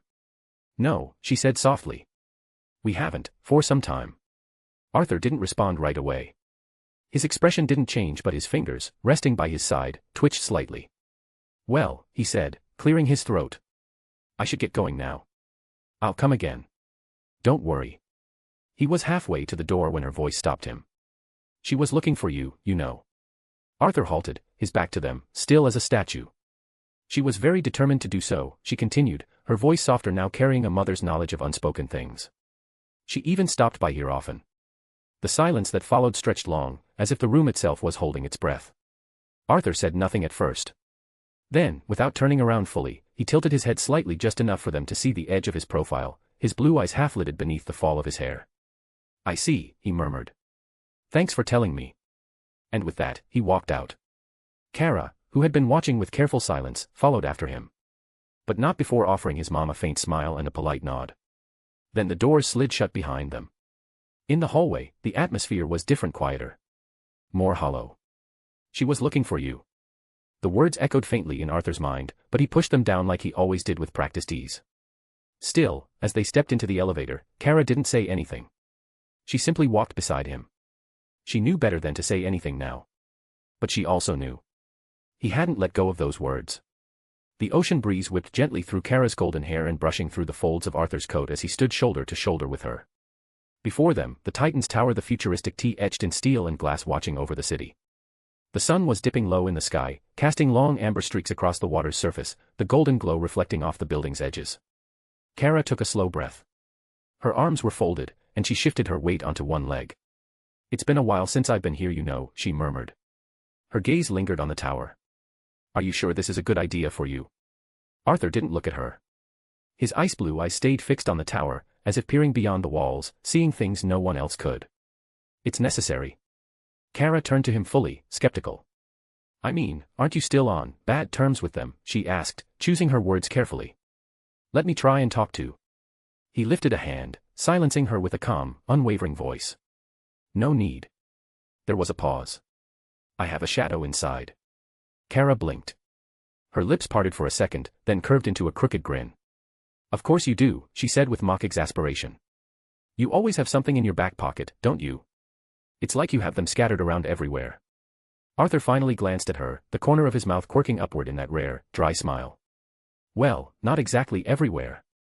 But soon, he added, the smile fading into a more serious tone, soon I might not need to scatter them at all. I'll be able to move freely. Kara's eyes lit up with curiosity. Oh, she said, stepping closer. You're working on some new ability. Arthur said nothing for a moment. The wind stirred his ashen white hair as he stared at the island. Not exactly how it works, but you'll see soon enough, he said quietly. Kara tilted her head, searching his expression. But whatever thoughts danced behind those eyes, Arthur wasn't sharing them. Then Arthur took a step forward, boots crunching softly against the gravel path. His tone was resolute now, leaving no room for hesitation.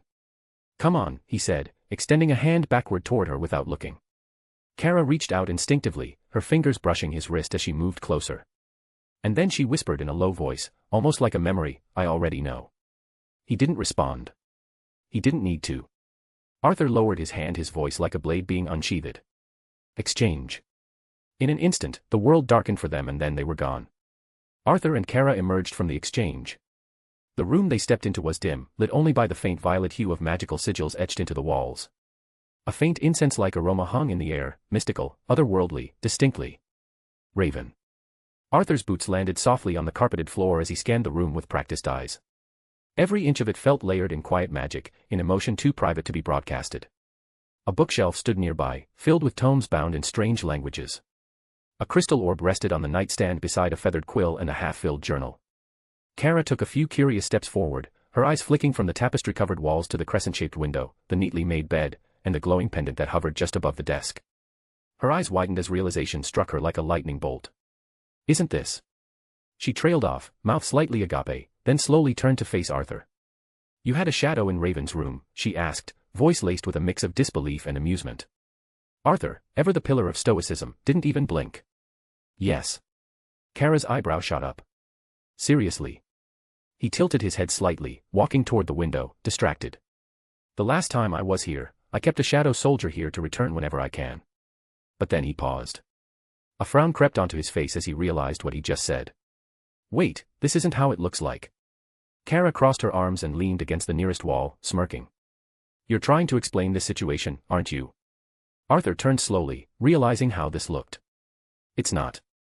To return whenever I can, Kara repeated, doing a dramatic impression of his voice. In her bedroom. That's your definition of surveillance now. I'm not spying on her, there was something I had to do here, Arthur muttered, defensively. And Raven knew about this. Kara raised a golden eyebrow, her voice dripping with amused sarcasm. Oh, so there was something you had to do, and she knew about it. Arthur's mouth opened, then closed. He stared at her like a man being interrogated for a crime he hadn't realized he'd committed. You know what? I give up, he finally said, hands rising slightly in surrender. She can explain it to you herself once we find her. Kara couldn't help but laugh, a soft snort escaping her. Aha. Arthur exhaled sharply and turned back to the room, ignoring her amusement. Let's just try and find something here that might tell us where she went. Clues. Magical trail. Anything. Kara smiled to herself as she stepped forward to help. Sure. Just clues. Not weird stuff or anything. Arthur rubbed his face. This was going to be a long search. Arthur stepped toward the desk, his fingers inches from Raven's journal when Kara quickly interjected, raising a hand like a cop at a magical crime scene. Ah. No. Don't go rifling through her personal stuff, she said, stepping between him and the desk. He gave her a sidelong look. We're trying to find her, Kara. I know, she said, hands on her hips. But you might find, I don't know, inappropriate things. Girl things. Arthur blinked. We are not playing around, Kara. This is serious. I'm serious too, she said, crossing her arms again. But Raven's still a person and I don't think she would appreciate this, there's a line here. Arthur exhaled, long and patient. Fine. You do it then. Oh no, I don't think I can do it too. Kara said. You just blocked me from doing so, you are a girl so it's fine I guess, no. Arthur muttered. Kara raised a brow. What about letting your shadows search instead?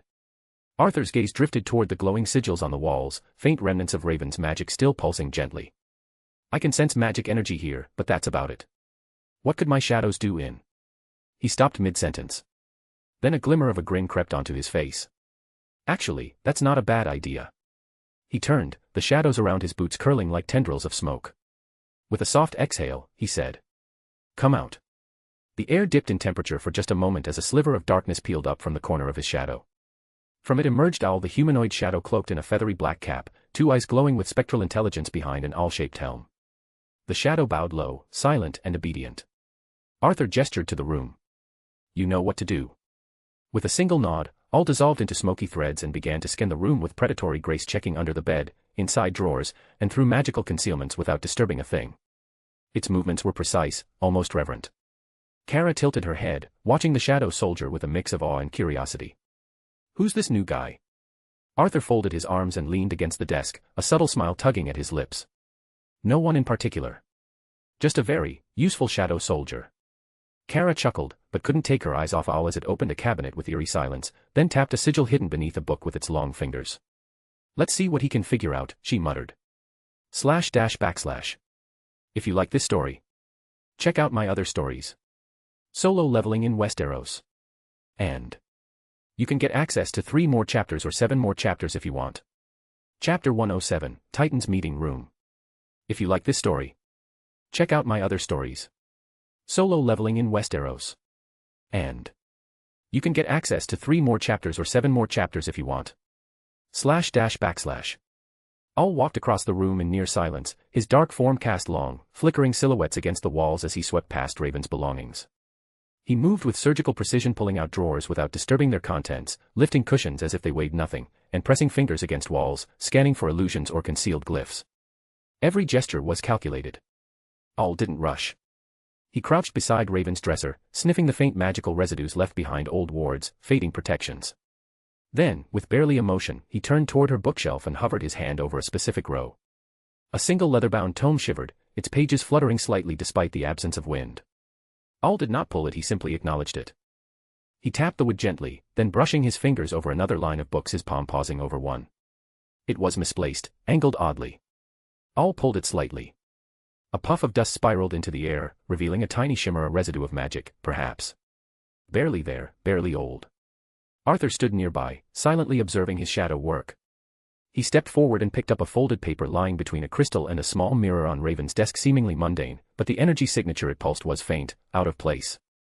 Without saying a word, he plucked a pen from the same desk and tossed both toward Owl. The paper fluttered in the air.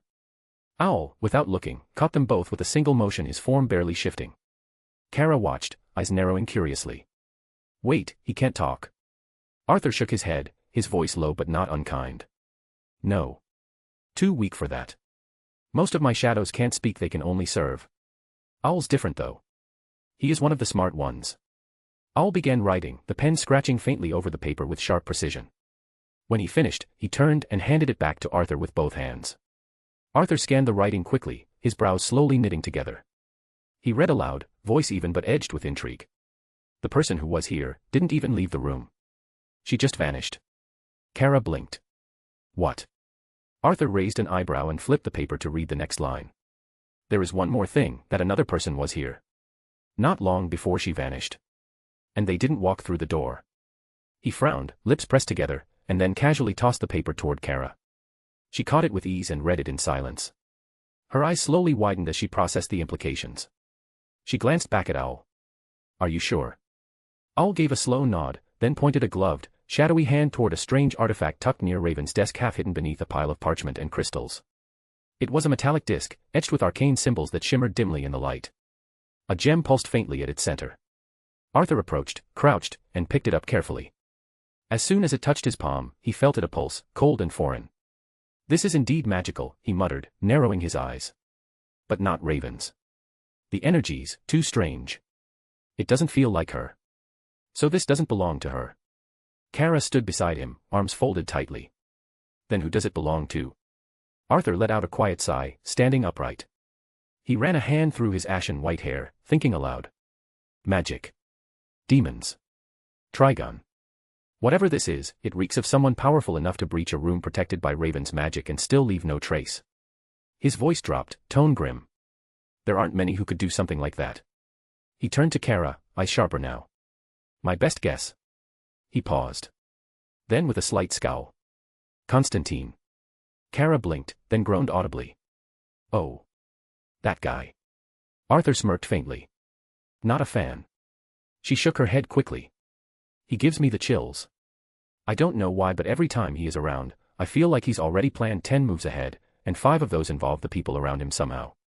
Arthur chuckled softly. Yeah, that sounds like Constantine. Owl continued scanning the rest of the room, his cloak rustling lightly, and then he left the room in search for more clues. Kara tossed the artifact from hand to hand, staring at it with suspicion. Do we need to find him? You know that he is one of the people missing as well, right? She asked. Arthur's eyes stayed fixed on the artifact. Yes. But if he's involved in her disappearance, it means he is trying to help her. But knowing him, he'll end up doing more damage. We really need to find them quickly. He turned back to her, his voice cold but steady. I didn't want to do this, but let's meet the Titans. The doors to Raven's room slid shut behind them with a faint mechanical hum. The hallway was quieter now, but every step they took toward the central wing of Titan's tower carried a weight neither of them could shake. Their path was direct. Arthur remembered the layout well, even if he'd never been officially spent much time here back then. The hallway twisted into a corridor flanked by reinforced doors and biometric scanners, but Arthur's presence seemed to unnerve the systems. They didn't dare reject him, or someone was intentionally letting him pass. One sharp turn later, they barged into a high-tech meeting room. The glass walls framed the distant skyline of Jump City. A central table of glowing holographic panels flickered softly as several familiar figures turned at once, mid-conversation. Robin sat at the head of the table, ever alert. Cyborg leaned casually against the far wall, arms crossed, scanning a tactical feed on the wall. Starfire hovered slightly off the ground, radiant and bright as ever. Beast Boy, froze in surprise, and Blue Beetle was halfway into saying something before cutting off completely. The room fell into momentary silence. Arthur stood in the doorway like a phantom returned from the grave, Kara just behind him, composed but cautious. His long coat caught the light, he casted a long shadow across the hall. Robin was the first to speak, his voice measured but unsurprised. "I saw you coming through the cameras," he said plainly. "Still, I have to admit it's a surprise seeing you alive. The League still thinks you're dead." Arthur tilted his head slightly, his expression unreadable. "Well, they always did like assuming things." Robin's jaw tightened just slightly. Arthur stepped further in, not bothering to sit, his voice cool and sharp. "Can't say it's nice to see you, either, but I think we have a common objective. So let's skip the small talk." He tossed the artifact he found in Raven's room onto the table with a metallic clink. It spun once before landing flat, pulsing faintly with unfamiliar energy. The Titan stared at it, then back at him. Cyborg narrowed his eyes. "Where did you get that?" Arthur crossed his arms. "Raven's room." Beast Boy blinked. "Wait, you what? Doesn't belong to her," Kara said, stepping forward beside Arthur. "And someone was with her before she disappeared." "Possibly. Constantine." Robin's brow furrowed. "Of course. But you do know that he is also gone." Arthur's gaze swept the room, sharp and unforgiving. "I'm aware. I'm not here for pleasantries. I need useful information, fast. If you know anything about what she was doing before she vanished or where she could be, now's the time to speak. I will help." Silence.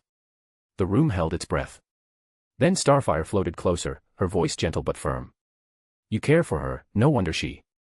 Arthur raised a hand to stop Starfire, yet he didn't answer. Just a flicker of something passed through his eyes and vanished just as quickly. Kara glanced at him. Cyborg looked over the artifact, tapping a few buttons on the table to scan it.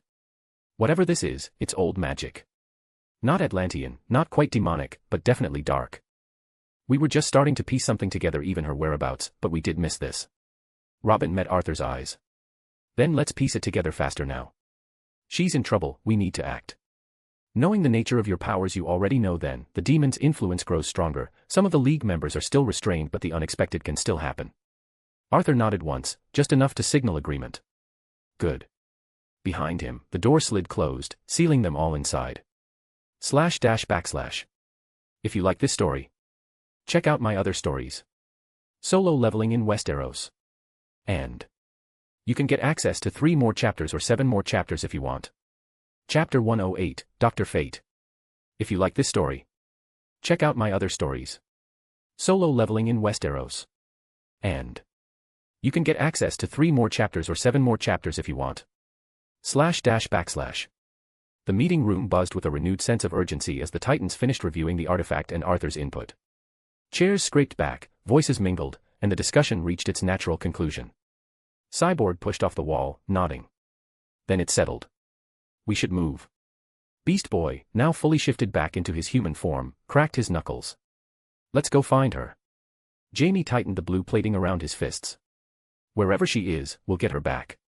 Starfire floated toward the door with her fists glowing faintly. "Yes. Let us do this." Robin remained still for a beat, watching the others with a contemplative stare before standing. "Everyone, prep and move out. We don't waste time." They began filing out one by one, Kara pausing near the doorway, but Arthur hadn't moved yet. He rose slowly from his seat, the weight in his posture unmistakable. "Robin," he called out, just loud enough to halt him. The Titan leader turned slightly. The others looked back, sensing the tone shift. Robin raised a hand. "I'll catch up. Go." The team obeyed, though not without a few hesitant glances. When the doors finally slid shut and left them in the room alone, the silence pressed in.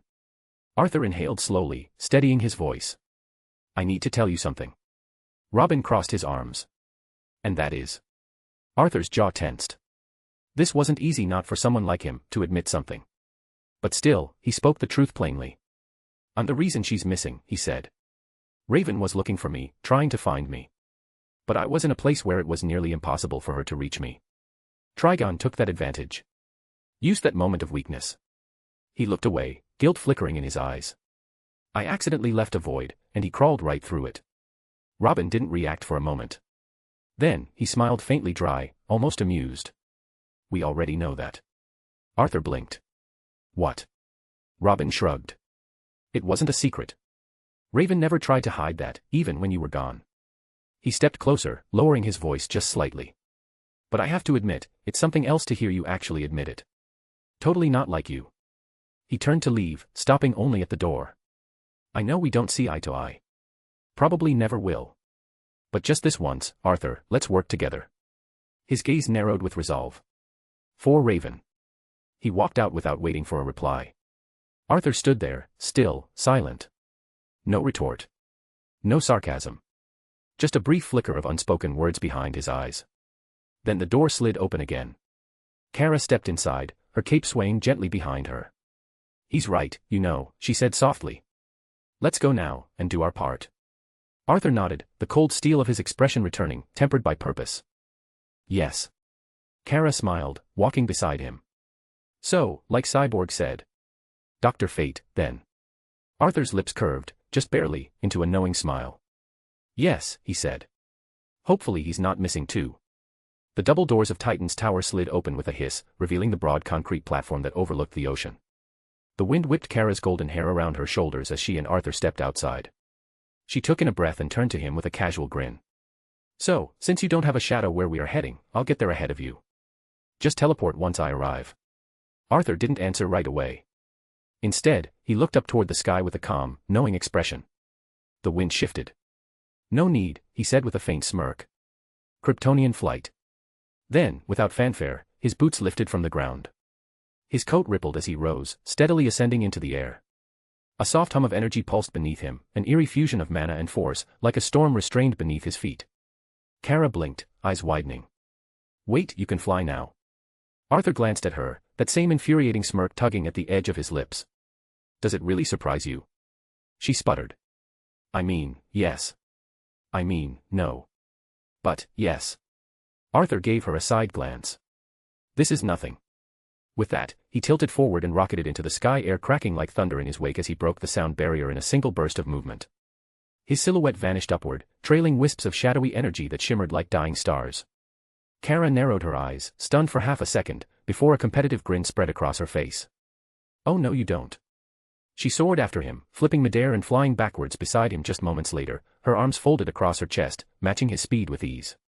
Come on, amateur, she said with a teasing smirk. So slow.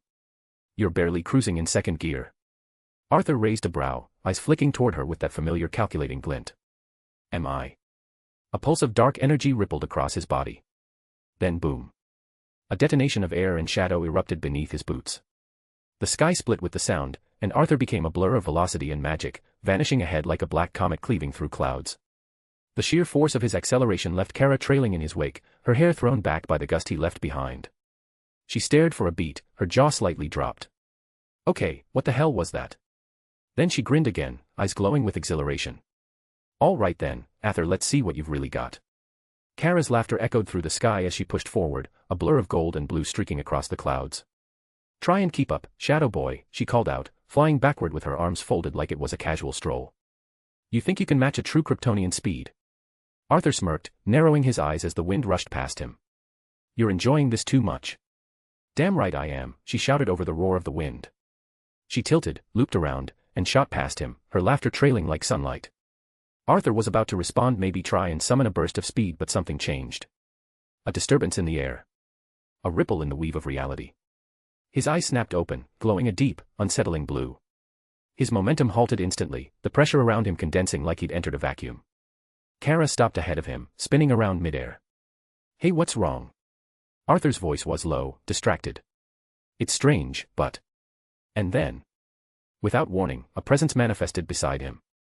Not like a teleportation or a flash of energy, more like reality accepted the figure's existence as if it had always been there.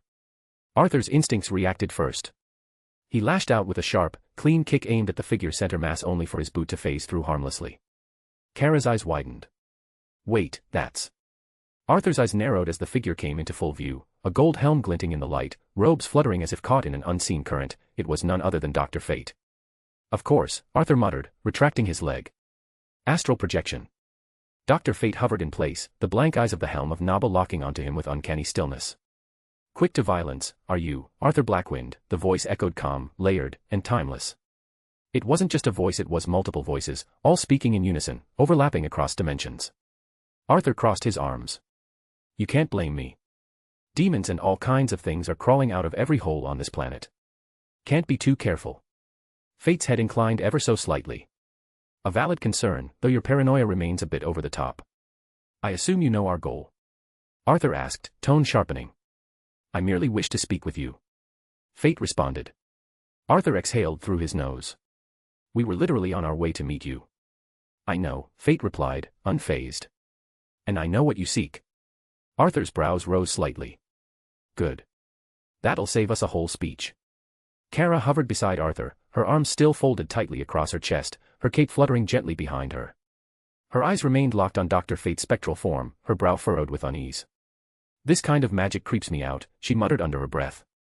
Arthur glanced sideways at her, genuinely curious. And mine is fine. She paused, visibly uncertain. Her lips parted to reply but nothing came out at first. Then she shifted uncomfortably midair and said, I guess. Arthur tilted his head, a slow smirk rising at the edge of his mouth. Huh. Dr. Fate, impassive and unreadable as ever, floated closer. There is an old library, in Las Vegas. Go there and you'll know where to find me. Before either of them could respond, Fate's form shimmered then dispersed into a swirl of golden dust, dissipating with the wind. Arthur blinked. A library in Vegas. Wait. That's it. Silence. He exhaled, rubbing the bridge of his nose with his fingers. So be it. Kara floated closer, peering at where the golden particles had vanished. That guy really knows how to make an entrance. Arthur muttered, and an exit. With a shared glance between them, the two turned in the air, already adjusting their trajectory toward their destination. Old library, Kara echoed with a sigh. I hate the smell of old books. Arthur smiled. Well, I don't, because I might find something interesting there. // If you like this story, check out my other stories. Solo leveling in Westeros.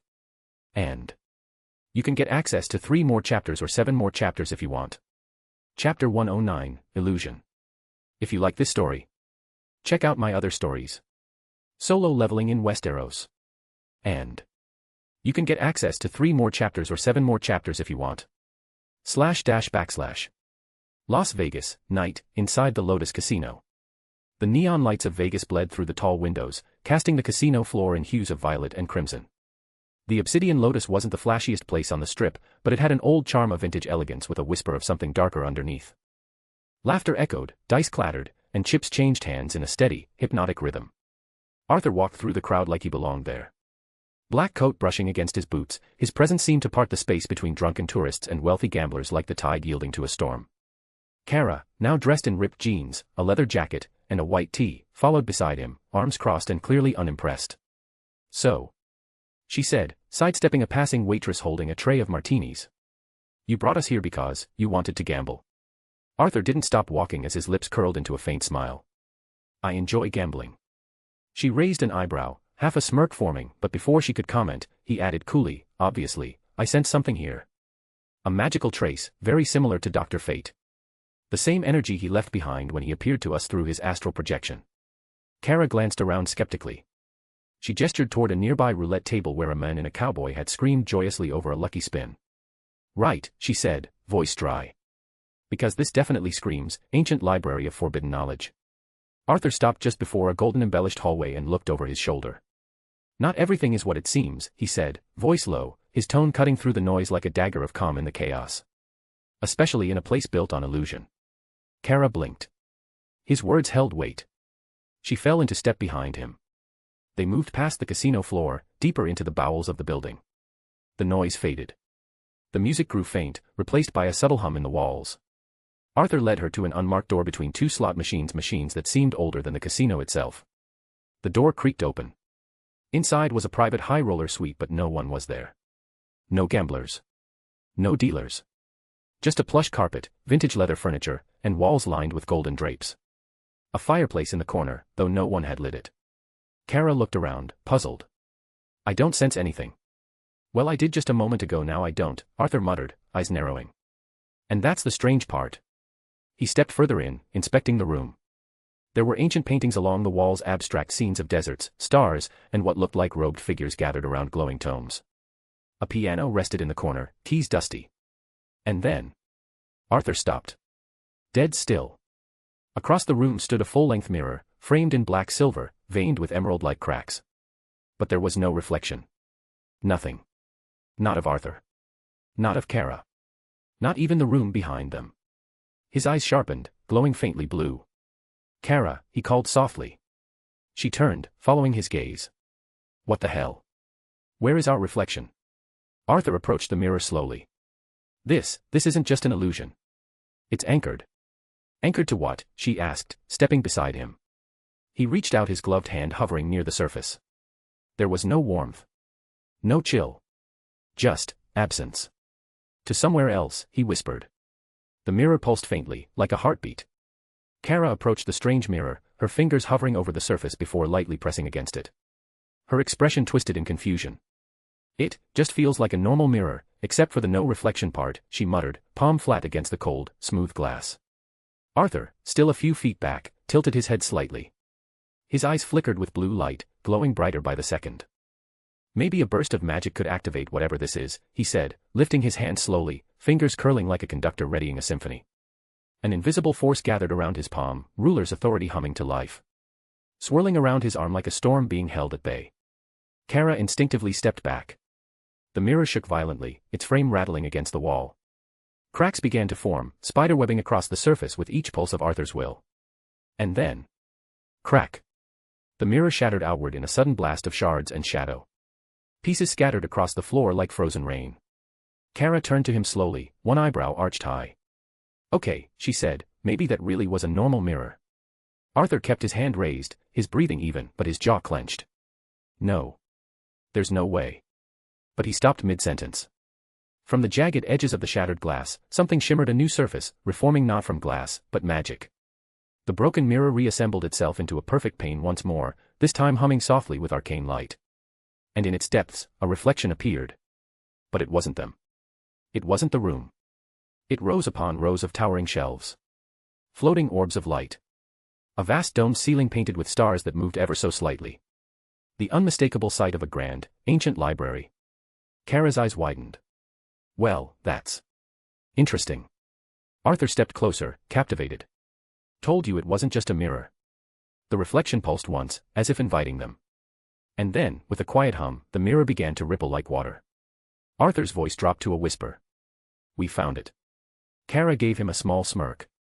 "Ladies first." Arthur smiled faintly. "After you."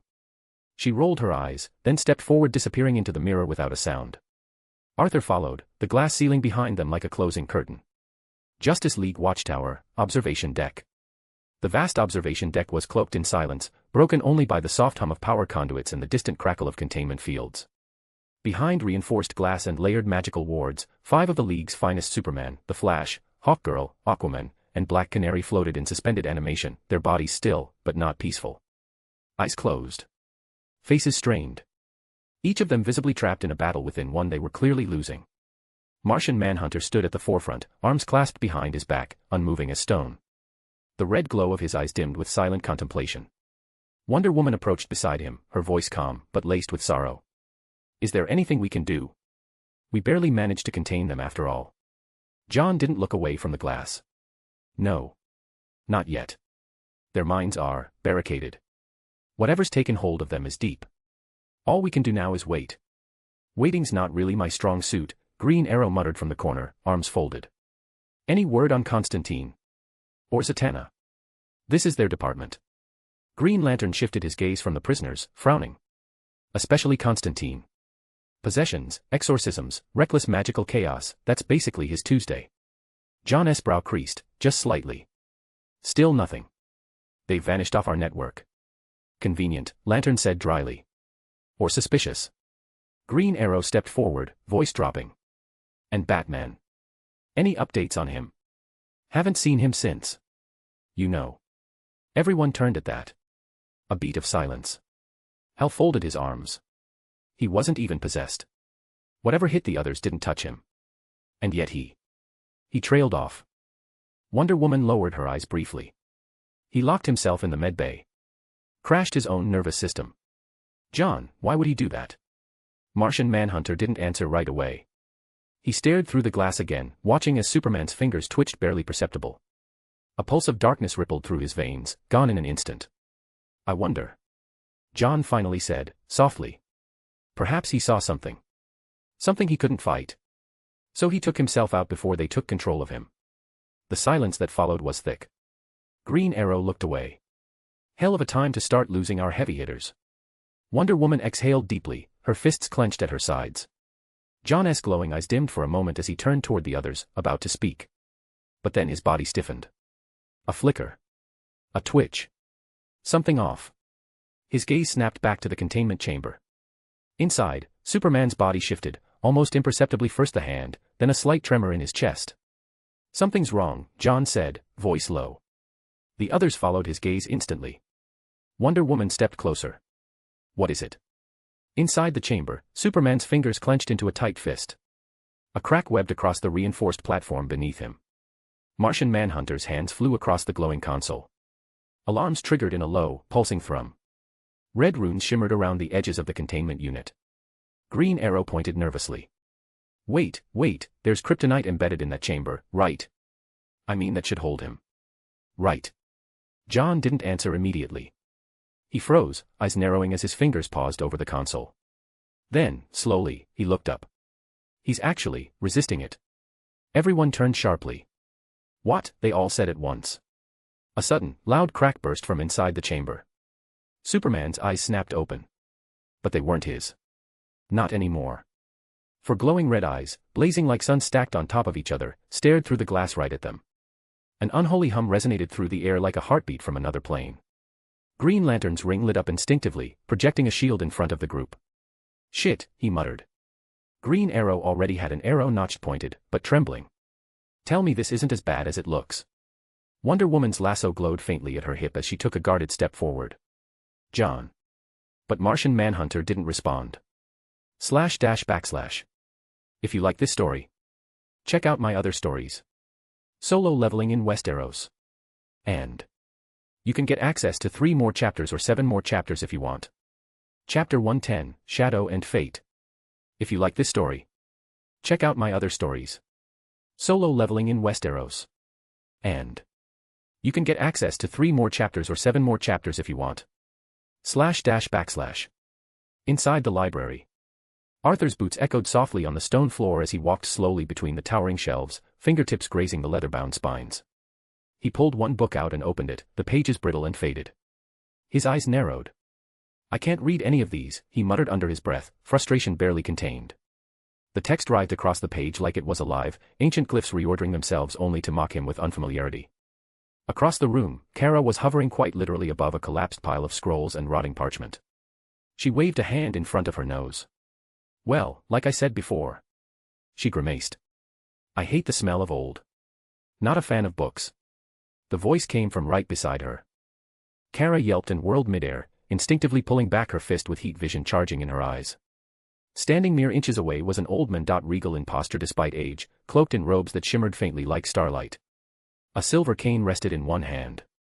In the other, he held the unmistakable golden helmet of Nabu, its surface gleaming even in the gloom. Arthur's head shot up at the sound of the voice. He snapped the book shut and slid it back onto the shelf before calmly approaching.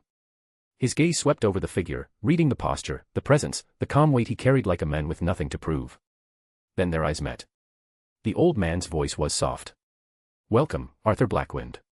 Arthur blinked once, slowly. I am Kent Nelson. The two stood still, one cloaked in ancient magic, the other draped in dark mystery. Kara floated slightly behind Arthur, her heat vision dissipating but her eyes still wary. Arthur gave a subtle nod, hands at his sides but ready for anything. Pleased to meet you, he said simply. A pause. Kent looked between them, his expression unreadable, yet not cold. The golden helmet in his hand pulsed faintly, like it recognized Arthur's presence. The library seemed to breathe around them, shelves creaking under unseen weight, magical tension coiling in the air like a storm waiting to break. There was a pressure that whispered to their very bones, reminding them this was no place of ordinary knowledge. This was a vault of secrets too dangerous for daylight. Arthur stood still, his breath slow, reading every flicker of movement in Kent Nelson's posture. The sorcerer smiled, faintly, as though sensing both Kara's and Arthur's tension thrumming in the room like a bowstring. What's with the looks? Kent asked, the corner of his mouth twitching. You have nothing to fear from me. I merely wish to help. Arthur took a step forward, boots echoing softly on the stone floor. I appreciate it, he said carefully. But there's one thing I don't understand. His eyes didn't waver. If you already know what's happening with the League, the whole possession thing, Raven, Trigon, then why didn't you do anything about it? The question lingered in the air like a challenge. Kent's eyes sparkled with something ancient. Not arrogance, but burden. Then he laughed. It was a low, hollow chuckle.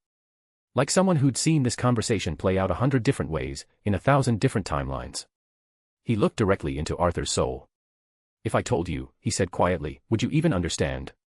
Arthur didn't blink. Try me. Kent's voice shifted. It echoed not in the library, but in reality itself. As though it passed through a dozen dimensions before reaching them. The air changed. Pages rustled from unseen winds. The walls pulsed.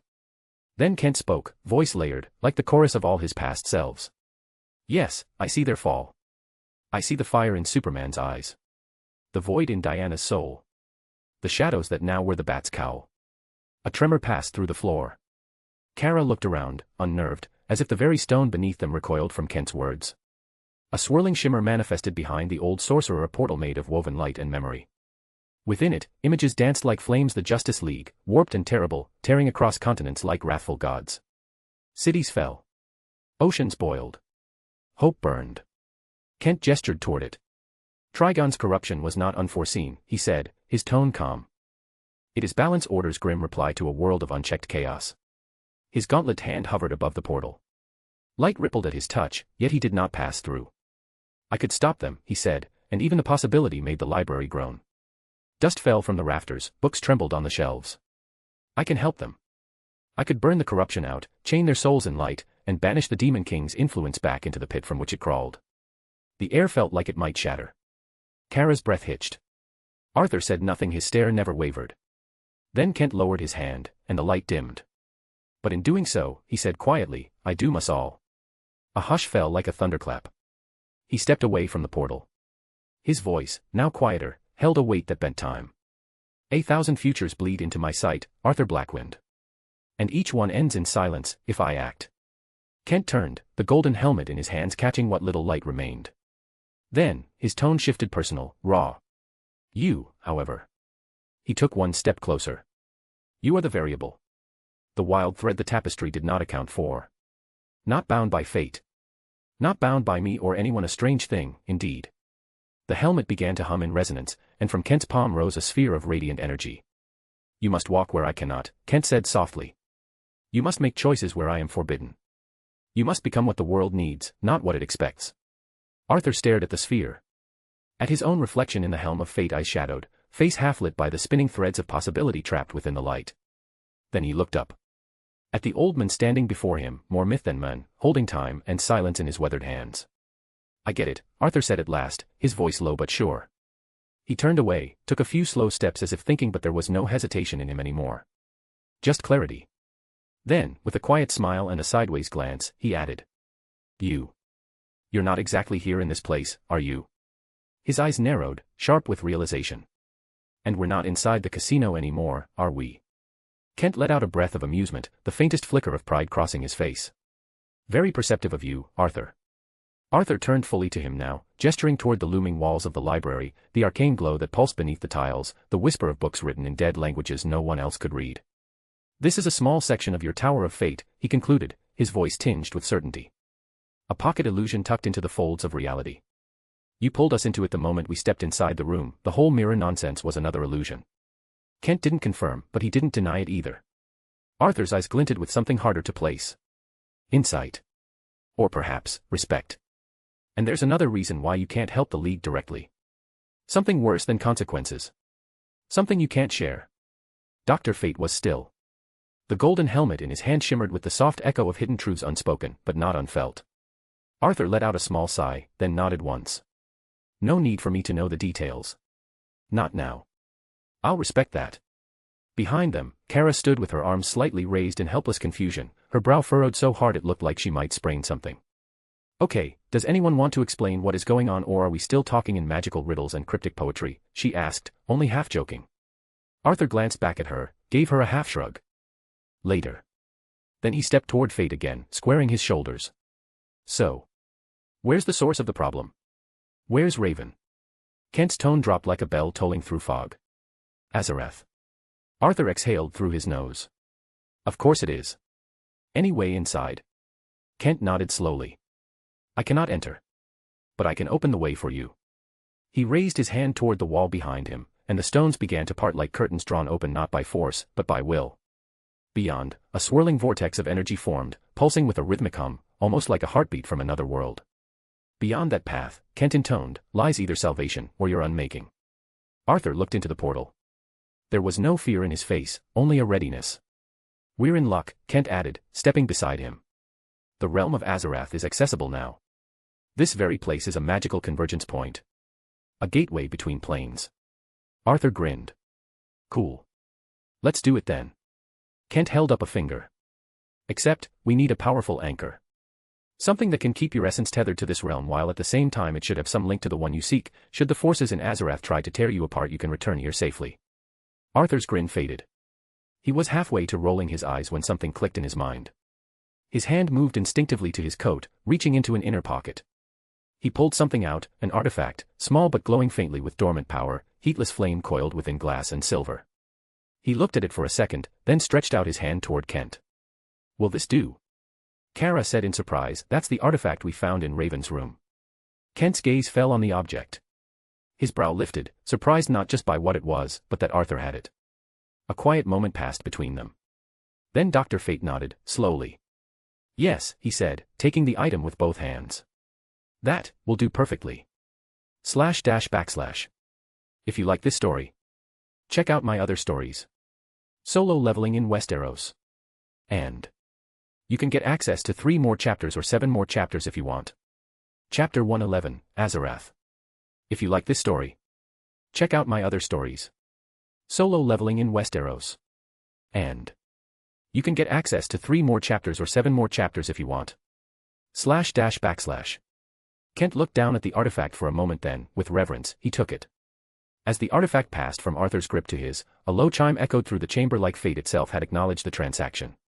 Kent raised the helmet of Nabu, his expression disappearing as the golden helm locked into place.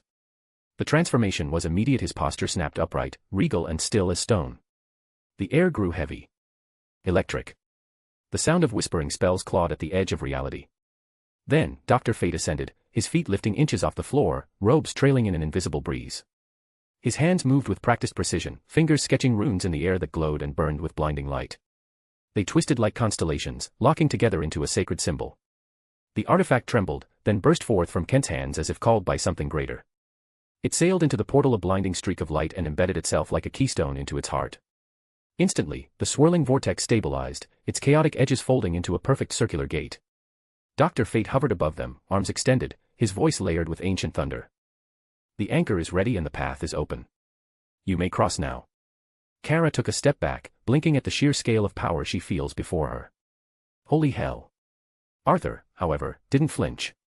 He just looked up eye to eye with the helm, with the men behind it. His voice was calm but carried a weight behind it. Thanks for the help, Fate. He turned halfway, glancing at the portal. Then looked back again, gaze sharp. I'll be sure to return the favor. There was no doubt in his tone. No question. Just a quiet promise, like an oath spoken before the gods. Fate's head tilted, reading more than Arthur had said. Perhaps more than even Arthur realized.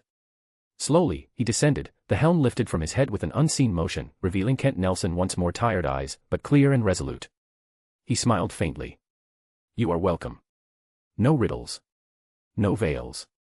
Just a man who knew the cost of staying silent, and the value of choosing the right hand to carry the burden.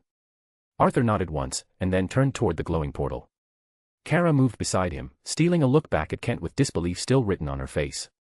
Just so we're clear, she whispered to Arthur, we're walking into a hell dimension to find the daughter of a demon, based on the advice of a floating wizard who built a pocket reality room in a casino. Arthur grinned sideways. Yeah. Kinda makes you miss the boring thugs and lowlifes, huh? They stepped forward one foot after another and vanished into the light, swallowed by the gate to Azarath. Justice League Watchtower. The sound of steel rupturing echoed through the chambers, then another boom, as Superman hurled Martian Manhunter across the reinforced hallway like a missile. John smashed into a wall of titanium alloy plating, cratering it with the force of a meteor. In the blink of an eye, he was on his feet again, cape torn, blood dripping from his mouth but determined. Across the room, Wonder Woman's bracers sparked, the air crackling with divine tension. Her sword sang as it scraped against the floor, and her jaw was set with grim defiance. Hovering above the broken ground, Trigon-possessed Superman looked nothing like the men they once knew.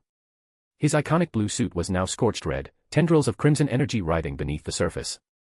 His eyes weren't just red, they were four burning suns, flickering with unholy fire, radiating rage and madness. "Clark!" Diana shouted, dodging a beam of searing heat that sliced through a pillar. "You need to fight it, whatever's inside you, you're stronger than it." Superman's response was a howl of fury, not words, an inhuman, guttural snarl that shook the chamber like thunder.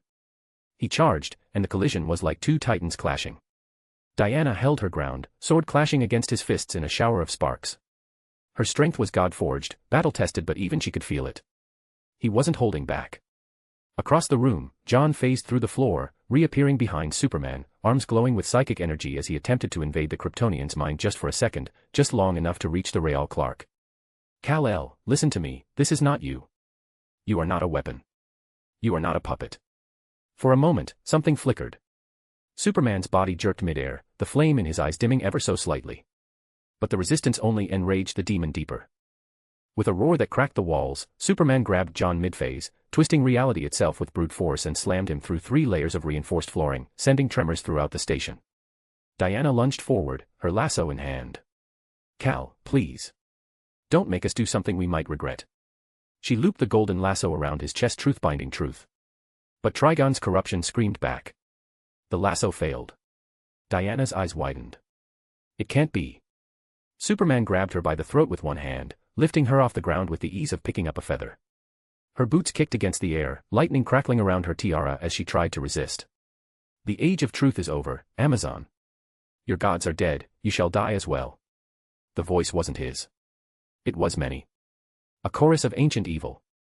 Meanwhile, behind a layered containment field, Green Arrow and Lantern stood between the damaged cells, where the other possessed heroes Flash, Aquaman, Hawkgirl, and Black Canary lay unconscious, for now. The walls shook again. More roars. Another power surge nearly shorted the lights. Arrow's grip tightened on his bow, eyes fixed on the fight through the observation glass. "You think they can restrain him?"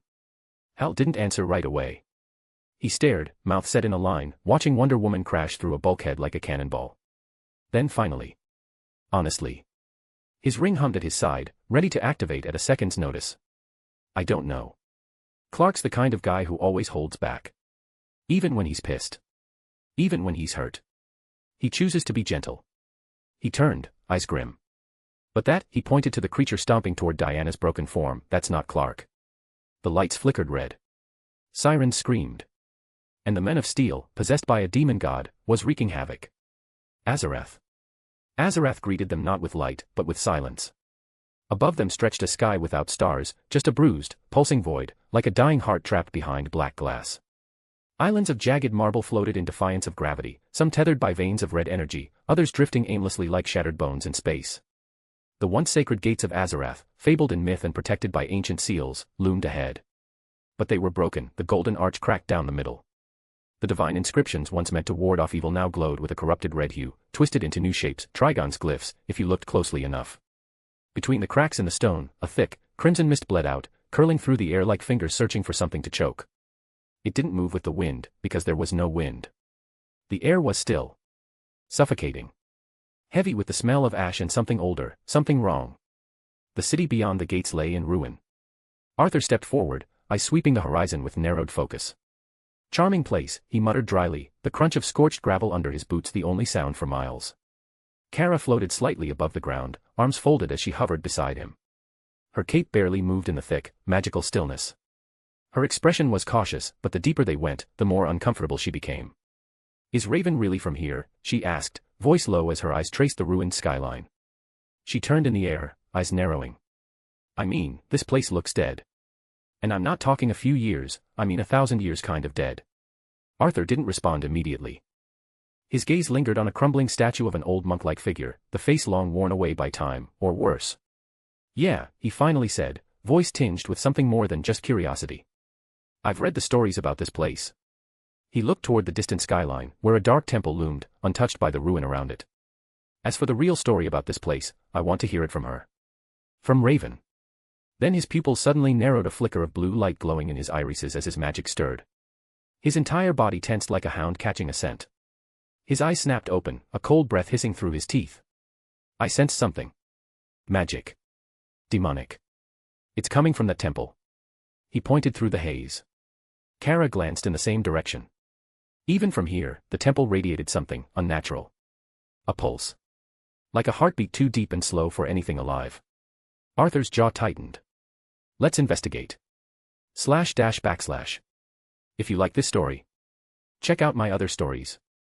Solo leveling in Westeros. And you can get access to 3 more chapters or 7 more chapters if you want. Chapter 112, Azarath.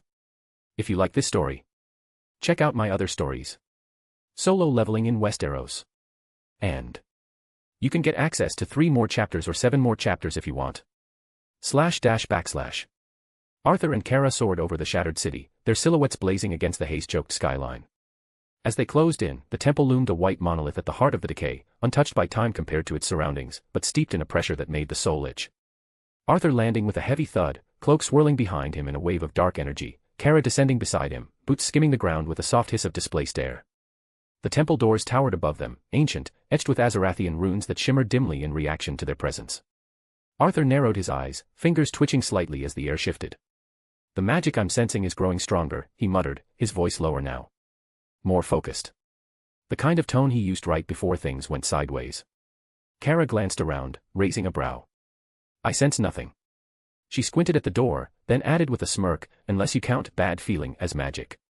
Arthur let out a short breath through his nose, somewhere between a laugh and a sigh, then stepped toward the doors. And suddenly he bumped into an invisible wall. He raised one hand and pressed it flat against it, a raw force that surged into Arthur's arm and nearly pushed him back. But he held firm. It's sealed, he said, studying the magical construct now spiraling beneath the surface of the door. Why do I feel like this is new? Kara floated a few feet off the ground, arms crossed. So can you break it, or do we knock politely? Arthur grinned faintly, the shadows around him coiling tighter, flickers of blue light dancing along his eyes. I think I can break it. Arthur's smile was faint, barely there, but the way the shadows coiled tighter around his arms and shoulders said enough. He raised his hand toward the barrier. The swirling magic before him cracked and pulsed in defiance. And then he unleashed it. Ruler's authority. The air trembled. A crushing weight slammed down on the seal like a divine hammer. The barrier screamed, resisting. The symbols along the door flared brightly, fighting back. Arthur's boots slid an inch across the stone from the pressure. His jaw clenched, muscles tensed. The force he was pouring into the barrier wasn't just raw strength, it was control, precision, willpower. A ripple of power burst out from him, and cracks began to splinter across the seal. But it still didn't break. Arthur growled low, focusing harder. Break, damn you. The shadows roared outward in a wave. The air exploded with pressure, dust howling from the impact as if the very dimension was protesting. With a deafening crack like thunder striking a mountain, the seal shattered in a flash of blinding light. Boom. The blast knocked dust and debris into the air. Arthur staggered back slightly only to find himself shielded by a blue figure. Kara stood in front of him, eyes glowing, cape fluttering from the impact. She looked over her shoulder, concern in her voice. You all right? Arthur stepped past her, shadows still fading from his form. Don't do that again, Kara. She blinked, confused. What? I won't break easily, he said, calm but firm, voice echoing inside the now open temple entrance. No, I didn't mean, she tried to explain, stepping forward. I know, Arthur cut in, not looking back. His tone softened, just a little. You're afraid I'll disappear again somehow, like last time. That something unexpected will take me. He stepped inside the temple, shadows trailing behind him like a living cloak. But I assure you it won't happen again. Kara stood there, fists clenched. Her lips parted, but the words tangled up with the emotions rising in her chest. No, that's not what I... Damn it, Arthur. She followed him in, eyes stormy with worry, anger, and something deeper. Arthur had said exactly what she was too afraid to admit, and it hurt more than she expected. Kara drew in a breath, ready to speak, to finally say what she'd been holding back since Cadmus. But Arthur suddenly tensed, head snapping toward a distant corridor within the temple. There it is again. He muttered. Then louder, something up ahead. Without warning, he broke into a run, boots echoing against the ancient stone. Kara blinked. Arthur, wait. I was trying to. Follow, he called back, not even slowing. Kara let out a heavy sigh, shooting after him in a blur of red and blue. Sure. Why not? We're sprinting through haunted temples now. The halls of the temple were a maze, vaulted ceilings covered in old runes. Some halls were collapsed, others filled with strange statues whose eyes seemed to follow them. Magic clung to every wall like smoke. But Arthur didn't stop. He was drawn to something ahead. A presence, multiple. Finally, they reached a massive set of stone doors etched with the same language as the barrier he'd just broken. They were slightly ajar. Violet light flickered from the chamber beyond. Arthur slowed as voices drifted out, muffled, but clearly, familiar. I'm telling you, Z, someone just cracked that bloody seal. Felt it like a punch to the gut. They're either stupid powerful or stupid stupid. A second voice responded, dry and unimpressed. So which one do you think they are? Can't tell yet. Give it a second. If the next thing we hear is screaming, definitely the second one. Arthur blinked. I know this voice. Kara raised a brow. Wait, is that Constantine? Inside the chamber, a faint shimmer of violet sealing magic could be seen circling the walls and floor. Within it, sitting on opposite ends like prisoners in a magical timeout zone, were John Constantine and Zatanna. Both looked tired, mildly annoyed, and very much trapped. Constantine had one leg propped up on a conjured rock, lighting a cigarette that immediately fizzled out from the ceiling ward. Oh, come on. Third one this day, he muttered, chucking it away. Zatanna sat cross-legged, arms folded, watching him with a disapproving look. You really think someone broke into Azarath for fun? You clearly haven't met the kind of lunatics I have. I've got at least 2 guesses who'd do it just to annoy me. Correction. You would have annoyed them first, if they come after you. Arthur pushed the doors open fully now, stepping into view. Shadows coiled around his form, eyes glowing faintly. Kara floated in beside him, cape fluttering behind her. Nice to see you haven't changed, Arthur said.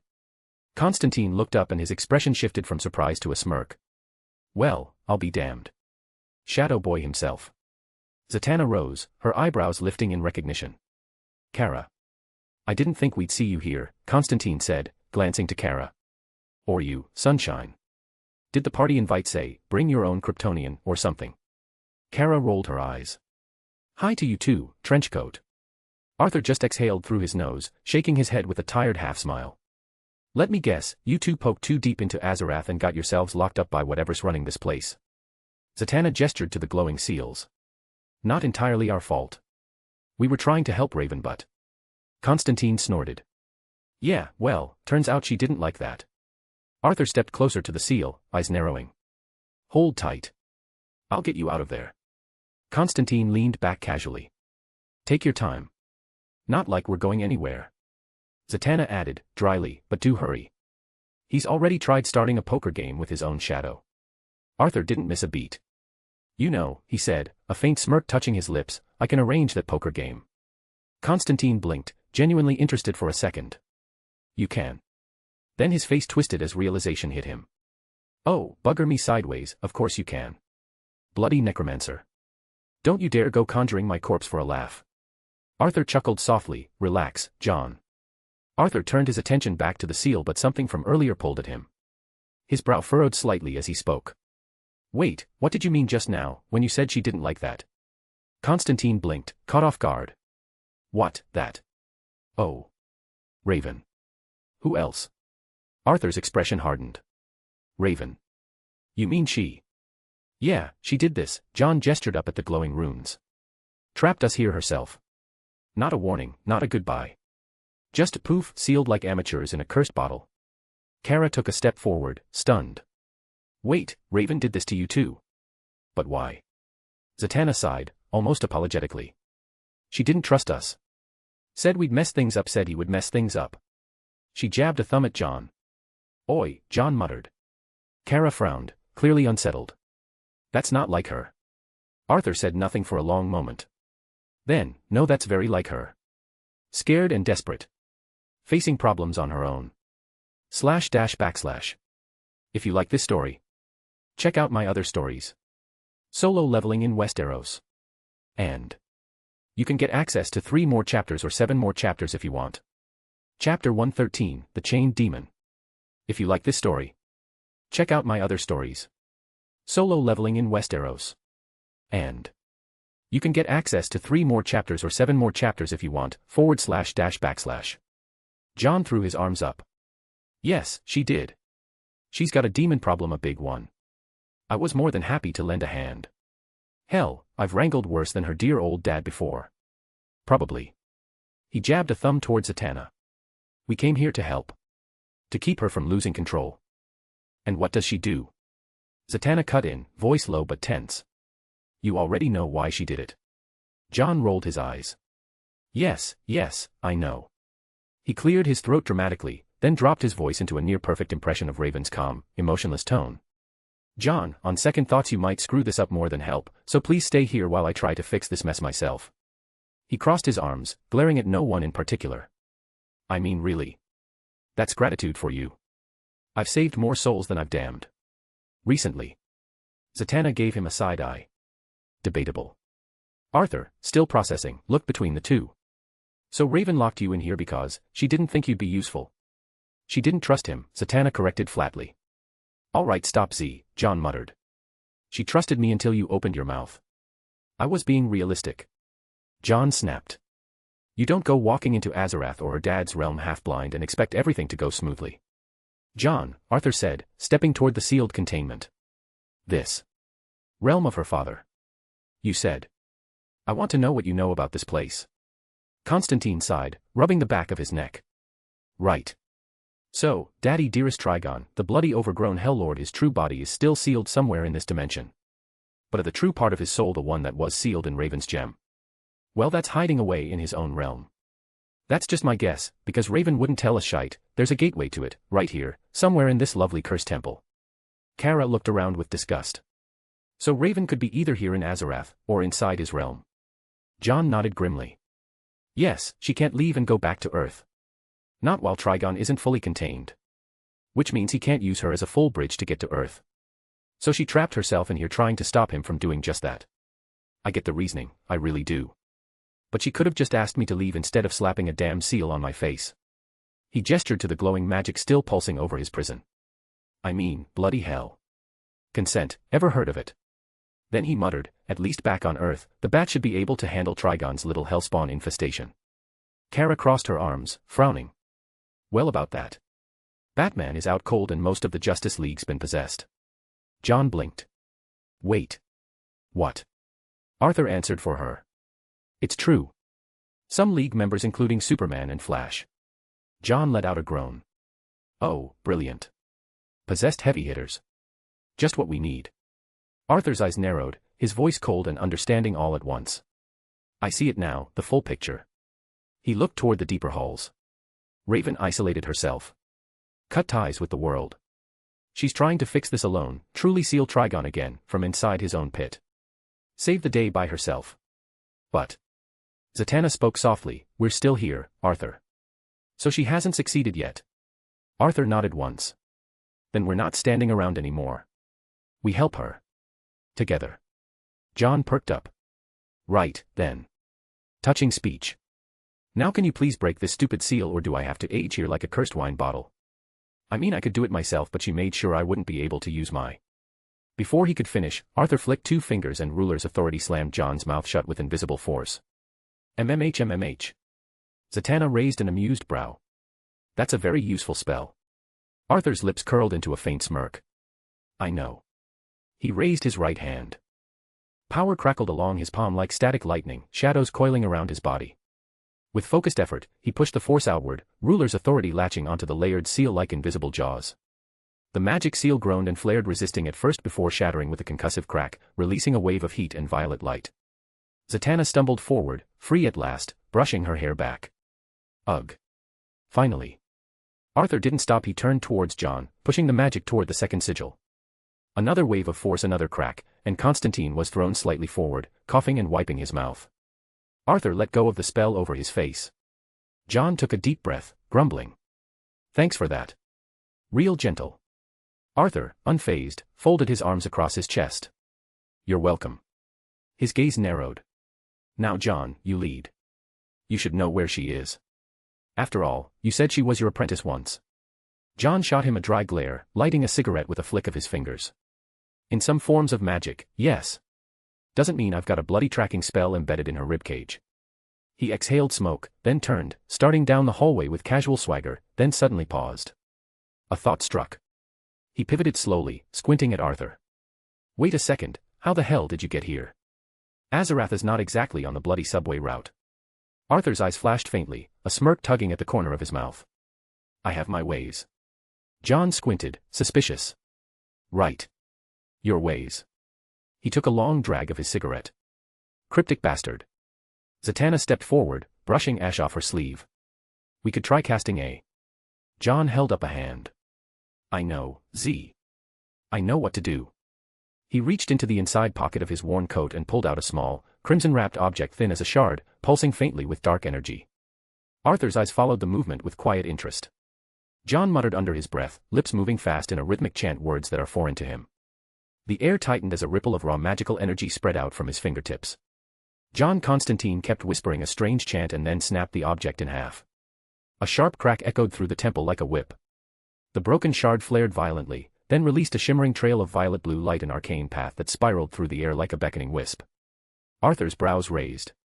You just broke something that belonged to her, right? John smirked, eyes flicking toward the magical trail. Not quite. Wasn't hers. He flicked the remains of the spell to the floor and crushed it under his boot. It belonged to me, hard to explain what I can do, but it's just magic. Long story short, it'll get us close. Arthur looked down the trail, already pulsing like a heartbeat through the darkness ahead. He gave a nod. Impressive. John puffed his cigarette again. Damn right it is. Kara cracked her knuckles. Then what are we waiting for? Arthur stepped into the path of light, shadows wrapping subtly around his boots. We follow it. And bring her back. The shattered skyline of Azarath loomed behind them, towers cracked and half swallowed by violet mist. The once holy city in the heart of it all like a scar on the earth lay a massive arena, wide open beneath the dark sky. Cracked stone pillars surrounded the field, and ancient glyphs glowed faintly beneath layers of rubble and ash. But all of that faded the moment they saw him. There, bound in the center of the arena, stood Trigon. He was monstrous even in stillness, taller than the temple spires, 6 glowing red eyes set into his demonic face, arms restrained by shimmering violet chains of pure sealing magic.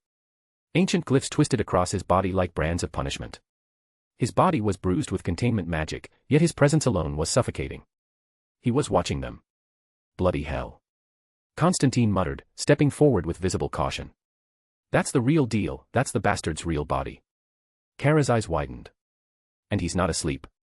Zatanna was pale. This power, even though he's chained. Arthur didn't say a word. His eyes locked onto Trigon's with sharp intensity. A second later, shadows spiraled around his arm like a cyclone, and with a crackle of blue lightning, the Demon King's longsword appeared in his hand, its blade humming with fury. Arthur. John took a step forward, hand raised. Oi, stop. Don't be stupid. But Arthur had already moved. With one powerful swing, he unleashed a storming arc of lightning, a storm of energy roaring toward Trigon like divine judgment. The ground shook as the strike carved the air in two, almost splitting reality itself as it hurled toward the demon lord. It hit. The flash lit up the sky. The impact cracked the arena floor. And when the smoke cleared, Trigon stood untouched. The chains around him vibrated faintly, but his body unscathed. He grinned. A low, guttural chuckle rumbled from his chest. The Shadow King. // If you like this story, check out my other stories. Solo leveling in Westeros. And you can get access to 3 more chapters or 7 more chapters if you want. Chapter 114, The Hammer That Broke the Seal. If you like this story, check out my other stories. Solo leveling in Westeros. And you can get access to 3 more chapters or 7 more chapters if you want, // A low chuckle rumbled from the chained demon's chest, deep enough to make the cracked stones beneath their feet vibrate. Arthur didn't flinch. His blade remained drawn, its edge humming with blue lightning. His eyes, sharp and cold, locked on the demon with surgical precision. So you can talk, Arthur said, voice dry. Good. Saves me the trouble of carving answers out of you. Seriously. John groaned, throwing up his arms like he'd just witnessed someone kick a hornet's nest. What part of apocalyptic demon sealed in a goddamn arena made you think antagonizing him was a bright idea? Bloody hell. Kara stepped cautiously beside Arthur, her cape fluttering in the violet wind. That attack didn't even scratch him. Zatanna's brows furrowed as her eyes scanned the magical chains. Why the hell did that trail lead us here, John? John bit down on his cigarette and exhaled smoke through clenched teeth. I don't know, all right. I followed the spell to Raven's magic. Maybe she was, maybe she wasn't. Trigon laughed again, louder this time, mockery and madness woven into the echo. Look at you. His eyes danced across them. Children playing war. Lost, confused, swinging blades like you understand it all. You are nothing but insignificant insects. Arthur didn't respond to that. Instead he rose.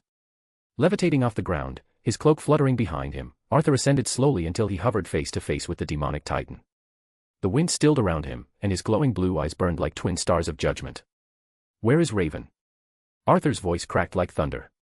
Trigon grinned, a horrible display of jagged teeth. My daughter. He tilted his head mockingly. Why, I wonder that myself these days. Arthur. Constantine hissed from below. God damn it, what are you doing? You don't poke sleeping giants, and you sure as hell don't fly up to their faces and demand answers. Ugh, never mind, we're so bloody screwed anyways. Arthur's expression didn't change.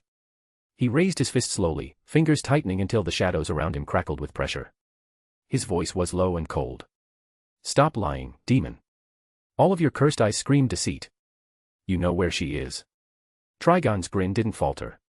But his eyes gleamed. Then his tone shifted just slightly.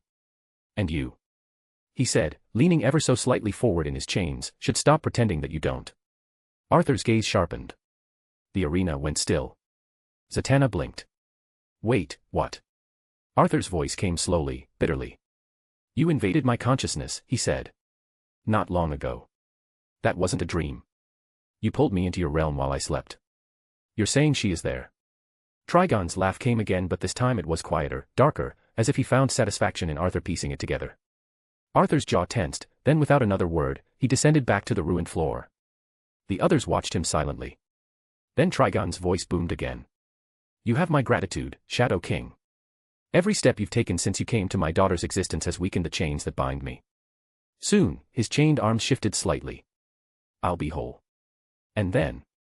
His voice lowered, ominous and cruel. Your world will burn. Arthur didn't turn around. He simply muttered as he walked past his companions. Good luck with that. John spat out the butt of his cigarette and stomped it underfoot. Bloody hell, he muttered, lighting another. Now I'm gonna need a drink. They walked in silence through the ruins of Azarath. The broken city stretched endlessly around them. And behind them. Only the laughter of Trigon echoed. Low. Mocking. Relentless. Each note a shadow claw scraping at the back of their minds. Arthur walked ahead of them, silent. His shoulders taut beneath his dark cloak, fists clenched at his sides. He hadn't spoken a word since they left the arena. Then John broke the silence, his boots crunching over broken stone. Whoa, whoa, hold up, he said, gesturing like someone trying to pause a disaster. You don't just walk away after that, mate. You've got something to explain. Arthur kept walking. Don't, Kara said sharply, stepping between John and Arthur's back. Her eyes narrowed. Protective. John blinked at her, caught off guard. What, why? What do you mean don't? Then he paused. The gears in his mind spun fast, connecting dots he didn't like. His hand slowly dropped to his side, and a grim realization fell over his face. Oh. John's voice dipped low, roughened with dread. He turned, locking eyes with Arthur's back. Oh, I get it now. He pointed a finger at Arthur, the tip of his cigarette burning down to his knuckles. That's how it happened. That's how Raven lost control over Trigon. That's how his soul escaped the gem. He took a breath and exhaled smoke like venom. It was you. You're the reason the prison cracked, and she lost control. Arthur stopped. Zatanna's eyes widened as it clicked in her mind, too. She whispered, more to herself than to them. The power of emotions, huh? John snapped his fingers. Exactly. Raven, the most disciplined in the arts of magic I've ever met. The girl could suppress an apocalypse with her heartbeat steady. She never let emotions cloud her judgment or control her. Never. Not until you. He marched forward now, waving the smoking stub of his cigarette toward Arthur's back. You got inside her defenses, didn't you? Not just magically, you got into her heart. You made her feel something she wasn't ready to deal with, not with a ticking time bomb demon father lodged in her soul. Kara's lips pressed together. Zatanna looked between them, eyes softening. She always carried everything alone. But this time, she let someone in and this happened. John scoffed, pacing in a small frustrated circle. Fantastic. Fan-bloody-tastic. Now we know the full story. Trigon slipping through wasn't an accident, it was a crack. A small one, emotional, human. And you, Arthur. He turned, leveling a tired look at him. You were the hammer. Arthur finally turned around. His eyes were distant, glowing faintly blue beneath the shifting light of Azarath's broken sky. He said nothing for a moment. Then. I have no control over what she feels, but we'll fix this. His voice was heavy with resolve. And I know now where she is. The wind picked up, howling softly through the broken arches and shattered towers. She's in his realm, a hell sort of dimension. Arthur said, each word like stone. Most likely trying to contain his soul, alone. John rubbed his face, dragging his fingers down in disbelief. She's insane, but do not underestimate her, she could very well do this on her own. We still gonna help, Kara said quietly. Zatanna looked up at Arthur. Then we go there. Arthur nodded, raising his head toward the sky. His jaw tightened. No more trails. No more guesses. I've seen that place before, he pulled me there in my sleep. Then John exhaled and flicked his burnt-out cigarette aside. In that case, he said, voice low and dry, I did mention there's a gateway to his realm. A back door to Daddy Dearest's domain, hidden beneath the temple. I can open it. He stepped forward, hands already slipping into his coat, rummaging through charms and curse totems like a man checking ammunition before a final stand. What's more to lose for me, right? He added with a half-laugh, bitter and broken. Arthur turned to him, eyes narrowing slightly. You don't do these kinds of spells without a cost, do you? John paused. Just for a second. Then he smirked, without humor. No. His voice was quiet. But honest. But it doesn't matter. Kara frowned, visibly unsettled now. She looked between them. Wait, what do you mean, cost? What kind of cost? John didn't answer. Zatanna stood off to the side, her expression unreadable. She didn't interrupt. Didn't object. She just watched John, her silence heavy like she knew exactly what the cost might be. Kara's brows drew together. You're being vague on purpose. Someone want to clue me in? Arthur looked at John again, and for a rare moment, there was something like respect in his eyes. But his tone remained flat, grounded in grim understanding. You'll bleed for it, Arthur said. In more ways than one. John gave a lazy shrug, but his eyes betrayed him haunted, flickering with things he didn't say out loud. Always do, he muttered. Then he clicked his fingers, drawing out a blackened talisman etched in infernal script. Temple of Azarath. Within the crumbling heart of the Temple of Azarath, massive pillars stretched toward a ceiling lost in darkness, and at the far end half buried in rubble, veiled in dust stood a colossal stone gateway, circular and cracked with age. It was inactive. Dormant. Nothing more than a weathered relic, long since swallowed by time. John Constantine stopped before it, his expression grim. This is it. He pulled off his coat and tossed it aside, already rolling up his sleeves.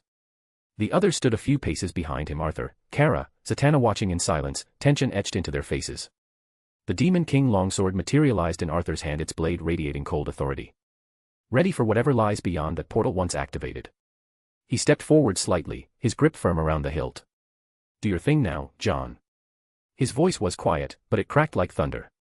Constantine glanced back, lips twitching at the command. Yes, I'll open it, with a dry mutter that couldn't hide the edge of apprehension in his tone. // If you like this story, check out my other stories. Solo leveling in Westeros. And you can get access to 3 more chapters or 7 more chapters if you want. Chapter 115, The Underrealm. If you like this story, check out my other stories. Solo leveling in Westeros. And you can get access to 3 more chapters or 7 more chapters if you want. // John Constantine crouched and began drawing sigils into the floor with white chalk, sketching sacred geometry into the very stone floor. His movements were deliberate. Fluid. Like muscle memory that had been burned into his bones. He stood, reached up, and began etching runes into the stone archway itself with a knife. Sparks danced as the blade met enchanted stone. Still, the portal didn't stir, just loomed before them, a dead monument. John didn't pause. He pulled the blade across the palm of his hand. Blood spilled down his fingers, and he smeared it over the central rune with practiced precision. Kara winced. Seriously. Arthur remained motionless, his eyes locked on the gateway like a soldier preparing for war. Zatanna's lips were pressed in a thin line, arms folded tightly. She knew this kind of magic. The cost. The weight. John held the blackened talisman between his blood-soaked hands now, muttering under his breath, a chant in an ancient, broken tongue. His voice grew louder, deeper, each word vibrating through the stone walls. And then... crack! He shattered the talisman between his hands. The sigils on the floor lit up like wildfire, blazing red and violet. The stone arch trembled, and with a deep, thunderous groan, the portal came to life. A blinding storm of heat and fire erupted from within, swirling like a vortex of corrupted stars. Wind howled through the temple, tossing Kara's hair wildly. Flames surged briefly across the ruins, and the entire temple felt as if it had come alive. Then came the screams. Not of pain. Not human. Demonic shrieks, twisted, snarling, and hungry echoed from within the void like the voices of 1,000 damned souls clawing at the edges of the veil. Kara's eyes widened. That's horrifying. Zatanna's mouth parted slightly, her breath caught in her throat. Just the usual for us. Arthur didn't flinch. His shadow stretched unnaturally behind him, responding to the dark energy. The air around him crackled with silent menace. John, still bleeding from his hand, turned back toward them. The light of the open portal painted his face in blood and violet fire. Doors open, loves. Arthur didn't look at anyone and he simply just walked. His boots echoed against the stone for a few steps, and then he crossed the portal. No hesitation. No last words. Just fire swallowing him whole. John watched him disappear. Then exhaled, long and slow. He does realize that bastard knows he's coming, right? He muttered, half to himself. Neither Zatanna nor Kara answered. They just stood there, silent, the weight of what waited beyond that gate pressing in. John shook his head. Never mind, he said under his breath. All right. Our turn. He adjusted himself, shot a glance at the two women, and nodded once. Let's go. Kara stepped in next, eyes hard. Then Zatanna, quiet and focused. John followed last. The portal sealed behind them with a low hum, leaving only dust and silence in the crumbling temple. Ash clung to every breath. The sky above churned in a slow, blood-colored cyclone, laced with flickers of black lightning. The very ground was alive, pulsing beneath his boots, cracked obsidian veined with molten fire that bled like open wounds across the barren land. Behind him, the others emerged one by one. Kara stepped out first, her face immediately scrunching in discomfort. Ugh. This place is awful. There's no actual air here, just heat and smoke and whatever this is. She coughed once, brushing soot off her suit. John lit a cigarette with a flick of magic, took a drag, and exhaled with a faint smirk. Do you even require air? Kara shot him a glare. It's about comfort, trench coat. Zatanna looked around slowly, her voice quiet but clear. This place, this isn't just hellish. It is hell. Or close enough. She shuddered. I don't want to know what kind of things call this home. John nodded to himself, eyes already scanning the distant ridges. Not exactly surprising, honestly. Not my first trip to a place like this. Zatanna raised a brow. We know. John scratched his jaw, his eyes still scanning the horizon. Though I must admit, this place has got a different flavor than the hell I'm familiar with. Kara raised an eyebrow. Familiar with? Seriously? John gave her a sidelong glance, puffing smoke from the corner of his mouth. Are you really asking me that question, dear? Kara scoffed and crossed her arms. Right. Constantine, the part-time warlock, full-time disaster. John grinned. Exactly. And yet you lot keep inviting me to these parties. Makes you wonder. Zatanna rolled her eyes but didn't smile. Her gaze lingered on Arthur. Arthur didn't turn. His eyes were locked on the scorched landscape ahead, his expression unreadable. But his voice was low and calm, almost distant. This is exactly the same as before, he said. Back then, when he pulled me here. He gripped the Demon King's longsword tightly, the metal pulsing with lightning, whispering with power. With a sharp movement, he stabbed it deep into the molten cracked ground. The blade hissed violently, drinking in the fire, shadow rippling outward in a slow, circular wave that disturbed the very earth. The flames recoiled from the sword as if in fear. Back up, Arthur said simply, his eyes not leaving the sword. Just in case. John stepped to the side but didn't take his eyes off Arthur. And what exactly are you about to do? Arthur's hand tightened on the hilt. Testing something, he said, the shadows gathering around his boots. Something that didn't work the last time I was here. Then it happened. The shadows under his boots stretched longer than any natural form should allow, snaking outward like tendrils possessed, crawling across the burning stone and seething flame. They twisted and pulsed with dark purpose, unnerving even the hellish terrain beneath them. Kara took a step back, instinctively raising her fists, eyes darting across the horizon. Wait. Zatanna said under her breath, watching the ground as the shadows spiraled into formation, forming symbols older than any spoken tongue. John blinked. Bloody hell. Arthur's eyes began to glow, the cold, crackling blue of otherworldly power, unrelenting. His voice echoed like thunder carved from void. Come forth.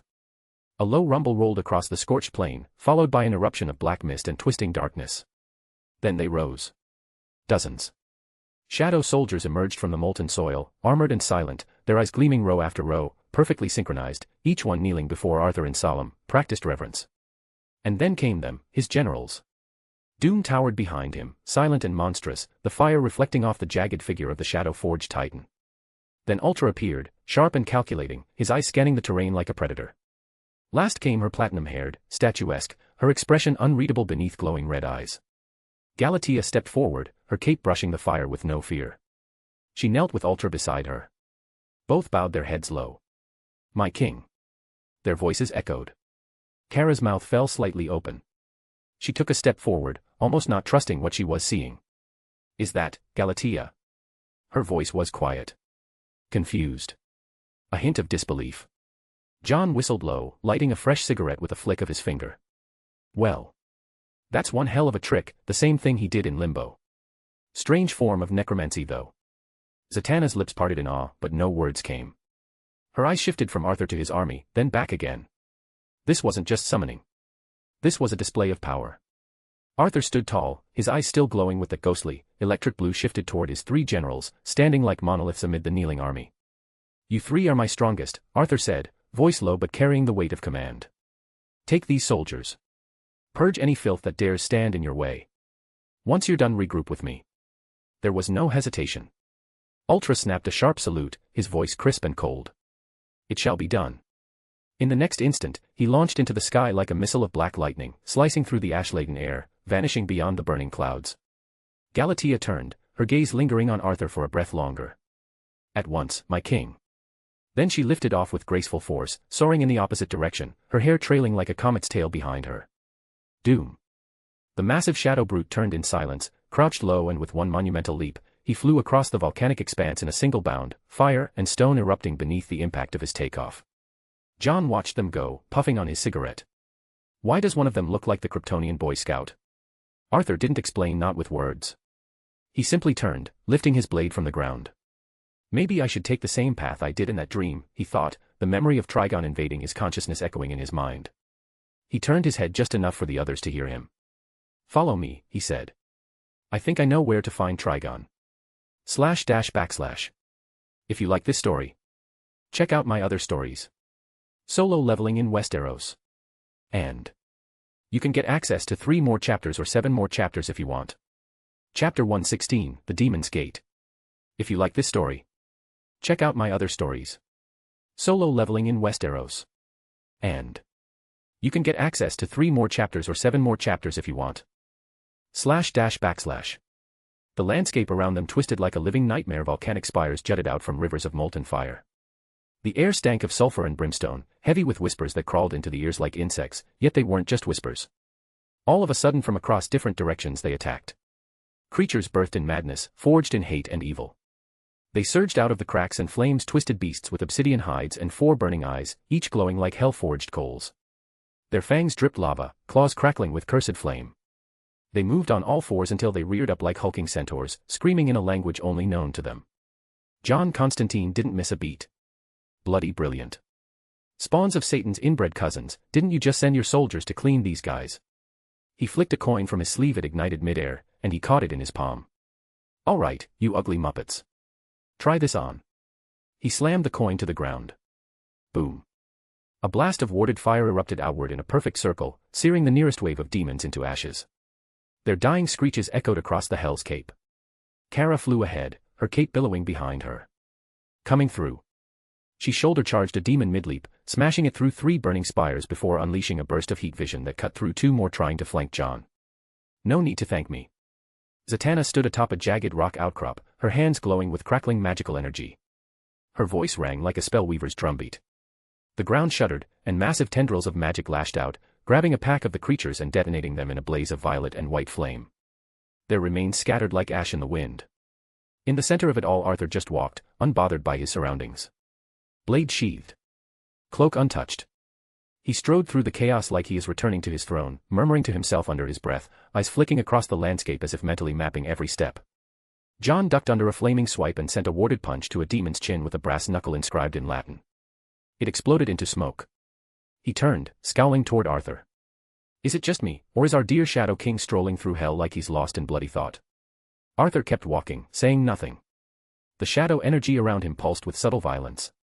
Then, a towering fire demon lunged behind him, massive and covered in chains of molten steel. Its 4 red eyes locked on Arthur's back. It raised a flaming battle axe, roaring. Arthur lifted his hand. Without turning. Snap. The demon's neck twisted violently with a wet, sickening crack. It collapsed, twitching, into a heap of embers and bones behind him. Arthur never looked back. Kara's eyes widened. Wow. Yep, John muttered, lighting a cigarette with the still glowing ember of a demon's skull. Snapped a hell beast's neck like it owed him money, still you need to fight with us, damn it. Zatanna blinked. So he is that strong, I see why Bruce put him on that list. Arthur's voice finally came, low, echoing across the inferno. They're distractions. Trigon's real defenses are ahead. These things? They're just fodder, Trigon knows that. He glanced up toward a towering obsidian gate in the distance, flanked by pillars of flame and screaming stone faces, horns, 4 eyes, all having similar faces to that of Trigon. His eyes glowed brighter. We're getting close. Arthur Blackwynd walked ahead of them with steady steps, shadow curling beneath his boots like tendrils eager to devour the ground itself. His eyes narrowed, and a flicker of deep, arcane blue shimmered across his irises. A silent hum echoed inside his mind. Status bar. Name, Arthur Blackwynd. Job, Shadow Monarch. Title, Architect of Fear, plus 40 INT / plus 30 cents / plus 30 AGI / plus 30 STR. Level, 104. Fatigue. HP. MP. Strength, 205-221, plus 30. Health, 171. Agility, 175-210, plus 30. Intelligence, 200-216, plus 40. Sense, 150-182, plus 30. Available ability points. Passive skill. Tenacity, level 1. Insanity's Gambit, immunity to mind control, fear, and sanity-based debuffs. Job-specific skills. Shadow Extraction. Shadow Exchange. Monarch's Domain. Skills. Bloodlust, level 2. Ruler's Authority. Mutilation. Sword Rush. Speed Step. Kryptonian Flight. Equipment. Omega Hardened Hide. Abyss Forged Necklace. Cape of Silent Descent. Demon King Longsword. Inventory. Doomsday's Bone Gauntlets. Abyss Forged Necklace. Azarath Knight Armor Set. Greatsword of the Lowborn. Prometheum Sword. Anti-Kryptonian Blood Vial, Epic. Shattered Bolt. Kryptonite Sword. Solar Gauntlets. Lasso of Submission. Voltum's Cracked Ring. Venom Sac Flask X. Baruka's Dagger. Tower of Fate Key. Legacy Shadow Legion Dungeon Key. Arthur's fingers flexed slightly, his ever-climbing stats, the tools of the system shaping him into something far beyond mortal comprehension. He whispered to himself, voice low, edged with wonder and cold ambition. I know how strong beings like Trigon are, and yet, his eyes narrowed as he scanned the jagged skyline, I feel like I can do much more. Become much more. Whether through him, or others. His fist clenched tighter around the hilt of his sword. I see no clear ceiling. Behind him, John Constantine raised an eyebrow as he slowed his pace. He leaned slightly toward Kara and muttered out the corner of his mouth. What the bloody hell is he mumbling about now? He wasn't this awkward when I met him some time ago. Kara, still hovering just above the molten ground with arms half folded, exhaled and raised her hands in a helpless shrug. He does this sometimes, she said with the exasperated fondness of someone who's heard Arthur talk to his monsters, shadows, and himself sometimes on more than one occasion. John let out a scoff, digging into his coat for another cigarette that he damn well knew wouldn't survive long in a place like this. Yeah well. But he is interesting. Zatanna, trailing just a few steps behind them both, gave a soft chuckle. Her eyes stayed locked on Arthur's back, watching the way his presence darkened the air itself. The gate at the heart of Trigon's realm loomed before them. Black obsidian, veined with molten red, towered over them like the mouth of a titan. Pillars of flame flanked the entrance, crackling like the screams of the damned. Carved into the arch were screaming stone faces, each one contorted into agony. Their horns, twisted and fractured, bore an unmistakable resemblance to Trigon himself. Kara grimaced and took a cautious step back. Why do they all look like that, she muttered. Seriously, did he commission statues of himself screaming? Zatanna didn't answer immediately, her fingers brushing against one of the stones. The temperature singed even through her magic. They're not statues, she said finally. They were people. Or souls. John grunted. Lovely. Trigon's version of home decor. John took a slow drag of his cigarette, his eyes narrowing. All right. Hold up. Before we go marching into bloody Mordor, can we please make a plan first? Arthur didn't even bother to turn around. I'm serious, John said, waving his hand toward the entrance. Considering what I'm sensing, he's definitely in there. Trigon. Big red bastard himself, and this isn't his chained body, it's his damned soul, he can attack and do things. But there's someone else too, it's faint, could be Raven, could be one of his vermin. I'm not sure. So let's just. Arthur didn't even pause. And just walked forward. Into the heat. Into the waiting fight. John blinked once. Oh, for the love of, bloody hell's balls, mate. He threw up his hands in exasperation. This is Trigon. Not your run-of-the-mill demon. You don't just. Kara was already walking after him. Of course you'll follow him, John muttered. Zatanna gave him a sideways look, a half-smile, and a shrug that said everything without saying a word. She raised both hands in surrender and started following too. John stared after them, jaw clenched. You as well. Really, he called out. John sighed, slapped his hand against his coat, and lit another cigarette with a flick of his fingers. This is gonna go so well. Arthur stood before the gate, his expression cold, unreadable. Shadows danced at his feet. Then, his eyes began to glow a brilliant, searing blue. His doomsday bone gauntlet materialized with a harsh crack over his right arm, spikes locking into place, pulsing with shadow power. John's cigarette fell from his lips. Arthur stepped forward and reared his gauntlet arm back. Arthur. Zatanna started. Too late. Boom. He struck the gate. The impact was like a meteor colliding with the earth. A deafening shockwave blasted outward, kicking up a wave of smoke, ash, and hellfire. It shattered inward in chunks, torn apart like paper before something greater. The stone faces cracked, some crumbled, from the shockwave alone. A wave of dense smoke curled from the gaping hole, and the heat that poured out could have melted steel. And then, 6 glowing red eyes ignited beyond the smoke. Massive. Watching. Kara's eyes narrowed, her body tensing for a fight. Well, that's him all right. John muttered under his breath and lit a new cigarette with shaking fingers. Yeah, well. We've definitely got the bastard's attention now. // If you like this story, check out my other stories. Solo leveling in Westeros. And you can get access to 3 more chapters or 7 more chapters if you want. Chapter 117, Arthur vs. Trigon. If you like this story, check out my other stories. Solo leveling in Westeros. And you can get access to 3 more chapters or 7 more chapters if you want. // The swirling dust parted like a curtain. And then they all saw him. Trigon. Or what looks like him. A black ghost form, massive and ethereal, cloaked in writhing shadows and fire. His 6 eyes burned red through the void, each one trained on them. Beneath him, his clawed hands hovered just above the broken, volcanic ground. Around him, dozens of fire demons crouched, 4-eyed beasts made of flame and hate, hissing and chittering in distorted tongues. And at the center of it all, Raven. She was on her knees, chained by obsidian energy rooted to Trigon's ghostly body. Her skin was very pale, her cloak torn. Arthur's eyes snapped to her. And slowly, as if feeling that familiar weight, her head turned. Their eyes locked. Arthur, her voice cracked, barely more than a whisper. Her body trembled.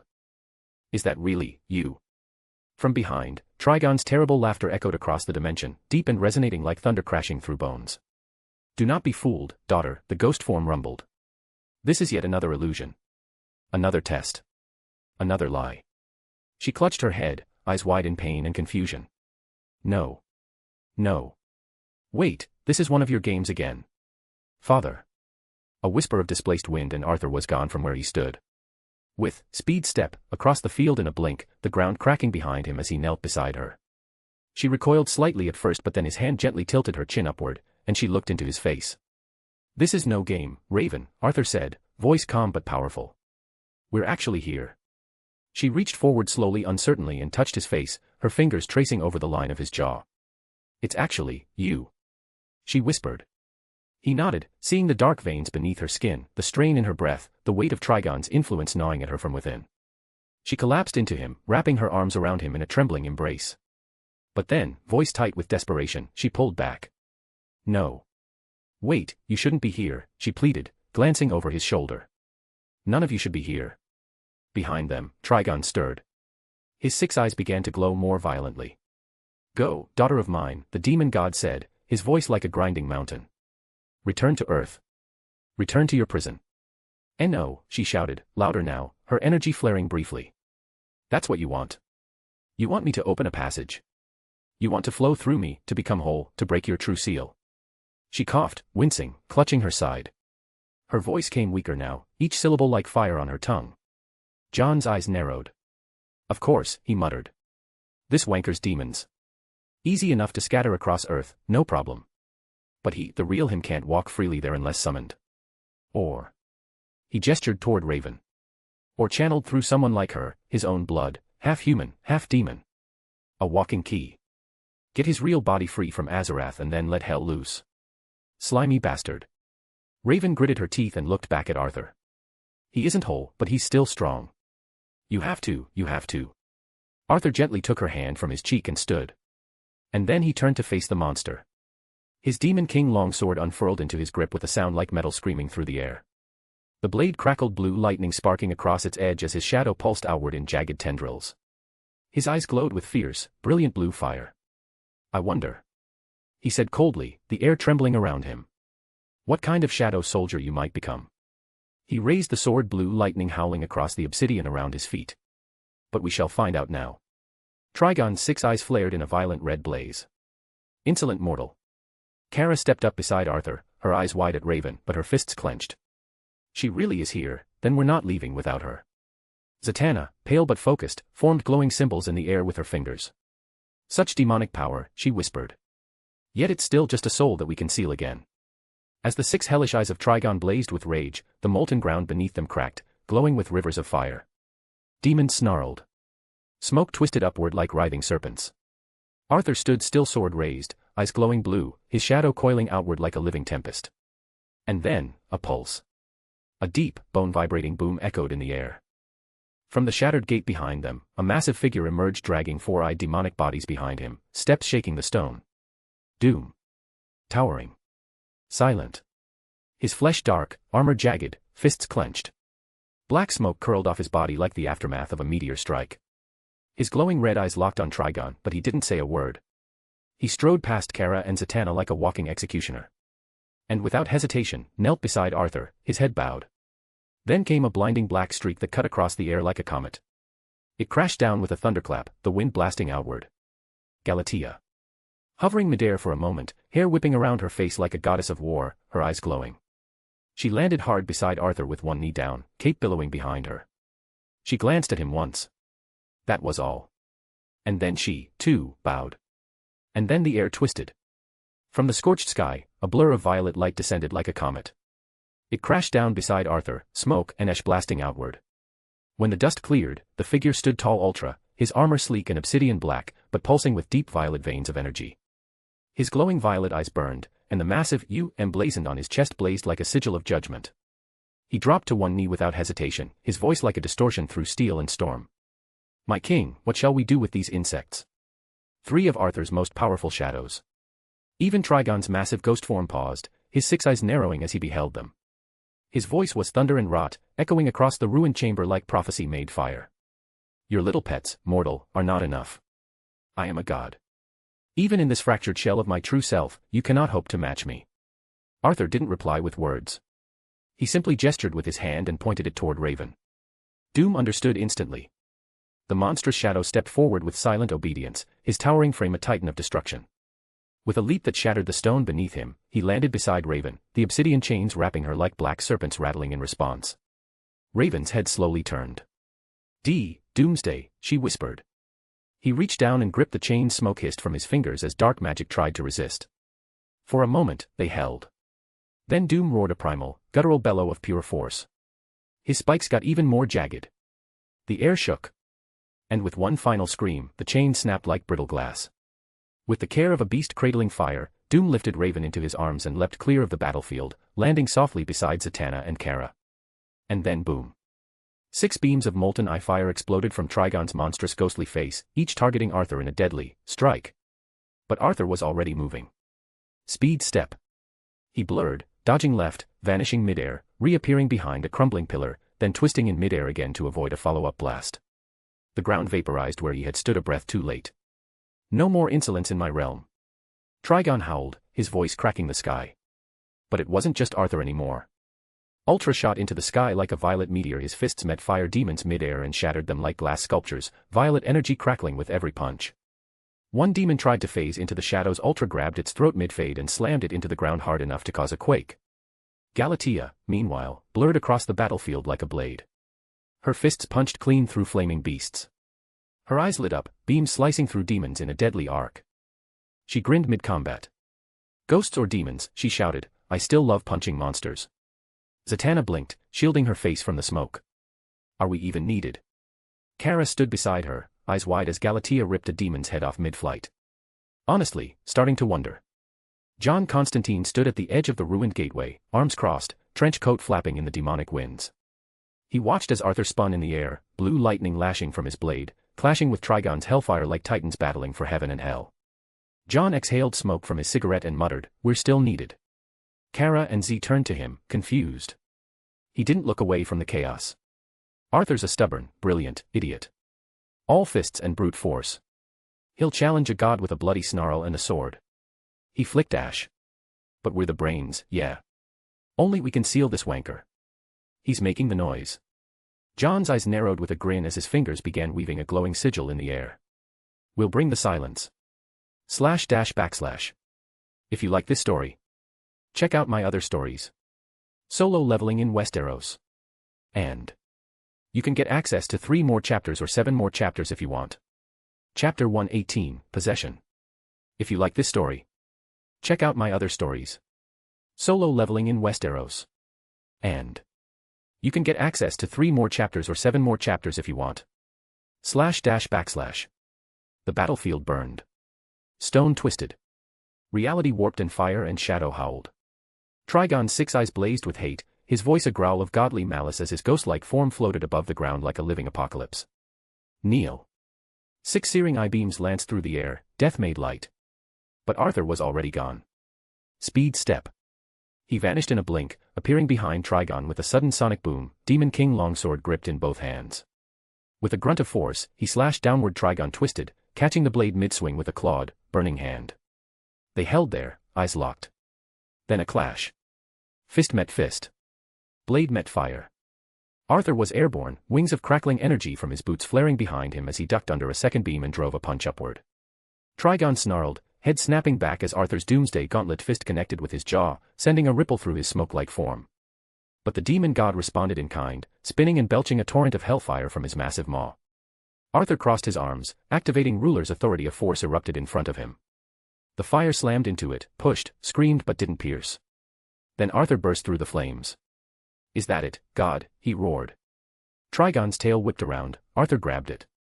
With superhuman strength and shadow-infused power, Arthur swung the demon soul form through the air and slammed him into the crumbling floor below, cratering the earth beneath with enough force to flatten a fortress. Trigon rose, eyes narrowing into slits. Insolent. All 6 eyes fired again, spiraling, weaving, unpredictable. Arthur used speed step, zigzagging midair at impossible angles, twisting past the beams, flying upside down, then appearing in front of Trigon's face in the span of heartbeats. He used ruler's authority again, dragging jagged obsidian chunks of the broken gateway behind him and flinging them at Trigon like missiles. They exploded against the demon's spectral chest as Arthur closed the distance again. Hurrah! He slashed low. Trigon dodged, the blade grazing his ribs with a hiss of black mist. Trigon responded with a massive, clawed swipe, but Arthur ducked and drove his fist into Trigon's gut, sending the demon flying backward into a wall of molten stone. Arthur hovered there, cloak fluttering, electricity crackling across his arms. You're strong, he said, voice low.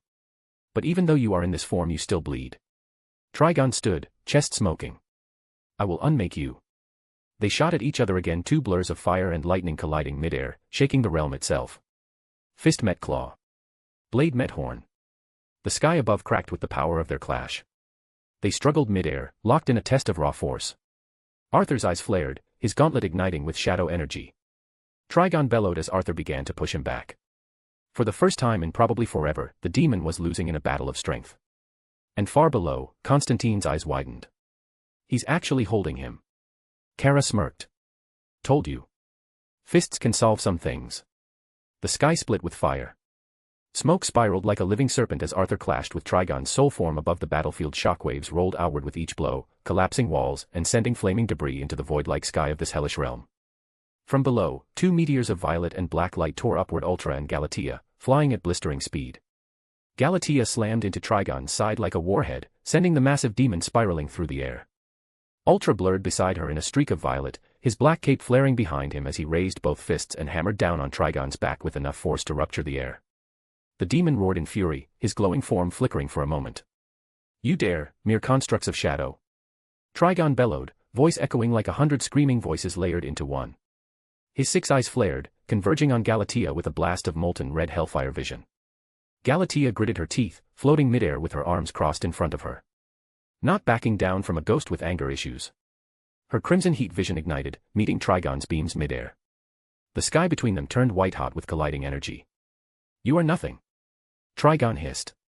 Before the beams could overwhelm her, Ultra appeared beside Galatea, raising his hands and unleashing his own heat vision, locking it in perfect sync with hers. Then let me show you what we are capable of. Ultra's voice was distorted, and deep like thunder in a void. The combined heat beam from Galatea and Ultra pressed forward, pushing Trigon's attack back inch by inch. The demon snarled, his six eyes blinking erratically. Vermin. Arthur watched them hold their own, the corners of his mouth twitching ever so slightly. Then he blurred. Speed step. He appeared above Trigon, whose eyes were still locked in combat with the dual beams. Heads up. Arthur said coldly. He brought his gauntlet fist down with the force of a meteor boom. The impact sent Trigon spiraling, smoke bursting from his skull as one of his massive horns cracked, shattering in a rain of obsidian shards. The demon let out a bellowing screech that shook the molten stone below. And then Galatea and Ultra descended beside Arthur midair, hovering behind him like twin titans of wrath. Galatea's red eyes still smoldering, Ultra's violet glow pulsing like a heartbeat of destruction. The three of them, Arthur, Galatea, Ultra, formed a line in the air, shadows curling beneath them, their capes billowing like banners of war. Trigon reeled, clutching his cracked face, growling in disbelief. It seems I must do that in the end, he spat, fury twisting his monstrous features. Arthur's eyes narrowed, glowing bright blue as lightning crackled around his shoulders. Far below the chaos, where the sky didn't burn quite as violently and the roars of battle echoed like distant storms, Raven lay cradled in Doom's massive arms. The colossal shadow's body knelt motionless, like a monolith carved from darkness itself, shielding her from the ruin overhead. Her breathing was shallow. Sweat beaded on her pale skin. Her cloak was torn, her body battered, and even now, wisps of red magic still clung to her fingers like unwanted chains. She stirred. One trembling hand slowly reached out and touched Doom's enormous, clawed finger, as if anchoring herself to something real, something stable in this infernal plane. Doom, he calls you right, she whispered, her voice rasping with effort. You don't understand. He's not just strong. The shadow didn't reply. His glowing eyes stared straight ahead, always alert, always still. He's smiling like this, for a reason, she said, pain flickering in her violet eyes as they glanced at the silhouette of Trigon. She coughed once, twice, then grit her teeth and continued. My father's true threat isn't his strength. Not while he is like this. Her voice cracked. It's what he can do, in this half-formed state. How he manipulates the battlefield, the soul, the mind. Doom slowly turned his head to look down at her, confused. She pressed her forehead into his massive palm, fingers weakly clutching at the shadowy flesh. You all need to leave. Please. While you still can. The great shadow general growled low in his throat, a sound like the earth groaning beneath its own weight. He didn't understand her words fully, but he understood one thing. She was afraid. And for that alone, Doom shifted, slightly adjusting his grip to protect her more fully, his body tensing, ready to stand should anything dare come close. John Constantine stood just a few feet away from Trigon, trench coat fluttering in the infernal wind, a burning sigil glowing in his palm, the glyphs rotating mid-air like celestial gears clicking into place. A cigarette burned low in the corner of his mouth, barely hanging on. He smirked. Time's up, demon. Trigon's six eyes flared red, then twisted into something colder. Smug. Time's up for you. The air changed. Arthur landed with thunder beside John, his generals, Galatea, and Ultra falling in behind him. Arthur's glowing blue eyes narrowed as he gripped the Demon King longsword, sparks of lightning snapping along the blade's edge. He felt it. The shift. Something off. John now, he barked, urgency in every syllable. I know. John's spell ignited with hellfire and starlight, but it was a second too late. With a scream like a tear in reality, Trigon's soul shot upward, twisting into a stream of flame and black mist. Arthur slashed up with his blade in a blur, the ground fracturing from the force, but the spectre slipped past him, spiraling through the battlefield like a banshee's curse. Kara had just incinerated a horde of fire demons beside Zatanna, her eyes glowing with heat vision, cape singed at the edges. She didn't see it coming. The black mist slammed into her, wrapping her in a cocoon of red lightning and hellfire. Her body froze mid-flight, limbs twitching as the scream that followed wasn't her own but something ancient and furious. Her blue eyes snapped open, not blue anymore, now there were 6 of them and burning red. Kara. Zatanna gasped, stumbling backward, hands lighting up with defensive spells. Bollocks, how did? John hissed, the spell in his hand short-circuiting from magical interference. Arthur's eyes widened, his face contorting with fury and disbelief. Damn it, John, he cursed, stepping forward, but Kara, now possessed, turned toward them with the twisted smile of Trigon carved onto her face. A voice echoed from her throat, distorted and monstrous. A Kryptonian, make such a fine vessel. The possessed Kara floated above them, red lightning licking from her fingertips, hair dancing in the corrupted wind, cape fluttering like a devil's banner. The ground cracked beneath her presence. // If you like this story, check out my other stories. Solo leveling in Westeros. And you can get access to 3 more chapters or 7 more chapters if you want. Chapter 119, Raven's Choice. If you like this story, check out my other stories. Solo leveling in Westeros. And you can get access to 3 more chapters or 7 more chapters if you want. // Arthur's jaw tightened as he watched Kara float in the air, her eyes burning with an unnatural crimson glow, 6 irises swirling like whirlpools of hellfire. The air around her cracked and warped, heat radiating off her skin. Damn it, Arthur muttered under his breath, voice grim. It was a bad idea to bring her here. How did I not take this into consideration, knowing his powers? Her voice echoed, layered in distortion, Trigon's presence thick in every word. Your efforts are meaningless. Earth shall burn next after I'm done with you, with my fire and vessels. John Constantine stood nearby, thumbing the edges of a glowing sigil between his fingers. Don't worry, mate. I can still EXOR. He didn't even finish. Kara blurred. A sonic boom cracked the air as she shot toward John like a missile, her arm cocked back for a killing blow. Her fist glowed red-hot moments away from turning his head to dust. John, move. Arthur's voice roared like thunder. With a swipe of his hand, ruler's authority flared. A massive force slammed into Constantine, hurling him out of harm's way just in time. Arthur attacked right after. He met Kara mid-flight, intercepting her with a devastating kick that launched her back, stone cracking beneath her impact. She stood, unbothered, smoke swirling from her boots as 6 hellish beams flared to life behind her. Arthur's eyes narrowed. He could feel it now, Trigon's influence fully awakened in her Kryptonian body. This wasn't Kara anymore. It was a completely different being. She's faster, stronger, Arthur muttered. He's fully in control. Kara launched herself again. This time, Arthur was ready. He surged forward with speed step, slamming into her midair. They crashed into the wall of the gate, stone exploding around them as fists and elbows blurred in rapid exchange. Arthur ducked a burning uppercut, countered with a rising knee, then spun midair and slammed his elbow into her spine only to be caught by her wrist. Kara snarled, Trigon's voice bleeding through.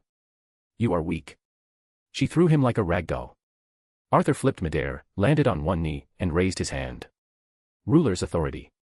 Invisible force cracked through the air and slammed into her, but she resisted, sliding back only inches before heat vision tore from all 6 of her glowing eyes. Just then, Ultra appeared in a violet blur of motion, his cape trailing like a comet tail.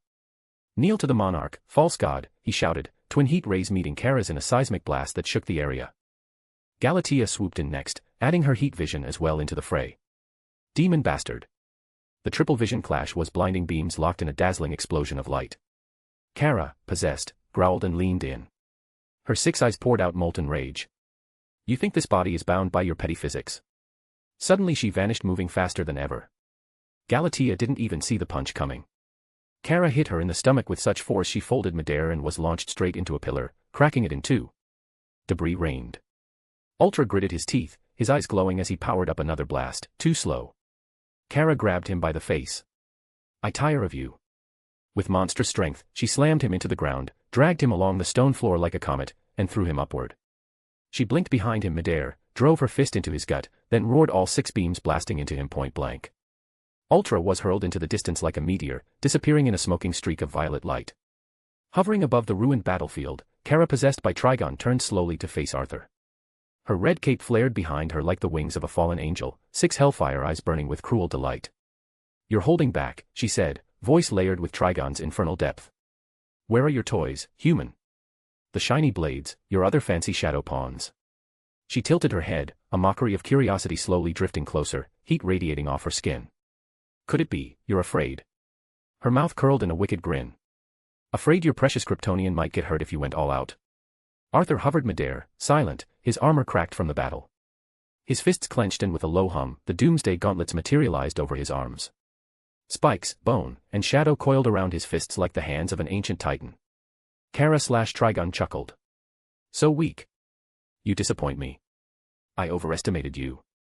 After all, you're just a man. A mere mortal. Flesh and blood." Arthur's head rose. "I've been called many things," he said coldly. "But just a man." The air cracked as shadows flared across his body. "That is a mistake." With a thunderclap, he launched upward, meeting Kara mid-charge with a fist cloaked in monstrous energy. Their collision shattered the air like glass, a sonic boom blasting fire demons away for miles. Below, Raven lay cradled in Doom's massive hands, sweat beading her brow, shadows trembling around her. Her breath came in sharp rasps, her strength almost gone, but her eyes never left the sky above. "He's more dangerous now," she whispered, voice hoarse. She saw it clearly, the way Arthur fought, no longer hesitating. The rage in his fists. The resolve in his stance. Raven's eyes glowed faint violet for a moment, the magic inside her stirring. "I need to save them." With trembling limbs, she pushed herself out of Doom's grasp. The massive shadow growled in confusion, his arm reaching after her protectively, but she waved him off, her legs nearly giving beneath her weight. Not far away, Zatanna and John Constantine were neck-deep in fire demons, hurling sigils and spells left and right. Flames licked the walls, and the shadow demons barely held the line. John blasted a demon with a rune-covered stake, then spun toward Zatanna. "These bloody things won't stop," he yelled over the chaos. "Even with Arthur's shadows, as long as that bastard's still here." He turned his head and froze. Just beyond them, Raven was walking. Alone. Fragile. Stumbling toward the center of the battlefield, toward Arthur, toward Trigon. Her arms shook with every step. Her cloak dragged behind her like a shroud. John's cigarette fell from his lips. "Oh, damn it all," he muttered. "What the hell is she planning now?"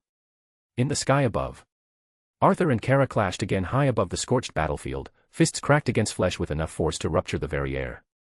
Shockwaves blasted through the flaming ruins, sending molten stone and broken demons flying in all directions. Arthur and Kara, possessed by Trigon, were locked in a brutal aerial brawl, fists colliding like meteors. Her movements were relentless, savage. Each strike from her came with the strength of a god. Arthur grit his teeth as he parried a devastating blow, his gauntlet scraping against her burning knuckles with a roar of impact. "Damn it," he thought, sweat dripping into his eyes. "My mana's draining fast. Constantly using Kryptonian flight, speed step, this pace is unsustainable." His eyes flicked to his gauntlets. "I still don't have the black heart. My reserves are limited. And this bastard's going to push me to my absolute limit if I don't end this soon." Suddenly he blinked. Too slow. Boom. Kara's flaming fist slammed into his ribs. The world spun, and Arthur was launched from the sky, crashing into the ground below like a meteor. The earth quaked, a crater forming from the sheer impact. Dust and embers exploded around him as he lay half buried in stone, his breath ragged. Hovering above him, Kara/Trigon descended with fire licking her limbs, eyes glowing with apocalyptic light. "You will be cursed for all eternity in my realm," she said, her voice echoing like a funeral bell across the plain. "Your soul, broken." She raised her hand, hellfire swirling around her palm. But then another voice rang out. A weak, pained voice. "Wait. Father." The world seemed to pause. Kara/Trigon halted midair, 6 burning eyes flicking sideways. Arthur stirred, lifting his head in the crater, coughing through cracked lips. His heart skipped. Raven. He turned and there she was. Wounded, barely standing, her body trembling with every step. A violet glow shimmered weakly from her hands as she stood in the path between Arthur and Kara. "What is she?" Arthur whispered to himself, rising to one knee. Raven revealing a tear-streaked cheeks and haunted eyes. Her voice cracked but carried unwavering resolve. "I will do it, Father." Trigon's essence twitched inside Kara's body. Kara's possessed form slowly descended, her expression unreadable. "And what will you do, daughter?" Trigon's voice came from her lips, ancient and mocking. "Give in. Truly become my bridge to Earth. Finally accept your destiny." Raven's fists clenched. Her aura flared. But her words came quiet and calm. "Yes," she said. // If you like this story, check out my other stories. Solo leveling in Westeros. And you can get access to 3 more chapters or 7 more chapters if you want. Chapter 120, Extinguished. If you like this story, check out my other stories. Solo leveling in Westeros. And you can get access to 3 more chapters or 7 more chapters if you want. // Arthur's head shot up, his eyes widening. "Hey," he roared, dragging himself upright, a bit bruised from the last exchange. "What the hell do you think you're doing, Raven?" But she didn't turn to him. Her gaze remained locked on Trigon, unwavering. "I will go to Earth and break the seal there," she said softly. "If you spare them, let them leave this place unharmed." A silence fell. Then Kara's possessed face twisted into a cruel, knowing smile. Trigon's ghostly form surged outward, peeling from her body like smoke. "Very well, my daughter." Kara's body went limp. She began to fall. But Arthur was there. In a blur of motion, he caught her before she hit the ground. He gently cradled her, brushing the hair from her pale, unconscious face. Her breathing was faint, but steady. Arthur looked up straight at Raven, betrayal written on his face. "You know I won't stop fighting, right?" His voice was low. A warning and a promise. Raven turned toward him, eyes tired and heavy with burden. But she said nothing. Off to the side, John Constantine staggered to his feet, rubbing a burnt patch on his jacket. "Does she have any idea what she's about to bloody do?" he muttered. His eyes narrowed. The idiot. He glanced at Zatanna. "Cover me, Z. I'm gonna bind this bastard for good." Zatanna, battling 3 fire demons at once, gave a sharp nod. "Just make it quick." As fire raged around them, John began his chant, circles of arcane runes spinning from his fingertips, drawing in the energy of the realm itself. The ground beneath him cracked with power. Zatanna held the line, her voice singing spells through gritted teeth. Flames turned back on the demons, exploding them in bursts of red ash. John's hands rose, voice climbing. "By blood, by shadow, by the law of realms forbidden." Then suddenly a swirling violet portal snapped open next to him and Zatanna. John blinked. "What the?" He barely had time to speak before they were sucked in. "Bollocks. Can I stop being interrupted for 5 seconds, Rave?" And just like that they were gone. Arthur turned, eyes wide, seeing the fading light of the portal. His voice was cold. "Where did you send them?" Raven's eyes met his at last. She looked so fragile, barely able to stand. "Back to Earth," she whispered. She looked to Trigon, then back at Arthur, still holding the unconscious Kara in his arms. Her voice was quiet in her own head, heavy with grief and steel. "I'm sorry, Arthur. I'm sorry, everyone. But you don't know what my father is truly capable of. If he reaches Earth in full power, no army, no god, no Lord of Shadows can stop him. I'll try to seal him myself back on Earth. I'll find a way, somehow I know I can." She raised her hand toward Arthur, palm glowing with a flicker of violet light. Her fingers shook. Arthur's eyes flared a brilliant electric blue. The ground beneath him cracked as mana surged through his body, still holding Kara protectively. "Don't you dare." His voice was low and thunderous, the calm before a storm. "If you do this." Raven swallowed hard, pain tearing at her heart. Her voice wavered. "I have no choice," she whispered. "You must understand." Trigon's massive, burning ghost form hovered nearby, silently watching, his 6 crimson eyes gleaming with cruel amusement.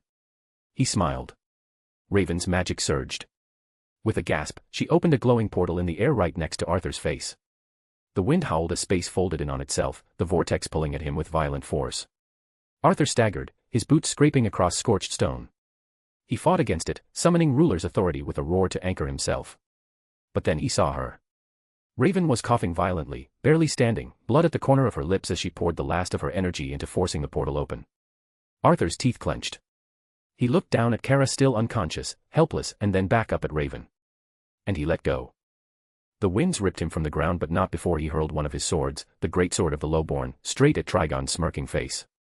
The demon god snarled and fired a beam from all 6 of his eyes, a scorching laser of death that shattered the sword midair. Shards of metal exploded in all directions. but that was the point. In that moment of distraction, a flicker passed beneath Trigon's eyes. A shadow that did not belong to him. One of his soldiers. A shadow demon clinging, silent and unseen, latched itself to Raven's own. Arthur's lips twitched in the briefest smirk as he vanished into the portal with Kara in his arms, consumed in swirling light. And now, only Raven remained. Her hands, once glowing with resolve, trembled slightly as they fell to her sides. Her long cloak fluttered in the infernal wind. Trigon loomed above her, his 6 blazing crimson eyes narrowing with triumph as they fixed on her. His dark form pulsed with otherworldly power, the flames around him flickering in rhythm with his voice. And now, dear daughter, he rumbled, his tone as ancient as it was cruel, your turn to go and fulfill our destiny. Raven's lips parted, her eyes narrowing slightly. Our, she asked bitterly, the word soaked in disdain. Trigon laughed, a deep, echoing roar that rattled the very bones of the plain. Oh, little bird, he said with mock fondness. I may wear many faces, but never forget, every path you've taken, every choice you've made, it's always led back to me. But first. His voice dropped like a hammer. With a sudden, violent motion, Trigon's massive clawed hand lashed forward straight into Raven's own shadow. What are you doing? Raven gasped as her eyes snapped down. Her shadow, which had been subtly darker since Arthur vanished, twitched unnaturally. Then. Trigon's hand erupted from the ground, holding something by the throat. A writhing form. Wreathed in dark energy. Its violet eyes burning with rage. The shadow demon. Arthur's hidden soldier. His final contingency. Raven staggered back, shocked. That's Arthur's, no, how did you? Trigon's flaming grin widened. He lifted the struggling demon higher, its claws slashing in futility, its body twisting violently in his grip. Did he truly think I wouldn't notice a parasite hitching a ride beneath my daughter's feet? Trigon growled, squeezing. Your little Shadow King underestimates what it means to be eternal. The demon hissed one last time, then screamed as its form started dissolving into nothingness, vanishing in a flicker of blue and black flame. Raven stood frozen. She hadn't sensed it. Not fully. Not clearly. Arthur had left her a guardian, and now it was gone. Trigon exhaled deeply, like a beast finally clearing its den. Now. He said, his 6 eyes narrowing, his voice a low snarl of possession and hunger. We may proceed. Titan's Tower. The portal spiraled shut behind Arthur and Kara with a crackle of violet light, leaving silence in its wake. Arthur stood still for a moment, his eyes scanning the room, clean steel walls, glowing monitors, broken equipment. Slowly, he lowered Kara onto a nearby couch, her body still limp, her breathing shallow. She was safe and sound. For now. Surprisingly, the same room held 2 very familiar faces. John Constantine, leaning against a metal pillar with a cigarette halfway to his lips, muttered immediately. Brilliant. She did it again, the half-wit. Zatanna, pacing near a window, arms folded, glanced back with exasperation. I think I'm starting to agree with John here. What is she thinking? Arthur didn't look at them yet. His hand lingered near Kara's shoulder, checking her vitals, then rising. Their voices were background noise until. Enough, he said flatly, cutting through the tension. He finally turned to face them, his voice low and resolved. We'll find another way. We know she's coming to Earth. And even if that bastard follows and appears in his true form. His eyes began to glow deep, electric blue. The room dimmed, as if it flinched at the weight of his presence. It won't be a problem, Arthur said, each word steady as stone. Anything can be killed. Then. He stopped. Mid-breath. The glow in his eyes flickered. John caught the shift instantly. His brows furrowed. Oi, what's wrong with you now? Arthur didn't answer at first. His gaze drifted slightly upward, as if searching for something beyond this realm. His voice dropped, quiet, unsure. My shadow demon. He blinked, once. His connection was gone. Snuffed out. And that was impossible. His shadows didn't die, cannot die while he lives, unless something far unpredictable had happened. Arthur's jaw tightened. His fists clenched at his sides. Zatanna looked between them, suddenly alert. Wait, what do you mean your shadow demon? Arthur's voice came out low and controlled. Trigon destroyed it. // If you like this story, check out my other stories. Solo leveling in Westeros. And you can get access to 3 more chapters or 7 more chapters if you want. Chapter 121, Harbingers of the Demon. If you like this story, check out my other stories. Solo leveling in Westeros. And you can get access to 3 more chapters or 7 more chapters if you want. // Arthur's jaw clenched, and he looked away, his thoughts racing. This is the first time someone managed to do that. I might have really underestimated Trigon's abilities. The quiet in the room was broken by Constantine's usual lack of tact. And is that a big deal? John said, waving his hand. The bloody demon could show up here any minute. Let's focus on the bigger picture. Arthur's eyes cut to him, the glow still faintly sparking in his irises. I'm not gonna waste time explaining how my powers work to you, Constantine, he said, voice sharp as flint. But yes. It's a serious problem. Zatanna glanced between the two, tension mounting in her posture. So what now?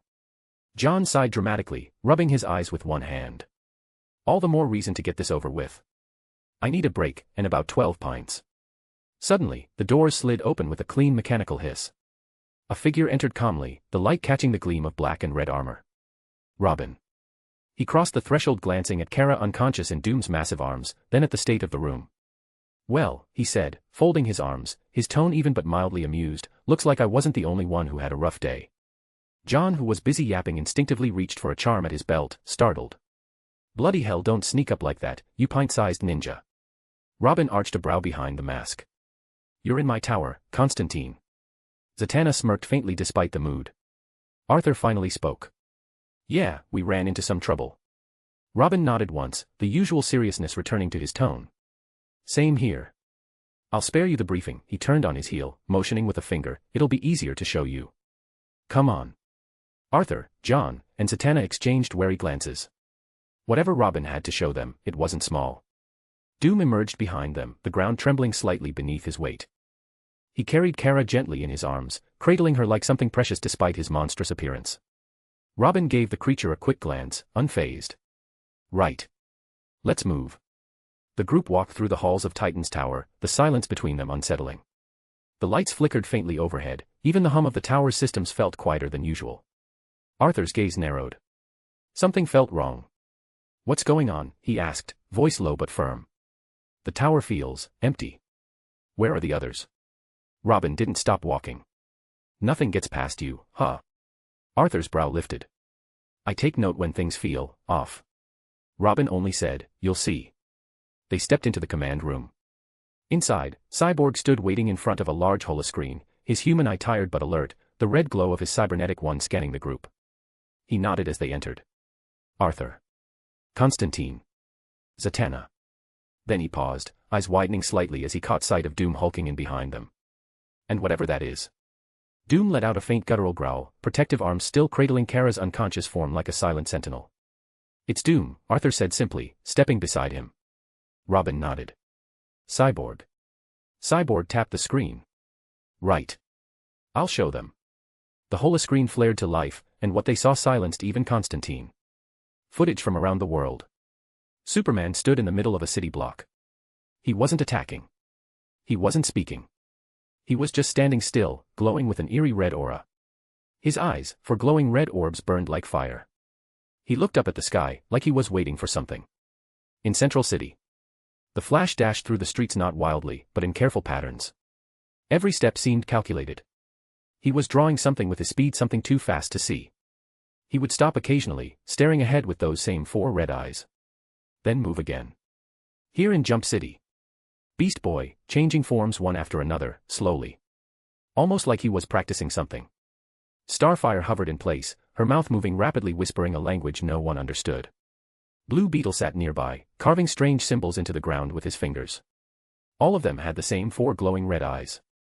Zatanna stepped forward, staring at the screens. They're not causing destruction, she said softly. They're preparing. Arthur exhaled sharply, the weight of it settling in his chest. Brilliant. John groaned. There's more now. You've got to be joking. Zatanna, her voice a shade more tense, said, this is way worse than when we left for Azarath. Arthur's eyes stayed locked on the screen, the glow in them intensifying. Trigon. He's already laying the groundwork. Preparing for his arrival. Robin turned to them. I assume you found Raven. John scoffed. Yeah, we found her. But the halfwit's about to do something incredibly stupid. And now possessed gods and demigods standing around like statues. Yeah, I don't like where this is going. Robin didn't even flinch. Figures. She's never been one to take the easy path, trying to do this on her own yet again. Arthur crossed his arms, gaze hard. Doesn't matter. I'll summon my full legion. Every last one of my soldiers will descend on the corrupted League and Titans. John, Zatanna, you'll exorcise or purge whatever demonic rot's infecting them. He paused. We can't let Trigon manifest fully on Earth. If he does. He looked at them, eyes glowing brighter. I'm not so sure anyone can stop him. Robin raised a hand. No. I have another idea. Arthur turned sharply. Don't be Stu. Batman. Robin interrupted, voice calm and unshakable. That caught everyone's attention. John blinked. Didn't he bite the dust or something? Robin shook his head. No. Before things went to hell, he injected himself with something. Something experimental. It prevented him from being possessed, but whatever it was, it knocked him out cold.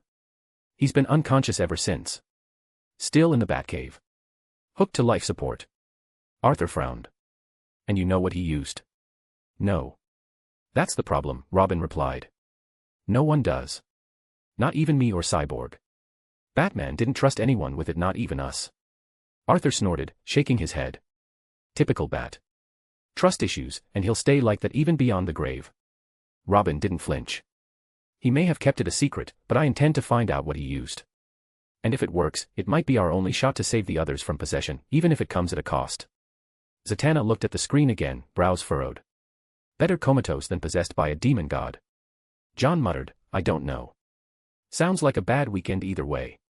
Arthur stood silently for a moment, arms crossed, shadows dancing behind his eyes. The screen still showed chaos demons, fire, corrupted heroes. Then he said it, cool and measured, but with confidence. You underestimate me. The only ones that might prove troublesome are Flash, Superman, and Trigon himself. Robin didn't blink. About that. He glanced toward Cyborg. Speaking of Superman, your kryptonite sword won't do jack anymore. Arthur's glowing eyes narrowed. How did you? But then it hit him. Cadmus. He'd used the sword against his clone. They have seen everything already. Arthur exhaled through his nose, running a hand through his hair in irritation. And why is that? Cyborg didn't answer with words. Instead, he brought up a new feed, grainy, glitchy footage from the watchtower. On screen, a red blur surged forward. Superman, possessed, for eyes glowing like furnaces of hate. He tore through containment units like paper. Laser beams sliced steel, his fists cracked reinforced armor. Several other restrained League members were freed in the chaos, while the others tried to stop them but utterly failed, all with that same eerie stillness and darkness pulsing behind their movements. Cyborg grimly narrated. The watchtower is heavily damaged. Systems offline. Thanks to none other than Superman, and you need to see this. He rewound a segment. Their Superman stood inside a kryptonite-lined containment field. His body convulsed for a second. Then, he stopped shaking. And broke the binds. Effortlessly. Cyborg looked back at Arthur. The kryptonite had no effect. He just walked through it. Arthur's jaw clenched as he dragged a hand down his face. Perfect, he muttered. Then louder, really perfect, the League's incompetence is unmatched. He turned to Robin, the blue glow in his irises pulsing harder. Fine then. We'll try it your way. I'll accompany you to the Batcave, but if anything goes sideways. His voice darkened. I do it my way. No more delays. Robin gave him a level stare. Fair enough. But then again, if it gets to that point, then it means we won't have a choice. John Constantine lit a fresh cigarette, the flame from his lighter casting a brief flicker across his tired face. He took a long drag and exhaled slowly, eyes flicking toward the screen where Superman still stood like a god. Right, he muttered, stepping back. I'll steer clear of the big bad Kryptonian and the rest of the heavy hitters. Not exactly in the mood to get my spine turned into soup. He glanced at Zatanna, a familiar edge of sarcasm in his voice. Maybe Z and I will start with the Titans here in Jump City. Do it our way.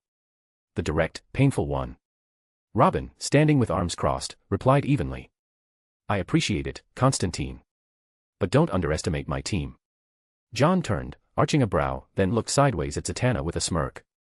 Who does he think he's talking to? Another drag from his cigarette. I practically wrote the book on screwing with demons. I've been exorcising nightmares since before he got out of training pants. Zatanna sighed but smiled faintly. He is just trying to say not to get yourself killed before we actually fix this. Then Arthur's voice cut through. And for the love of God, Constantine, don't throw a bigger demon at this problem. // If you like this story, check out my other stories. Solo Leveling in Westeros. And you can get access to 3 more chapters or 7 more chapters if you want. Chapter 122, The Batcave. If you like this story, check out my other stories. Solo Leveling in Westeros. And you can get access to 3 more chapters or 7 more chapters if you want. // Gotham. Arthur and Robin walk through the tunnel leading into the Batcave, lit only by the passing glimmer of overhead lights flickering on one by one. Robin walked ahead, silent for a while before glancing back with a faint smirk. That was a neat trick you pulled earlier. Arthur stepped into the deeper shadows behind him. The exchange, really? He shrugged lightly. I thought you people already had a file on everything I can do. Robin gave a soft, dry chuckle. Of course, we've seen it, but to experience it is different. Not every little detail of your abilities is documented about you. You're full of surprises after all. Arthur cocked an eyebrow. Maybe Bruce already knows. Wouldn't be shocked. Robin suddenly stopped and turned, his tone sharpening just slightly. Is that why you insisted on coming here? To find out how much he knows about you? Arthur let out a quiet, amused breath, a half-laugh more than anything. No, I'm still here for Raven, he said, brushing past Robin. If it mattered that much, I would have taken care of it long ago. He can't do anything to me. I'm just curious. His glowing blue eyes narrowed slightly. I want to see what the world's greatest detective figured out, and what he didn't. Robin didn't respond. Instead, he turned, pressed his hand against the biometric scanner, and unlocked the heavy reinforced blast doors. A series of mechanized clicks echoed through the chamber before the entrance yawned open. Arthur stepped inside slowly. And then he saw it. The Batcave. It stretched endlessly, titanic rock walls hollowed by genius and obsession. There were sleek black platforms lined with high-tech terminals, robotic arms, and forensic stations. Dozens of display cases glinted in the dark, each spotlighted, containing gadgets, relics, or most prominently suits. The air was cool, but carried an edge of steel and age.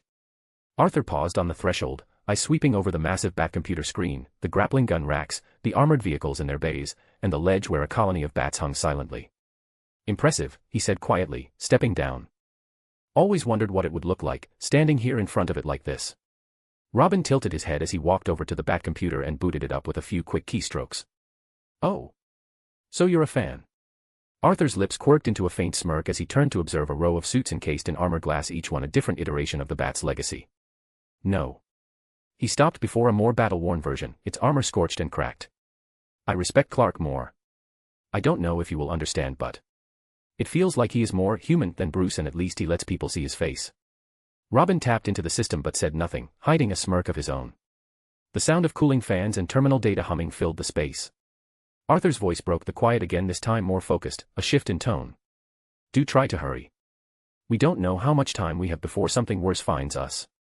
And then, without raising his voice, Arthur lifted his hand. Come forth.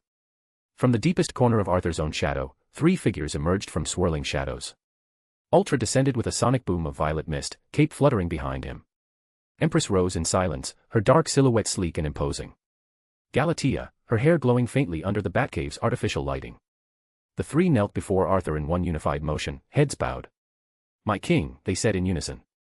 Arthur stood tall, his eyes glowing faintly as he gave his orders. Just in case. Scout the globe. If anything strange happens, you notify me immediately. Do not engage the possessed League members. Especially Flash and Superman. Understood. Their heads remained bowed as their voices echoed once more, sharp, loyal, and resonant. As you command. With a low hum of shadow magic, the 3 vanished again into the gloom, leaving behind only a ripple in the stale air. Robin, watching from the terminal, muttered without turning. That was something. Arthur turned his head slightly. I'm just making sure we still have time. A smooth, familiar voice echoed through the chamber, measured and composed, with that unmistakable edge of British sarcasm. It seems we have guests in the cave today. Arthur and Robin turned toward the source of the voice. At the top of the platform, descending a set of steps with impeccable posture and a tray in hand, because of course he had a tray, stood Alfred Pennyworth. How the? I didn't even sense him. Arthur thought to himself. Robin let out a breath, somewhere between relief and exasperation. Alfred. Alfred's eyes settled on the stranger in the cave, the glow of the Batcomputer reflecting faintly on his glasses. Arthur Blackwynd, I presume. Arthur just smiled knowingly, muttering to himself. Of course you know me. He approached slowly, hands relaxed behind his back. Pleasure to meet the butler himself. He added with a smirk. Well. Bruce's butler, that is. Alfred stopped at the foot of the platform, looking at Arthur with a gaze sharper than most trained soldiers. You know a great deal, Mr. Blackwynd. Arthur gave a slight bow of his head and walked over to the bat computer where Robin sat. That I do. He didn't need to explain. They all understood what sort of man stood before them. Alfred, of course, never missed a beat. Then you must also know the mess you're all in. Master Bruce will not appreciate this. Robin didn't even glance up as his fingers tapped rapidly across the keyboard. Sorry, Alfred. It had to be done. Bruce is still out cold, and I need to act quickly. Arthur stood beside him, arms crossed, eyes fixed on the screen. Robin brought up the Batcomputer's deep archives. A hidden folder labeled Pantheon Protocols unlocked and thousands of encrypted files burst onto the monitor. Arthur's brow twitched. Good Lord. He muttered under his breath, scanning the endless cascade. Does he ever sleep? He does, occasionally, Alfred remarked dryly from behind. Usually when I drug his tea. Robin didn't laugh. His focus narrowed to one specific entry that caught Arthur's attention. File number 7422 Shadow. Arthur's voice turned low. There. That one. Open it. Robin gave him a sideways look. I know what you're thinking, but even if we tried, we'd need a passcode. And we have more pressing, Matt. Do it, Arthur cut in. Robin sighed. All right. But I'm telling you, it'll lock us out if we're wrong 3 times. Bruce doesn't play around. He typed in, Arthur Blackwynd. The system gave a soft buzz. Access denied. Arthur leaned forward. Try, Lord of Shadows. Robin shot him a raised eyebrow. Really? Arthur merely raised a hand. Just do it. Another buzz. Access denied. 1 attempt remaining. Robin shook his head. You know we only get one more try, right? If we're wrong again, the whole Batcave shuts down into safe mode. We'll lose everything and trip every defense protocol in the cave. I think we should stop and focus on the bigger issue. Right, Arthur. Trigon and Raven. Arthur paused, lips parting as if to agree. But then, from behind them, Alfred stepped forward. His voice was calm, measured, yet firm. You know, Master Bruce isn't as needlessly cryptic as he enjoys pretending to be. He may shroud his plans in darkness, but his safeguards are often, surprisingly simple. Arthur and Robin both turned to him. Alfred stepped beside them, eyes on the monitor. And, if you'll forgive my candor, I am familiar with the contents of that particular file. Robin blinked. You are.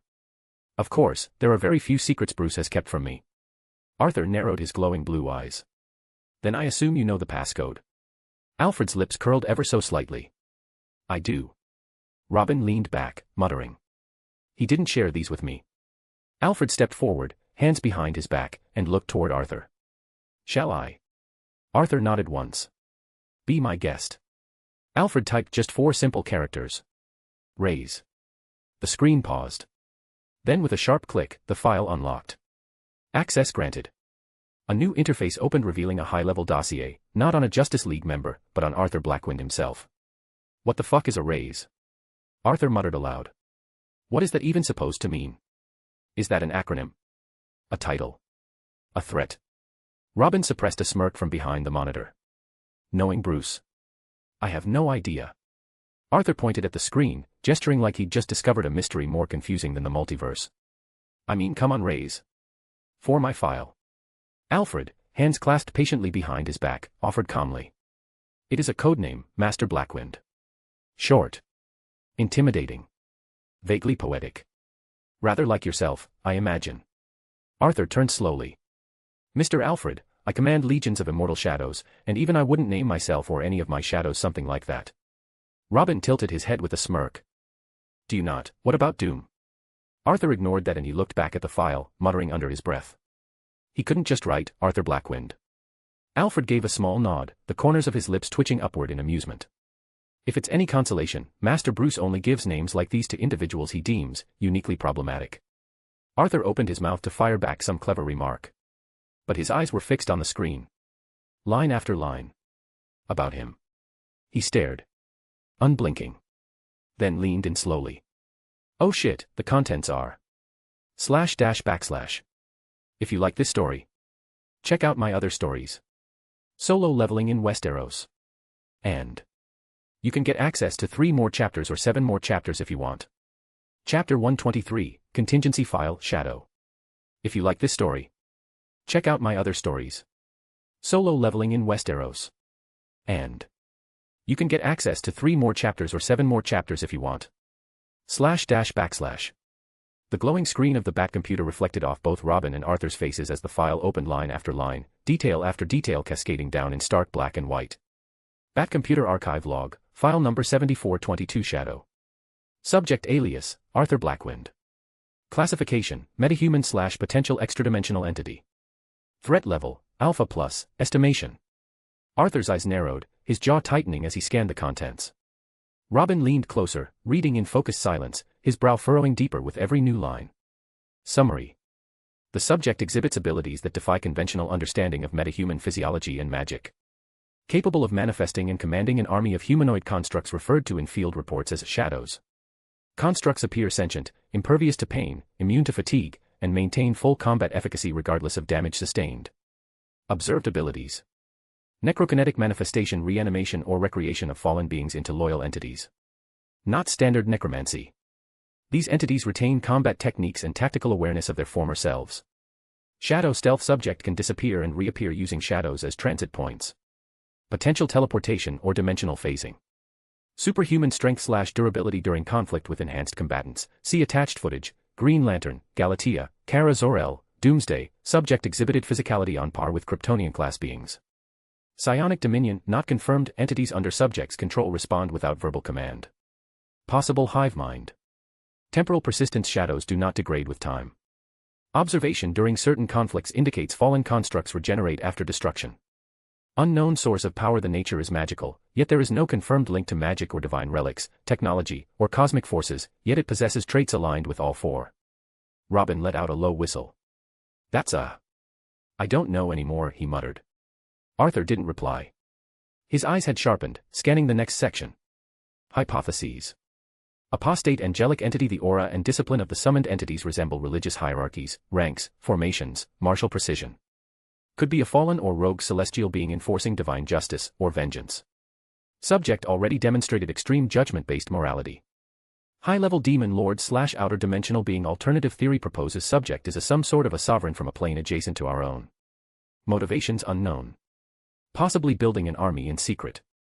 Resurrected sorcerer king. A stretch, but ancient records from Atlantis and Themysciran scrolls speak of individuals who achieved semi-immortality by binding souls of the dead. Subject fits some descriptors.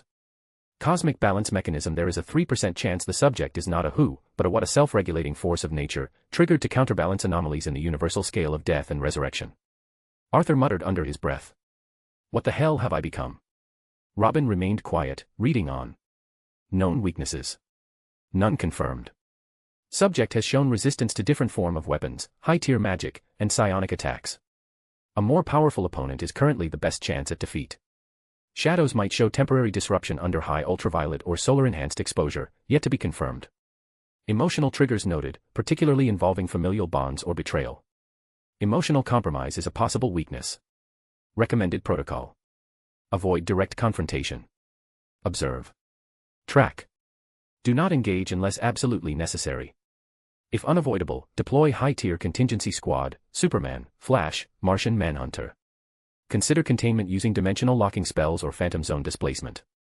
Codename assignment, temporary, Erebus protocol. Personal note. This being doesn't kill for sport. It kills with purpose. And every action so far is driven by an unwavering sense of justice. I've seen gods. I've seen devils. This might be both. Will update after further observation. Arthur leaned back slightly, rubbing the bridge of his nose, eyes scanning the contents again. In his mind, a quiet thought surfaced, sharp and begrudgingly impressed. Batman. The fact most of these are closer to the truth. His gaze shifted to Alfred, still standing tall and composed behind them. Arthur turned toward him and asked, voice measured. Are you really fine with showing me all this? Alfred met his eyes without hesitation. Master Bruce did mention something about you, he said calmly. After the Joker incident. Or rather, after the Joker ended his own life and saw you save that child. Arthur's interest visibly sharpened. He said you reminded him of Master Jason. Someone he could no longer control, but someone who still carries good inside. A flicker of something unreadable crossed Arthur's expression. He looked away, lips twitching into something between a smirk and a sigh. Alfred added matter-of-factly. And as for showing you that file, it won't matter. Master Bruce will rewrite it after your next move. He always does. Arthur chuckled under his breath and shook his head slightly. A bit too much paranoia for one man. From the back computer, Robin glanced back, his voice edged with curiosity. So, how much of this is true? Arthur raised an eyebrow, giving him a side glance.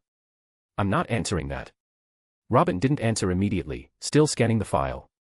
Then, without looking up, he said flatly, he gave you a whole contingency plan. Arthur crossed his arms and stared at the screen. Something in his expression flickered part amusement. I don't know whether to be flattered or feel something else. But enough about me, he said, turning away from the screen. Let's focus on why we're here.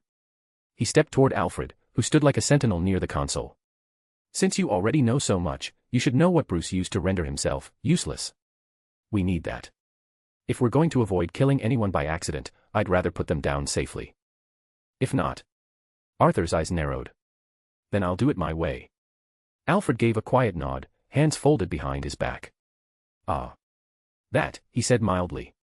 Naturally. To Robin's surprise, Alfred moved past him with the poise of a man who'd been running this cave long before any of them were born. He sat at the bat computer like he owned it because, in many ways, he kind of did. Robin raised an eyebrow, half smirking as Alfred's fingers danced across the keyboard. Okay. I didn't expect that. Suddenly, a section of the floor near them slid open with a mechanical hiss. A rising platform revealed several injection guns sleek, reinforced with carbon alloy casings each fitted with glowing vials of dull blue serum. That's the one, Alfred said calmly. But be careful. The compound works differently depending on who it's used on. Master Bruce might stay unconscious for a month. And that's with me tending to him daily. Arthur approached the platform, eyes examining the equipment with an approving nod. Good. Now we can move and fast before that demon shows up. Robin, however, stayed rooted, his expression clouded with something between annoyance and disbelief. He looked at the vials, then back at Alfred. Did he even tell you to send these to us or at least mentioned it? He asked. Alfred didn't hesitate. No, he replied evenly.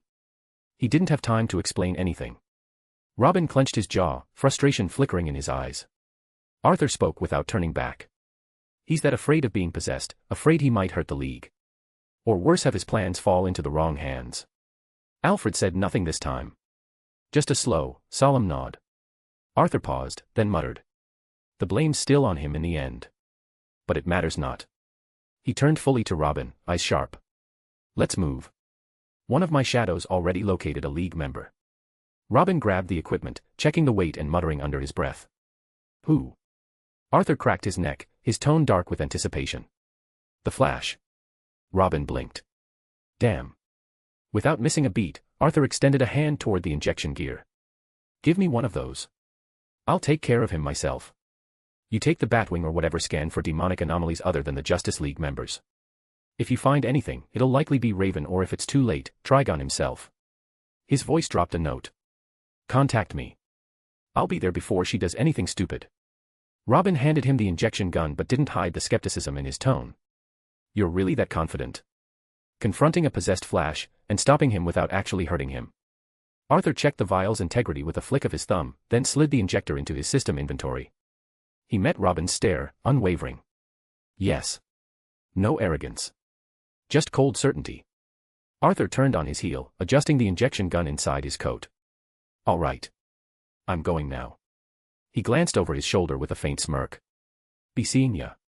Then, with a low voice of command. Exchange. The shadows around his feet pulsed then exploded upward like liquid ink. In an instant, Arthur was consumed by the black mist. It twisted into a vortex, collapsed inward. And he was gone. The room fell quiet, almost. Robin looked down. A dark, shapeless figure clung to his shadow like a second skin, its form slinking unnaturally behind his own. For a second, he could have sworn it looked at him. No movement. No words. Just there. Watching. Robin arched a brow and muttered under his breath. Creepy magic. Behind him, Alfred observed with mild curiosity and no trace of alarm. Interesting ability, the butler said with a hint of dry amusement. Very much so. // If you like this story, check out my other stories. Solo leveling in Westeros. And You can get access to 3 more chapters or 7 more chapters if you want. Chapter 124, Ritual of Ruin. If you like this story, check out my other stories. Solo Leveling in Westeros. And you can get access to 3 more chapters or 7 more chapters if you want. // Central City. Arthur emerged from the ground like smoke-given form, his boots touching down with a soft crunch of broken gravel. The wind blew faintly, then a sonic boom cut through the sky. A streak of black crashed down beside him, stopping just before touching down. Galatea. Her landing shook the pavement slightly, but her expression was calm and focused. Her hair fluttered in the breeze, glowing faintly with residual energy. "My king," she said, her voice precise. "This is Central City. That bothersome speedster, he's here. I've already seen the trail he left." Arthur's blue eyes scanned the skyline. "Very well," Arthur said, voice low with resolve. "We'll engage him together. But first, come forth." A pool of shadow at his feet rippled, then burst upward with a crack of static and darkness. From within, a figure rose, sleek and dangerous, clad in black with crimson lightning crawling across his form like veins of wrath. Quick emerged. He stepped out of the shadows, his burning eyes flicking upward toward Arthur. Despite the speed in his soul, he bowed his head with reverence. "What's your command, my king?" Arthur didn't hesitate. "Go and engage with the Flash. Test him. Push him. I want to see the full reach of his powers currently against a fellow speedster." Quick's mouth curled into a wicked grin. Without another word, he clenched his fists, and the lightning around him surged into a violent crescendo of red and black. "It shall be done." In an instant, he vanished.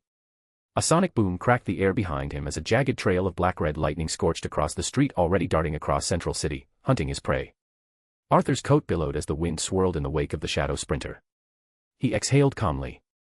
Galatea stood beside him, her eyes watching the lightning trail fade in the distance. "Shall I go as well?" she said softly. Arthur's gaze never left the horizon. "Not yet." Then he stepped forward. "But we need to be quick with this." Raven emerged from a swirling portal of dark violet energy, her boots landing on a scorched earth. The portal snapped shut behind her with a whisper, leaving only silence and the oppressive weight of the air. She stood before an altar as old as sin itself. The stone structure jutted from the ground like a wound torn into the world. Blackened, jagged, humming with a sickly red glow that pulsed like a heartbeat. Ancient symbols, worn by time and wrath, spiraled along its sides, one that promises power and ruin. The very earth beneath it seemed to breathe. Raven's breath hitched. They were here. Figures stood silently around the altar, arranged in a perfect circle, like statues carved from dread. They knelt not in reverence, but in submission. Possessed. Still. Watching. Superman stood at the center, his head bowed. His cape fluttered in the wind like a torn banner. For glowing red eyes stared at the ground beneath him, too many, like something wearing a man's skin. The symbol on his chest was cracked and burned, the colors dulled by darkness. But he was not alone. Others knelt nearby. Raven's fingers curled into fists. Her heart thundered in her chest. "I'll save you," she whispered. "I swear. I'll save you all." Then came the voice. Not in the air but in her mind. A deep, booming growl that coiled through her soul like fire through dry wood. "Now, child." It was him. "Break the seal of Azarath. Let me through. Let me be whole again." Her jaw clenched. "You promised," she replied silently. "You swore no harm would come to them. And yet here they are, mine. Yours still live because I allow it. Do not test my patience." The others didn't move.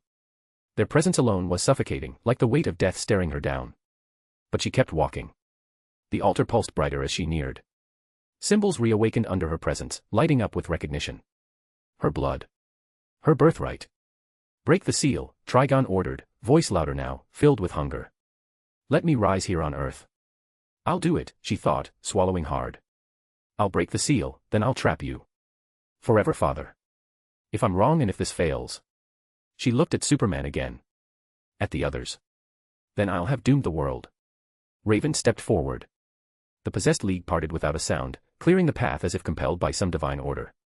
Their heads lifted slightly, glowing red eyes following her every step. She climbed the altar steps, wind howling around her, cloak flaring like wings. Her eyes began to glow, first violet, then red. Then both. For eyes now blazed on her face, a mirror of the ones that stared from the kneeling titans. Her hands rose, glowing with arcane power, ancient words forming on her tongue. The ground shook. The altar split slightly, a crack forming down the middle like a wound ready to bleed. Lightning tore through the sky above, not natural but demonic. Infernal. She began to chant. Low at first, whispers that made the shadows curl and recoil. Then louder. The words echoed in the language of the lost Azarath's sacred tongue, twisted by rage and betrayal. The altar answered her. The sky screamed. Behind her, the possessed stood tall. Waiting. Trigon's laughter echoed in her skull, booming like war drums. Yes. Yes. Break the seal, Raven. But Raven didn't flinch. Her voice never wavered. Her magic surged like a storm in her veins, violet and red twisting together around her like a cyclone of raw power. The symbols on the altar flared blindingly bright. Then, she stopped chanting. Her breath slowed. Her lips curved into a whisper too low for any other to hear. You're not the only one with a plan laced in betrayal, Father. And with one final word. The altar cracked wide open. A pillar of fire and shadow shot into the sky, a scream of pure agony and triumph shaking the very bones of the world. And Trigon was coming. The air snapped with electricity. Red and black streaks cut across Central City's shattered skyline as two blurs collided again and again, one wild, untamed, the other measured, loyal. But it was clear who held dominance. Quick, Arthur's Shadow General was struggling. The possessed Flash was a blur of fury and precision, his body wreathed in crimson lightning twisted with demonic corruption. His eyes burned bright yellow, lips curled in a grin that didn't feel human anymore. Crack! Quick was launched into a concrete pillar, shattering it on impact. He recovered instantly, dashing forward again with twin shadow strikes, but the Flash vanished, reappearing behind him with a lightning-boosted elbow that sent Quick skipping across the pavement like a stone across a lake. Arthur stood at a distance atop a tower, his cloak fluttering in the wind. The battle unfolded beneath him like a brutal dance. His eyes narrowed as he watched Quick being knocked aside once more, the speedster cackling like a madman. I figured as much. His voice was calm but laced with edge. Quick might have been faster than most, but Barry Allen wasn't most. Even corrupted, even lost, this was what it meant to challenge the fastest men alive. Arthur's eyes began to glow, a cold, dangerous blue power humming beneath his skin. A faint grin pulled at the corner of his lips as his boots lifted from the ledge, shadows spiraling around his limbs like smoke. Time for me to join him. With a single pulse of power, he launched himself into the air. The wind howled as he soared, cloak billowing behind him like a storm-born banner. At his side, the Prometheum sword shimmered into existence, black-edged, glowing faintly under the light. Arthur muttered under his breath, eyes locked onto the streak of red chaos tearing through the streets below. I'll have to hurt this one in order to save him. His voice was steel cold, but amused. Then he smiled, the wind rushing past his face as the descent began. He can heal later, after all. The street shattered under the weight of Arthur's landing, a shockwave rippling out in a burst of raw force. Cracks spiderwebbed through the pavement as debris lifted from the sheer pressure. The Flash, one hand wrapped tight around Quick's neck, red lightning flickering violently across his corrupted frame. But the impact threw him off balance, his grip loosened just long enough for Quick to slip free in a blur. Arthur rose slowly, cloak settling behind him. His glowing blue eyes locked onto the speedster as dust spiraled around them. The blade of his Prometheum sword scraped the ground once before lifting. The Flash stumbled slightly, then stood tall, his body twitching, as if fighting itself. But his face was wrong. A crooked grin sat beneath four glowing red eyes filled not with wit or humanity, but madness and darkness. He tilted his head at Arthur, voice warping like a chorus of whispers beneath a scream. You all will die, Shadow King. Arthur's eyes narrowed. He is coming to burn you all. // If you like this story, check out my other stories. Solo leveling in Westeros. And you can get access to 3 more chapters or 7 more chapters if you want. Chapter 125, The Altar Beckons. If you like this story, check out my other stories. Solo leveling in Westeros. And you can get access to 3 more chapters or 7 more chapters if you want, // Arthur lunged, his cloak whipping back as the air behind him imploded. The Prometheum blade in his hand cut through the air in a blur, striking downward with crushing force. The Flash twisted, his body bending at an unnatural angle as he zipped to the side, lightning trailing behind him. But Arthur didn't stop. He moved in a blur, speed step activated. 1 step. He was behind the Flash. 2 steps. A slash from the left. 3. A rising cut aimed at the spine. 4. A horizontal sweep meant to cleave through the chest.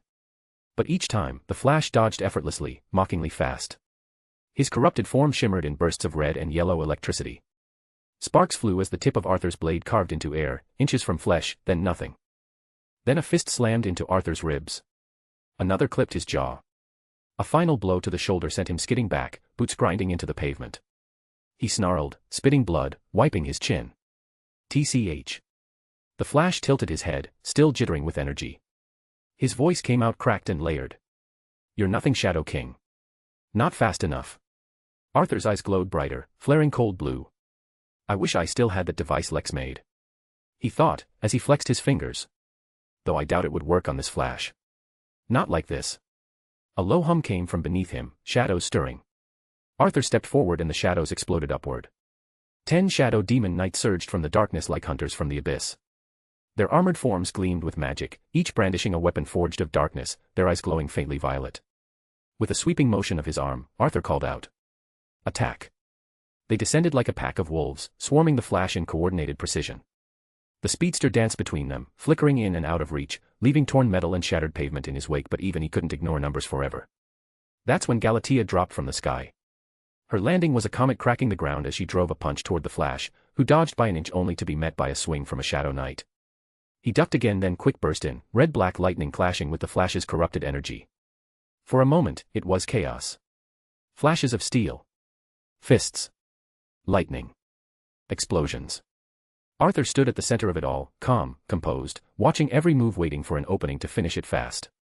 He narrowed his eyes as he studied the speedster's flow. Too wide on that turn. Too slow in the pivot. Holding back just slightly, like someone who didn't fully understand the speed they'd inherited. This might be the Flash, Arthur thought, shifting his grip on the sword, but he's sloppy. Clearly not tapping into the speed force or anything. This vermin of Trigon isn't using his powers wisely.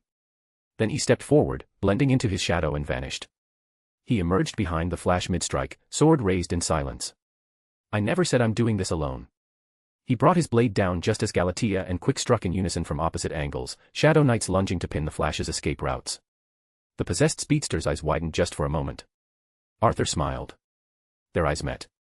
And for a single instant, everything froze. The corrupted Flash, still crackling with demonic lightning, hesitated. Just for a heartbeat. Arthur's expression shifted. The cold edge of calculation was gone, replaced by something primal. His glowing blue eyes widened, not with surprise but with intent. Bloodlust, activated. The air trembled. The Flash staggered, the very air suddenly felt like it was too heavy to bear.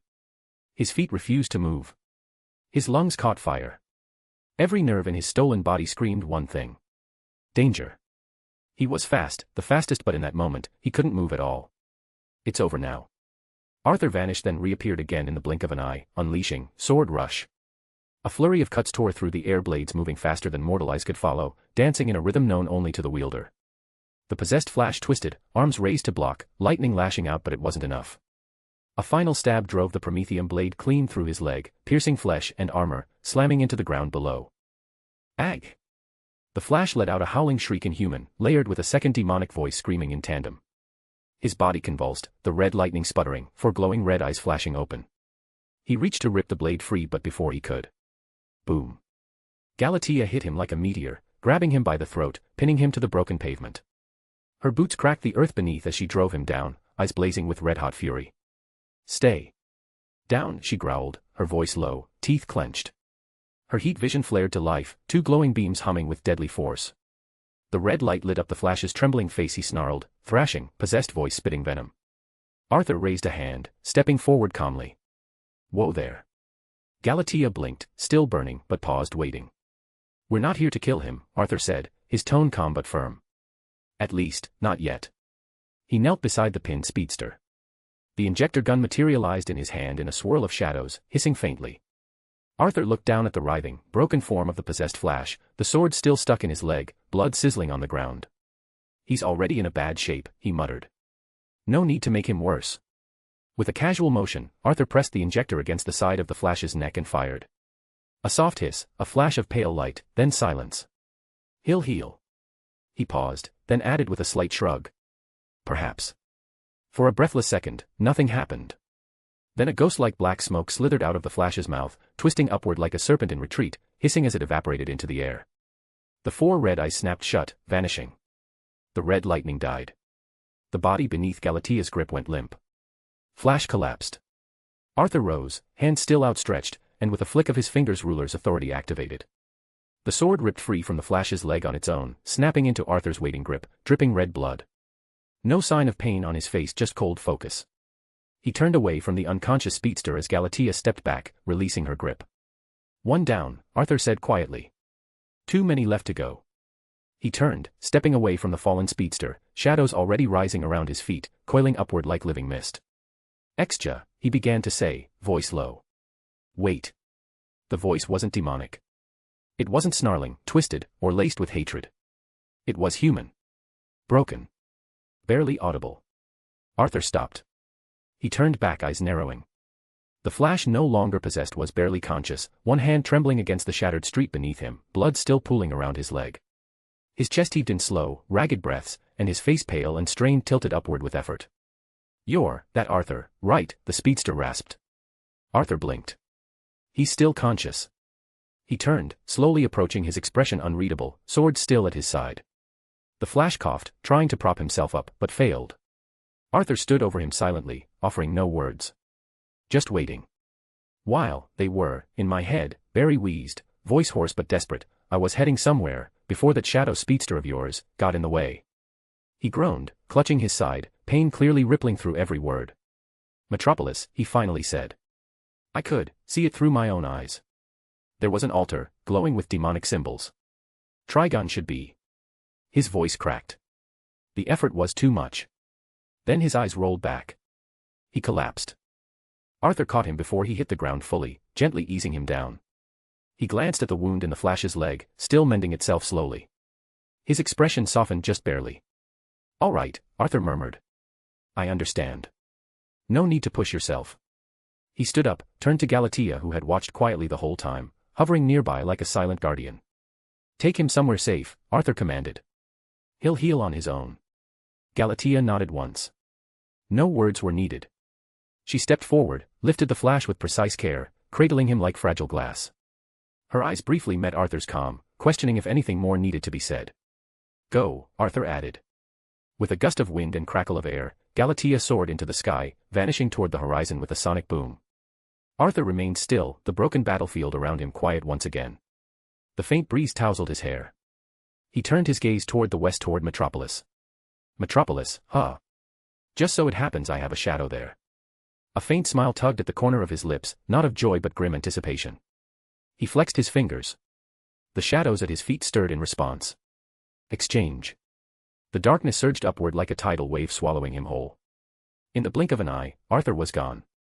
// If you like this story, check out my other stories. Solo leveling in Westeros. And you can get access to 3 more chapters or 7 more chapters if you want.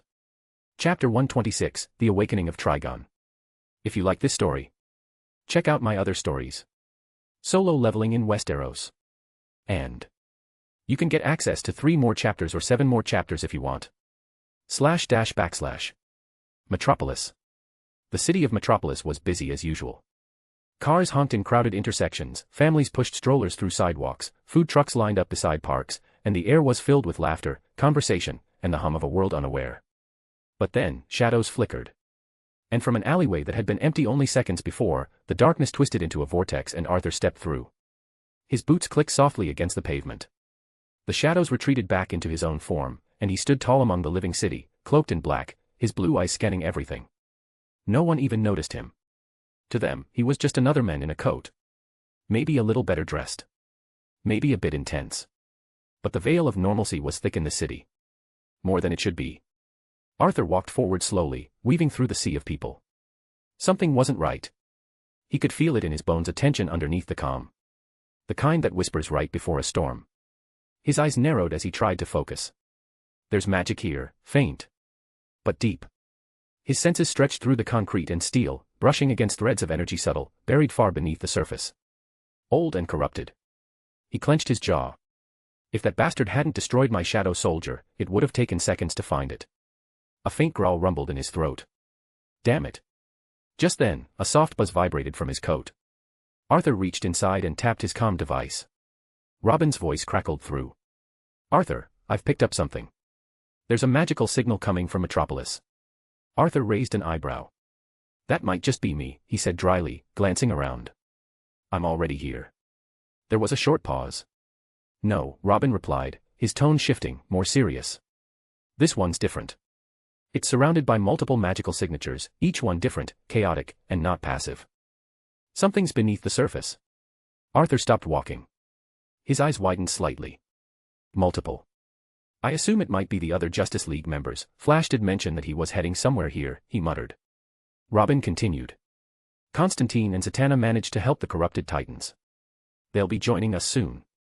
I'm sending you the exact coordinates now. A ping came through his device, flashing a red marker on his phone's screen. Try not to mess anything up, Arthur, Robin added, only half joking. We can handle this if we move carefully. Arthur gave a low chuckle, shaking his head. Fear not. I've already saved the Flash. I'm not looking to kill any Justice League members who aren't in their right minds. That's good to hear, Robin replied, his tone more relaxed now. See you there. Good luck. The call ended. Arthur looked down at the screen, the location now clear marked beneath the streets of Metropolis, in an older sector of the city. Forgotten tunnels. Perhaps even catacombs from the original foundations. He tucked the device away and looked forward, his face now hardened with purpose. Seems about right. That's exactly where I sense the faint magic. And it's definitely underground. The shadows around his feet twitched. His next move wouldn't be subtle. But subtlety had never been his way. Time to dig, he said under his breath. Arthur stepped into the older quarter of Metropolis, an abandoned industrial district tucked away beneath the city's glittering skyline. The buildings were derelict, windows shattered, bricks cracked, vines and rust claiming what time had long forgotten. Even the air felt weird here, like the city itself was holding its breath. Arthur came to a halt in the middle of a crack lot, overgrown and silent. His eyes scanned the space, sharp and focused. Then he knelt, palm brushing the cold ground. There it was, that same trace of magic. Stronger now. Almost pulsing. He smirked. Yep. Down here. Arthur rose to his feet, exhaling through his nose. I don't really have time to do it the nice way. The shadows beneath him rippled like disturbed water. They stretched, twisting and swirling outward as if responding to a silent command. And from that abyssal darkness, Doom emerged. The shadow of Doomsday towering, broad, a nightmare given form. Cragged bone spurs jutted from his limbs, and his massive shoulders cracked as he stood fully upright, glowing red eyes locked on his king. Arthur looked up at him, expression cool, but with the faintest twitch of a grin at the corner of his lips. You know what to do. Doom growled a low, rumbling snarl that sent shivers through the concrete itself. Without another word, Doom slammed both fists into the ground. The earth shattered. Like a living drill, Doom began digging, ripping through layers of rock and metal with terrifying strength and speed. Concrete exploded outward in chunks as the monster carved a path downward, his massive claws shredding through old pipes and forgotten ruins like paper. Arthur casually stepped forward, leapt up, and landed on Doom's back with practiced ease. He balanced himself as the descent began to accelerate. Whoa, easy there, Arthur said, smiling. We're going underground, not to the Earth's core. Doom let out another guttural snarl that felt more or less like a complaint, and he kept digging. The wind tore past Arthur's cloak as the descent deepened. Dust and debris spiraled around them in a vortex of darkness and raw power. Every thundering blow from Doom carved them closer to their destination. Arthur narrowed his eyes, focusing on the magical energy signature growing stronger by the second. Keep going, I'm calling back the other soldiers that I've sent, he muttered under his breath. Whatever I'm sensing right now, it's getting stronger and closer. The altar. Dark stone pillars encircled the ancient dais, each etched with unholy markings, glowing faintly with crimson runes. The hidden underground chamber was long forgotten. This place was untouched by light, steeped in shadows and dread. Raven stood at the center, arms outstretched, the ends of her cloak flickering like smoke. Her hands pulsed with raw violet energy, the power of Azarath bending reality itself as she chanted the last verses of the incantation. Around her, the possessed Justice League knelt in eerie silence, guardians under Trigon's influence, their eyes glowing red, still, waiting. Make haste, daughter.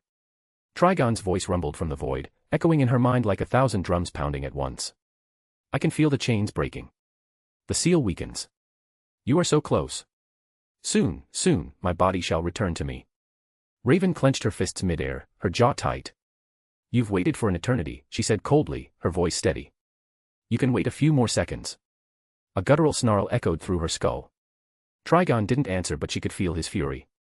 Good, she thought. Stay mad. I need you to think only about yourself like you always do, so you won't see anything coming free. She inhaled slowly, steadying herself as the magic swirled violently. Her voice echoed louder, laced with power and purpose. Azarath. Metrian. Her violet aura erupted into a raging tempest. Meanwhile, in the realm of Azarath, Trigon's true form stood chained, massive and monstrous. Each limb bound by glowing, arcane chains of violet light. His 6 eyes burned with bloodlust, his skin steaming as he pulled against the bindings. Suddenly one chain snapped. Then another. Crackling magical energy burst outward as his monstrous muscles flexed, ripping through the dimensional bindings. I am. Finally. His voice roared like a hurricane across realms. Free. He laughed a deep, booming cackle that shook the void around him, and the final chains shattered into nothing. Back at the altar, the seal exploded in a burst of raw magical force. The ancient structure cracked, and a massive crimson vortex tore open in the air behind Raven, spiraling outward like a storm birthed from hell itself. A demonic wind screamed, ripping through the chamber. The possessed heroes stirred for the first time, trembling in place. Their master was coming. Raven stepped back from the altar, her boots grinding against the stone floor. Her hood blew back from the force, revealing her face, fierce and resolved. Her eyes glowed, a blend of violet and red. Come on, father, she thought to herself, the voice inside her head filled with defiance. Let's finish this once and for all. The crimson portal twisted violently, and from its depth, a towering red silhouette began to emerge. Horns. Clawed hands. Burning 6 eyes. Heat poured out of it, filled with hatred and rage. The shadow of Trigon the Terrible began to rise, one hand already reaching forward through the veil. // If you like this story, check out my other stories. Solo leveling in Westeros. And you can get access to 3 more chapters or 7 more chapters if you want. Chapter 127, Trigon Ascends. If you like this story, check out my other stories. Solo leveling in Westeros. And you can get access to 3 more chapters or 7 more chapters if you want. // The crimson portal tore itself wide open, shrieking like a wound in the very fabric of reality. And then, he stepped through. Trigon the Terrible, monstrous, immense, beyond imagination. He emerged in full, standing taller than everything around him, his skin a blazing inferno of red, glowing with ancient runes that pulsed like a heartbeat of pure evil. His 6 blazing eyes scanned the underground chamber, taking in the cracked altar, the kneeling guardians, and his daughter standing defiant before him. With a slow, deliberate motion, Trigon raised his arms and flexed. The sound of bones cracking echoed like thunder, and an unnatural heat radiated from his flesh, warping the air around him. He inhaled, deeply, as if savoring the world he wants to lay ruin in. Ah, the stench of earth, he rumbled. Soaked in fear, poisoned by hope, and utterly unprepared. This wretched place needs to change now. He stepped forward. Every footfall trembled the ground, loose rock raining from above. His horns scraped the edges of the ancient chamber, and yet he kept growing, empowered now by both body and soul. Raven clenched her fists, her cloak billowing in the rising heat. She was already chanting, her voice calm but firm. Now, father, since you are truly one body and soul. Her eyes flashed brilliant violet. Her voice sharpened. It's time for your actual seal, one that you will never be able to escape. She raised her hands toward him, and the air exploded with arcane energy. Azarath. Metrian. Zinthos. A violent surge of violet magic burst from her palms, slamming into Trigon's chest like a divine hammer. The spell coiled around him, light lashing across his massive frame like serpents of pure will. The room screamed with magical pressure as Raven poured everything she had into the spell, her pain, her hope, her very soul. The magic engulfed him completely. His form was obscured in light. The ground cracked. The kneeling possessed heroes fell completely still, their connection flickering.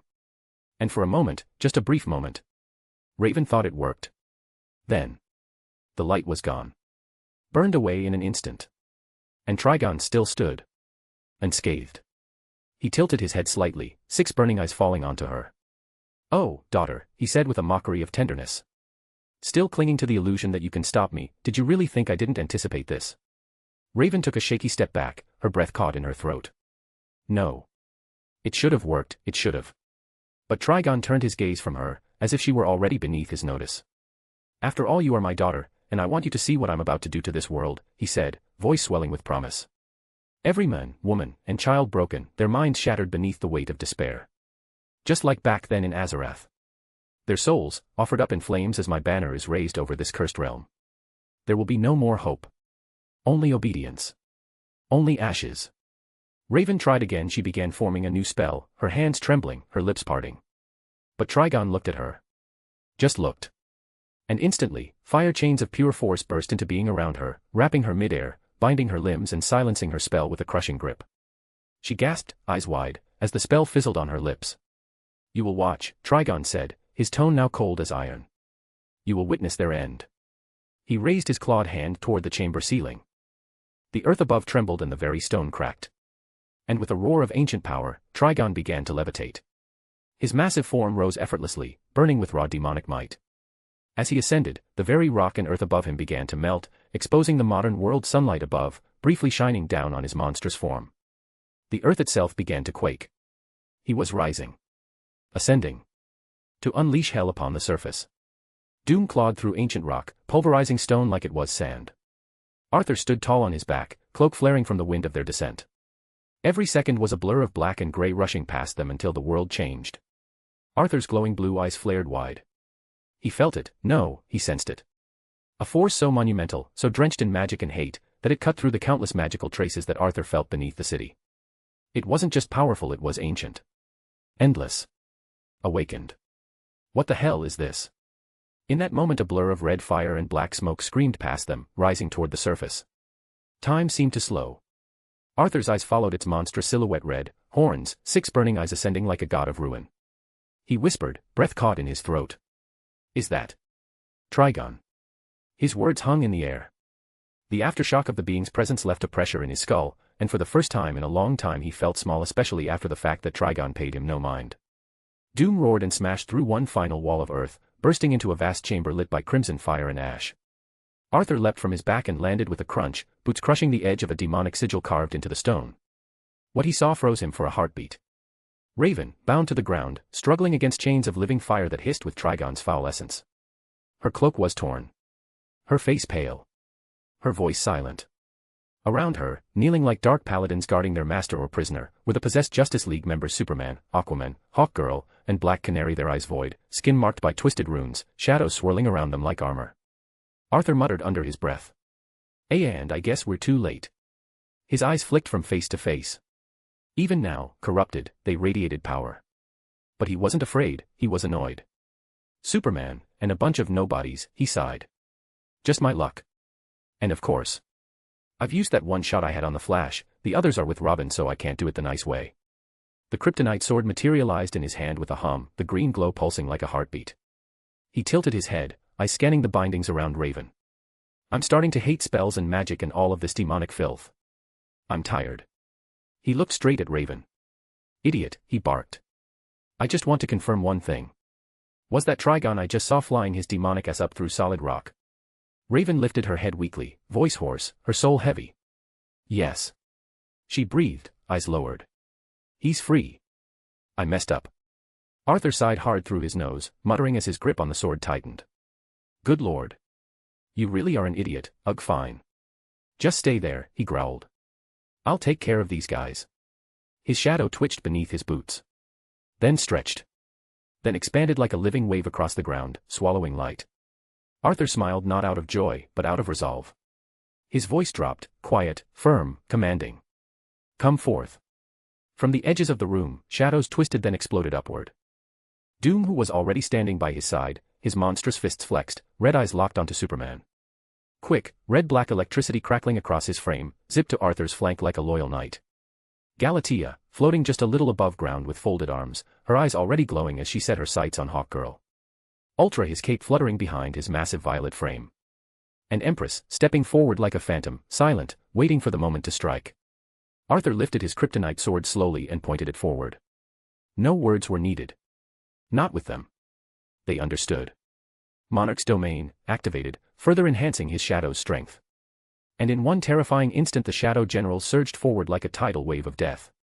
The chamber erupted into chaos. Galatea blitzed through Hawkgirl, the clash ringing like thunder. Ultra met Aquaman with a boom that cracked the floor. Quick and Empress danced through Black Canary as if they were toying with her. Arthur stood still. Sword in hand, his smile was fading. "Let's see how much of your soul is left, Man of Steel." Doom beside him, hulking and silent. Across the chamber, the possessed Superman hovered, his 4 eyes burning red. They locked eyes. A single breath passed. Arthur's grip tightened. Doom growled low. Superman tilted his head, then lunged. So did Doom. So did Arthur // If you like this story, check out my other stories. Solo leveling in Westeros. And you can get access to 3 more chapters or 7 more chapters if you want. Chapter 128, Even Gods Bleed. If you like this story, check out my other stories. Solo leveling in Westeros. And you can get access to 3 more chapters or 7 more chapters if you want, // Fists cracked the air like thunderclaps. Arthur twisted midair, sword flashing in a silver arc, but Superman deflected it with a forearm hardened like steel. The shockwave from the impact blew chunks of debris across the chamber. Doom came in from the side, massive, relentless. His fist slammed into Superman's ribs, the floor beneath fracturing like glass. But the Men of Steel didn't flinch. He drove his elbow into Doom's face, then spun midair and delivered a hammering blow to Arthur that sent him skidding across the stone. Arthur grunted, catching himself with one knee down, kryptonite blade dragging a thin green line into the ground. He hits harder than Ultraman. He muttered, blood on his lip. Recklessly attacking won't work. He lunged again, sword raised. Superman met him with fury, heat vision flashing, but Arthur dipped under the beam and countered.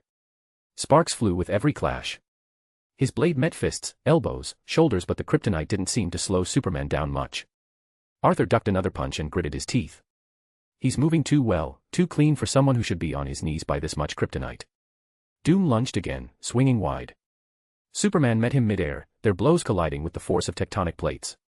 Arthur blurred behind them with speed step, vanishing from sight, reappearing above, slashing downward with his kryptonite blade. Superman twisted, barely catching Arthur's wrist mid-strike and hurling him through a wall. Stone shattered. Arthur rolled back to his feet, coughing dust, his ribs aching. Okay, that's bad, he muttered, cracking his neck. Doom didn't wait, he tackled Superman through a pillar, the two of them exchanging a flurry of thunderous punches. Superman drove a knee into Doom's gut, then lifted the shadow monster by the neck and slammed him down with enough force to quake the entire place. Arthur reappeared behind him in a whirl of black mist, sword sweeping horizontally. Superman ducked, fired heat vision backward, forcing Arthur to slide under the beam, sparks flying everywhere. He's too fast, Arthur thought, dodging a backhand that would have crushed his skull. And not just fast, precise. Even possessed, totally different from the Flash, he is not sloppy at all. Arthur danced away, blade flashing in defensive arcs. Superman came at him again, 2 punches, a spinning elbow, then a kick that launched Arthur into the air. Mid-flight, Arthur gritted his teeth. Okay. Too close. He teleported midair with speed step, flickering beside Doom as the shadow beast pulled himself back up. He's not reacting to the kryptonite the way I thought, Arthur muttered. He's resisting it, or the possession's compensating. Superman flew at them again. Doom roared and met him head-on, grappling with all his monstrous strength. They locked in a dead man's struggle. Arthur's eyes narrowed, glowing blue. Maybe on the outside it isn't enough. He didn't finish the sentence, Doom heard it. Understood. The monster shifted, snarled, and drove Superman against a wall, pinning him with both arms. It wasn't going to last. 1 second. That's all Arthur needed. Speed step. He vanished, then reappeared inches from Superman's side, blade already drawn back. The kryptonite sword plunged into Superman's shoulder, a sickening hiss echoing through the air. Superman roared, his body convulsing. He twisted at the last moment. Arthur missed the heart. Still, green energy surged through the blade. Smoke curled from the wound. Arthur met his eyes. Still hurts, doesn't it? He whispered. Even for you. Superman snarled, teeth gritted, one hand still restrained by Doom. His 4 red eyes, however, they burned red. Boom.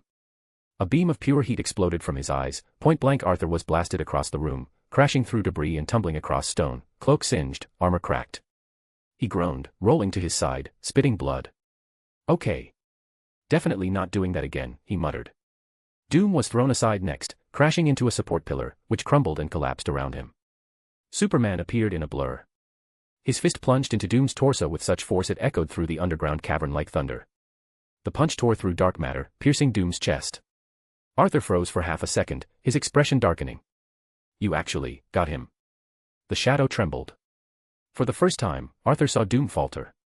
The silence was brief. A violent pulse of darkness rippled from Doom's wound. His head jerked back, and then his body surged upright, regenerating at terrifying speed. Spikes burst from his arms and shoulders like jagged obsidian. His eyes now glowing violet. The system interface flickered before Arthur's eyes. Shadow General, Doom, rank upgraded Marshal. Arthur grinned, the corner of his mouth twitching upward. Bad news for you, men of steel. Doom roared, the sound like the cry of an ancient titan, and lunged forward. Superman met him without hesitation, two monsters crashing together in a fury of fists and blows that bent the very air around them. Each punch from Doom cracked the ground. Each strike from Superman dented the very shadows. Arthur didn't wait.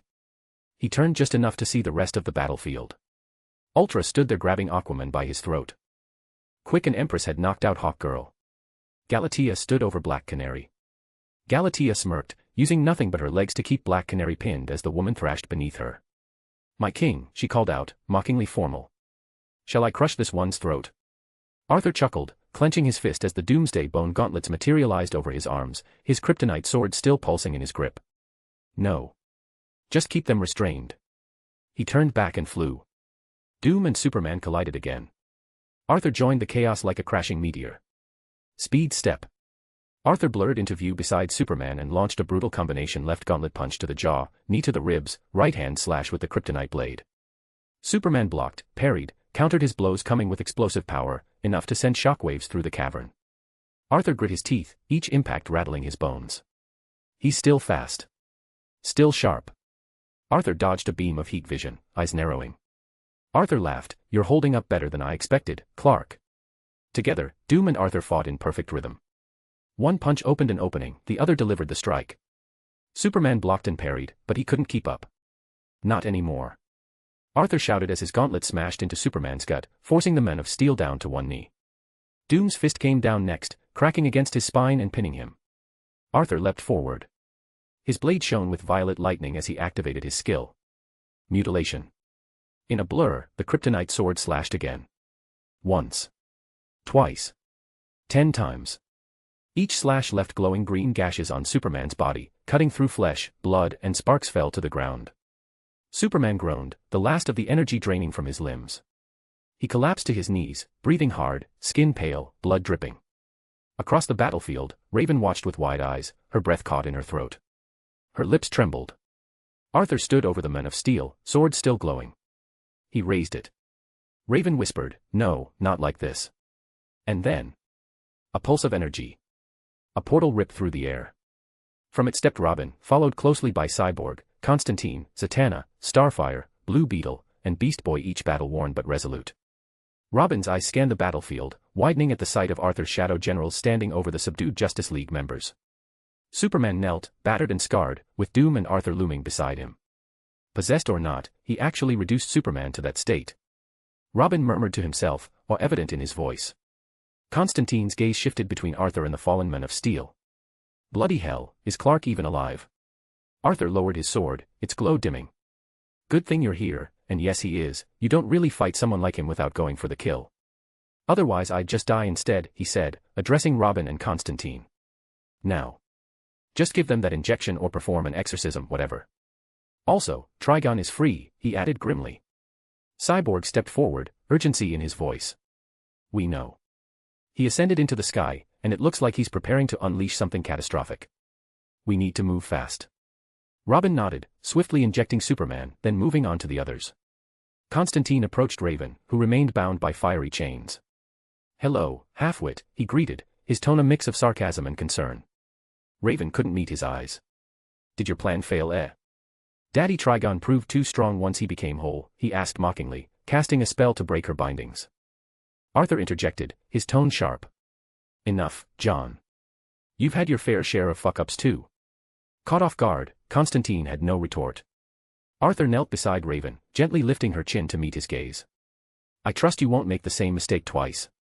There is no second time, I've already doomed the world. Arthur, Raven whispered. I'm not talking about releasing Trigon, Arthur said, his eyes locking with hers. Raven's breath hitched. Her eyes lit up. I'm talking about a sealing spell. Can you do it again? Focus this time. I believe only you can do it, you are his daughter after all, and we'll do whatever we can to hold him off.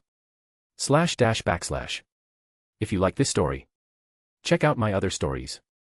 Solo leveling in Westeros. And you can get access to 3 more chapters or 7 more chapters if you want. Chapter 129, The Monarch's Warning. If you like this story, check out my other stories. Solo leveling in Westeros. And You can get access to 3 more chapters or 7 more chapters if you want. //. A flicker of light stirred behind Raven's tired violet eyes, small, but there. But the moment passed too quickly. She lowered her head again, her shoulders trembling. I'm not sure anymore that I can do that, Arthur, she whispered, voice brittle as ash. I thought I could, but I failed. I let him out. I made everything worse. She couldn't even look at him. The shame on her face, the weight of her father's power, her own weakness, it was all pressing down like a crushing tide. Arthur sighed. He got closer without a word and gently reached forward. His gloved hand lifted her chin until her eyes met his again. That's all right, he said softly. And then he kissed her. It was sudden. Fierce, but tender. Raven's eyes widened in shock, caught between a gasp and silence. For a heartbeat, the world stood still, the shadows ceased to move, even the embers from the crumbling stone beneath them seemed suspended in time. Robin froze mid-step. Zatanna raised an eyebrow with a knowing smirk. Beast Boy's jaw opened just slightly. Starfire blinked, almost confused. Blue Beetle muttered, "Whoa." John Constantine let out a long exhale. How lovely, we are totally not in a hurry, carry on, Trigon will wait. Arthur pulled back, his voice low and calm as he held her gaze. Your powers, he said, are the only thing I can trust when it comes to Trigon. I don't think this idiot here can seal him without summoning something like Lucifer or worse. He gestured casually with his thumb toward Constantine. Oi. John snapped indignantly. I can hear you, you know. Arthur ignored him and smiled faintly, helping Raven to her feet. Let's go now and defeat the son of a bitch. Raven stood, the doubt still lingering, but something stronger now flickered behind her eyes. Determination. Fire. The kiss, unexpected as it was, had anchored her. Arthur turned toward the group and barked, Robin. Titans. Get the Justice League members out of here. Blue Beetle crossed his arms. Are we taking orders from him now? Robin shot him a look. Do as he says and stop complaining. Cyborg moved first, hoisting Aquaman onto his shoulder. Starfire flew to grab Hawkgirl. Galatea handed off Black Canary, still unconscious, as Robin moved to Superman and lifted the Men of Steel up with effort. But as soon as Superman's arm draped over his shoulder, the Kryptonian spoke. Arthur Blackwynd. Superman's voice was ragged, weak but clear. Robin flinched, startled. He's awake. Arthur turned, unsurprised. Of course he's awake, he thought. Obviously the drug hits different with him. Unlike Bruce and the others, he's Superman, after all. He said nothing, simply watching as Clark lifted his head slightly. We're sorry, for all of this, being useless like this. Clark rasped. The guilt was written across his face. And thank you. Arthur gave a slow, honest smile. That's why I like you more than the Bat. Then he added, tone light but firm, it's not exactly your fault. But we'll handle this. Don't worry. Clark smiled faintly, then let himself fall back into Robin's support. Arthur turned back to his team. He looked to John, then Zatanna, then Raven. Come on now, he said, eyes beginning to glow again. Let's finish this. Zatanna stepped forward, lifting one hand. Her voice was smooth and precise as she chanted a teleportation spell, Ekno Ta Nagard Otisu Troplet. The air crackling with mystic energy. Light whirled upward in a vortex around them, lifting dust and darkness into the air. Raven closed her eyes, centering herself, now more determined than ever. Raven's hand found Arthur's. And in a flash of light and magic, they vanished. With a flash of ethereal light, the group reappeared in the sky high above the skyline of Metropolis. Wind howled around them. The scent of fire choked the air. And before them, blotting out the sun, was a nightmare made real. Trigon. The demon hovered above the city like a god, his 6 burning eyes scanning the mortal realm with a contemptuous hunger. His muscular arms were raised, gathering crimson energy in swirling vortexes that seemed to suck the very life from the sky itself. Symbols of ruin and destruction burned around him like solar flares. Beneath, Metropolis trembled. Buildings started to crack. Windows shattered from the sheer pressure of his presence. Civilians had long since started to flee the city the moment they saw him up there. The city now felt like a place waiting to be cursed and shattered. Arthur floated midair, his dark cloak rippling behind him, eyes narrowed.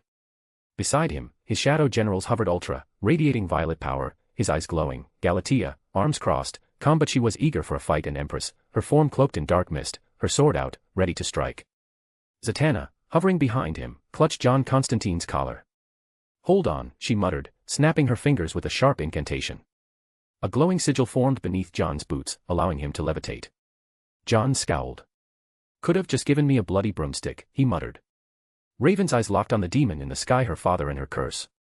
If we don't stop that, she whispered, he'll lay ruin to this world. There won't be anything left. Arthur didn't answer immediately. His gaze was fixed on Trigon, unflinching. Unafraid. But behind that stare was calculation, fury. Then finally, he spoke. I'll throw everything at him, I don't see another way to keep him busy. His voice cut through the wind. He looked at Raven. Every sword, every punch, every strong shadow under my command, he'll feel all of it. His gaze shifted back to the infernal titan above. He really looks down on us, as if we're nothing but insects. John hovered beside them, one cigarette already half lit in his mouth, the wind barely allowing it to stay alight. Well, he muttered, he is just floating there midair, menacingly. Zatanna snorted but kept her focus sharp. Even humor couldn't mask the tension in her spell work. Arthur turned to Raven again. Start the spell, he said. His tone softened just a little. Concentrate. I'll distract him. No matter what happens, finish it properly this time. Raven hesitated, her hands twitching, the pressure evident in her expression. But then she met Arthur's eyes and nodded. He gave her a small smile, then shot toward the sky like a missile, trailing shadows behind him like wings. Now, with me, he commanded. Ultra shot forward in a flash of violet light. Galatea and Empress followed, blurring into black streaks of motion behind Arthur. The sky screamed as the shadows tore through it. Raven took a breath. One hand pressed over her heart, the other extended before her, dark energy forming at her fingertips. Her voice was a whisper, ancient, firm, and shaking all at once. Azarath. Metrian. Zinthos. The skies dimmed. Magic gathered around her like a storm. Zatanna floated nearby, hands weaving defensive sigils in case anything struck. John hung back, muttering layered counterspells just in case Trigon decided to attack or interrupt. Raven's eyes began to glow white, her cloak fluttering like torn silk around her as she ascended slightly with the building power. I can feel him, she said, voice deeper now. His rage. His hatred. It burns through every dimension. John nodded grimly. Yeah, that's dear old Dad for you. Arthur, now almost upon the demon, clenched his jaw. His Demon King longsword pulsed in his grip with lightning. The Doomsday gauntlets formed again, spikes glinting with dark power. He appeared without warning in front of Trigon's massive, towering form. The demon's skin was crimson, burning from within with molten veins of fire. His gargantuan 6 eyes, glowing with infernal light, turned lazily toward Arthur. Trigon's expression was one of pure disdain, not a flicker of alarm or surprise, as if Arthur's presence was nothing more than a minor irritation in the endless parade of mortals foolish enough to challenge him. The demon's great bulk remained still, arms raised, weaving dark energies into the swirling storm overhead, preparing his cataclysmic assault. Arthur's lips pressed into a thin line. A sharp, mocking tsk escaped him. Behind him, shadows surged, the forms of Ultra, Galatea, and Empress springing into motion with ferocious speed. They launched a synchronized barrage of punches, fists ablur, slamming into Trigon's chest, arms, and face. The blows struck with the force of a battering ram, shattering stone and rippling with shadow energy. Trigon didn't flinch. Not even a twitch. He absorbed the onslaught like an immovable mountain, unyielding and indifferent. Arthur's eyes narrowed with grim determination. He gathered his strength into a single, earth-shattering punch, the gauntlets around his fists blazing and crackling dark energy. He threw the blow with all the fury and power he could muster. The monstrous demon's head tilted just slightly, but unmistakably a rare sign of acknowledgement. All 6 eyes locked onto Arthur now, sharp and piercing. Trigon's voice rumbled like thunder rolling through a burning valley. You dare stand against me once again, mortal. Without hesitation, a searing beam of red-hot energy burst forth from his eyes, aiming straight at Arthur's chest. But before the blast could land, Ultra leapt with a roar, intercepting the deadly beam. The violet glow around Ultra flared wildly as he absorbed the full force of Trigon's eye lasers, killing him in the process, only to regenerate quickly after. Arthur's jaw clenched, fury flashing in his gaze. But then an ominous voice, cold and unyielding, echoed inside his mind, dripping with dark prophecy. Your strength falters in the shadow of what's to come. Face it unready, and you will be undone, your death, inevitable. Arthur froze. For a second he thought it came from Trigon, but the demon was indifferent, Arthur's eyes darting as he scanned the surrounding sky, expecting to find the source. But no one was there. Confusion flickered across his face. Who are you? He demanded, voice low and tense. The voice replied, resonating with ancient finality as the system interface flickered into view before Arthur's eyes as well. I am the record of your bitter struggle. I am the evidence of your resistance. I am the reward of your pain. I am death, I am eternal rest. And I am also terror.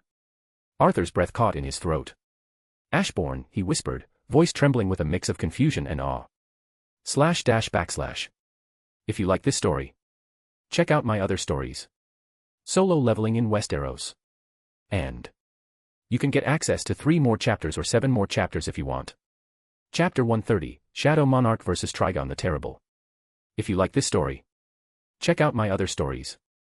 Solo leveling in Westeros. And you can get access to 3 more chapters or 7 more chapters if you want. //. Arthur Blackwynd floated. Still and silent. Sword in hand, gauntlets aglow. His eyes weren't on the demon. They were turned inward. Inside Arthur's mind, darkness stirred like a curtain being pulled back. A cold, immense presence pressed down on his soul. Then came the voice ancient, sovereign, weightier than gravity. Thou seeketh to challenge ruin incarnate. In your state, it is naught but suicide. Arthur grit his teeth. You're saying that I'll die if I fight right now. Indeed, Ashbourne rumbled. Thou art not yet worthy of the black heart. Words bloomed before Arthur's mind like ancient scripture, carved into shadow. Court locked, black heart. Condition, defeat Ashbourne's lieutenant, the Grand Marshal of the Shadow Army. Ashbourne's voice continued, colder, yet unshaken. Thy strength is but a fleck. A speck of what slumbers in thy soul. And yet. Arthur narrowed his eyes, listening. I cannot let the vessel of mine power perish at the hands of a demon. For him to vanquish the greatest fragment of brilliant light. It wouldst be a stain upon my name, an insult to the one who once led the angelic legions in divine war. Arthur clenched his jaw. So what you are saying is that you don't believe in me? No. Ashbourne said without pause. Thou art rash. Indecisive. And woefully stubborn. Arthur's head lowered slightly. He didn't argue. Ashbourne's voice softened just enough to carry weight, not warmth. But despite thy flaws, there is reason why I yet choose you. Outside, Arthur hadn't moved. He was frozen midair before a horror, unflinching but eerily still. Below, John Constantine looked up, one eyebrow raised. Why the bloody hell is he spacing out now of all times, he muttered. He's just standing there. Galatea narrowed her gaze. Something's happening to my king. Arthur remained still as Ashbourne's presence loomed one final time. The black heart remained sealed. Unlock it by proving your might. Vanquish my loyal knight. Claim it with power and wisdom. Arthur blinked. This night. You mean Bellion? Ashbourne offered no answer. Then the voice echoed again, fading like an eclipse in reverse. For now, I shall bestow a mere sliver of mine true essence. Bear it well.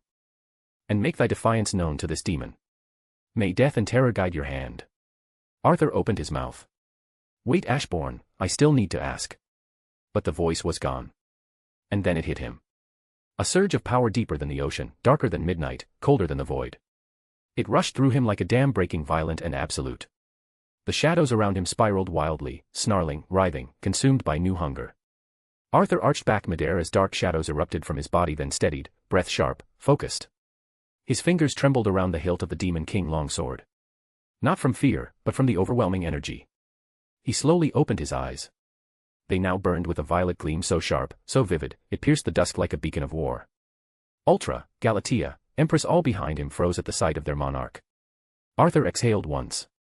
Then he whispered. This is only a little of your true power, you said. A beat of silence. Then Arthur charged. The air split behind him in a violent rush as he surged forward, a comet of shadow and fury. His gauntlets pulsed with fresh power, each fist wrapped in swirling violet tendrils of deathly aura. Behind him, his shadow followed like a vengeful legion, but this time, Arthur was at the tip of the spear. Trigon, the massive demon god, still preparing his attack, his voice like 1,000 souls weeping in reverse. His 6 burning eyes flicked toward Arthur. He didn't shift. He didn't raise a hand. He didn't stop casting. But then, he paused. His massive brow furrowed. What is this that I'm sensing? Something had changed. There was something different about this immortal. Then impact. Arthur's fist connected with Trigon's jaw. The shockwave cracked the skies. The sheer force blasted red clouds backward and bent the skyline below. Trigon's head didn't just tilt his head this time, his entire form lurched. The great demon's body jerked as if struck by the fist of a true god. And then he flew. A streak of red muscle and black flame slammed downward, crashing through the upper atmosphere like a meteor. He struck the streets of Metropolis with an explosive boom that shattered windows and sent parked cars flipping in the shockwave. John Constantine levitating beside Zatanna thanks to her spell gawked, his cigarette falling from his lips. Bloody hell, mate. Zatanna gasped, voice soft with disbelief. That punch. Raven opened one eye mid-chant. Her heart skipped a beat. She felt the power shift. She sensed that presence within Arthur once. It's that great Drachness. She whispered. But she closed her eyes again. She couldn't stop now. Smoke and ash swirled as Trigon rose from the crater, horns cracked, his pride wounded, fury mounting. What? How can this be? He thundered, voice shaking buildings. You were nothing. A lesser worm of shadows. Arthur didn't answer. He appeared beside Trigon like a phantom silent, eyes glowing violet, radiating malice. His very shadow cast a wave of dread across the crater, as if the world itself feared his steps. Then the fight began. Trigon lunged, claws sweeping massive, fast and brutal. Arthur ducked beneath the first strike, spun, and delivered a crescent kick to Trigon's side. The demon reeled, belching fire from his gullet in rage. Arthur darted aside, the flames missing by inches, incinerating an entire block behind him. Trigon's fire roared and he raised a hand, summoning pillars of hellfire that spewed upward like volcanic eruptions.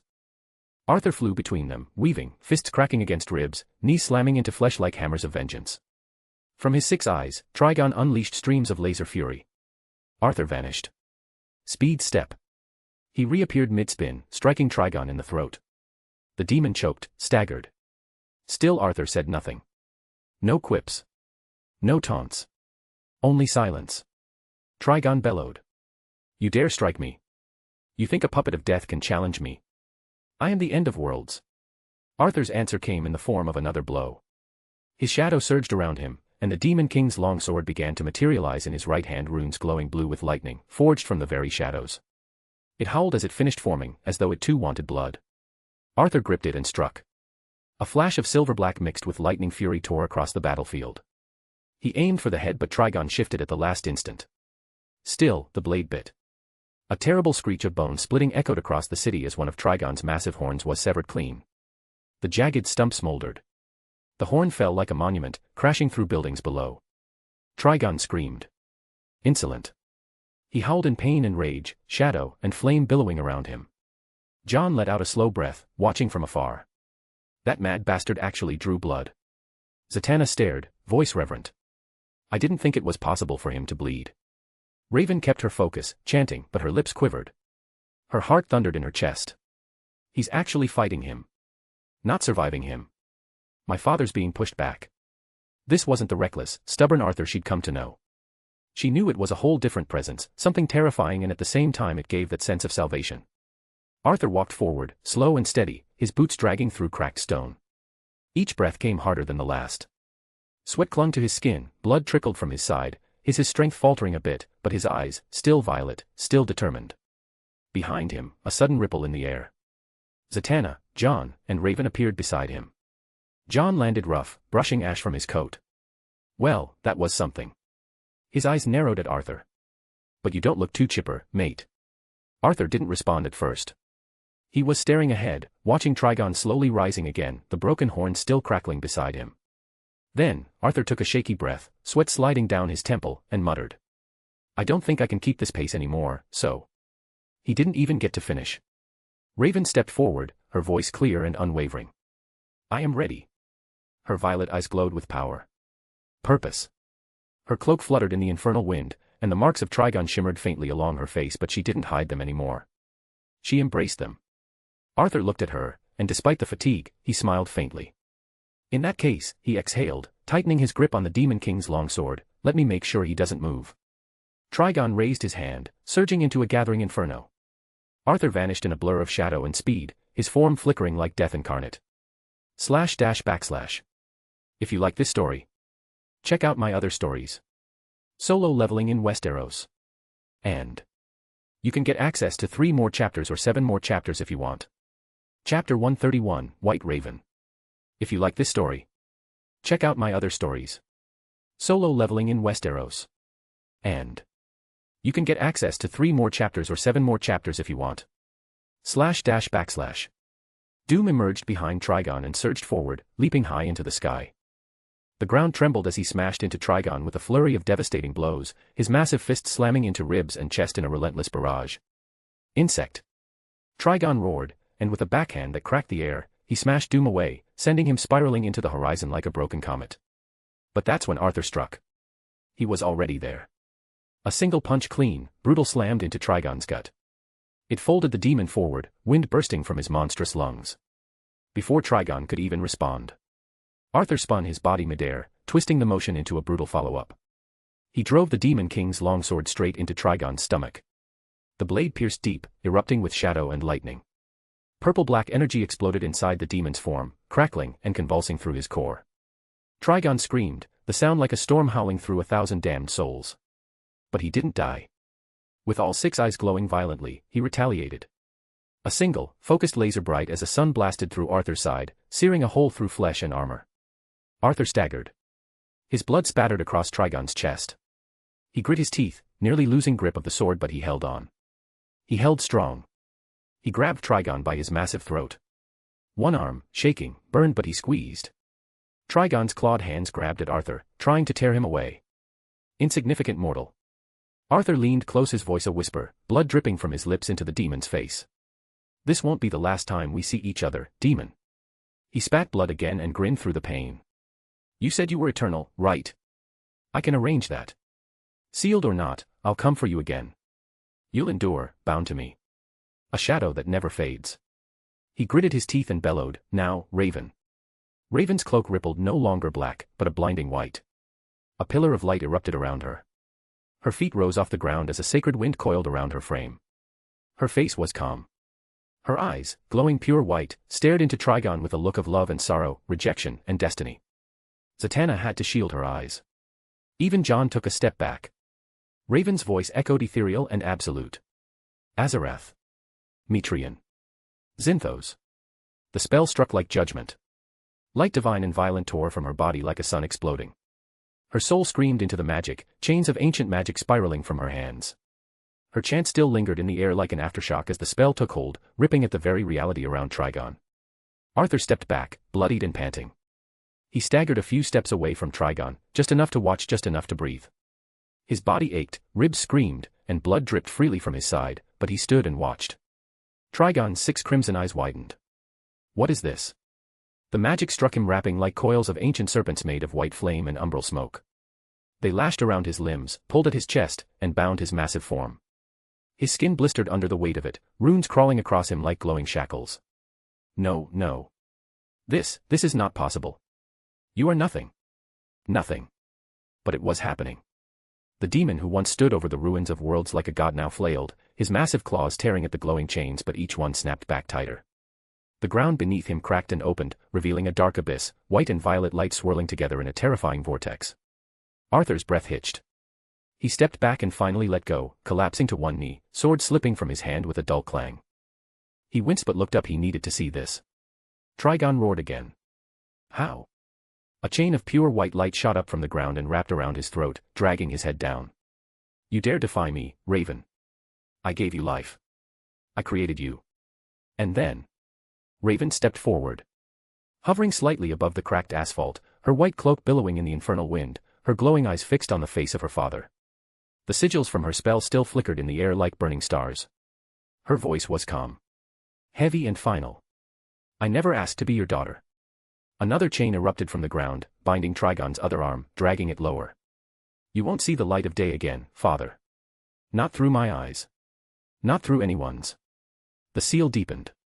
Trigon's feet were already being swallowed by the glowing chasm, the abyss pulling him back. This world isn't yours. It never was, it never will. Trigon's body thrashed violently as he was dragged down, lower and lower, inch by inch. The skyline flashed, magic sparking in sheets of white fire across the clouds. Re'avim. His voice was no longer thunder, it was desperation. A god's final cry as he was stripped of dominion. Re'aikirk. And then silence. Trigon's form vanished below the earth, swallowed whole by the spell. The abyss sealed shut, glowing runes sealing the cracks as if they never existed. The skies cleared and the weight was lifted. It was over. Raven collapsed to one knee, her hands trembling. Her chest heaved, sweat pouring down her pale face. Her white eyes faded slowly back to violet. Zatanna gasped, stepping forward. Raven. But Arthur raised a hand weakly, shaking his head. She actually did it. His voice was hoarse, a whisper. Raven whispered, exhausted but defiant. So long. Father. Zatanna caught Raven just before she could fall again, holding her steady as her breath trembled. Easy now, Z murmured, brushing the sweat-matted hair from Raven's brow. John stepped beside them, eyes still flickering with residual magic. Where'd you send him? His tone wasn't accusatory, just tired. Curious. Raven, breathing steadily now, replied, Azarath again. Except this time, body and soul. Together. He can't slip away, can't use his magic, and the seal is stronger than ever. John raised a brow and gave a low, impressed whistle. Yeah, I can tell. Especially now that you're all. He gestured up and down at her new, glowing form. White robes and sunshine. Very holy indeed. Despite herself, Raven smiled faintly. It was small, fleeting, but it was real. John reached into his coat and pulled something from a hidden pocket. A red gem, jagged and pulsing faintly with dormant power. And here I was, prepping this little beauty. He held it up between two fingers. Demonic soul trap, just like old times. Nasty stuff. Guess you won't be needing it after all. Raven looked at the gem, then at him, her smile widening just a little. I'll keep it. Might still come in handy. She turned, eyes scanning the ruined street. Arthur.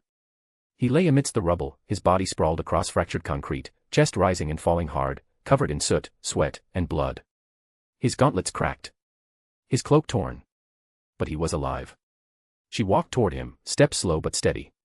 He turned his head just as she reached him, trying to shift but groaning from the effort. Are you all right? She asked softly, her voice stripped of anything but quiet concern. Arthur looked up at her, then let his head fall back onto the ground with a breathless chuckle. Just enjoying the concrete bed, he rasped. Don't worry about me. Without a word, Raven lowered herself beside him and lay down too, shoulder brushing against his. The sky above them was strangely peaceful now, flecks of light piercing through dissipating smoke. It's over now, she said quietly. Arthur turned his head slightly toward her, his voice low and warm. That was some spell. Thought I might get caught up in it for a second. But she didn't let him finish. She got close and kissed him. Not with urgency but with simple relief. When she pulled back, her voice trembled, soft. Thank you. For coming back for me. For believing in me. Arthur stared at her for a moment, his blue eyes searching hers. Then he smiled, small, tired, but honest. I did what I had to do. A short distance away, John tilted his head, watching them with a bemused expression. I think we should leave them, he muttered to Zatanna.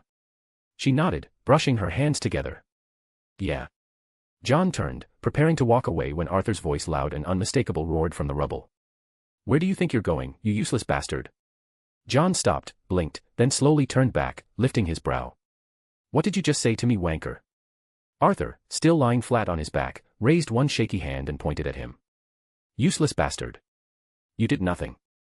Nothing but stand there talking the entire time. John scoffed, stepping forward indignantly. I'll have you know that I... Arthur cut him off with a wheeze of a laugh. Shut up. Just teleport us to Gotham. To my house. We can't exactly walk. Or move. I'm out of magic. Zatanna stepped between them, amused. I'll handle that before you two start throwing rocks at each other. She raised her hands, her voice smooth as silk, laced with arcane rhythm. Matog ot cab met troplet. Light flared once again, gentle this time, just enough to lift them from the broken city and carry them away back home, and then they disappeared. // If you like this story, check out my other stories. Solo leveling in Westeros. And you can get access to 3 more chapters or 7 more chapters if you want. Chapter 132, After the Fire. If you like this story, check out my other stories. Solo leveling in Westeros. And you can get access to 3 more chapters or 7 more chapters if you want. // Arthur Blackwind's estate, Gotham. Just past midnight. Quiet. Clean. Cold wind rustling the dark trees outside. A soft flash of light illuminated the grand marble foyer of Arthur's estate. The teleportation magic unraveled like silk, setting Arthur and Raven gently onto the polished floor. Arthur immediately staggered forward, knees nearly buckling. Raven caught him, her arm wrapping tightly around his waist. His body was heavy, not just with exhaustion, his mana was dried. The toll of holding back a god and bleeding beside a devil. He groaned, chuckling as Raven helped him stand. I think I left my spine in Metropolis. Raven didn't laugh. She just kept holding him, quiet and steady.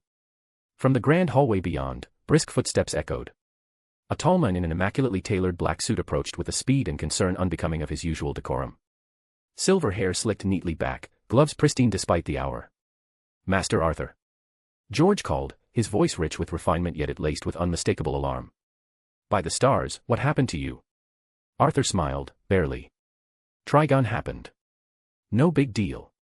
George arrived and, with surprising gentleness, took Arthur from Raven's side. His grip was firm but practiced. He'd done this before. "I shall escort you to your chambers," he said calmly, though his sharp gaze flicked over Arthur's condition. "Shall I prepare something for you?" "You look absolutely terrible, sir." Arthur let out a raspy laugh. "Thanks for the comment, George. Nothing boosts morale like hearing how awful you look." George, unfazed, kept walking. "I merely worry about the blood that is clearly visible on your person. You literally have a hole in your body, sir. And you appear as though you fought a small war and, judging by your current state, lost it." Arthur winced with a grin. "That's harsh." "But no, I didn't lose." Then he glanced at Raven and said, "We didn't lose." Then George slowed, eyes narrowing curiously as he studied Arthur's face in the low light. "What is it now?" Arthur muttered. "Your eyes," George said, his voice dropping. "Forgive me, but I swear I just saw them shift. Violet, was it?" "Only briefly." Arthur let out a tired sigh. "It's nothing. Just help me to bed. I'll heal on my own. I'm out of magic, you see." He laughed again, this time more hollow. Running on fumes and sheer will. As they began ascending the stairs, Raven remained standing where they'd first arrived, alone in the silent foyer. Her hood was down now. Her hair draped messily. The white robe was still faintly aglow, strange on someone who carried so much darkness within. George paused halfway up the stairs, turning back. "And you, Miss Raven?" he asked courteously. "Might I fetch something for you as well? Tea? Warm towels?" Raven blinked as if woken from a distant thought. She looked up, startled by the offer, and said awkwardly, "No, I'll be leaving shortly." Arthur, halfway up the staircase and slouched against George's shoulder, twisted just enough to call back over the banister. "You won't be leaving anywhere right now." His voice was firm and gentle, but definitive. He grunted and added, "Stay here. George is dull company, and it gets boring fast." George's eyebrow twitched, but he didn't dignify the comment with more than a dry chuckle. Raven stared up at Arthur. Something unspoken flickered in her violet eyes, uncertainty, maybe even a touch of warmth. "All right," she said, softly. She took a step toward the stairs. George glanced at her, then back to Arthur, and smirked faintly. "Shall I prepare the guest room, sir?" Arthur groaned. "Just get me to mine first before I collapse on the staircase." "As you wish, Master Arthur," George said with prim dignity. Metropolis. The sky was no longer crimson. The fire had faded. The storm clouds broke apart into dying wisps, retreating with the night. But the scars remained. Some buildings reduced to rubble. Streets cracked wide open. Burned cars. The faint smell of sulfur still lingered in the air. It looked like the aftermath of a war between gods, and that wasn't far from the truth. A glowing boom tube flared open atop the scorched ruins of a plaza. Out stepped the Titans. Robin landed first, crouched, his cape catching the wind. Behind him came Cyborg, his sensors already scanning the area. Starfire hovered just above the ground, her eyes darting between fractured buildings and the lingering magic that shimmered faintly in the air. "I'm not getting anything hostile on the grid," Cyborg said, eyes flashing. "No Trigon. No demonic signatures. It's like the entire Hell Rift just vanished." Starfire floated down beside him, her expression conflicted. "Then we are too late." Robin's voice was sharper. "No. We're right on time. The only difference is, someone else finished the job for us. And that someone is Arthur." They turned at the sound of soft footsteps on broken marble. John Constantine stood among the wreckage, lighting a cigarette with the embers of a fallen lamp post. His coat was burnt at the edges. A red cut ran across his brow. Beside him, Zatanna leaned quietly against a cracked column, arms crossed. Robin stepped forward. "Constantine," he said curtly. "Where are Raven and Arthur? What happened here?" John took a long drag, exhaled smoke into the scorched wind. "It's over," he said flatly. "You lot don't have to worry about them anymore." Robin narrowed his eyes, looking around. "So Trigon is no longer a threat?" John smirked, bitterly. "Well, Raven's seal is stronger, for now." He flicked ash toward the charred pavement. "At least until she decides to release him again for some unknown bloody reason." Zatanna's head turned sharply. John. He raised a hand. Don't start. I know why she had to do it. Doesn't mean I have to like it. Robin's voice hardened. You are saying she did it for the fun of it. John didn't look at him. He stared out at the crater where Trigon had once stood, smoke curling off his shoulders. No, but I wouldn't sell the world for a few people. Zatanna raised an eyebrow. You wouldn't. John paused. His jaw twitched. I didn't mean it that way. Bloody hell. He ran a hand through his hair and turned away. You know what I meant. Cyborg stepped in, breaking the tension. All's well for now then. I just re-established contact with the watchtower. Martian manhunters confirmed that everyone who was still up there is bruised, but alive. Superman really messed them up, they're recovering. The ones that were possessed are also recovering in the tower. Robin's gaze scanned the scene again. And the civilians here? Cyborg nodded. There aren't any known casualties, but there will be. Arthur did a fine job then. Compared to previous fights that Superman had here, this level of destruction isn't half bad. Starfire's glow dimmed softly. I wonder what Batman will say once he regains consciousness. Robin smirked faintly. That'll be interesting. John scoffed, already turning to leave. Don't count me in when he does. And don't call me again either. He jabbed a finger toward Robin. I'm on vacation for the next decade. This was a total mess. And for the last bloody time I'm a freelancer. Batman keeps forgetting that. Zatanna chuckled, brushing a strand of hair from her face. Where are you even going, John? Somewhere with rum and no demons for the time being, he muttered, flicking the cigarette away. And where people don't summon their fathers from hell. Robin folded his arms. Well, thanks for the help. John shook his head, walking off toward a distant alley glowing faintly with teleportation magic. Amidst the chaos in the city, late night. Talk had begun to spread. In hushed voices. In hurried whispers. In stunned disbelief. I saw him. I saw him, I swear to God, said one man to a police officer, his face smeared with soot and blood. He punched that thing. That demon thing in the sky. Punched it so hard it flew across the skyline. The officer blinked. You mean Superman? The men hesitated. I thought so. But, no. No, it wasn't him. Too much, dark smoke thing. Not our usual red and blue hero. Violet. And the thing he was surrounded by these flying monsters. Like demons. But they were fighting for him. That wasn't Superman, a woman said firmly to a channel reporter, brushing rubble from her jacket. I've seen Superman. This guy didn't seem like him. He had this shadow-like creatures that were alive. Her daughter clung to her sleeve, nodding. One of them saved me, she whispered. You're saying they saved you, the reporter asked. The girl nodded slowly. He pointed at me and one of them came out. Tall. Glowing eyes. It pulled me out of the building before it fell. In a cafe with cracked windows and overturned tables, a group of college students sat watching the newsfeed replay aerial drone footage of the city. The images were distorted fragments of smoke, lightning. I'm telling you, said one student, scrolling through a grainy video on her phone, this wasn't just a villain of the week thing. This was some end of the world, Book of Revelation stuff, two demons fighting.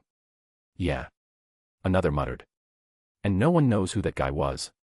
They're already calling him the Black King online. The internet's going crazy. That's a stupid name. He looked evil, a man said near a destroyed monument, holding a bandage to his arm. But he was fighting for us. You saw how the demon screamed when he stabbed it. Superman wouldn't kill, but I think he might be on the Justice League's side. His friend shook his head. I don't know, man. Whatever he was, whatever they were, that didn't look like Justice League business.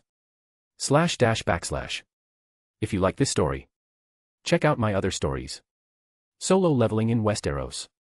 And you can get access to 3 more chapters or 7 more chapters if you want. Chapter 133, No More Walls. If you like this story, check out my other stories. Solo Leveling in Westeros. And you can get access to 3 more chapters or 7 more chapters if you want. // Blackwynd Estate, night. Rain whispered lightly against the windows, painting the glass with soft trails. The moon hung low in the sky, casting a silver light over the estate. Inside, everything was quiet. Arthur Blackwynd lay in his bed shirtless, bruised, bandaged. A deep breath rose and fell in his chest. Sleep hadn't come easy. His body ached in ways that potions, magic, or even time couldn't soothe. The weight of that power lingered in every corner of his soul. Longevity. Even with this I still feel pain, that power of Ashbourne was something. Am I really not ready? Arthur muttered to himself. But finally, rest had begun to claim him. Click. The door creaked open. Arthur's eyes slid open immediately, sharp, even half asleep. His hand instinctively twitched toward the nightstand. But then he saw her. Raven stood in the doorway, barefoot, cloaked only in the soft shadows of the hall light behind her. Her violet hair was brushed over one shoulder, her robe loosely tied, eyes cast downward like she wasn't quite sure what she was doing here. Arthur blinked slowly, the edge of combat falling from his gaze. Everything all right? His voice was low, quiet in the dark. She didn't speak at first. She stepped in and shut the door behind her, resting her back against it for a moment, like she was still making up her mind. Then she looked at him. Can I stay here tonight? She asked. Her voice was soft, clear, but almost careful. Just here. Arthur didn't answer immediately. He sat up slightly on one elbow, his hair tousled, his bandages shifting slightly with the movement. His brow furrowed not suspiciously, but in surprise. You want to sleep here? He asked, eyes flicking to the empty half of the bed. Raven nodded once, and took a step closer. I also want to talk, she said quietly, almost anticipating the question. Just because I want to. That made him pause. His gaze held hers for a long second before something softened in his features. Sure, of course, he said. She crossed the room in near silence, her footsteps barely audible. Arthur shifted aside, making space. The bed dipped as she climbed in delicately, almost cautiously, like the moment itself was fragile. Neither of them spoke for a bit. Arthur rested on his back, eyes fixed on the ceiling for a beat, before he slowly turned his head toward her. She lay beside him now, her face half lit by moonlight. Her hands were folded beneath her cheek, lashes low but not quite closed. Awake. Present. It'd be kind of funny, Arthur muttered, voice a little dry but laced with humor, if Trigon saw us like this. She turned her head slowly to look at him. Funny, she echoed, raising an eyebrow. He grinned a little through the bruises. Yeah. He'd probably explode in anger. There was a brief silence. Then she rolled her eyes, and gently swatted his shoulder. He probably would, she murmured, a small smile finding her lips. But I'd like to think this would annoy him more than anger him. Arthur chuckled softly, the sound faint against the rain outside. That makes it even better. Raven went quiet again. Then she shifted just a little closer, her forehead barely brushing his arm. Thank you, she whispered. Arthur tilted his head to her, surprised. This again. I know I already said that, but you came back for me, she replied. Even when everything said you shouldn't have. Arthur's voice was almost too quiet to hear. I never really had a choice, when that demon was about to destroy the world and all that. Raven's voice broke the silence once more. You know, she said, not quite looking at him, that power you used back there.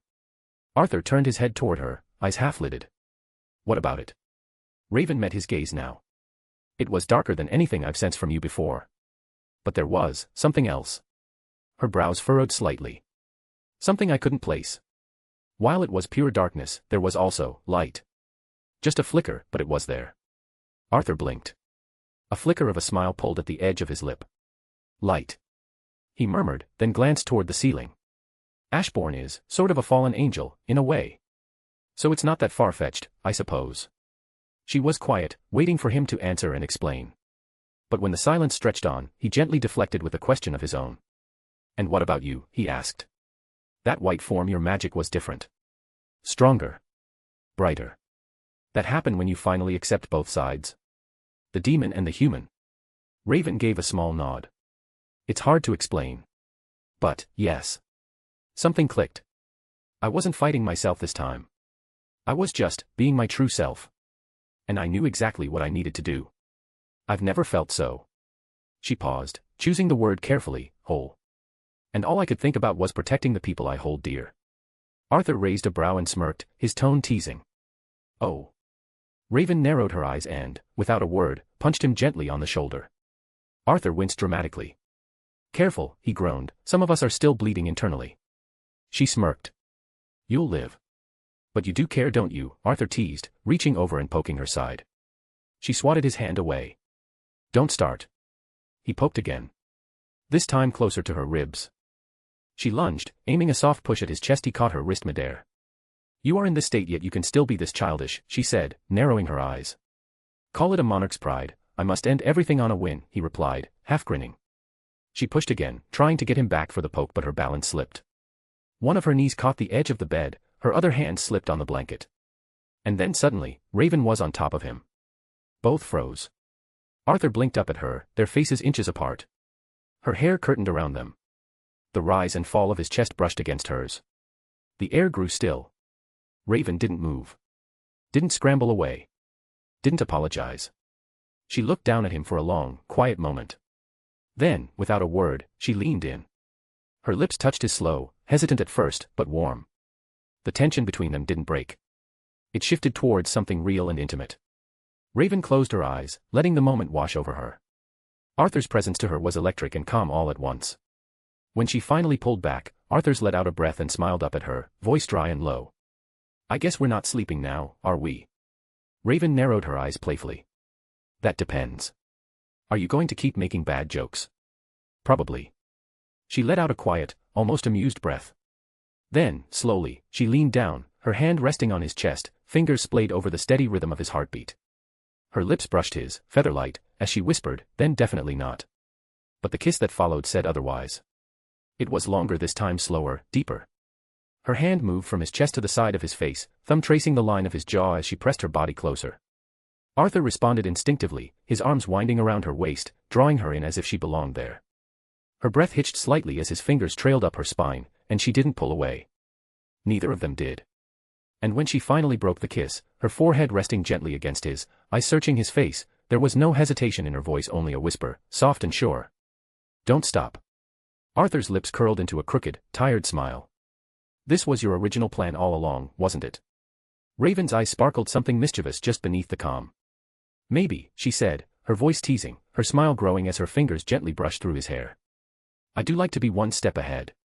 With a swift but careful motion, he grabbed her by the waist and rolled, rotating their positions until she landed softly on her back, one arm propped beside her head for balance. His blue eyes gleamed with something wicked and amused as he looked down at her. You are dangerous, he said, voice low, full of both admiration and challenge. Raven blinked, surprised at first, but then her lips curved slowly, her hands sliding up his chest as she replied, soft and amused. Takes one to know one. And then she pulled him down into another kiss. No more words were needed. // If you like this story, check out my other stories. Solo leveling in Westeros. And you can get access to 3 more chapters or 7 more chapters if you want. Chapter 134, Warmth in the Aftermath. If you like this story, check out my other stories. Solo leveling in Westeros. And you can get access to 3 more chapters or 7 more chapters if you want. // The first light of morning spilled gently through the tall windows of Arthur's bedroom, casting the space in a golden glow. The rain had stopped sometime during the night, leaving the world outside soft and still, draped in silence. The only sound now was the rhythmic whisper of wind brushing past the stone. Arthur woke up first. His eyes opened slowly, painlessly, recovered, his wounds were no more thanks to his passive ability. The ache in his muscles had faded. The shadows within his body were calm, no longer restless. Now he felt truly whole. And then he noticed her. Raven lay beside him, the curve of her back barely covered by the linen sheet, her breathing even and slow.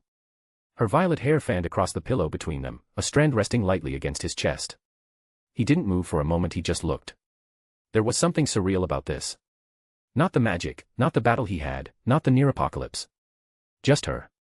Here. Beside him, a companion. His hand lifted slowly, brushing a strand of hair from her cheek, careful not to wake her too harshly. But she did at his touch. Her eyes opened halfway, still hazy from sleep, and landed on him. For a moment, neither said a word. Then Arthur's lips curled into a small smile. Good morning, he said quietly. Beautiful. Raven blinked a few times, like her brain needed a second to catch up. Then her lips quirked back, equally soft. Good morning, idiot. He chuckled, but before he could reply, the memories clearly rushed back to her all at once. Raven's eyes widened slightly, her face turned a red, way too red, and with a sudden gasp she pulled the covers up to her chin. Oh my God. She muttered, voice muffled as she buried her face half into the pillow, half into the sheet. I can't believe we actually. Arthur propped himself up on one elbow, still smiling, entirely too amused. You did kiss me first, you know. Arthur, she groaned, eyes wide and mortified. Just saying. She glared at him from under the blanket, cheeks flushed. That's not helping. Arthur just grinned mischievously. Before she could throw something at him, the door creaked open. Click. A sharp, refined voice broke the quiet of their moment. Good morning, Master Arthur. Miss Raven. Arthur turned his head sharply, caught between surprise and confusion. George stood impeccably composed in the doorway, silver tray in hand, a steaming teapot and 2 cups resting atop it alongside coffee. Not a wrinkle in his suit, not a single twitch of surprise on his face. As if walking in on his master and a half-demon sorceress tangled in post-battle bliss was the most routine part of his morning duties. I took the liberty of preparing something for your inevitable awkward morning. I didn't know what the miss would like to have in the morning, so I prepared both tea and coffee, he said, setting the tray gently onto the small table by the window. Chamomile. To soothe the nerves. Raven sank deeper beneath the covers. Arthur rubbed a hand down his face. George, remind me to fire you later. George raised an eyebrow, entirely unfazed. Shall I begin writing the termination letter now, sir, or after you've both dressed appropriately? There was a long pause. Arthur opened his mouth. Closed it. Tried again. Nothing came out. And then Raven, still hidden under the sheets, snorted. Tried to hold it in. Failed. The laugh burst from her, quiet and lovely, and utterly uncontrollable. Arthur gave George a flat look, though the corner of his mouth twitched in betrayal. Just. He sighed, lifting a hand toward the door and making a vague shooing gesture. Get out. Very good, sir, George replied with a slight bow, and walked off with perfect dignity, leaving behind only the faint scent of tea. The scent of freshly made food and the distant aroma of something baking, something George had no doubt spent hours preparing. Arthur had thrown on a pair of dark slacks, shirt still unbuttoned as he stood by the window, coffee in hand, his silhouette outlined by the soft daylight. Behind him, Raven sat cross-legged on the bed, draped in one of his black shirts, sleeves far a bit too long on her. Her expression was calm now, comfortable in the quiet, in the warmth, in him. She watched Arthur sip his coffee, the muscles in his back moving slightly as he did, and with a slight smirk said, I like your butler. Arthur glanced back at her with one brow raised. He's not a butler. He's more of a caretaker, not that I need one, but I haven't figured out how or why, but I enjoy his company here. I did say it gets lonely and dull here. Raven chuckled lightly. Sounds like a butler to me. He gave her a look, half amused, half tired, and turned back toward the window. He took another sip of the coffee, then looked over his shoulder again. Got any plans now? He asked, voice casual, though his eyes carried more weight than his tone. Raven hesitated. Her smile faded slightly. She stared down at her hands for a moment before replying, voice quiet and honest. I don't know. I'll probably go back to the Titans. A pause. Though. I'm not sure I can face them. Not after everything that happened. Arthur didn't rush her answer. He nodded slowly, setting the coffee cup down on the windowsill as he began buttoning his shirt. They were worried too, he said simply, eyes focused on the buttons. They wanted you to be safe as well. I know I don't exactly like that team, but that is something I like that about them. Even though I was the one who did the heavy lifting after all. Arthur added matter of fact. Her eyes lingered on him, thoughtful, and then she slipped off the bed, walking toward him without a sound. Just as he adjusted the collar, she stepped behind him and wrapped her arms around his waist. Her forehead rested lightly between his shoulder blades. I know, Arthur, she murmured. Or I could stay here and be Master Arthur. Both of them flinched. George's voice rang from the hallway, perfectly timed, clear as a bell. Breakfast is ready. I've prepared a selection based on your respective preferences, sir. Arthur groaned aloud, head tipping back in frustration. Raven nearly jumped back, stifling a laugh into Arthur's shoulder. Damn it, George. Arthur called toward the door, not even trying to mask his exasperation. We're coming. There was a faint, polite pause before George's reply echoed back. Very good, sir. I shall keep it warm. I prepared something for Miss Raven as well. Both of you need energy after all. Raven flushed instantly. Arthur stared at the door like he was calculating how long it would take to shadow slap George into the sun. Raven laughed into his back, unable to stop herself. Arthur sighed, resting a hand on hers at his waist. Remind me to put him on laundry duty for the next month. The dining room of the Blackwynd estate was as refined as it was a bit ominous. Sunlight filtered through tall windows draped with heavy, dark curtains drawn halfway open. The long obsidian table was set for two, with intricate silverware, elegant black porcelain, and a single vase of white flowers placed in the center like a strange apology for all the Gothic ambience. Raven sat at one end, curled into the seat with her legs crossed at the ankle, dressed casually in a deep purple hoodie and leggings. Across from her sat Arthur, freshly dressed. Between them, breakfast everything perfectly arranged, courtesy of George. George himself stood in the background, tall and composed, hands folded behind his back like a sentry. Must be nice, Raven said as she cut into her toast, waking up in a manner like this with a personal chef butler. George gave a slow bow, unfazed. I'll take that as a compliment, Miss Raven. Though I would argue my culinary skills are imperfect as of now. Arthur smirked. Don't encourage him. You wound me, sir, George replied smoothly, gliding toward the side table to refill the coffee carafe. Arthur turned his attention back to Raven. Are you really feeling okay, Raven? Raven met his gaze across the table. Her expression was calm, but her fingers briefly tightened around the handle of her mug. Yeah. I think so. Azarath still echoes in my head, but it's quieter now. It's not like before, not even close. I don't feel any sort of pressure. It's like a storm that finally passed. She took a sip, her eyes softening as they lingered on his. Arthur leaned back in his chair, relaxed in a way he rarely allowed himself to be. You know, Arthur said, casually, you look different now, Rachel. Raven paused mid-bite. Her violet eyes lifted slowly, her voice quiet but touched with genuine surprise. That's the first time you've called me that. Arthur blinked, then shrugged slightly. What, Rachel? What do you prefer to be called then?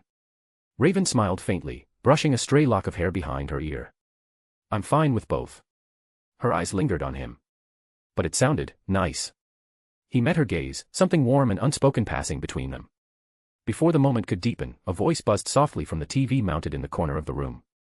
George, ever timely, stepped over and unmuted it with a remote. And in Metropolis, damage assessments are still underway following the devastating clash and destruction caused between what the masses are calling a demon and another demon. The screen showed grainy footage of a blurry image of Arthur, bones protruding from his gauntlets, eyes burning violet as he fought Trigon amidst burning ruins and shattered concrete. The news anchor continued, no confirmation yet on who this unidentified figure is, though speculation continues. Some believe he is part of the League. Others. Arthur groaned, setting down his fork. Great. They're calling me a demon now too. Raven didn't even look up from her plate. Did you see how you fight? Arthur raised a brow. She smirked, sipping her coffee. Demon is an understatement. Arthur scoffed. Oi. George cleared his throat from the corner, hands clasped politely. If I may, sir, your tendency to appear cloaked in shadows, flanked by monstrous shadow warriors, while dismembering superhumans with weird weaponry, does little to dissuade such public perception. Raven tried to hold in a laugh and failed, her shoulders shaking slightly. Arthur leaned back in his chair with a dramatic sigh. They still know nothing. Before Raven could add anything, Arthur's phone vibrated on the table beside him. He glanced at the screen. It's Robin, he said, looking up. Raven's amusement faded slightly as she tilted her head. Wonder what he wants. // If you like this story, check out my other stories. Solo leveling in Westeros. And you can get access to 3 more chapters or 7 more chapters if you want. Chapter 135, The Black Heart Beckons. If you like this story, check out my other stories. Solo leveling in Westeros. And you can get access to 3 more chapters or 7 more chapters if you want. // Robin, he said, then flicked the speaker icon on and set the phone on the table. Guess the Batside's checking in. Raven raised a brow. Oh. Arthur leaned back lazily in his chair, chewing on a bite of egg while Raven sat across from him, legs tucked beneath her, sipping from her mug in a rhythm that matched the quiet stillness of the morning. Arthur glanced down at the phone. A small flash of amusement lit his eyes. Arthur smirked as the call connected. Arthur, Robin's voice crackled through. Are you feeling well today? Arthur let out a low groan, theatrically stabbing a slice of toast with his fork. Still in pain. Hurts to breathe, hurts to move, I might be dying. He shoved the toast into his mouth with zero hesitation. Raven rolled her eyes. Robin didn't miss a beat. Really? Because I was calling with good news. Arthur swallowed. Do tell. Kara's recovered. She's awake and stable. Still under medical observation, of course, even though she kept insisting she was fine. Tried to fly off on her own 3 times, actually. Arthur's chewing slowed. That's good to hear. I was just about to ask. Robin's voice grew softer. She was mad at herself, you know. Kept saying she didn't do enough. Arthur's face twitched with a mix of guilt and relief, eyes flicking to Raven for a second before dropping to his plate. She did more than enough, he said quietly. Robin's voice shifted back into mission mode. Superman's better too. Arthur blinked. What? Sunlight, Robin replied simply. The radiation kicked in. The wounds wore off on their own. His body just recalibrated. Arthur leaned back in his chair, processing that. Fair enough. But I messed him up pretty bad. I hope he's not. He's not mad, Robin cut in quickly. That's actually why I'm calling. Arthur's brow rose. Superman wants to see you, Robin continued. He asked me to extend a personal invitation to the Watchtower. In a week's time. The Justice League wants to thank you in person for what you did. Arthur stilled, mid-reach for his coffee. Robin kept talking. Things are still a bit messy up there. Some of the systems fried during the fight. And, well, a lot of the damage was done by Superman himself. Most of the League's still recovering. A voice from the background chimed in. George, standing by the entryway with a silver tray in hand. How poetic. One person leaves carnage. Another cleans it. Not to mention they didn't like you some time ago, sir. Arthur chuckled under his breath. Thank you, George, for the timely philosophy. My pleasure, sir. Raven leaned forward slightly, curiosity prickling beneath her calm face. They want to thank you. I don't think Batman will do that, she murmured, a touch of surprise in her tone. Before Arthur could respond, Robin's voice came again, this time a bit louder. Wait, is that Raven? Raven stiffened. Shit, she whispered, setting down her cup too hard. Arthur pressed his lips together, eyes turning toward her with an amused expression. But Robin's tone was warm now, lighter. I know you are there. And we're glad you're all right, Raven. Really? Things got intense there for a while. But everything turned out okay in the end. The team's waiting for you. There was a pause. Raven's lips parted. Her gaze dropped to her lap. Thanks, she managed, soft and uncertain, but real. Arthur watched her, quiet, a small smile tugging at the corners of his mouth. The line went silent for a beat before Robin added, I'll message you the details in time, Arthur. Just take care of yourselves. Both of you. The call ended with a faint beep. Raven sat still for a moment, her fingers curled around the edge of her chair. She glanced at Arthur, catching his eyes. He just smiled, easy and gentle. I wasn't expecting that, she muttered. I told you they wanted to help you out so bad. Arthur said. She scoffed, but her lips twitched. I froze now, I couldn't say a thing. You said okay. That's progress. From the doorway, George cleared his throat delicately. Would now be an inappropriate time to suggest celebratory mimosas, or should I wait until after the Justice League sends a fruit basket? Raven broke into a small laugh. Arthur just leaned back, stretching his arms behind his head. Hold off on the mimosas, wine and all that, he said. I'm a busy person, I can't rest. So, by busy you meant, entering that weird portal in my room back at the Titan's Tower? Raven asked, tone casual but eyes sharp with curiosity. Arthur's eyes flickered for a brief moment almost imperceptibly before his mind drifted. That black heart. I must obtain it. Ashbourne said that I need to defeat his lieutenant in order to have it. That has to be Bellion. If that's the case, he's waiting at the 10th level. Clearing that floor should be my next goal. But then there's still the Tower of Fate. I've only gone halfway. Dr. Fate helped me and he said he couldn't help any further, but I haven't seen him since. Trapped, maybe. Sealed. Is this all connected? Or am I just blind to something greater? Too many damn questions, too few answers. Hello. Raven called out, waving a hand gently toward him. Arthur blinked and refocused. Yeah. I heard you, he replied, composed. And yes, I'll need to enter your room occasionally. Raven blinked once, then a faint blush colored her cheeks. She looked away, fingers tightening subtly around her cup. I don't think I'd mind you being there from now on, she murmured, just barely audible. Arthur raised an eyebrow, lips curving. What was that? She cleared her throat, sitting straighter. I said, I don't think the Titans would mind you being there anymore. You did just help save the world, after all. Arthur chuckled under his breath and then he stood. Right, he said, stepping toward the doorway. Then let's go now.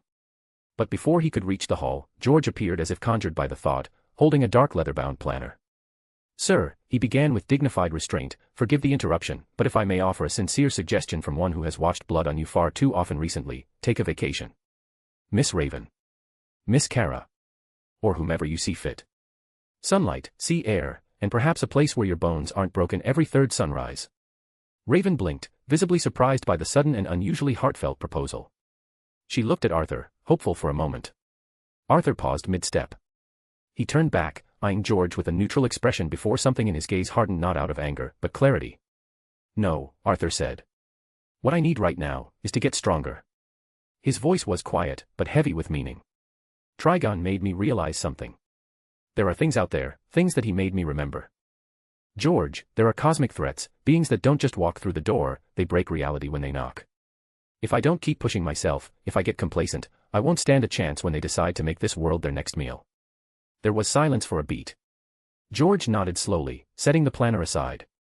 "Fair enough, sir." Raven narrowed her eyes slightly. "You gave up that easily?" George raised both hands in theatrical surrender, the corners of his mouth twitching in faint amusement. "Persuasion has its limits, Miss Raven. And your beloved is, unfortunately, quite immune to gentle logic, especially when he comes up with things like that."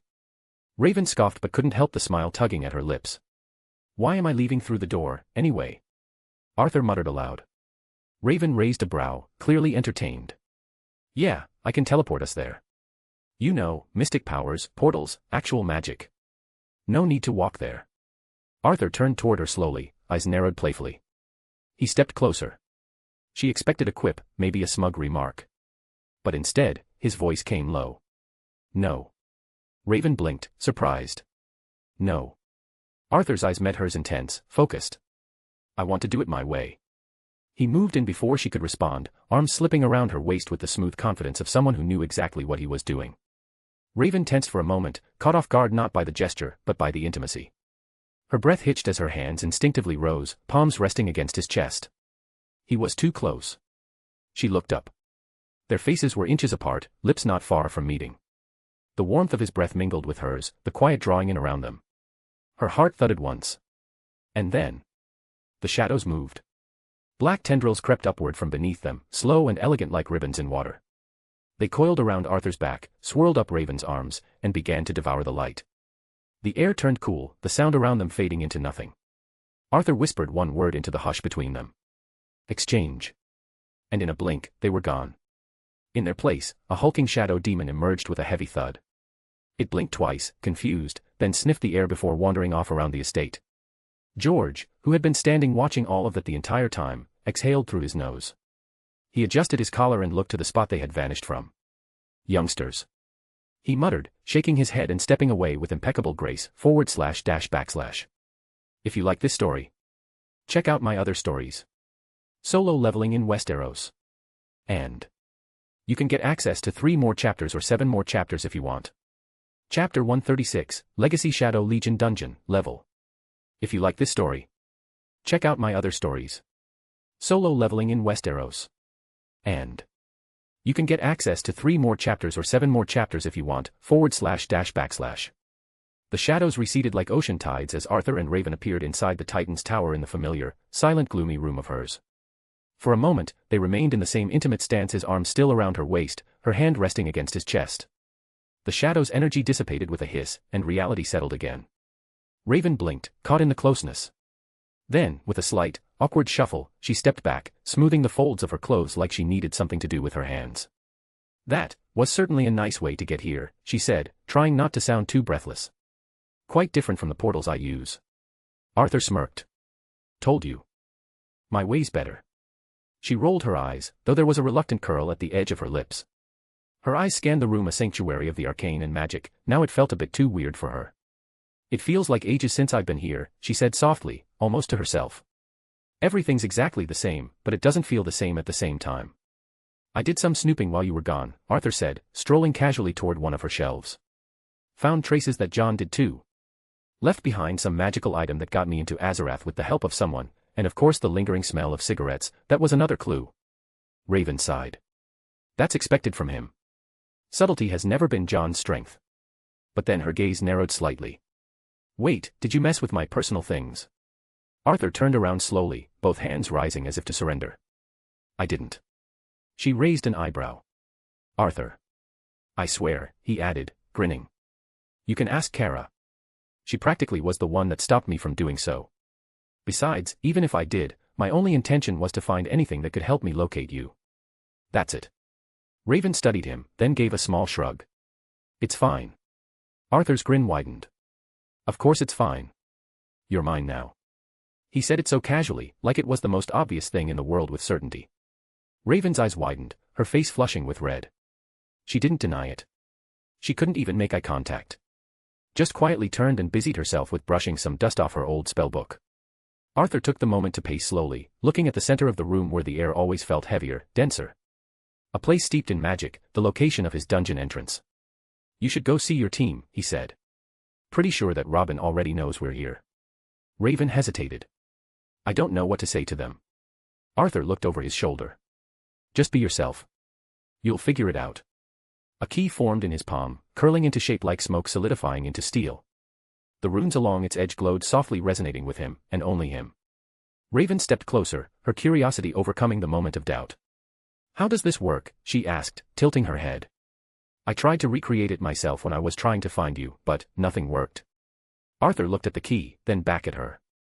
"It's hard to, honestly, I don't think I can explain it. I just know how to use it. It responds to me, and only me. That's why no one else can open it." She nodded slowly, thoughtful. "Figures. Nothing about you is easy to figure out." Arthur smirked and turned back toward the center of the room. He twisted the key in the air, and with a crack of dark energy and a pulse of violet light, a gate bloomed open, coiling shadows forming a swirling portal. He turned to her one last time. "I'll be going now. See ya." The smile he gave her wasn't just a farewell. It was a promise. Then he stepped in and the portal sealed shut behind him with a low whisper of wind. Raven stood in the silence of her room, surrounded by old comforts and new doubts. Her cloak shifted slightly as she took a breath. Then, after a heartbeat, she whispered so softly it barely reached the walls. "I still want you around. But do come back safe, dummy." Her voice was so soft yet full of everything she couldn't bring herself to say when he was standing right in front of her. Then, realizing what she'd just said, she groaned under her breath and turned toward the door. "I'm turning into Starfire." As Arthur stepped through the portal, his body was immediately consumed by shadow, swallowed by the unseen force of the dungeon's new reality. The air changed. The world shifted. "Welcome to Legacy, Shadow Legion Dungeon. Levels 1 to 3, cleared. Proceed to level 4. Arthur narrowed his eyes. His hand tightened into a fist as the system interface projected in front of his eyes, and echoed through his mind like an ethereal whisper. "Yeah," he muttered. "Confirmed. Transporting to level 4. The ground beneath him vanished, reality spiraling like a dark whirlpool, and within an instant, Arthur's boots slammed against soft soil. He staggered slightly, catching his balance. The first thing he noticed was the scent, rich, earthy, and wild. The second was the sky, filtered with a golden hue, partially hidden by tree branches so enormous they blotted out the horizon. "What the hell?" he breathed, standing upright. Everything around him towered impossibly high. Flowers the size of houses bloomed lazily in the breeze. The grass stood tall as fences. The trees, literal god trees, they rose like natural skyscrapers, stretching hundreds of meters into the air. Arthur looked down at himself, then at a mushroom casting a shadow over his head like a dome. "Okay, this is definitely messing with my sense of scale," he muttered, rubbing the bridge of his nose. His boots began to lift from the mossy earth, his body rising into the air as he slowly levitated. The further up he went, the more surreal the world around him became. Insects like beasts crawled across bark the size of cliff faces. Wind rustled leaves as large as ships. And in the far-off distance, rising like a mountain carved from myth, he saw it. A castle. Ancient. Ornate. Shrouded in cloud and shadow. Massive. He crossed his arms midair, eyes narrowing. Figures. Giant realm, giant enemies. At least I understand what I'll face now. A breeze passed through his dark coat, ruffling it like a wing. Arthur sighed, out of anticipation rather than weariness. Bellion is a long way to go, he said softly to himself, voice carrying with the wind. But then his eyes burned blue. But I'll get there. He flared with shadow. One moment he was hovering in midair. The next, boom. He tore through the skies, breaking the sound barrier with a blast of force. Leaves scattered. Trees bent. The sky roared. Black tendrils spiraled from his back as he streaked through the sky like a shadow comet, the castle growing closer with every second. I will claim that black heart, Arthur growled, eyes locked on the horizon. No matter what stands in my way. The sonic boom of his arrival still echoed through the heavens as Arthur descended from the clouds like a harbinger of shadow and storm. Wind howled in his wake. Then impact. Arthur landed in a controlled crouch, shadows coiling beneath his boots and the earth trembled lightly under him. Before him stood the gate. Massive didn't begin to describe it. The castle's outer wall soared hundreds of meters high, forged from stone veined with ancient glowing runes. The gate itself was carved from titanic slabs of dark metal, each panel adorned with weird GLYHPS, pulsing slowly with violet and crimson light. Arthur rose to his full height, eyes scanning every detail and his surroundings. No guards. No sentries. No fanfare. But his instincts buzzed, warning him with a whisper of the sheer magnitude of power that lay beyond those gates. Magic so dense. It wasn't just a castle, it was a domain, and something had built it to match their size and will. Arthur tilted his head slightly. He mused aloud. Should I knock or just blow the damn thing off its hinges? He stood there in silence for a beat, then shrugged. Guess we'll start with the polite approach for once.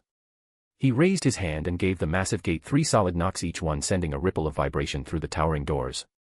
Then he smirked and leaned casually against the gate, crossing one leg behind the other. Hello. I have a delivery. One large order of ass-kicking. With a groaning rumble that echoed across the entire realm, the gates shuddered then opened inward, splitting down the center with slow motion. Dust fell like powdered stars from the seams. Magic hissed out.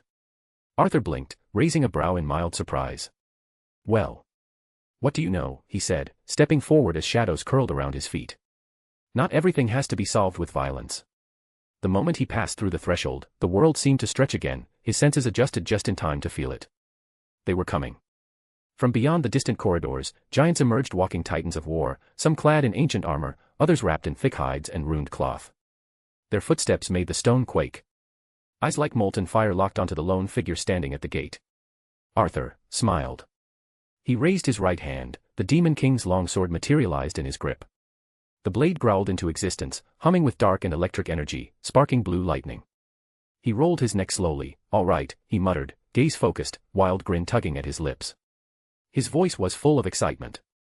I can't wait to see what they can do. // If you like this story, check out my other stories. Solo leveling in Westeros. And you can get access to 3 more chapters or 7 more chapters if you want. Chapter 137, Fear Itself. If you like this story, check out my other stories. Solo leveling in Westeros. And you can get access to 3 more chapters or 7 more chapters if you want. // The moment the last echo of the gate's dying groan faded into silence, Arthur began to walk forward. No rush. No fear. Just quiet steps, his boots tapping against ancient stone, each footfall soaked in shadow. The wind bent around him. The Demon King's longsword trailed faint streaks of blue lightning as it hummed in his grip, hungry. Arthur's eyes gleamed with cold fire. The giants, at least a dozen, watched the lone figure advance. Colossal warriors dressed in blackened steel and old magic, carved by the dungeon's will. They stood like moving mountains, their weapons larger than buildings, their voices like thunder. One of them moved. A tower of muscle and iron, with a sword the size of a bus clutched in both fists. It let out a roar like a crashing avalanche and charged, each step a tremor. The giant raised its blade high above Arthur, intending to crush the insect daring to tread into their sacred domain. Arthur didn't flinch. He raised one hand. Fingers splayed open. No defense. He just stood there waiting for the strike. Then. Clang.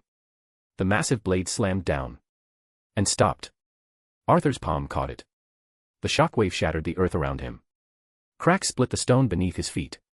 Air bent, pressure screamed, and still, he held it there, motionless, as if catching a falling leaf. Arthur's blue eyes slowly lifted to meet the giant's. The monster hesitated. Confused and shocked. Arthur's fingers closed. The massive sword snapped like brittle glass. Shards exploded outward, bouncing off Arthur's aura. Before the beast could comprehend, Arthur vanished. Then appeared above, twisting midair, bringing his long sword down like a thunderbolt from a god. A wave of lightning detonated through the sky as the blade cleaved through the giant's neck. Sparks and blood burst like fireworks. The head spun away in slow motion, eyes wide in disbelief as it tumbled, crashing into a distant wall and turning it to rubble. Arthur landed in a crouch, then stood, rotating his shoulders. All right, he muttered, as 5 more giants bellowed and charged. One down. The first swung a warhammer the size of a tank. Arthur blinked, then vanished in a flicker of shadow, reappearing in front of the giant's chest. His hand exploded forward. Ruler's authority. The giant's chest followed by his heart imploded, blood gushing from mouth and eyes before the giant dropped to its knees, corpse crumbling. Another came swinging. Arthur twisted around the strike midair and sliced off both legs at the knee in a flash of steel and lightning. The giant fell screaming. Arthur landed on its back, planted his foot on its neck and ripped its massive spine clean out, jagged vertebrae still twitching in his hands. A third giant hurled a chain at him.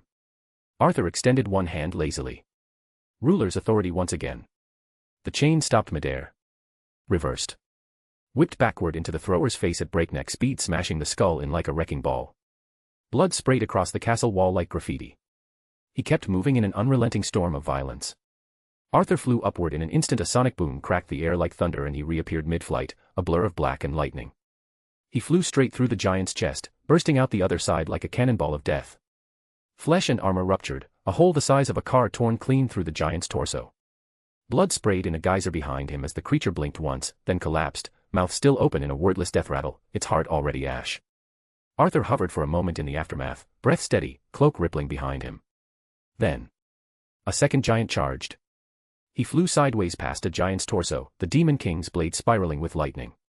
His strike parted flesh like paper, splitting the creature from hip to shoulder, its body collapsing into itself. One tried to crush him under its foot. Arthur vanished into shadow with speed step.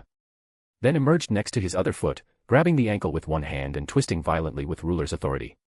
The foot twisted 360 degrees, bones snapping like dry twigs, the giant collapsing with a scream only for Arthur to impale its mouth from below with his sword.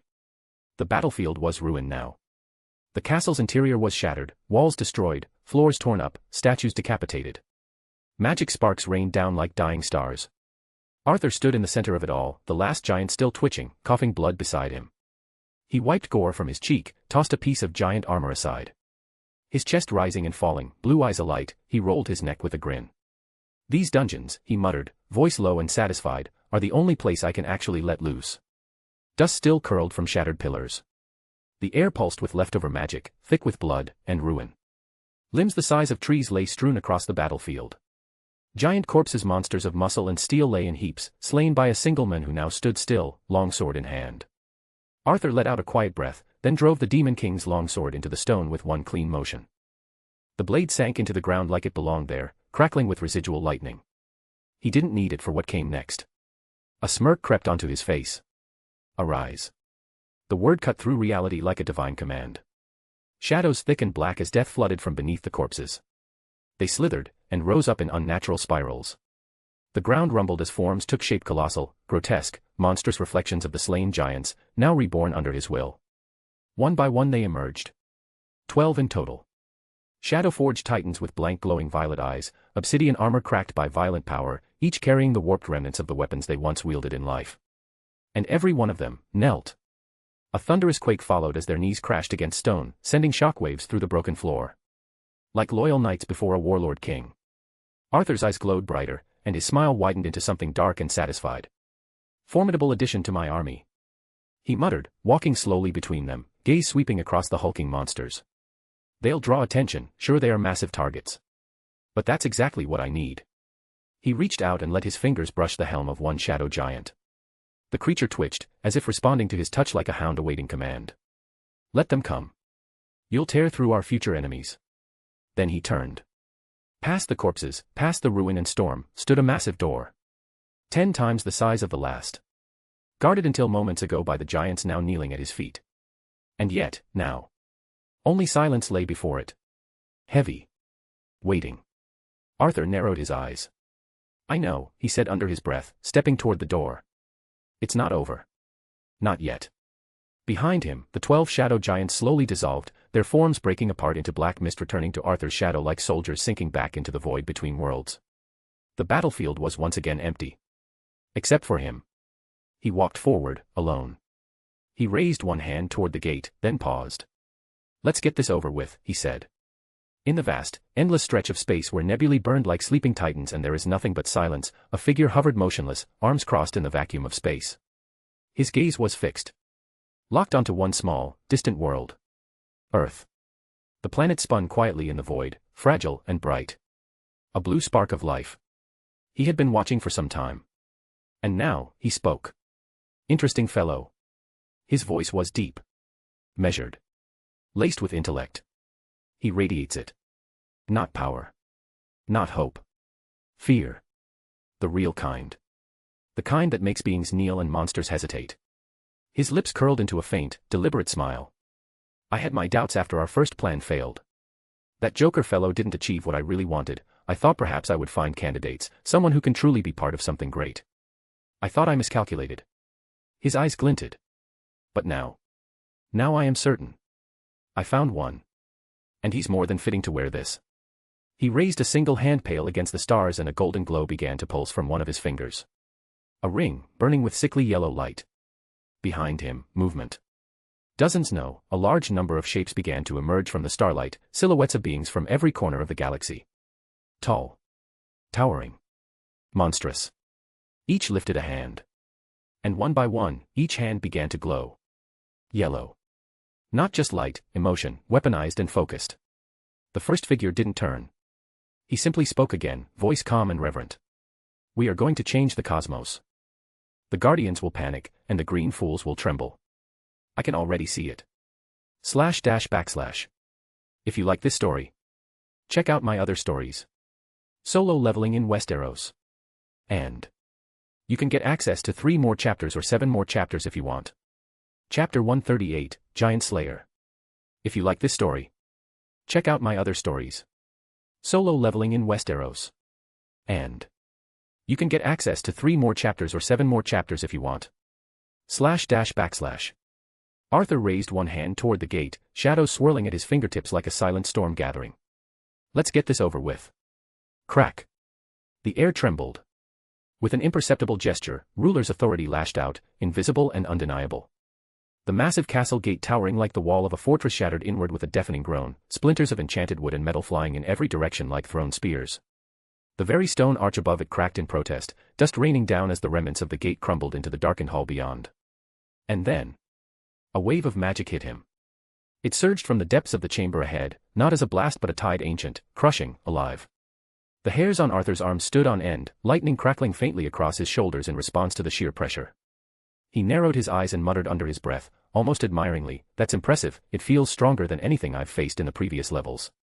He stepped forward slowly, boots crunching over broken stone and splinters of the gate. The corridor before him opened into a vast chamber, the ceiling arched impossibly high, lost in shifting clouds of magic. The floor was carved obsidian, polished to a mirror sheen, broken only by colossal stone pillars lined with golden runes that pulsed softly. And at the far end of the room, elevated on a massive black stone, the throne. And seated upon it, Arthur stopped walking. That's one big bastard. The figure on the throne was easily 3 times the size of the previous giants, his form clad in blackened armor etched with red sigils that pulsed faintly with unspent wrath. One massive hand rested lazily on the hilt of a monstrous battle axe, its blade buried into the floor beside the throne, steam rising off its edge. The other hand propped up his chin, a gesture of boredom or contempt. His eyes, burning red, focused solely on Arthur. For a moment, neither moved. Then the giant rose. The throne groaned as it was freed of his weight, and magic exploded outward like a shockwave, rattling the very walls. Pillars cracked. Torches flickered violently. The chamber dimmed and shimmered as if the giant's mere presence bent the world around him. Arthur's coat flared behind him, caught in the force. He closed his eyes for a moment and sighed. Still not strong enough, he said quietly, almost to himself. But then he opened his eyes, blue fire gleaming from within. But you'll do. He lifted his hand. And the Demon King longsword burst into being once more. The massive giant stepped forward, each footfall a quake that rattled the walls of the throne room. His battle axe scraped across the black stone floor with a shriek of steel, carving trenches as he raised it overhead with unnatural speed. Then he swung. A crescent of raw wind pressure exploded out. Arthur didn't move at first then, just as the axe whistled toward him, he leaned to the side, so fluid it almost looked lazy. The weapon crashed into the ground, obliterating a portion of the floor, but Arthur was already gone, blurring sideways with speed step, a trail of blue and black afterimages spiraling in his wake. Another swing, this time horizontal. Arthur ducked clean under it, spinning into a slide that cut across the broken floor. Rubble rose behind him, only to vanish as he disappeared from sight again. The giant's eye twitched. Arthur reappeared above him, standing on the flat of the giant's own axe, smirking. "Nice swing," Arthur said. And then he launched forward, a blur of muscle and fury, his fist crashing into the giant's face with a concussive thud. The shockwave rippled back through the throne room, dust, stone, and debris flaring out like a shock ring. The giant's head reeled back, his massive neck snapping to the side with a crack. He stumbled 2 steps, but didn't fall. Instead, he snarled and roared. A sound that shook the heavens.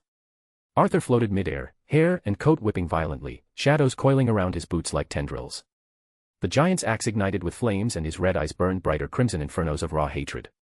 Arthur chuckled. Is that bloodlust I'm sensing? His blue eyes flickered, the corners of his lips lifting. Then his tone dropped, dark and wild. This is bloodlust. And the room changed. An invisible pressure slammed across the chamber, Arthur's aura exploding outward like a tidal wave of raw dominance. Darkness surged. The giant faltered mid-charge, his knees bending slightly, as if his body screamed at him to turn and run. But he didn't. He charged. Axe raised.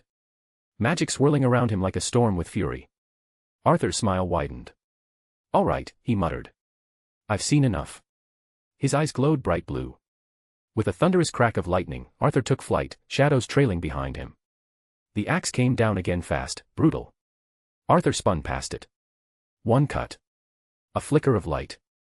Another swing, he flipped midair, letting the blade whistle past him by mere inches, the wind parting his hair. Then he surged forward. The Demon King longsword gleamed in his right hand, lightning sparking along its edge. Arthur gripped it with both hands and swung, unleashing a cleaving arc of lightning. The blade hit the giant's neck with a thunderous crack and kept going. A storm of lightning erupted from the point of impact. The wind howled. The ceiling groaned. Runes shattered along the walls. The giant's head slid from his shoulders, the light fading from his burning eyes. For a moment, his massive form stood still. Then he dropped to his knees. The sound was like mountains collapsing. Arthur descended in silence, his boots touching the fractured stone floor just as the body slammed into the ground behind him. Dust rolled past his ankles. Silence claimed the throne room. Arthur didn't look back. The giant's corpse lay still behind him, steaming, blood pooling into cracks that spiderwebbed across the shattered floor. But Arthur's gaze was forward, steady. His voice was calm, almost casual. Arise. The shadows twisted like smoke caught in a gale around the slain giant. Black tendrils slithered over charred muscle and broken bone, wrapping around the fallen titan like a burial shroud.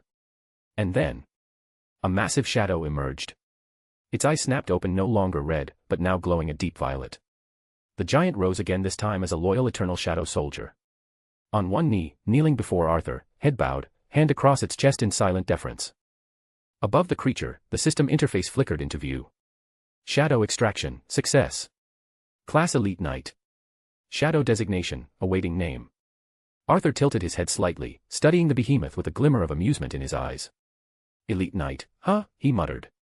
Not bad. I was expecting a general, to be honest. You were damn close to it. He folded his arms, smirking. You're a giant, sure, but that fire magic. The way you held that throne. You earned a name. He stepped forward, looking up at the towering shadow, its violet eyes locked on his. I'll call you Surtur. The moment the name left his lips, a flicker of energy surged through the giant's shadowy frame. His chest seemed to swell with a new kind of strength and identity forged in death. Arthur nodded with approval. You'll lead the others, he added. The rest of the shadow giants your squad now. Keep them in check. Don't let them turn into oversized liabilities. Surtur said nothing but bowed his head in silent acknowledgement. A towering figure of dread now bound to the Shadow Monarch. Then, like smoke caught in a wind, he dissolved, vanishing back into Arthur's shadow with a faint pulse of dark energy. Arthur exhaled through his nose, his expression unreadable. I'll check what I got from this later, he muttered, rotating his shoulders and stretching slightly, as if dusting off the aftermath of a light workout. Then came the chime. Level 4 cleared. Proceed to Level 5. Arthur glanced up at the glowing system prompt, its words burning silently in the air. He didn't hesitate. Yes. The throne room trembled. A new spatial distortion tore reality open before him, an abyssal portal forming from the ground, swirling like a cosmic vortex. Arthur looked into it and then the darkness swallowed him whole. // If you like this story, check out my other stories. Solo leveling in Westeros. And you can get access to 3 more chapters or 7 more chapters if you want. Chapter 139, Legacy Shadow Legion Dungeon, Level. If you like this story, check out my other stories. Solo leveling in Westeros. And you can get access to 3 more chapters or 7 more chapters if you want. // Arthur's boots touched down on solid stone with a faint echo. The moment he met the ground, the portal behind him hissed shut, sealing him in complete and consuming darkness.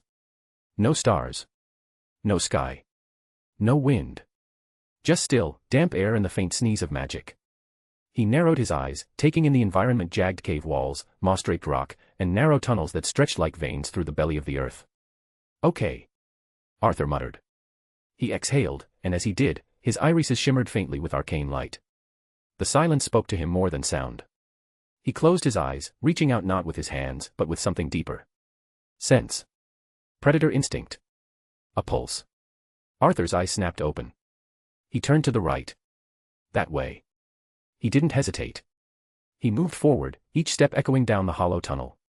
As he walked, faint droplets of moisture dripped from the ceiling, the echo of their impact like distant whispers. But the presence ahead was anything but subtle. By the time he emerged from the narrowing corridor into a wide chamber, the stench of blood was overwhelming. Red skin. War paint. Jagged weapons. A dozen figures turned to face him, eyes glowing with hatred and hunger. Arthur rolled his neck once, a faint pop echoing. He smiled. "Hi orcs, right," he said with a slow nod. "Heh. Then I know who your boss is." The orcs roared in unison, massive bodies thundering forward like a stampede of fury. But Arthur didn't flinch. He didn't even reach for a weapon. He cracked his knuckles. And then he moved fast. The first orc raised its axe high, but Arthur was already in front of him, his fist slamming into the creature's gut with a sonic boom. Bone shattered. The orc's spine cracked through its back as it flew in the air like a broken doll, crashing into the wall behind with enough force to collapse part of it. Two more came from the sides. Arthur vanished. When he reappeared, he was midair, both feet landing on one orc's shoulders, pushing downward as his palm extended toward the second orc's chest. Ruler's authority. Invisible force twisted in the air like an angry god's grip. The second orc was crushed mid-sprint, his arms dislocating, chest imploding like it had been caught in a vice. Blood burst from his mouth before his lifeless body slammed face first into the ground. The one beneath Arthur tried to stand. Arthur stomped down, the orc's skull cracking into the stone floor like an egg. He didn't even bother to look down as blood spread beneath his boots. Another roared, swinging its club wide. Arthur ducked beneath the swing, grabbed the orc's wrist mid-motion, and twisted. 360 degrees. Crack. The arm dislocated, bones torn like paper. Arthur's fist met its jaw a moment later, launching teeth across the cave like shrapnel before his second punch crushed its nose into its brain. The remaining orcs hesitated. One turned to run. Arthur clenched his fist. Ruler's authority snapped the orc's spine from behind like a whip of shadow energy. It twitched violently, then collapsed. In seconds, the room was covered in bodies, blood dripping from the walls, and the scent of fear settling in thick. Only one remained. It had tried to play dead. Arthur wasn't fooled. He stepped over him and then he backed away, grabbing the terrified creature by the neck and lifting it off the ground. The orc's legs dangled, arms flailing weakly. Arthur's eyes glowed blue. "Where's your boss?" His voice was calm, but it carried the weight of a storm. "This place is a maze, and I'm sensing enemies everywhere." The orc began to hyperventilate. Its pupils shook. It lifted a trembling hand, attempting to point. And then it screamed. Its tongue twisted on its own, coiling unnaturally. Blood fountained from its mouth, and before Arthur could react its head exploded, like a balloon of gore. Brain matter sprayed across the cavern wall, and the body went limp in his grip. Arthur blinked. "Right," he muttered. He opened his hand and let the corpse fall to the floor with a dull thud. He exhaled, wiped a smear of blood off his cheek, and shook his head. "Not gonna make this easy, Tusk, are you?" he said with a low grin. "Fine by me." Arthur turned away from the carnage, shadows curling around his legs as he disappeared deeper into the maze, his smile sharp and eyes glowing brighter than ever. Gotham. The city's endless shadows loomed overhead, its skyline stitched with flickering lights and brooding towers. Cold wind swirled between the alleyways like a silent observer, but none of it reached the balcony of the estate where Kara Zor-El touched down. She didn't knock. The glass doors slid open as she pushed them. And standing in the polished hallway beyond, clad in a sharply tailored black suit and white gloves, was George, unshaken by her arrival. "Miss Kara," he said with a small bow, hands clasped neatly behind his back. "It has been some time." "Hello, George." Kara gave a small nod, her voice strained with urgency. "Is Arthur here?" The butler tilted his head with a hint of apologetic grace. "I'm afraid Master Arthur left some time ago. It was urgent according to him." Kara's shoulders eased but only slightly. "So, he's okay?" "He is quite well, yes," George answered. "He left a message for you, should you inquire. He said, and I quote, 'Tell her not to worry. It's been handled and you did good.'" Kara blinked. "I was more of a liability." George inclined his head again. "The matter with Trigon, I presume." As you may have already know, he is no longer a threat. Master Arthur and Miss Raven took care of the situation. Kara's eyes sharpened. About that, Raven, she was here, right? Indeed, George replied without hesitation. I knew it. Kara thought to herself. George continued 2 days ago. The aftermath of the conflict required them to rest here, but they departed not long after. I believe they may be at Titan's Tower now, though I understand you were recently recovering there yourself. So how did you miss them? Kara looked away, her fingers curling slightly at her sides. Yeah. I was. I saw Raven, but she didn't mention coming here. Or anything about Arthur. There was a pause, then her brows furrowed, a quiet line of thought passing behind her blue eyes. Something happened. She exhaled softly, pushing the question aside for now. Right. Thank you, George. My pleasure, Miss Kara, he said with his usual refined composure, bowing once more. She turned, heading toward the balcony again, the wind brushing at her cape. But just as she stepped onto the edge, she stopped. George, ever attentive, raised an eyebrow. Something else, miss. Kara slowly turned around, eyes avoiding his for a moment. Then with a hesitant frown and a voice so quiet it could barely lift off her lips, she asked, do you think something happened between them? There was silence. And then a rich, restrained chuckle from George, not mocking, but amused in the most gentlemanly way possible. He raised a gloved hand as if to hide the corners of his smile. Forgive me, Miss Kara, but I do believe that's a question best directed toward Master Arthur himself. Kara's eyes narrowed with embarrassment, a faint flush coloring her cheeks. She pointed a finger at him half-heartedly. You, just, forget I asked that. As you wish, George said gracefully, the corner of his mouth twitching with restraint. With an exasperated sigh, Kara turned on her heel and leapt into the air, flying off in a streak of blue and red, leaving only a whisper of wind and the echo of George's soft, knowing laughter behind. He straightened his cufflinks, muttering to himself with wry fondness. Careful Master Arthur, young hearts. Always complicated. Batcave. The medical machines, half disassembled now, sat abandoned in the corner of the cave's infirmary.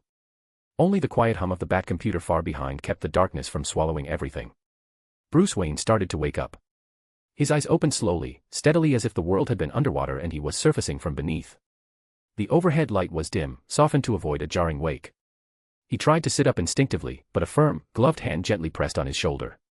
Easy, Master Bruce. The voice was unmistakable. Calm, warm, with a pinch of old worry buried deep beneath practiced composure. Alfred Pennyworth sat beside the bed, posture perfect, fatigue hidden behind gentlemanly dignity.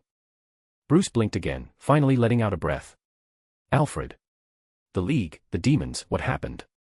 Alfred reached forward and poured a glass of water, handing it to him without delay. But when Bruce moved to speak again, Alfred raised a hand, not rudely, but with the polite authority only he could wield over the Batman. There's no need to strain yourself. The matter has been settled. Bruce's eyes narrowed. By whom? Alfred's gaze didn't falter. The Titans. John Constantine. Zatanna. And. A pause. Arthur Blackwynd. The room was quiet for a moment. Then Bruce sat up abruptly, ignoring the dull ache that rippled through his body. Master Bruce. I knew something like that would happen, Bruce muttered, his voice more gravel than speech. His mind was already 10 steps ahead. Calculating. Replaying everything he missed. Alfred sighed, straightening slightly. You've only just regained consciousness. At least give yourself. I don't like being in the dark about matters like this. Bruce cut him off. And Raven, was she involved? Alfred nodded once. From what I understand, of course, it was Trigon after all. Bruce exhaled through his nose, standing fully now. The robe Alfred had placed over him slid back off his shoulder, exposing the scars of war, the cost of bearing the cowl. I just hope he didn't do that, Bruce said quietly. Adding Trigon to his arsenal. // If you like this story, check out my other stories. Solo leveling in Westeros.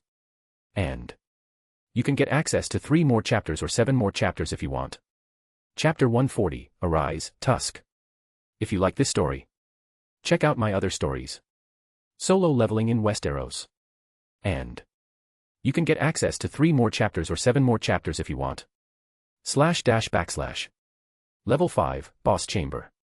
The stone door split open with a low, grinding groan, revealing a grand, torchlit hall veined in lava and marked with primitive banners stitched from flesh. The heat was palpable, rising in waves from the floor as Arthur stepped inside, casting a long shadow behind him.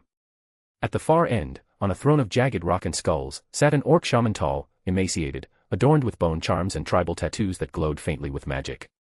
Beside him stood 4 massive high orcs, their armor dark and bristling with spikes, each of them radiating bloodlust and magical reinforcement. A system prompt blinked in Arthur's vision. Defeat the high orc shaman, Kargalgan. Arthur blinked once. Kargal what? Nah, he scoffed, rolling his neck. You're gonna be named Tusk again. You just screamed Tusk. The orc shaman's crimson eyes glowed brighter. Human. You dare mock us? Do you truly believe you can defeat me and my champions? Arthur sighed, lifting a hand. Spare me the whole, do you truly believe, villain monologue. I'm on a schedule, Tusk. Time to wrap it up. Insolent fool, Kargalgan hissed, raising his hand. Without rising from the throne, he began to chant. Hymn of protection. A wave of blue energy cloaked the orcs like burning armor. Hymn of strengthening. Their muscles bulged, veins glowing with inner fire. And then, hymn of the blazing fire. A sudden storm of fireballs tore across the chamber. Arthur's eyes gleamed. Ah. Spam caster. Totally forgot that it's your whole thing. He ducked to the side, slipping through the blaze like liquid shadow. Fire licked the walls behind him, exploding on impact, but he was already moving, already smiling. The Demon King's long sword flared into existence in his hand, wreathed in crackling blue lightning. The first high orc charged. Arthur didn't flinch. He vanished with speed step, reappearing behind the brute, dragging his blade through the air and leaving behind a ribbon of lightning. The sword cleaved straight through the orc's armor and magic protection, carving into its back with a thunderous crack, spine shattered, body twitching as it fell face first into the stone. A second roared and came in with a hammer swing. Arthur stepped sideways, grabbed its wrist with ruler's authority, and twisted. Bone snapped, and the hammer fell.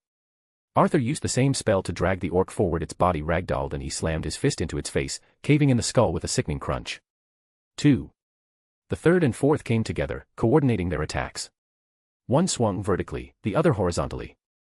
Arthur leapt into the air, flipped, and landed on top of the vertical axe mid-swing.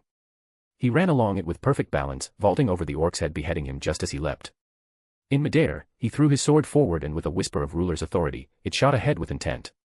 The blade sliced clean through the fourth orc's neck, beheading it in a flash of lightning, then curved midair and spun backward, returning to Arthur's hand just as he landed. 3. 4. All 4 generals collapsed, broken, twitching in their death. The stench of scorched flesh from the lightning filled the hall. Above them all, Kargalgan watched in fury. Hymn of blazing fire, he bellowed again. Fire rained from the ceiling. Arthur didn't even look up, his body became a blur. He moved between the fire bursts, the heat dancing off his cloak as he weaved through the inferno untouched. The last flame sputtered out behind him like a dying breath. He stopped in the center of the ruined chamber. His blade still hummed in his hand. Now, only the shaman remained. Arthur cracked his neck, sparks flickering off the blade. All right, Tusk. Your turn. Kargalgan, the once imposing shaman, now sat hunched forward, clawed fingers trembling on his armrest. He glared at Arthur through the swirling heat, blood trickling from his tusked lips, rage spilling from every inch of his being. Don't think just because you killed my soldiers that you can He never finished the sentence. A blur of shadow split the space between them. Crack. Arthur was there in front of him in the space between breaths. Kargalgan's blood-red eyes widened. For a split second, time felt slow. He saw it. The arc of a gauntlet fist, wrapped in bones veined with lines of glowing violet, barreling straight toward him. The hymn of protection, his final ward, shimmered then shattered like glass under the blow. Boom. The fist crashed through his face. Bone gave way. His head snapped back as the entire world spun. The throne shattered behind him as he sailed across the chamber like a broken doll, cratering into the far wall. A cloud of stone and dust erupted around him. He groaned, blood pouring from his mangled snout, falling to his knees. And then, footsteps. Measured. Come. Inescapable. Arthur walked forward, slowly, the Demon King's long sword crackling with quiet hunger in his hand. And behind him, the shattered battlefield glowed with lingering electricity. I told you. Arthur's voice was quiet, like a storm whispering before the thunder. To spare me the talk. Kargalgan screamed. Hymn of rage. His muscles pulsed violently, his veins glowing red. Hymn of protection. A broken barrier tried to reform. Hymn of the blazing dragon. From the air behind him, a summoning circle burst open. Dozens of fiery dragon heads emerged, screeching and roaring as they unleashed torrents of flame. Arthur didn't flinch. Instead, he raised his long sword, and then with perfect calm, tossed it above his head. The blade hovered, spinning rapidly like a blazing saw, controlled with eerie precision by ruler's authority. Sparks and arcs of blue lightning flared out in all directions, forming a swirling shield. The dragon's flames crashed into the spinning sword and shattered across it, fire splitting and dancing around Arthur like a parted sea. And still he walked forward. Kargalgan's jaw clenched. Madness and fear mixed in his crimson gaze. Then he took a desperate breath. Hymn of the blazing dragon. The incantation surged into him, this time his own mouth opened, fire erupting from deep in his chest like a dragon's core. The stream of flames blasted forward, a relentless inferno that turned the stone beneath it molten. Arthur raised one hand, only one, his gauntlet glowing red-hot with contact blocking the fire with his palm. His eyes shimmered bright blue now. Not a flicker of hesitation. No strain. He walked through the fire, head tilted slightly. And then he reached him. Kargalgan's flames died down. Arthur grabbed him by the jaw, forcing it shut. Kargalgan struggled, then froze. He saw it. The light in Arthur's eyes. The dark power flowing through him, the very dormant terrifying presence. You never had a chance to begin with, Arthur said, voice low and final. With his free hand, Arthur drove his fist through Kargalgan's chest. Ribs shattered. The shaman's eyes rolled back. His body convulsed, then slumped, limp and defeated. Arthur pulled his arm free and let the corpse fall to the molten floor with a wet thud. Silence. The fire dimmed and the heat receded. A soft chime echoed in Arthur's mind as the system's interface blinked. Boss defeated, High Orc Shaman Kargalgan eliminated. Level 5 cleared. He looked over the fallen with calm, his voice quiet. Arise. The word struck like a divine command. A pulse of black energy surged outward. The 4 High Orcs rose once more, their skin shadow and red. Their eyes glowing, and with unison groans, they knelt, now silent sentinels of the dead. Then came the last. Kargalgan. His shadowed form exploded upward, towering above the others. His once emerald robes were now ink black, his tusks were longer, jagged and horn-like. His eyes no longer burned red, they blazed violet. Arthur stepped forward slowly, stopping just a few feet from him. You. He said, a ghost of a smile pulling at the corner of his lips. Quiet, stronger than I thought you would be as a shadow. The shadow merely knelt silent and loyal. Rank General. Arthur raised a brow. A general, Possibly because of your magic output, he muttered, folding his arms. Then he tilted his head slightly. No. Not gonna call you Kargalgam or whatever. He placed a hand on the massive shadow. You'll be called Tusk. A fitting name really, no need to call you something else. Tusk, rank General. Tusk knelt even deeper, shadowy mist coiling around his form in acknowledgement. The interface chimed again, text unfolding before Arthur's eyes as it showed the loot, interesting items. He said with a voice full of excitement and surprise, // If you like this story, check out my other stories. Solo leveling in Westeros. And you can get access to 3 more chapters or 7 more chapters if you want. Chapter 141, Marshall's Territory. If you like this story, check out my other stories. Solo leveling in Westeros. And you can get access to 3 more chapters or 7 more chapters if you want. // You leveled up. You leveled up. Items acquired. Ring of the Monarch of Beginning. Plus 50 to all stats. Description: the ring worn by Legia, the king of giants and the monarch of the beginning. Forged from the bones of an ancient giant and a dying star. This ring is said to be the last remnant of that being. Orb of Avarice. Effect: desire for destruction, doubles the user's magic damage output. Arthur let out a low whistle, picking the ring up first. It was surprisingly heavy for any ordinary man, yet it adjusted itself perfectly as he slid it onto his finger. The cold metal thrummed with ancient power, like it had waited millennia for a new master. He eyed the orb next. The Orb of Avarice pulsed with barely contained magical fury, its core swirling like a storm locked in glass. Interesting items, he said, examining the orb with a discerning eye.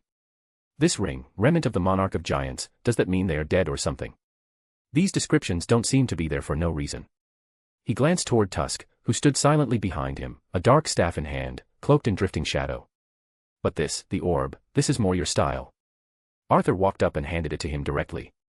The moment the orb touched Tusk's hand, it fused into his staff, the crystal at its head turning from dull red to a molten red, fire leaking out in controlled wisps. Arthur watched it settle, his eyes glinting. You'll be a lot stronger that way. I'll need you to be stronger than ever. Tusk lowered his head again, silent understanding passing between them. Arthur turned then, cloak fluttering with his motion, he let out a slow breath and opened his status bar hovering in front of his eyes like a second layer of reality. Light blue panels flickered to life. Status bar. Name Arthur Blackwynd. Job Shadow Monarch. Title Architect of Fear, plus 40 INT, plus 30 Sense, plus 30 AGI, plus 30 STR. Passive, Dread Architect. Level 120. Fatigue.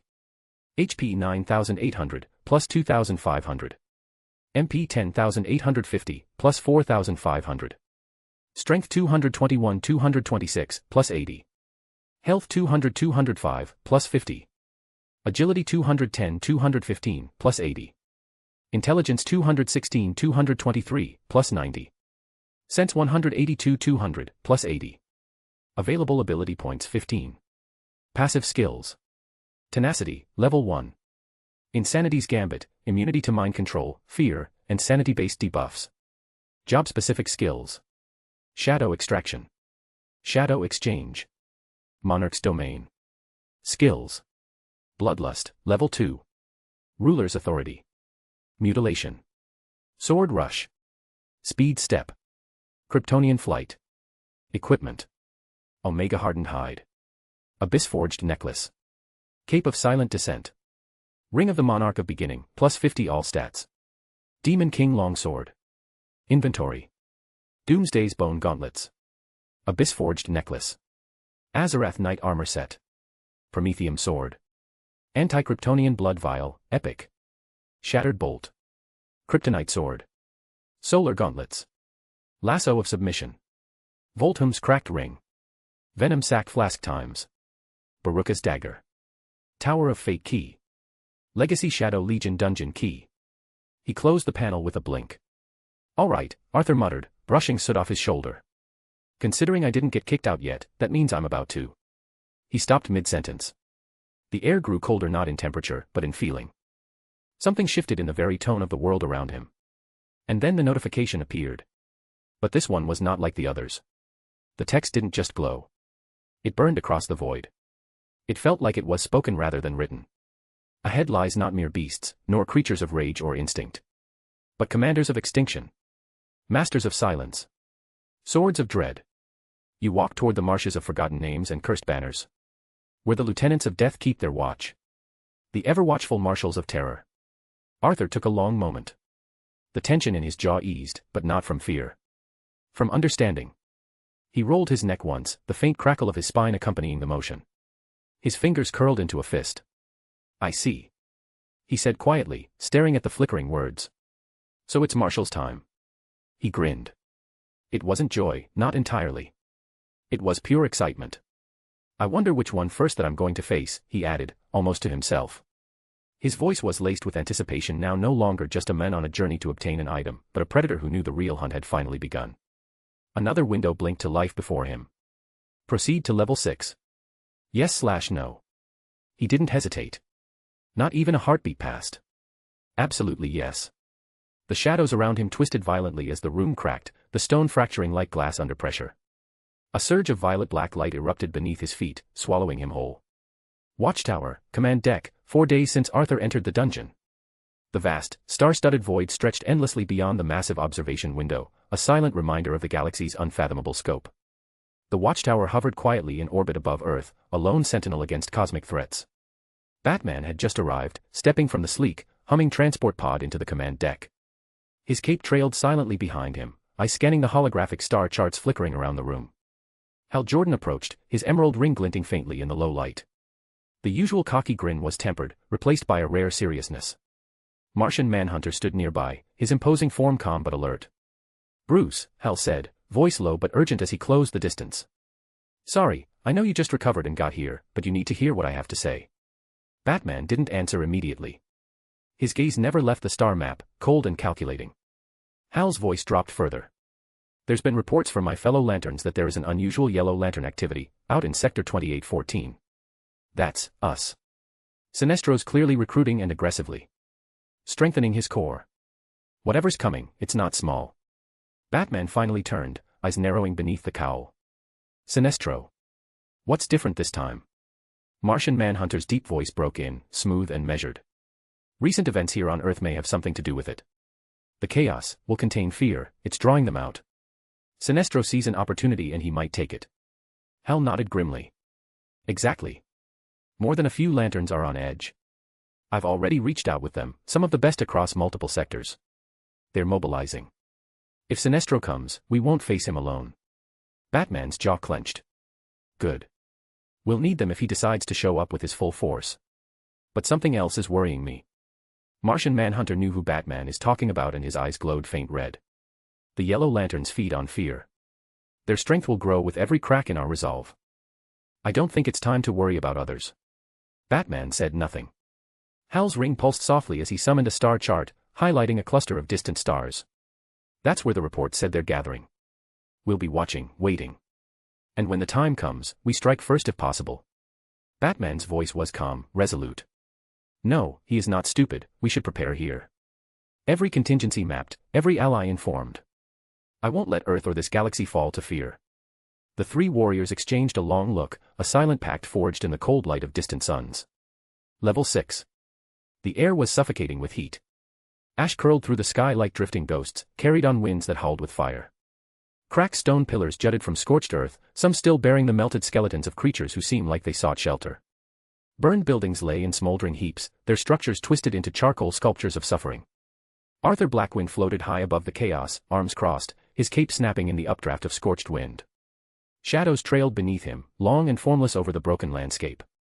The moment he arrived, he felt it, not just the heat, but the pressure. A weight in the air, thick with power and rage. His glowing blue eyes narrowed as he surveyed the apocalyptic terrain below. This place. He muttered, his voice quiet, but cutting through the roar of distant fire like a blade. It reeks of dragon fire. I just know it. His brow furrowed as his boots touched the top of a ruined stone tower. The whole structure groaned under his weight, stones flaking apart from prior devastation. Smoke swirled below him, heat licking at his armor. He swept his gaze to the horizon. A chasm split the earth, magma pooling in its depths, glowing like the eye of a god. Then. A roar. It wasn't just sound. It was force. The very sky trembled. Clouds parted in fear. The very earth seemed to quake. Arthur's body went still. His pupils sharpened as his senses focused. There it is, he whispered with a grim smile. Whatever made that noise, it is very strong. // If you like this story, check out my other stories. Solo leveling in Westeros. And you can get access to 3 more chapters or 7 more chapters if you want. Chapter 142, Kamish. If you like this story, check out my other stories. Solo leveling in Westeros. And you can get access to 3 more chapters or 7 more chapters if you want. // Gotham, Arthur Blackwynd Estate, night. Streetlights flickered to life in the dark, casting pale halos on the sidewalk where 3 figures in hooded jackets loitered across the street from Blackwynd Estate. Man, look at this place, one of them muttered, low and impressed. Place looks loaded. The second one, taller and broader, squinted through the rain. I've walked by here before. No guards. No gates. Who the hell leaves a house like that in Gotham unprotected? Someone with serious cash that doesn't even care, the third said. You think there's tech inside? Jewelry. The tall one nodded, stepping off the curb. There are weird vibrations in the ground here. But let's check it out. Maybe the guy's out of town or... He froze. So did the others. Yo. One of them whispered. Am I trippin', or is there someone looking at us in the window? The 3 turned their eyes to the second-floor window, framed in elegant black iron and aged oak. Behind the glass, just barely visible through the gauzy curtain, a silhouette. Still. Watching. It didn't move for several seconds. Then, slowly, it raised its hand and waved. Not friendly. Mocking. Its eyes flared red, gleaming unnaturally even through the glass. What the fuck? One of them yelped, stepping back. Is that a goddamn ghost? Nah, I'm done, the broad one said, spinning on his heel. I'm not robbing a haunted house, bro. I draw the line at demon mansions. Gotham got enough of that. Fuck no. I'm out of here. All 3 bolted back into the rain-slick alley, leaving behind only boot prints and a slowly fading sense of unease. Inside the window, the shadow remained. Watching. Then it vanished. Rain tapped lazily against the tall windows of the Blackwynd Estate, the storm outside reduced to a dull, murmuring drizzle. Inside, it was quiet, save for the soft crackle of the fireplace and the rustling of a broadsheet newspaper held in George's hands. He sat impeccably dressed, as always, in a black waistcoat and silver-lined cufflinks, his posture straight, his expression calm. But even the poised man couldn't help the slight flicker of annoyance that danced across his brow. From deep beneath the estate, a low rumble shook the floorboards. Not violent, just persistent. Rhythmic. The sound resembled tools striking earth and claws tearing through stone, echoed like a subterranean symphony. George lowered his paper with a quiet sigh and glanced downward as if he could stare through the polished marble beneath his feet. Below the house, Master Arthur, he muttered with gentle exasperation. Of all places. It feels rather like waking up in the morning beside a construction site, only these workers don't sleep, and they're rather fond of growling. He returned to his paper with a resigned shake of the head just in time for the front doors to ease open. A gust of cool air flowed in, followed by Kara, her golden hair damp from the rain, boots leaving faint imprints on the polished floor. Her gaze searched the room instinctively before settling on George. He stood immediately. "Miss Kara," he said with a dignified bow. "A pleasure, as always." "Hey, George," she said with a faint smile, brushing a few droplets from her jacket. "Sorry for dropping in unannounced again." "You are most welcome, unannounced or otherwise," George replied. "Though I take it by your expression, you didn't find him." Kara exhaled quietly and nodded, her shoulders sinking a little as she unzipped her jacket. "No," she said. "Not at Titan's Tower. Not in Metropolis. Or here in Gotham. He didn't even drop by his family.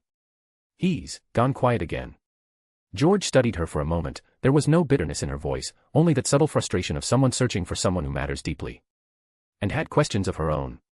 He nodded in understanding. "He has a habit of vanishing," George said, folding the newspaper. "But only when he believes it necessary.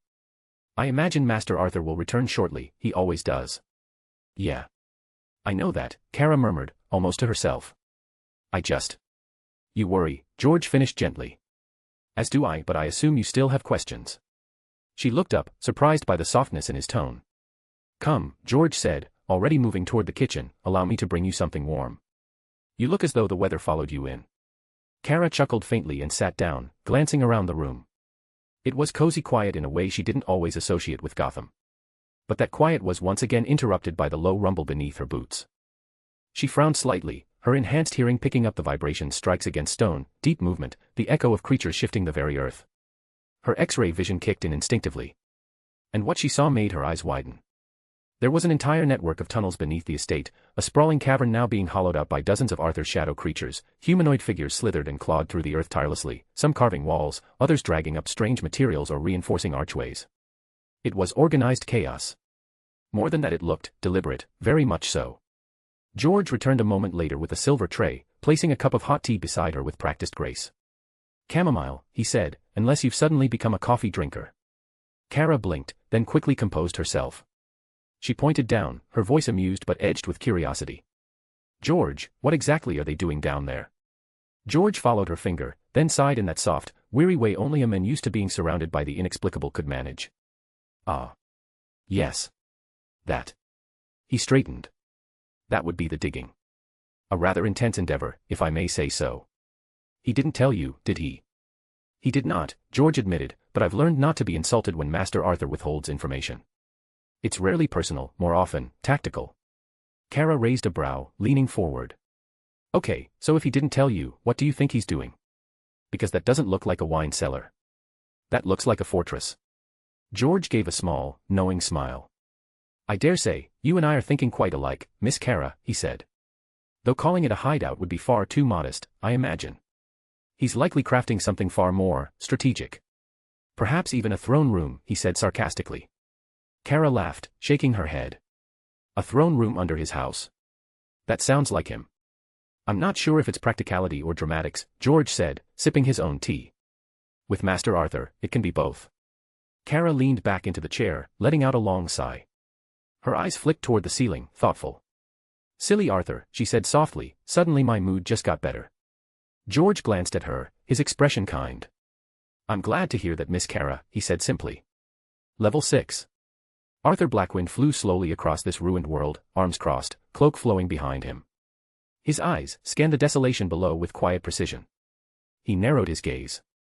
"It's really empty," he murmured, voice calm but edged with intrigue. "Except for one presence." He halted midair, hovering. A deep tremor rolled through the realm like thunder cracking beneath the surface of the world. The molten rivers pulsed, flared brighter. Then, a roar. Arthur's eyes snapped toward the source. From within a massive volcanic cavern, its mouth shaped like the ribcage of a dead colossus, something began to emerge. Wings first titanic, leathery, scorched and steaming. Then the head. Long crowned and jagged horns. Red scales like blood-forged armor. Glowing yellow eyes. A dragon. But not just any dragon. It stepped forward on 4 thunderous limbs, its tail coiling behind like a battering ram carved from hell's spine. Lava spilled around its body, yet not a single scale was touched, it was the fire. Its entire being radiated endless heat. Arthur let a slow grin rise across his lips. Oh. I know this one. As if on cue, his system chimed with authority. Defeat Kamish, the inextinguishable flame. A gust of superheated wind rushed past him. Arthur extended his right hand, and with a flash of dark and violet and a crackle of lightning, the Demon King longsword surged into his grip. Electric arcs danced along the blade's edge and Arthur's smile widened, glowing blue eyes burning with the thrill of challenge. Now we're talking. // If you like this story, check out my other stories. Solo leveling in Westeros. And you can get access to 3 more chapters or 7 more chapters if you want. Chapter 143, Destruction and Shadow. If you like this story, check out my other stories. Solo leveling in Westeros. And you can get access to 3 more chapters or 7 more chapters if you want. // Arthur shot forward like a thunderbolt. The air cracked behind him, a sonic boom shattering the silence as he broke the sound barrier, his form becoming a streak of motion cloaked in shadows and electric fury. His right fist, armored in the jagged bones of doomsday bone gauntlets, crackled with pressure, his knuckles glowing faintly with the violet hue of restrained power. Kamish had just begun to rise to his full height, wings stretching, molten flame pulsing in his throat when Arthur slammed a gauntlet punch directly into the dragon's colossal snout. Boom. The impact was seismic. The dragon's head reeled backward from the force, scales cracking under the blow, magma flaring beneath its skin in fury. The ground trembled. Fire geysers erupted in the distance. Arthur didn't waste time. He danced midair, his form flickering from one position to the next with speed step, reappearing above the dragon's massive head. His boot met Kamish's brow with another concussive strike, sending ripples of force down the beast's spine. Kamish roared, a roar so loud the nearby mountains began to crumble at the edges.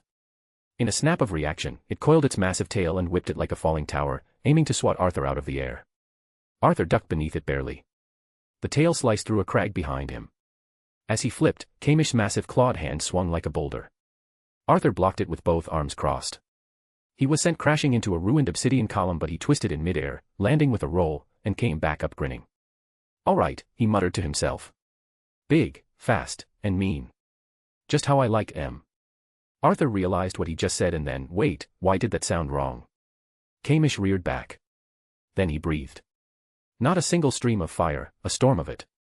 Gouts of dragon fire erupted in all directions, wave after wave of molten death blanketing the battlefield, turning the earth into boiling glass and melting stone. Arthur moved. Shadow flickered around him as ruler's authority surged, an invisible force grabbing him from behind and flinging him through narrow gaps between walls of flame, each movement as smooth as silk. He vaulted over one, spun under another, and redirected one of the fire blasts with a twist of his palm and a command of will. Still midair, a stream of fire nearly engulfed him. Kamish growled, foolish human. Arthur landed, boots skidding against scorched stone, and glanced up surprised. Huh. I totally forgot you could speak, he said, brushing soot off his shoulder as the sword sheathed on his back buzzed faintly, reacting to the dragon's heat. His cloak flicked, some edges scorched. He didn't mind. Kamish's great head lowered, eyes like yellow and smoldering, molten saliva dripping from fanged jaws. Arthur tilted his head slightly, his smile dry but sharp.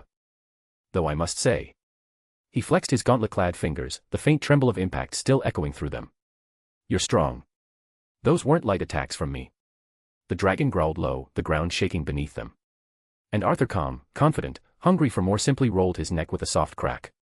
This would have been way harder if I did this sooner. I'm just too strong for you currently. Kamish growled louder, smoke billowing from its nostrils. You speak of strength. The dragon's wings flared. That is not something you can say to a servant of the monarch of destruction. With a spine-rattling roar, Kamish unleashed a skill that echoed through the fabric of the dungeon itself. Dragon's fear. The shout wasn't sound, it was raw, soul-piercing mana, a blast of despair that rippled outward like a tidal wave. The lava bubbled harder, as if even the earth itself feared the call. But Arthur stood unmoved, eyes locked on Kamish. My, had to flex the soul a bit to prove a point. He cracked his neck, smirking. Too bad I know what that ability is, and it's wasted on me. You know what that means, don't you? His hand reached behind his back. The Demon King longsword roared to life in a blast of lightning, drawn in a single, fluid motion. Sparks danced down the blade's length, as if eager to be unleashed. Arthur launched forward once again. Steel met scales. The two titans clashed midair, dancing in a deadly spiral above the volcanic arena. Kamish swung claws the size of siege towers. Arthur parried them with his sword, every strike followed by a crack of thunder. Their battle carved spirals in the air. Arthur, using speed, stepped to blink behind Kamish, slashing deep into a wing, only to be whipped away by the dragon's tail. Kamish rose, maw glowing with fire. Arthur spun midair, dodging 3 jets of flame, then another. He used Ruler's authority to halt his momentum and flipped upside down, slicing through another blast with his blade. Then, with a grin, he surged forward and Kamish struck. Jaws closed around Arthur. The world went dark inside the dragon's mouth. For a split second, it seemed like the fight had ended. Then crack. Inside, Arthur's arms pushed outward. You really thought this would work, he said, straining but laughing. I fought gods, dumbass. With a violent burst of strength, he pried the dragon's jaws open, flames spilling out from the gaps as Kamish roared in pain. Arthur drove a fist into the roof of its mouth, then another until he shattered his teeth. Kamish shrieked. Arthur exploded out from its mouth in a spiral of lightning and flame, rising above the beast with his blade raised high.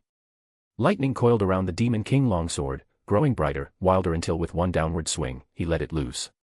A storm of lightning bolts rained down. The blast caught Kamish directly in the skull. Electricity ripped through its wings and spine, forcing it out of the air like a broken comet. The colossal dragon slammed into the ground below with a tremor that split stone and cracked the earth. Arthur hovered above, blade still humming with residual energy. His expression was calm, now focused. Still think I'm foolish? Kamish lifted his head, defiant even through the pain, but before he could lift from the ground fully. A sharp whistle tore through the air. In Arthur's free hand, materialized like judgment given form, was the kryptonite sword. Forged from the purest green crystal, the weapon gleamed with a deathly sheen. With a single motion, Arthur hurled it downward.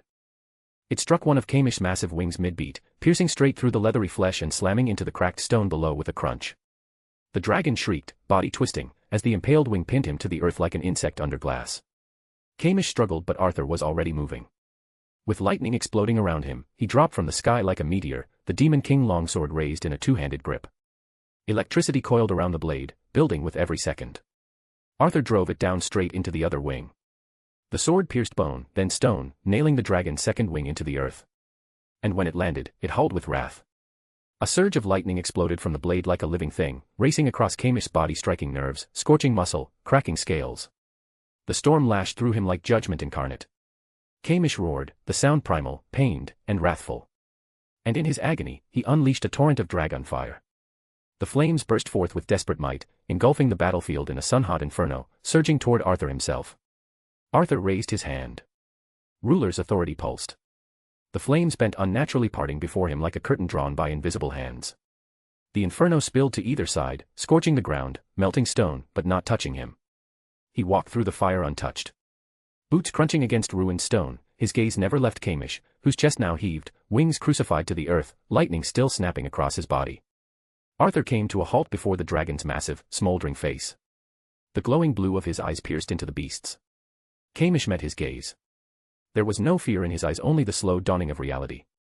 That for all his power, for all his flame and might and legend, the men before him, was no mere man. Arthur's voice was soft, but it cut sharper than any blade. You're strong. Fierce. A true dragon, really, at the very least. You are how I expected you to be. He leaned in closer, lightning reflecting in his eyes. But you're chained now and broken. And I'm the one who brought you to your knees. A slow exhale. Come. Measured. Forget about your old master, you're going to die here, Kamish, but... Arthur tilted his head slightly. But you'll rise again as my servant. Stronger than ever.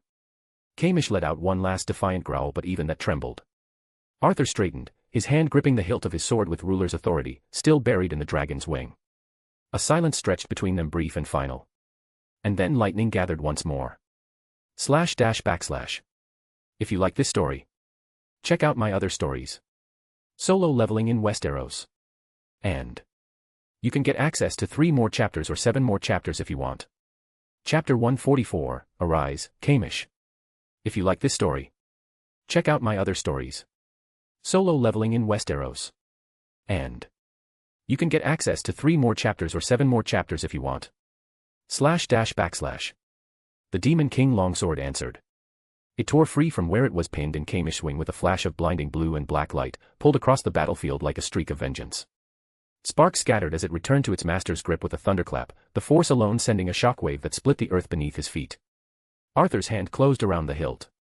Time to end it all. His voice was a growl, quiet but absolute.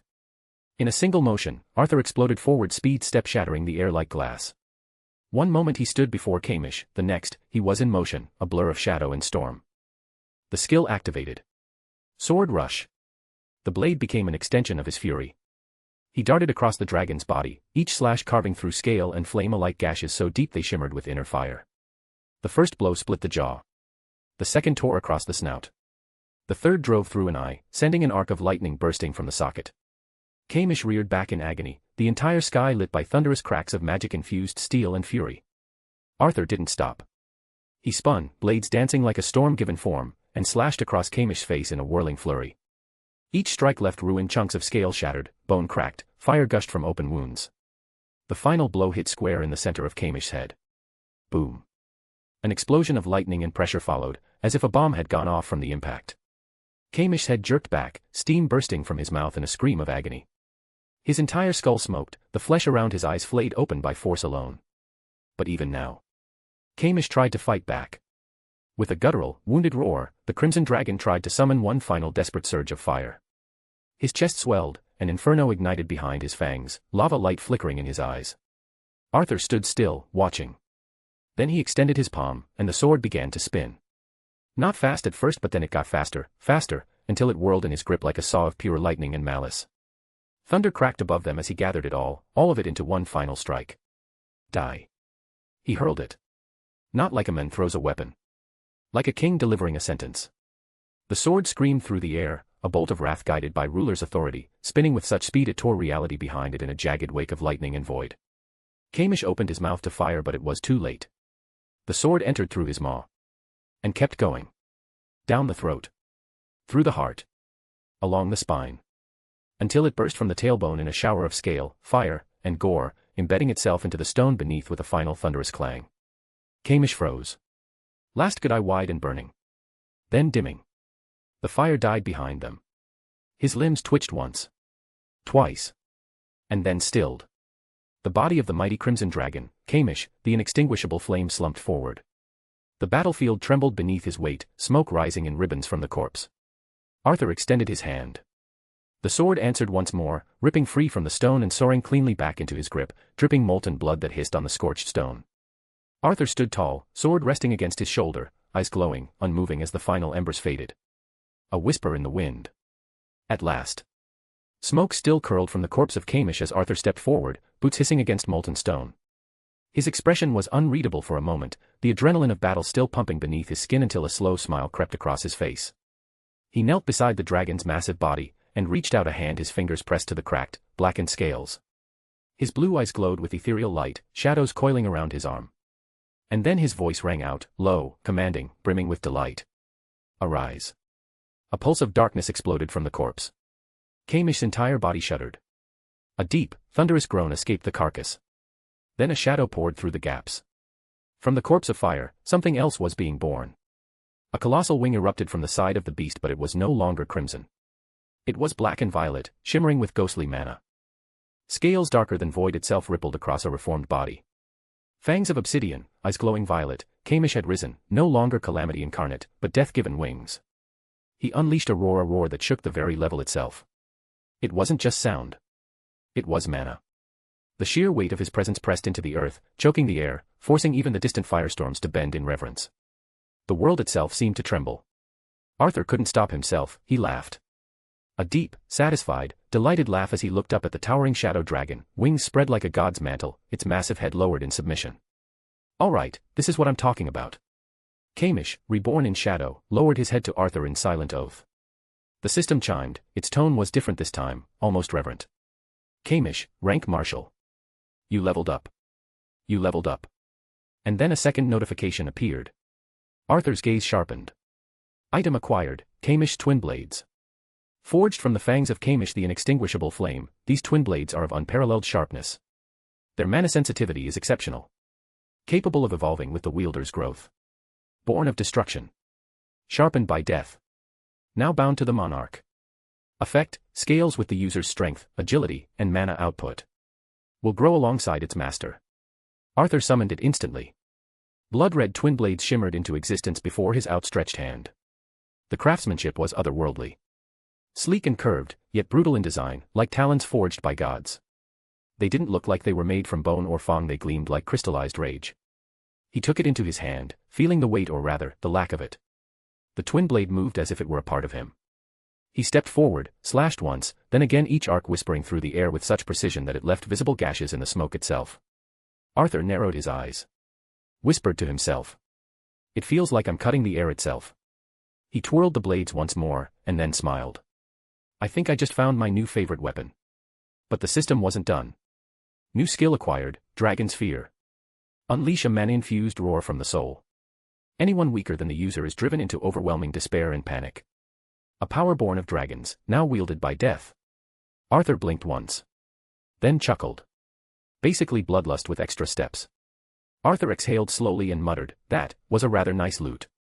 His hand instinctively rested on the hilt of his twin blades, still marveling at how the weapon felt like an extension of his very will. Kamish stood behind him, wings folded in obedience, like a dark sentinel.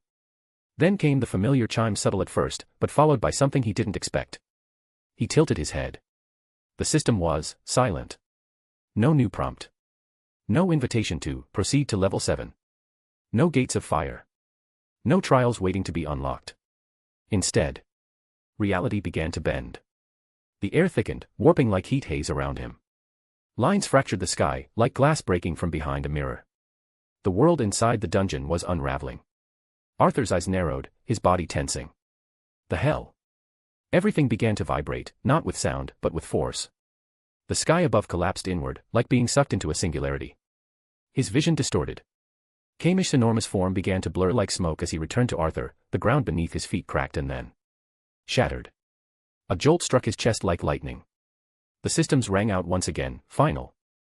Further levels are currently unavailable. Arthur clenched his jaw as light swallowed the ruin. Damn it. It felt like being yanked out of a dream with force. One blink. And everything was gone. The scent of ash. The heat of fire. All of it vanished in an instant. Arthur's boots touched down softly on a familiar floor. Still air. Moonlight through drawn curtains. The hum of ambient silence. He was no longer in a dungeon of death and dragons, he was back in the real world. Back in Raven's room. He stood there for a moment, the contrast jarring. The silence almost weird after the chaos. The only movement was the gentle sway of fabric from a nearby open window. The room was empty. Raven wasn't there. Arthur looked around slowly. Took in the subtle traces of her book stacked on the corner shelf, a dark candle still burning faint blue, the familiar warmth of her presence lingering in the air. He exhaled deeply and rubbed the back of his neck. I wonder how much time I actually spent inside. With a smooth motion later, he grabbed his phone in his hand. The screen lit up with a soft glow, then his gaze locked on the date. And his eyes widened. 6 days, he muttered, blinking. He stared at the glowing screen like it had just insulted him. 6 whole days.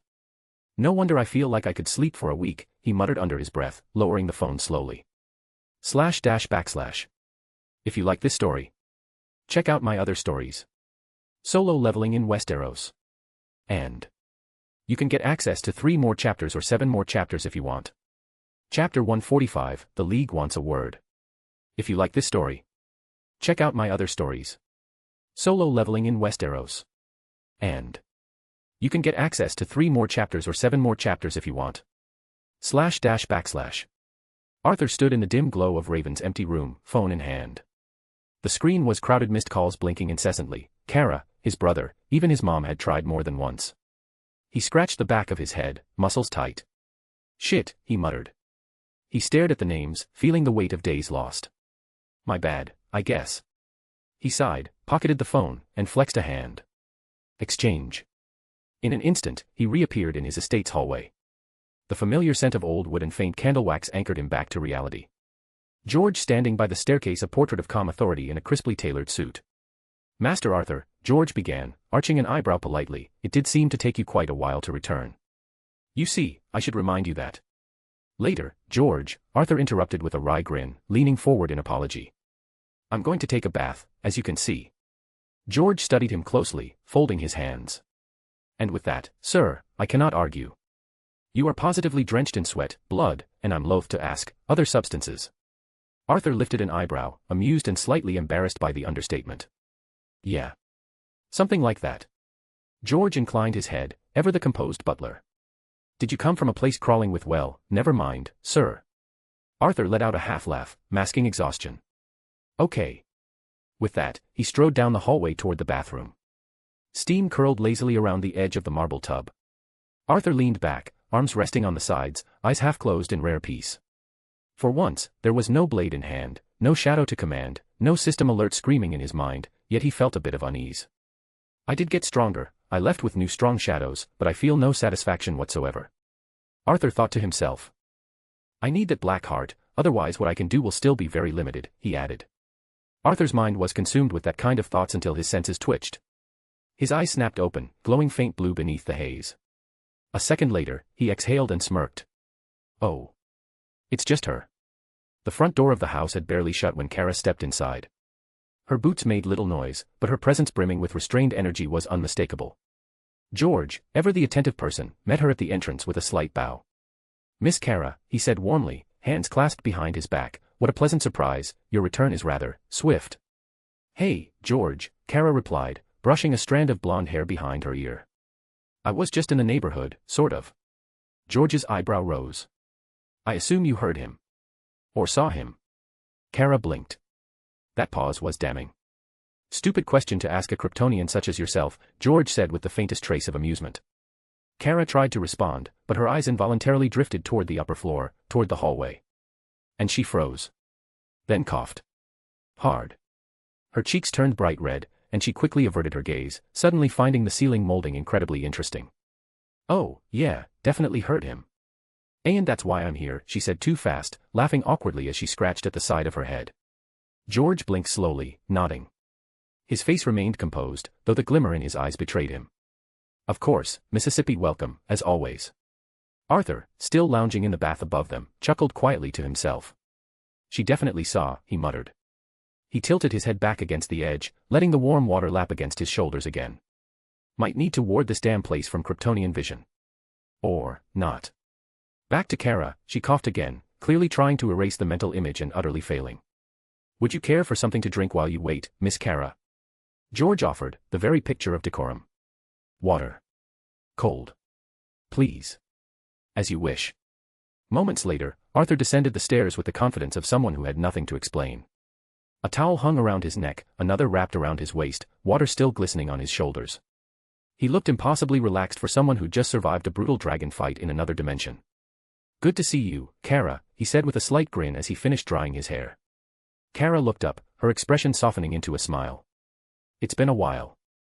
Arthur shrugged as he walked toward them. You could say that. She tilted her head, voice lowering. Where were you? You just vanished again. Arthur exhaled through his nose, rubbing his temple as he leaned slightly against the stair rail. Something I had to do. Kara narrowed her eyes a little. You're still not very trusting. After all this time. Arthur gave a small chuckle. You're inside my house. Isn't that proof enough that I do trust you? She didn't answer immediately, just studied him, trying to gauge what was behind those glowing eyes. Arthur added quietly, his tone softer now, it's just that there are things that are hard to explain. Things I like to keep to myself. Then he arched an eyebrow, his smirk returning. Besides, you just used your X-ray vision while I was taking a bath. That's a violation of trust. Kara's expression contorted instantly. What? She stammered, heat rising up her neck. I didn't. I mean, I wasn't trying to. She stopped, blinking, thinking to herself. How did he even? Arthur laughed, low and easy. Relax. I'm just teasing you. Kara coughed and looked away. Right, teasing. Great. George, who had been silently observing this interaction like a man watching opera from a balcony seat, adjusted his gloves and cleared his throat softly. If I may say, sir, you should get dressed, there is something to discuss. Kara muttered something under her breath and looked toward the wall again, careful to avoid repeating her earlier mistake. Arthur just shook his head and chuckled as he walked past them, towel still draped lazily over his shoulder. "I'll get dressed. You two behave." "Of course, Master Arthur," George replied, lips twitching upward in the barest hint of a smile.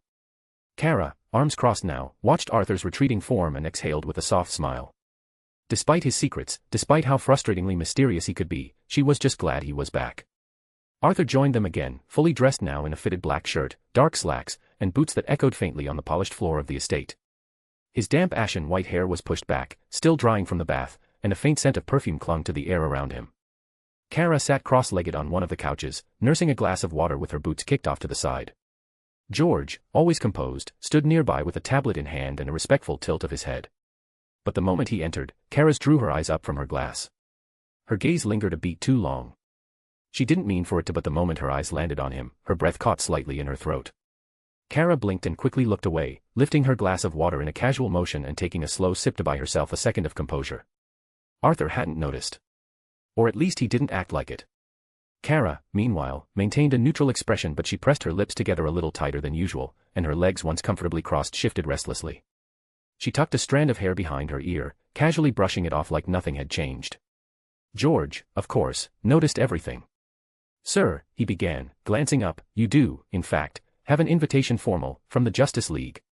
Miss Kara here has returned to this house no less than 4 times in the past 2 days to remind you of it." Arthur raised a brow, then dragged a chair out and sank into it with a dry sigh. "Oh.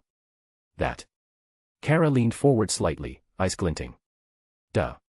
This is your chance to at least be on good terms with them. You've been more than noticeable lately." Her tone was light, but there was a deeper point beneath the sparkle in her eyes. Arthur gave her a half-lidded look, lips twitching in mild amusement. "Sure, if they want to pat me on the back and say thank you, I'll nod and smile. But if this turns into one of those join us speeches..." He stood up slowly, the chair groaning faintly behind him. "That's not gonna happen." Kara groaned, dramatically flopping back on the couch. "Oh, lighten up. Let's just go. Even the Titans will be there." She glanced at him sideways, slyness creeping into her voice, "Even Raven." Arthur froze for a breath.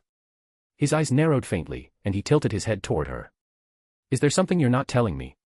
Kara gave the most textbook evasive move he'd seen from her, yet arms crossed, head turned away, nose in the air. "Nothing in particular." He stared for a few more seconds, long enough for George to discreetly step away and pretend not to hear. Then Arthur simply sighed, dragging a hand through his hair. "All right then," he said with a note of reluctant finality. "Let's go. It's not like I have anything better to do today." They started walking toward the estate doors. Kara had an extra spring in her step now, like she'd won a small battle. But just as Arthur reached for his coat hanging on the rack, he muttered under his breath, "I don't want any business with Batman though." Kara smirked, grabbing her jacket. Noted. // If you like this story, check out my other stories. Solo leveling in Westeros. And you can get access to 3 more chapters or 7 more chapters if you want. Chapter 146, Justice League Invitation. If you like this story, check out my other stories. Solo leveling in Westeros. And you can get access to 3 more chapters or 7 more chapters if you want. // Blackwynd estate doors swung open with a soft groan, the light from the afternoon sun cutting across the polished marble like a blade. Kara stepped out first, adjusting her jacket over her shoulders with casual ease, then turned when she noticed Arthur lagging a few steps behind. "Come on," she called over her shoulder, glancing back with a playful smirk. "Hurry up now." Arthur stretched his arms briefly as he followed her down the grand stone steps, boots thudding softly against the stone. "How exactly do you plan to get to the watchtower?" he asked, arching a brow, his tone almost skeptical. Kara shrugged, her golden hair catching the sunlight. "Usually I fly there. But we can take the..." "You don't need to finish that," Arthur cut in, a small grin playing on his lips as he rolled his shoulders. "I have a way." She turned to face him fully, brow raised. "Huh?" Arthur's expression grew mildly amused, blue eyes flashing faintly. "Remember when I freed you from that containment cell and had to throw hands with Martian Manhunter?" Kara blinked at him, then nodded slowly. "Yeah. I left a shadow behind. One of my soldiers." Deep in the halls of the watchtower, Arthur said calmly, like it was the most natural thing in the world. Kara's eyes went wide. "You've been spying on the Justice League this whole time?" Arthur shook his head with a snort. "Not really. At the time, I just needed someone inside, an anchor point for teleportation if I ever needed to return. Besides, he added, waving a dismissive hand, they don't have anything I need. I've got what matters already in my shadow soldiers. Kara tilted her head slightly, crossing her arms. Okay. We'll do it your way then, she said slowly, still a little unsure. I just hope they don't freak out when we show up like this. Arthur smirked, stepping closer. If they do, then what kind of heroes are they? Without another word, his gloved hand reached out and lightly grabbed her by the waist. Exchange. The moment the word left his lips, the world twisted. Space around them darkened, warping with a rush of rushing shadows and frost-choked silence. In an instant, the estate vanished behind them, or rather they did. Watchtower, main hall. The hall glowed with sterile white light, polished floors reflecting the gleam of Justice League insignias hanging high above the assembly. Titans and League members stood side by side in quiet clusters, conversations hushed under the weight of recent events. The battle with Trigon had shaken the world to its core, and today was a moment of acknowledgement. Superman stood at the center, the towering man of steel in his red and blue, hands behind his back, his cape trailing. His expression was solemn, yet full of pride. Thank you all for being here, he began, voice steady and resonant, echoing across the room with natural command. The world doesn't always see what happens behind the curtain. The quiet wars. The impossible choices some of us must take. But we do. And we remember. He glanced toward the gathered Titans, Robin at the front, Starfire beside him with her arms gently folded, Cyborg solemn, Blue Beetle shifting awkwardly, Beast Boy with his usual grin half muted by the weight of the occasion. Raven stood near the edge, a dark hood shadowing her face. She hadn't looked up once. Superman continued. When Trigon crossed into our world, it wasn't just Earth that was in danger. It was everything. Reality. Time. Our very souls. We've all fought gods and monsters, but this was different. And if it weren't for all of you, he gestured to the Titans, we wouldn't be standing here today. So on behalf of the Justice League, thank you. Soft murmurs of agreement passed through the League. Especially you, he added, his gaze landing on Raven. His tone gentled. You faced your father. Your past. You helped lead us through the fire. My only regret is that we didn't do more to help you in this. Raven's shoulders tensed. I don't. Her voice trembled, emotions tangled between guilt and gratitude. Her lips parted as if to say something, but no other words came. She only nodded, staring down at her boots. From the shadows near the Watchtower's command console, Batman glanced at the small screen projected from the bracer at his forearm.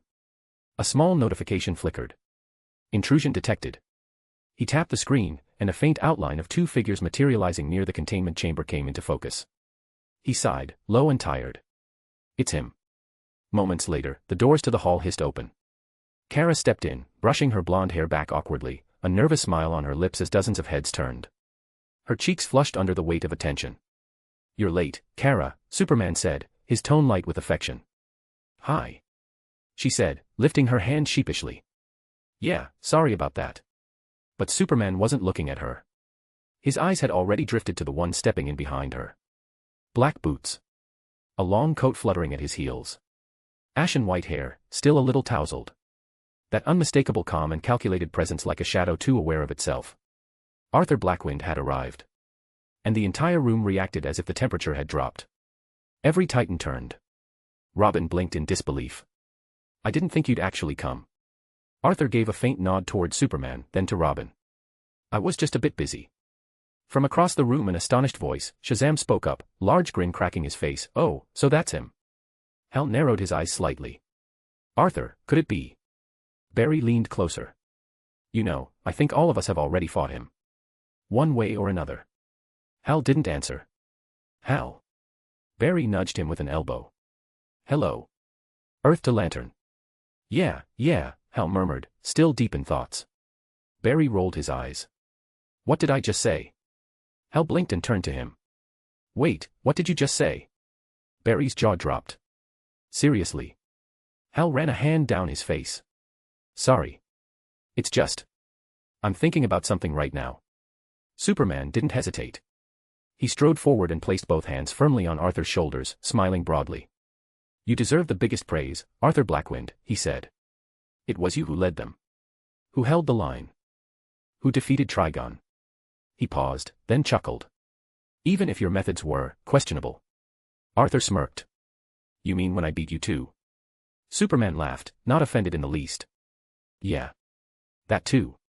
The room softened with chuckles except for Batman, who remained by the wall, silently watching. Arthur's expression dimmed just a bit.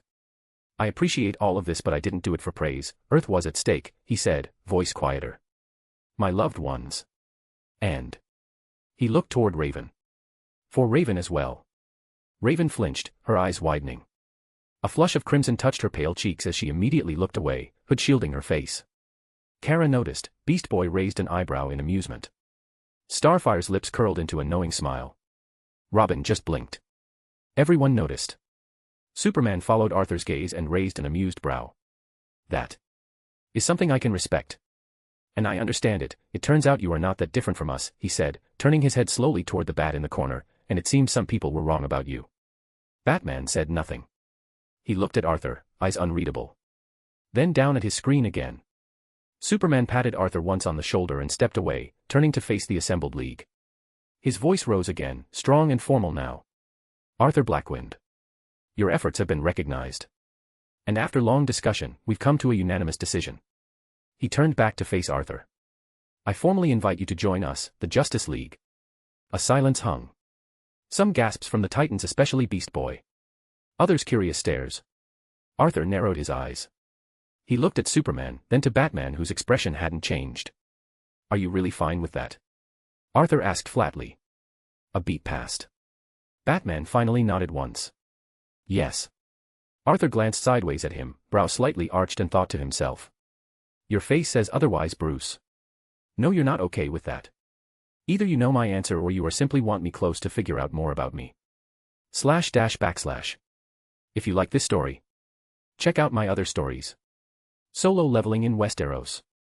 And you can get access to 3 more chapters or 7 more chapters if you want. Chapter 147, I Work Solo. If you like this story, check out my other stories. Solo Leveling in Westeros. And you can get access to 3 more chapters or 7 more chapters if you want. // Arthur Blackwynd stood tall among them, shadowwrought power tucked behind an unassuming calm. His presence was commanding without trying. All eyes were on him. The invitation had been made. Arthur nodded slightly toward Superman, his hand rising to his chest. Not dramatic, it was rather sincere. His voice came smooth and steady. I appreciate the offer, I really do, he said. And I appreciate what you all think of me, even if most of it is built on assumptions or fear, mystery maybe, and a little bit of chaos which I might have been the reason of. There were a few stiff chuckles from the Titan side. Beast Boy elbowed Cyborg gently, who just gave a knowing smirk. But I've never been one to stand in a line. I like to work alone, Arthur continued.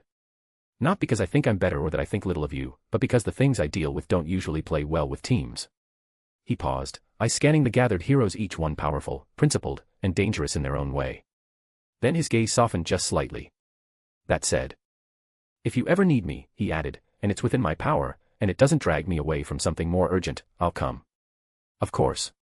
Raven, standing off to the side, finally allowed herself a quiet smile. Subtle. Gentle. But it said more than words. She knew that he would give that kind of response. Robin just exhaled through his nose and nodded, muttering, knew he'd say something like that. Cyborg folded his arms. Yeah, classic lone wolf energy, the usual from him. Beast Boy whispered, can't blame him. I mean, if I had powers like that I would do some crazy shit. Blue Beetle let out a low whistle. I don't want to imagine you with that power, you are already a handful. Hey. Beast Boy snapped. The League, however, had more mixed reactions. He does remind me of someone in our legends. An ancient god. Wonder Woman's expression remained calm and respectful. Hawkwoman tilted her head slightly, arms crossed. Aquaman looked mildly intrigued. But Superman, Clark Kent, just stared for a moment. Silent. Assessing. And then he laughed. It wasn't mocking. It was warm and real. He stepped forward, the tension rolling off his shoulders. Well, he said, chuckling, that's exactly what I expected. Kara's been talking about you nonstop, after all. Kara, standing not far from Arthur, turned red and immediately looked away, pretending to fix a lock of her hair behind her ear. Superman's smile widened. So be it, Arthur. If you're not the type to be recruited with titles or ceremonies, then no one can force you. He placed a hand on Arthur's shoulder. But the door's always open. You're always welcome here. Justice League or not. Arthur looked him in the eye, and for once, the two powerhouses felt completely level, just mutual respect. "Thank you," Arthur said simply. The Justice Hall still buzzed faintly with conversation, even after Arthur's informal refusal of the League's invitation. Titans murmured amongst themselves, some nodding in quiet approval, others just relieved the moment had passed smoothly. Raven lingered near the edge of the group, watching Arthur with a quiet gaze that never quite met his when he glanced her way. Kara shifted on her feet, clearly holding something in, but Arthur, calm and composed, cleared his throat gently. "I have one request," he said, voice steady. The room fell into a hush again. Even the more talkative heroes turned. Superman raised a brow, smiling in that curious, friendly way of his. "Oh," he asked. "What could that be?" The Titans glanced between each other. Robin narrowed his eyes slightly. Kara tilted her head, arms folding. Raven straightened where she stood, the smile she'd worn moments ago slipping away into something more careful. There was an edge in Arthur's tone, something they hadn't heard during the praise or polite refusal.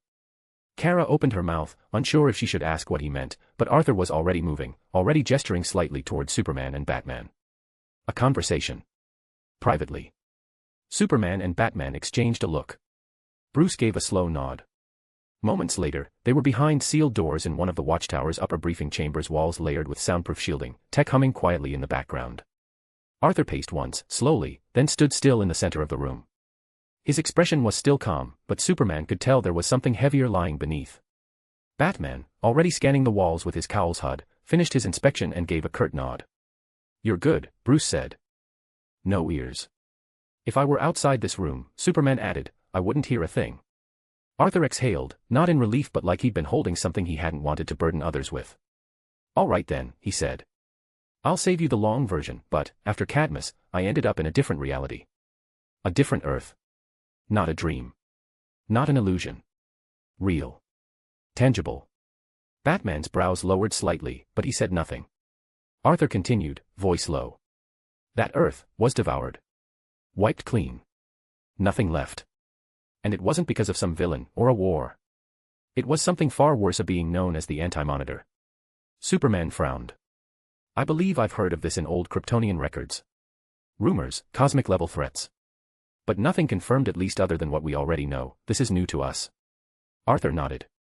"He feeds on existence itself. Universes, positive matter, life, he consumes all of it. The world I saw vanish, it was completely erased. No chance of saving it." Batman's jaw tightened. "How did you survive? If it was an inevitable death like you are saying." Arthur looked at them both, his tone even. "The Lex Luthor of that Earth. Believe it or not, he was a decent man, arrogant still, sure, but with a heart.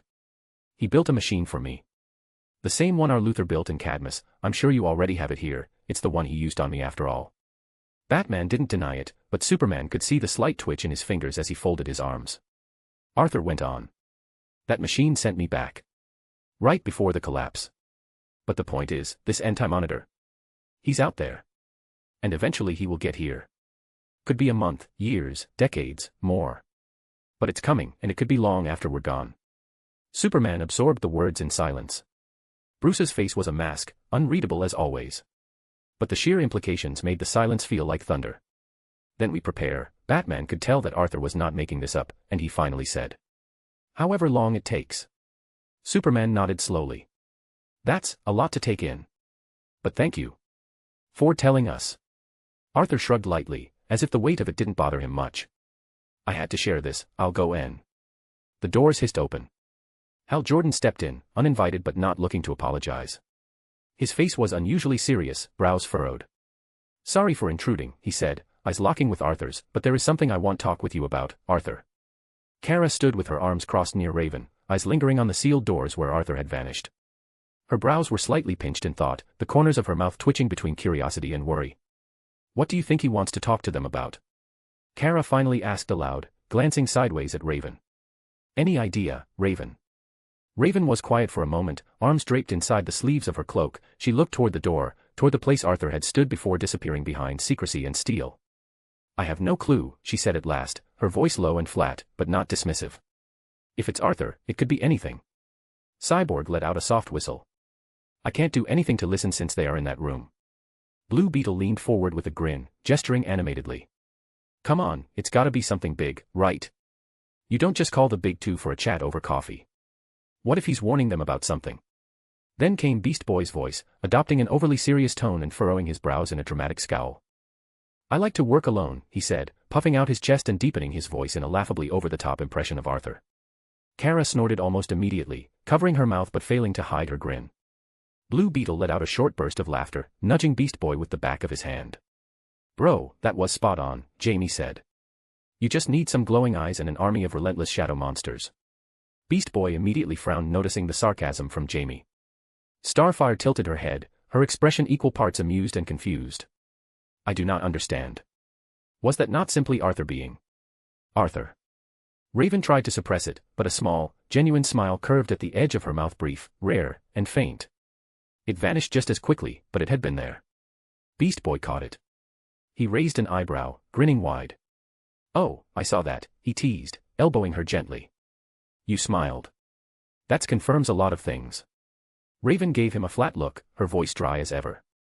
"Keep talking and you'll find yourself teleported into space. Don't forget where we are right now. // If you like this story, check out my other stories. Solo Leveling in Westeros. And you can get access to 3 more chapters or 7 more chapters if you want.